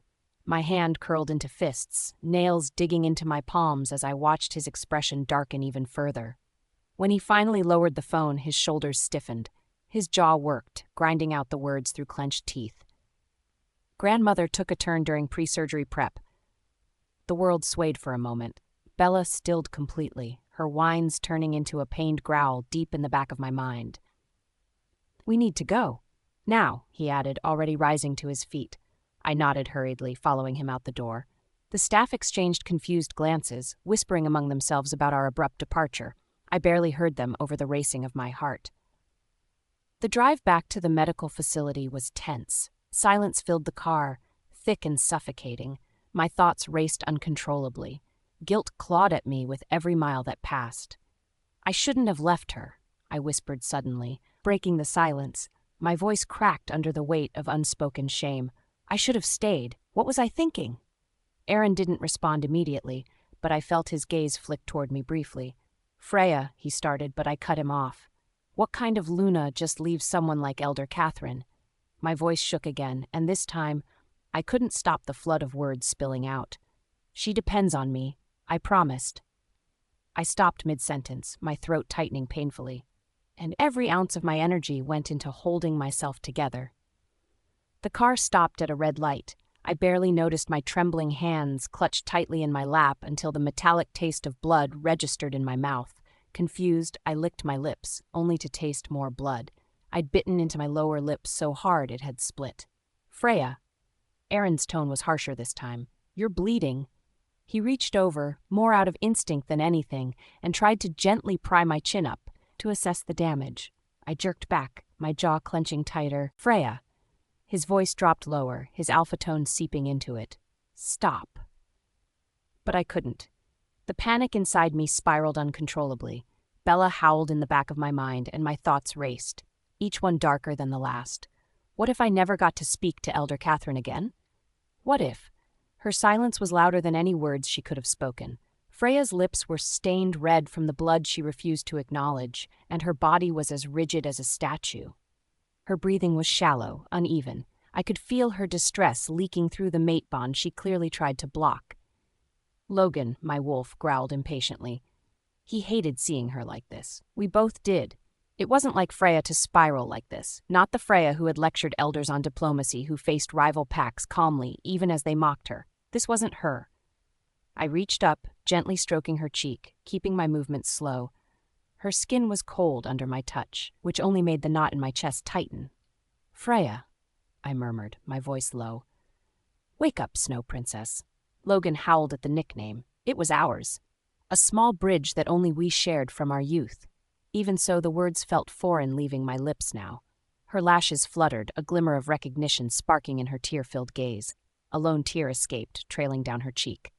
She's going to be fine, I said, forcing conviction into my tone. Grandmother's strong. You know that better than anyone. Her lips parted slightly, trembling, but no words came. Look at me, I urged softly. When Bella's golden presence finally began to shift in her energy, I knew she was listening. Grandmother's going to be all right, but she needs us to be there. She needs you, Freya. More tears spilled, but this time the tension in her shoulders ebbed slightly. Logan whined softly, letting her wolf sense reassurance through every layer of our bond. Chapter 57, Breaking Points. The car was still, stopped at the red light, but the air inside was tense and suffocating. The blaring horns from the impatient drivers behind us added to the weight pressing down on my chest. I turned to Freya, my wolf Logan pacing restlessly in my mind. Her usual calming presence was gone. It was terrifyingly blank. Freya, I called through the mate bond, no response. Her violet eyes stared ahead, wide but empty, like she wasn't really there. Her pale face was frozen, her jaw clenched so tightly I could see the strain in her neck. Freya, wake up! I tried again, louder this time. Still nothing. The cars behind us honked again, their frustrated drivers growing louder and more aggressive. Logan growled. My patience was thinning fast. Snow Princess! I snapped, my alpha authority slipping into my voice, but she didn't even flinch. Her complete stillness sent a jolt of panic through me. She had never been like this before. Never so, absent. The drivers behind us weren't letting up, the volume of their frustration grating against my ears. My grip tightened on the steering wheel. I had to do something. Anything. Without thinking, I leaned toward her, my face close to hers. My wolf Logan snarled, urging me to bring her back. Freya, I growled softly. Then I pressed my lips firmly against hers. She didn't react. Her jaw stayed locked, resisting, unmoving. It was like kissing a statue. I knew her, though. I knew her weaknesses, the things that would make her falter. My hand slid to her waist, fingers pressing into the spot I'd learned was most sensitive. It worked. Her body twitched slightly, just enough for her lips to part. I thought I'd finally reached her, until searing pain shot through my lip. A metallic tang filled my mouth as her teeth sank down hard, drawing blood. I hissed, Logan roaring inside me at the sharp pain. But I didn't back away. My other hand found her waist, pinching her harder. Her grip loosened just enough for me to pull back, blood dripping from my lip where she'd bitten me. "Freya, stop this," I growled, grabbing her chin with a firm yet controlled grip. I had to force my alpha strength not to crush her. I needed to ground her. "Wake her up." "Snow Princess, you need to snap out of it. Wake up!" I growled harshly, my voice carrying the full weight of alpha authority. Her body gave the faintest shudder. Logan's growl softened as her scent subtly shifted, the void starting to fill again. The noise around me crashed in all at once. The blaring horns, angry shouts from the drivers, the vibration of the car's engine. I blinked, my vision clearing as I returned to the present. Aaron's face was right in front of mine, his golden eyes blazing and fixed on me. His grip on my chin was firm but not painful. His expression was harsh, full of frustration, and a flicker of concern he'd probably deny was there. "Finally awake?" His voice came through the mate bond, sharp and cutting. I wanted to respond, but my mouth refused to form words. Aaron's jaw tightened as he released me abruptly, turning his focus back to the road. Without another word, he accelerated through the intersection, ignoring the continuing honks behind us. The silence inside the car wasn't peaceful. It was suffocating. I looked down at my trembling hands, trying to get my breathing under control. My mind was racing, piecing together what had just happened. When I glanced at Aaron, my gaze caught on the smear of blood on his lip. My stomach dropped. The bite. That sharp taste of blood when I had clamped down on his lip. I had bitten Aaron. He caught me staring, his golden eyes meeting mine in the rearview mirror. "Clean yourself up before we get to grandmother," he said sharply.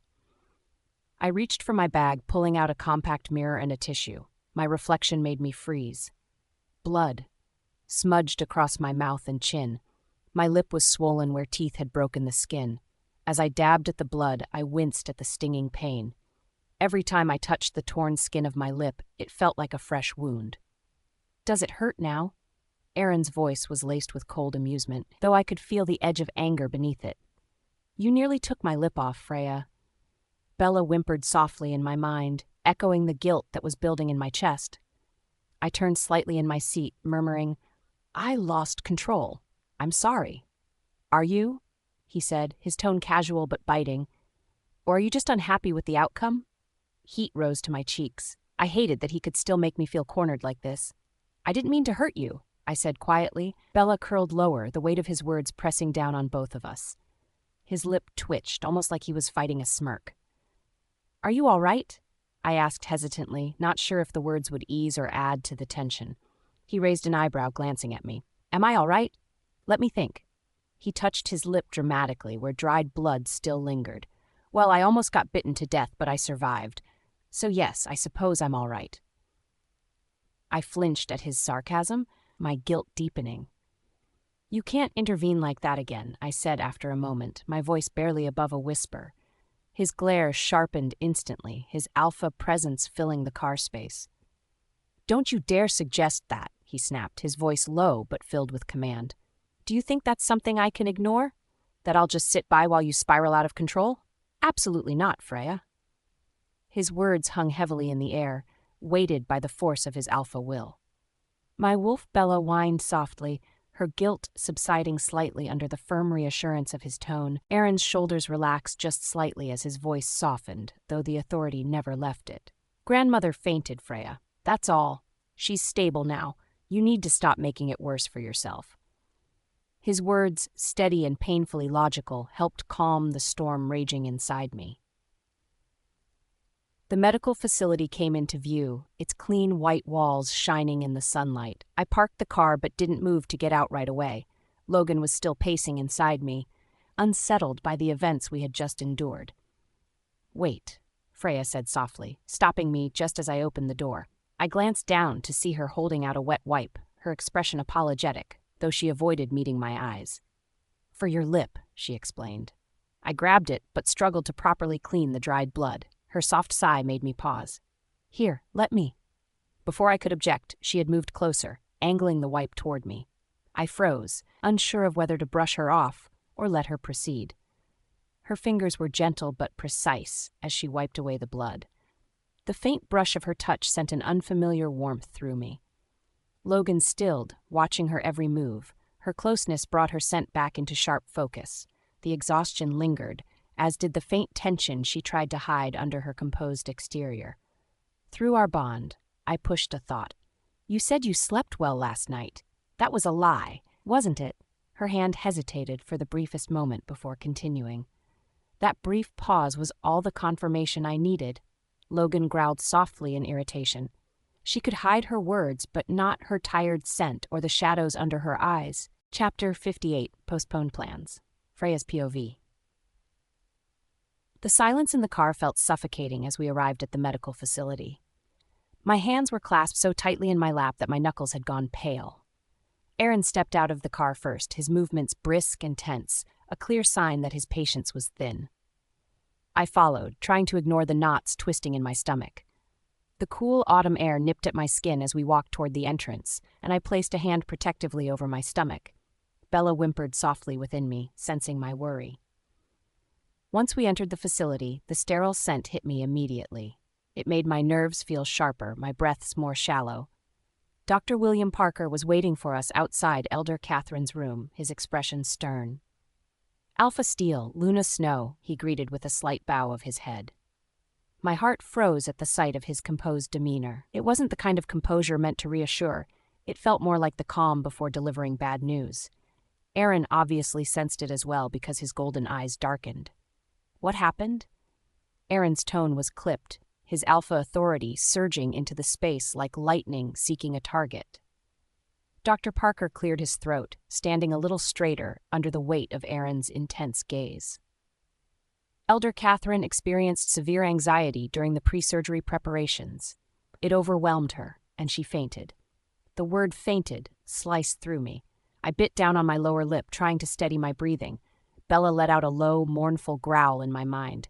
Is she stable now? Aaron demanded before I could ask, his voice carrying a sharp edge.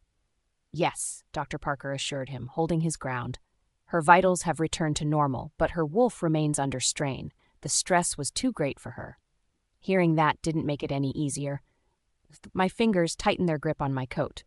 Elder Catherine was the matriarch of this pack, the one who always seemed unshakable. Seeing her like this felt unbearable. Aaron's sharp tone snapped me out of my spiraling thoughts. What about the surgery? Dr. Parker shook his head solemnly. It will have to be postponed. Her wolf is not strong enough to endure the procedure. For now, the focus must be on stabilizing her emotional and physical health.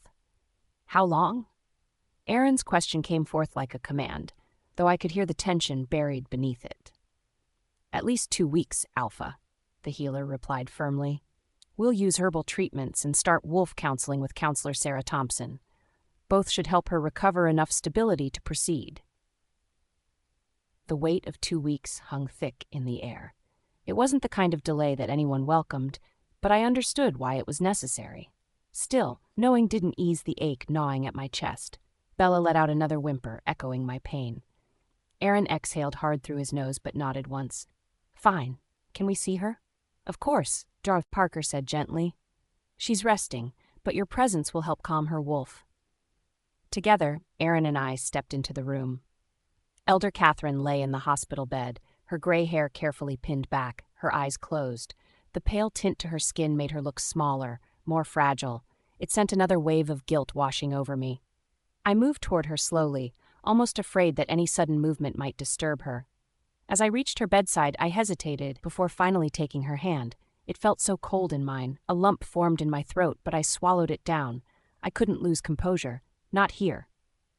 Bella scratched at the back of my mind, pushing forward feelings of guilt and helplessness. She never wavered in her attachment to Elder Catherine, and right now, her pain was my pain. Aaron stood rigid by the window, staring out at the muted scenery. His entire frame radiated tension, yet he stayed silent. For a while, neither of us spoke. The steady sound of Elder Catherine's soft breathing filled the room, a reminder that she was still here, still fighting. Then the shrill ring of a phone shattered the moment.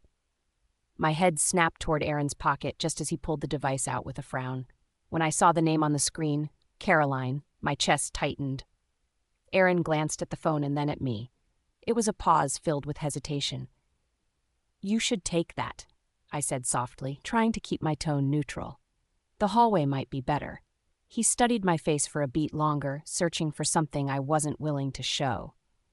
Then, without a word, he turned and exited the room, leaving the door to click shut behind him. When Aaron finally picked up, my voice came out sharper than intended. "You didn't call me back," I said, my worry barely hidden. I was starting to think something had gone horribly wrong with Elder Catherine. "She fainted before surgery," Aaron replied, his tone heavy and direct. "We're postponing the operation." The breath I'd been holding left me all at once. "Postponed? For how long?" 2 weeks at least," he said, a hint of irritation creeping into his voice. "I won't push it. The decision has already been made." "Of course," I said quickly, wanting to ease the tension I could sense from him. "Her health comes first." But those 2 words, 2 weeks, they added a weight to my chest I couldn't ignore. That was far longer than I had planned for. "And about the Pack Council?" I hesitated. My tone softened, careful not to aggravate him further. "It's postponed too," he answered shortly. Every carefully laid plan I had worked so hard for today dropped away in a single heartbeat. I gripped my phone tightly, keeping my voice steady. "I see. That's completely understandable." "Right now, my focus is my grandmother," Aaron said firmly, leaving no room for debate. "I know," I murmured, my free hand curling into a trembling fist. "Please let me know if there's anything I can do to help her. Anything at all." His voice remained distant, detached. "I'll let you know."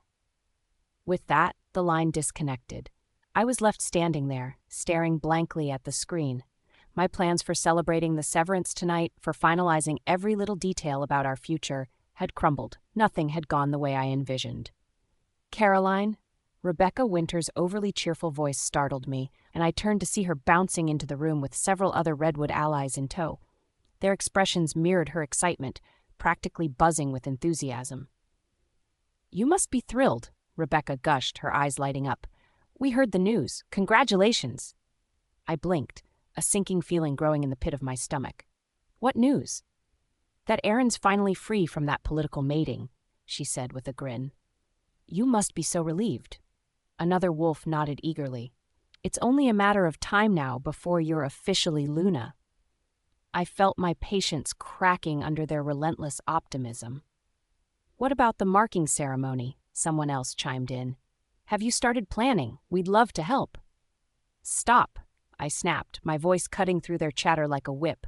The collective shock on their faces was almost laughable, but I could barely see it through the frustration clouding my thoughts. "Can't you see what's happening?" I demanded, my tone harsh. "Elder Catherine is ill. This isn't the time for celebrations or dress fittings. Nothing has even happened yet." Rebecca flinched, clearly taken aback. "Caroline, we just wanted to support you." "Well, don't," I interrupted sharply, my voice colder than I intended. "This isn't about me right now." The weight of their stares burned into me as silence fell over the room. Chapter 59, Hidden Agendas. The room was so quiet that you could hear a pin drop. All the eyes in the room were on me after my outburst. Rebecca Winters, Emma Parker, Rachel Lewis, and the others from the Redwood Pack looked stunned. Their wide eyes and hesitation made me realize what I had just done. I had snapped at my closest allies. My throat tightened as panic flickered in my chest. This wasn't the image I wanted to show them. My allies needed to see a composed, capable leader, not someone coming undone. Rebecca was the first to move. She darted toward me, wrapping her arms around me in an attempt to comfort me. "Oh, Caroline, we didn't mean to upset you." Her voice was rushed and nervous. "It's just that we care about you. We're trying to help." My vision blurred. Tears filled my eyes before I could stop them. They spilled over, and I choked on a sob. I'm sorry." My voice cracked, making the apology sound even more pitiful. Emma quickly handed me a tissue, her brows furrowed in concern. "Caroline, it's okay. You've been under so much pressure lately. It's understandable." Rachel placed a hand on my shoulder, her tone open and concerned. It's the stress, isn't it? The postponed surgery? The mate bond severance delay? I managed a shaky nod, dabbing at my cheeks with the tissue. It's all so much. Everything feels like it's spinning out of my control. Rebecca tightened her hold on me as the others watched, their expressions dark with anger, but not toward me. No, their anger was focused squarely on someone else. It's Freya's fault, Rebecca hissed, her words spilling out like venom. She's using every excuse to cling to her position and her mate bond with Aaron. It's disgusting. She doesn't deserve to be Luna, Rachel added coldly, her wolf flashing through her tone of voice. Aaron deserves someone stronger, someone like you, Caroline. The other pack members nodded in agreement. Emma leaned closer to me, her voice dropping into a low, angry tone. She's not fooling anyone. This whole act, pretending she's so perfect, it's a joke. I sniffled, lowering the tissue from my face. I needed to play this right. Carefully. She is still Elder Catherine's caretaker, I murmured softly. She's trying her best for Aaron's grandmother. Ha! Rebecca's laugh was short and sharp. You're too kind. Caroline, we know what Freya is really doing. She's dragging this out to keep Aaron chained to her. She's a coward. Rachel crossed her arms, her wolf practically snarling beneath her calculated tone. A lesson needs to be taught. Someone needs to show her she can't keep playing these games. The room grew colder as the tension thickened. My allies were fired up, their collective anger toward Freya bubbling dangerously. This was an opportunity I couldn't afford to ignore. Still, I couldn't let them see just how much I agreed with them. My plans required subtlety, not recklessness. Please, I said softly, letting my voice tremble. Don't act rashly. Violence or anger might make things worse with the Northern Ridge Pack. Freya is a Luna, for now. Rebecca's eyes flashed with indignation. She stepped back, her wolf looming closer to the surface. Caroline, why are you defending her? I'm not, I insisted, lifting my hands as though in surrender. I can handle this. Let me speak to her myself. Aaron and Freya are both under so much pressure already with Elder Catherine's health. I don't want to escalate things. For a moment, Rebecca seemed unconvinced. Her wolf simmered just beneath her sharp glare. But Rachel and Emma quickly interjected, nodding toward her. She's right, Rachel murmured. Caroline is smart. Let her handle it. Emma frowned, but relented. Fine. But if she steps out of line again? Their compliance didn't quell my unease. Watching the fire in their eyes, I could tell they had no intention of letting this go. Their wolves wanted battle, even if it was subtle at first. As I poured wine into their glasses, lifting the mood with polite small talk, I caught the sly glances they exchanged. Their whispers were gone, but their silence spoke volumes. My allies were planning something I could not control or stop. The steady beeping of a monitor echoed around Elder Catherine's hospital room. It was the only sound breaking the silence between Aaron and me. She looked so frail like this. Her gray hair framed her face, and her pale skin made her seem smaller than she ever had before. I clutched the blanket resting over her, my heart aching as guilt gnawed at me yet again. Bella whimpered deeply in my mind, her sorrow mirroring my own. She'll recover, Aaron said suddenly. But his deep voice broke through my spiral of worry. I glanced at him by the windows.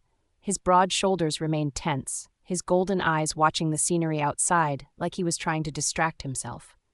But I could see it, the tightness in his body and jaw. He was worried, too. The wolf healers returned with 2 bowls of hot, protein-rich broth as part of a meal for us. They placed them on the bedside table before bowing. Luna, Alpha, one of them murmured respectfully before quietly leaving. Aaron's head turned toward me, his gaze locked on mine before briefly dropping to the untouched bowl near me. You need to eat, he said sternly, his no-nonsense tone filling the small room. I hesitated, my expression resisting him. I don't feel like eating. That's not an option, he replied bluntly, his eyes narrowing. Eat for Elder Catherine's sake. Or don't, and let her see you fall apart in front of her.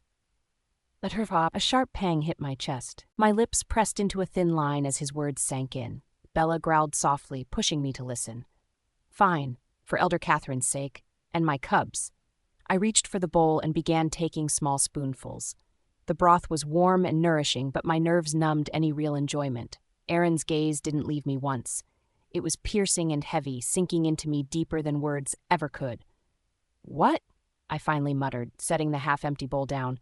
"Finish it," was all he said before turning back toward the window. With a deep sigh, I returned to the meal, eating methodically and slowly. Each bite grounded me, as if my body knew it needed more strength.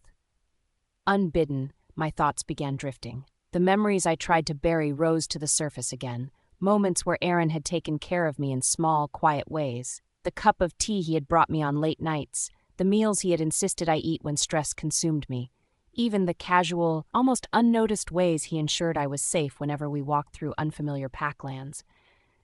These weren't grand gestures of love, they were small responsibilities born from duty. And yet, they still filled my chest with bittersweet ache. How naive I had been to think that those moments meant anything. Reality was a cold, sharp blade that cut through my illusions. Aaron's care didn't stem from love, it was obligation. He had always belonged to Caroline, had always thought of her as his future Luna. She was the one who had saved his life, after all. Compared to that, I was just a snowflake in a storm. I set the empty bowl aside, letting my hands fall uselessly into my lap.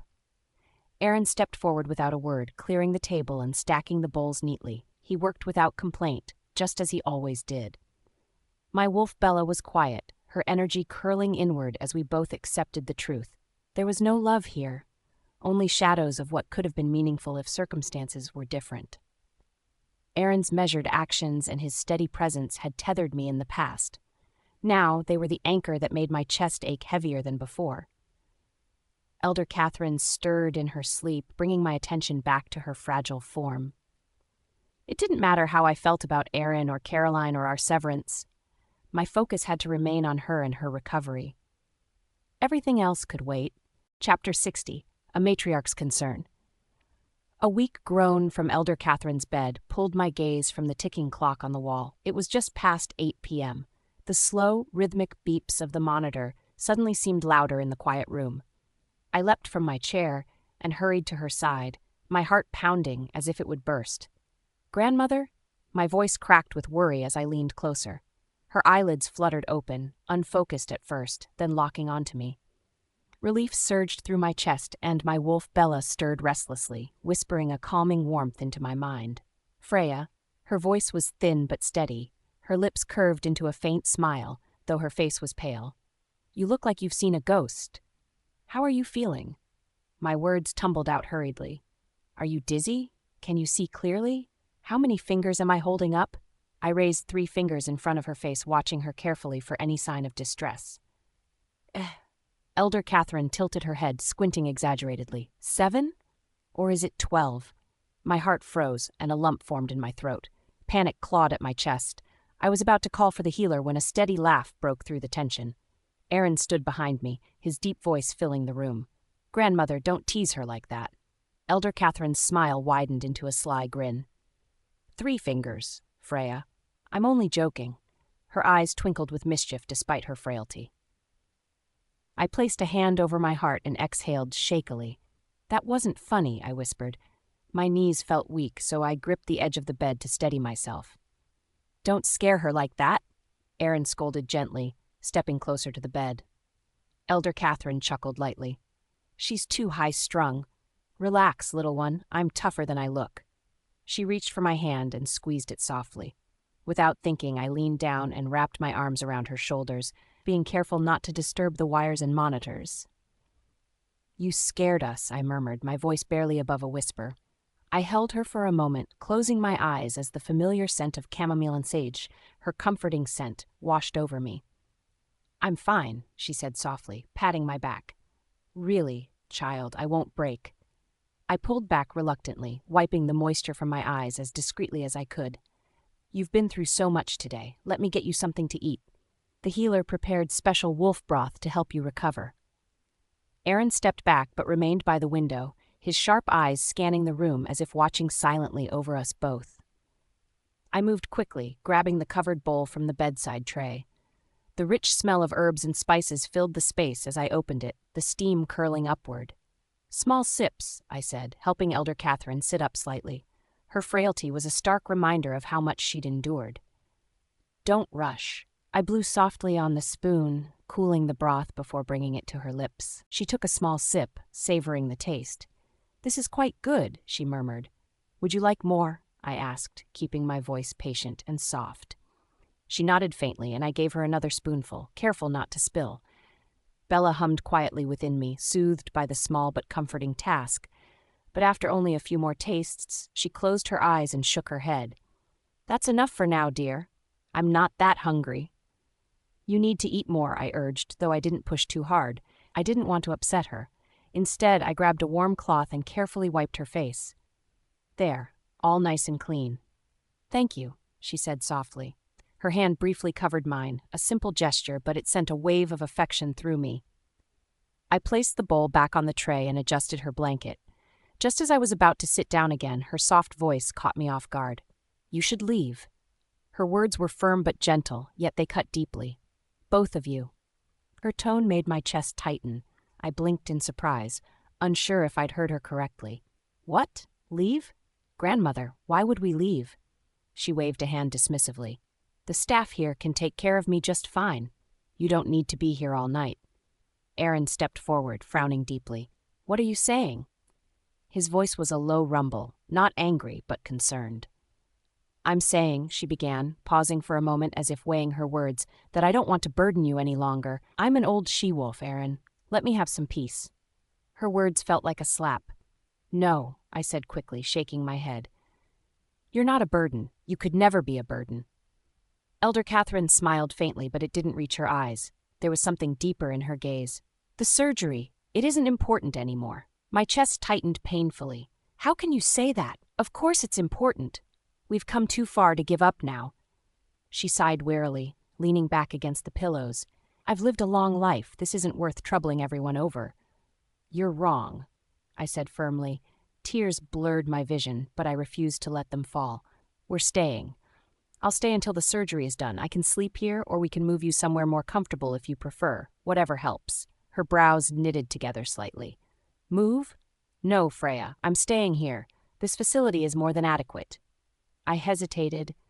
Bella's senses prickled uneasily as I studied the lines of fatigue and something else, something guarded in her expression. "If you don't want to stay here, we can take you back to the pack house. It's warmer there, and your room is more familiar." "No," she said sharply. She softened quickly, patting my hand. "No, dear, that would disrupt your lives. I'm better off here. The healers can monitor me closely." I opened my mouth to protest, but Aaron's hand on my arm stopped me. I turned to him in disbelief, ready to argue, but his expression was calm and resolute. "We'll visit tomorrow," he said gently but firmly to Elder Catherine. "You need rest, and so does Freya." "I don't need rest," I interjected, shaking his hand off. "I'm staying. She needs someone with her." Freya, Aaron's voice was low, steady, and filled with the unyielding strength of an alpha. "We'll come back tomorrow. But—" "Tomorrow," he repeated, his golden eyes glowing faintly. Bella whimpered, reluctantly yielding to his authority. Elder Catherine's faint smile returned as she placed a hand over mine. "Listen to him, child. One night won't change everything." A lump formed in my throat, but I forced a nod. "All right," I said reluctantly, though every fiber of my being screamed to stay. Aaron gently guided me out of the room, his hand firm around my arm.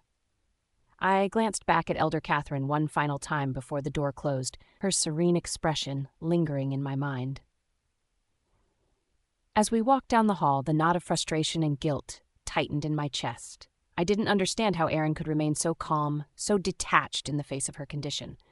My thoughts raced as I tried to process her words, her insistence, and the way she avoided certain subjects,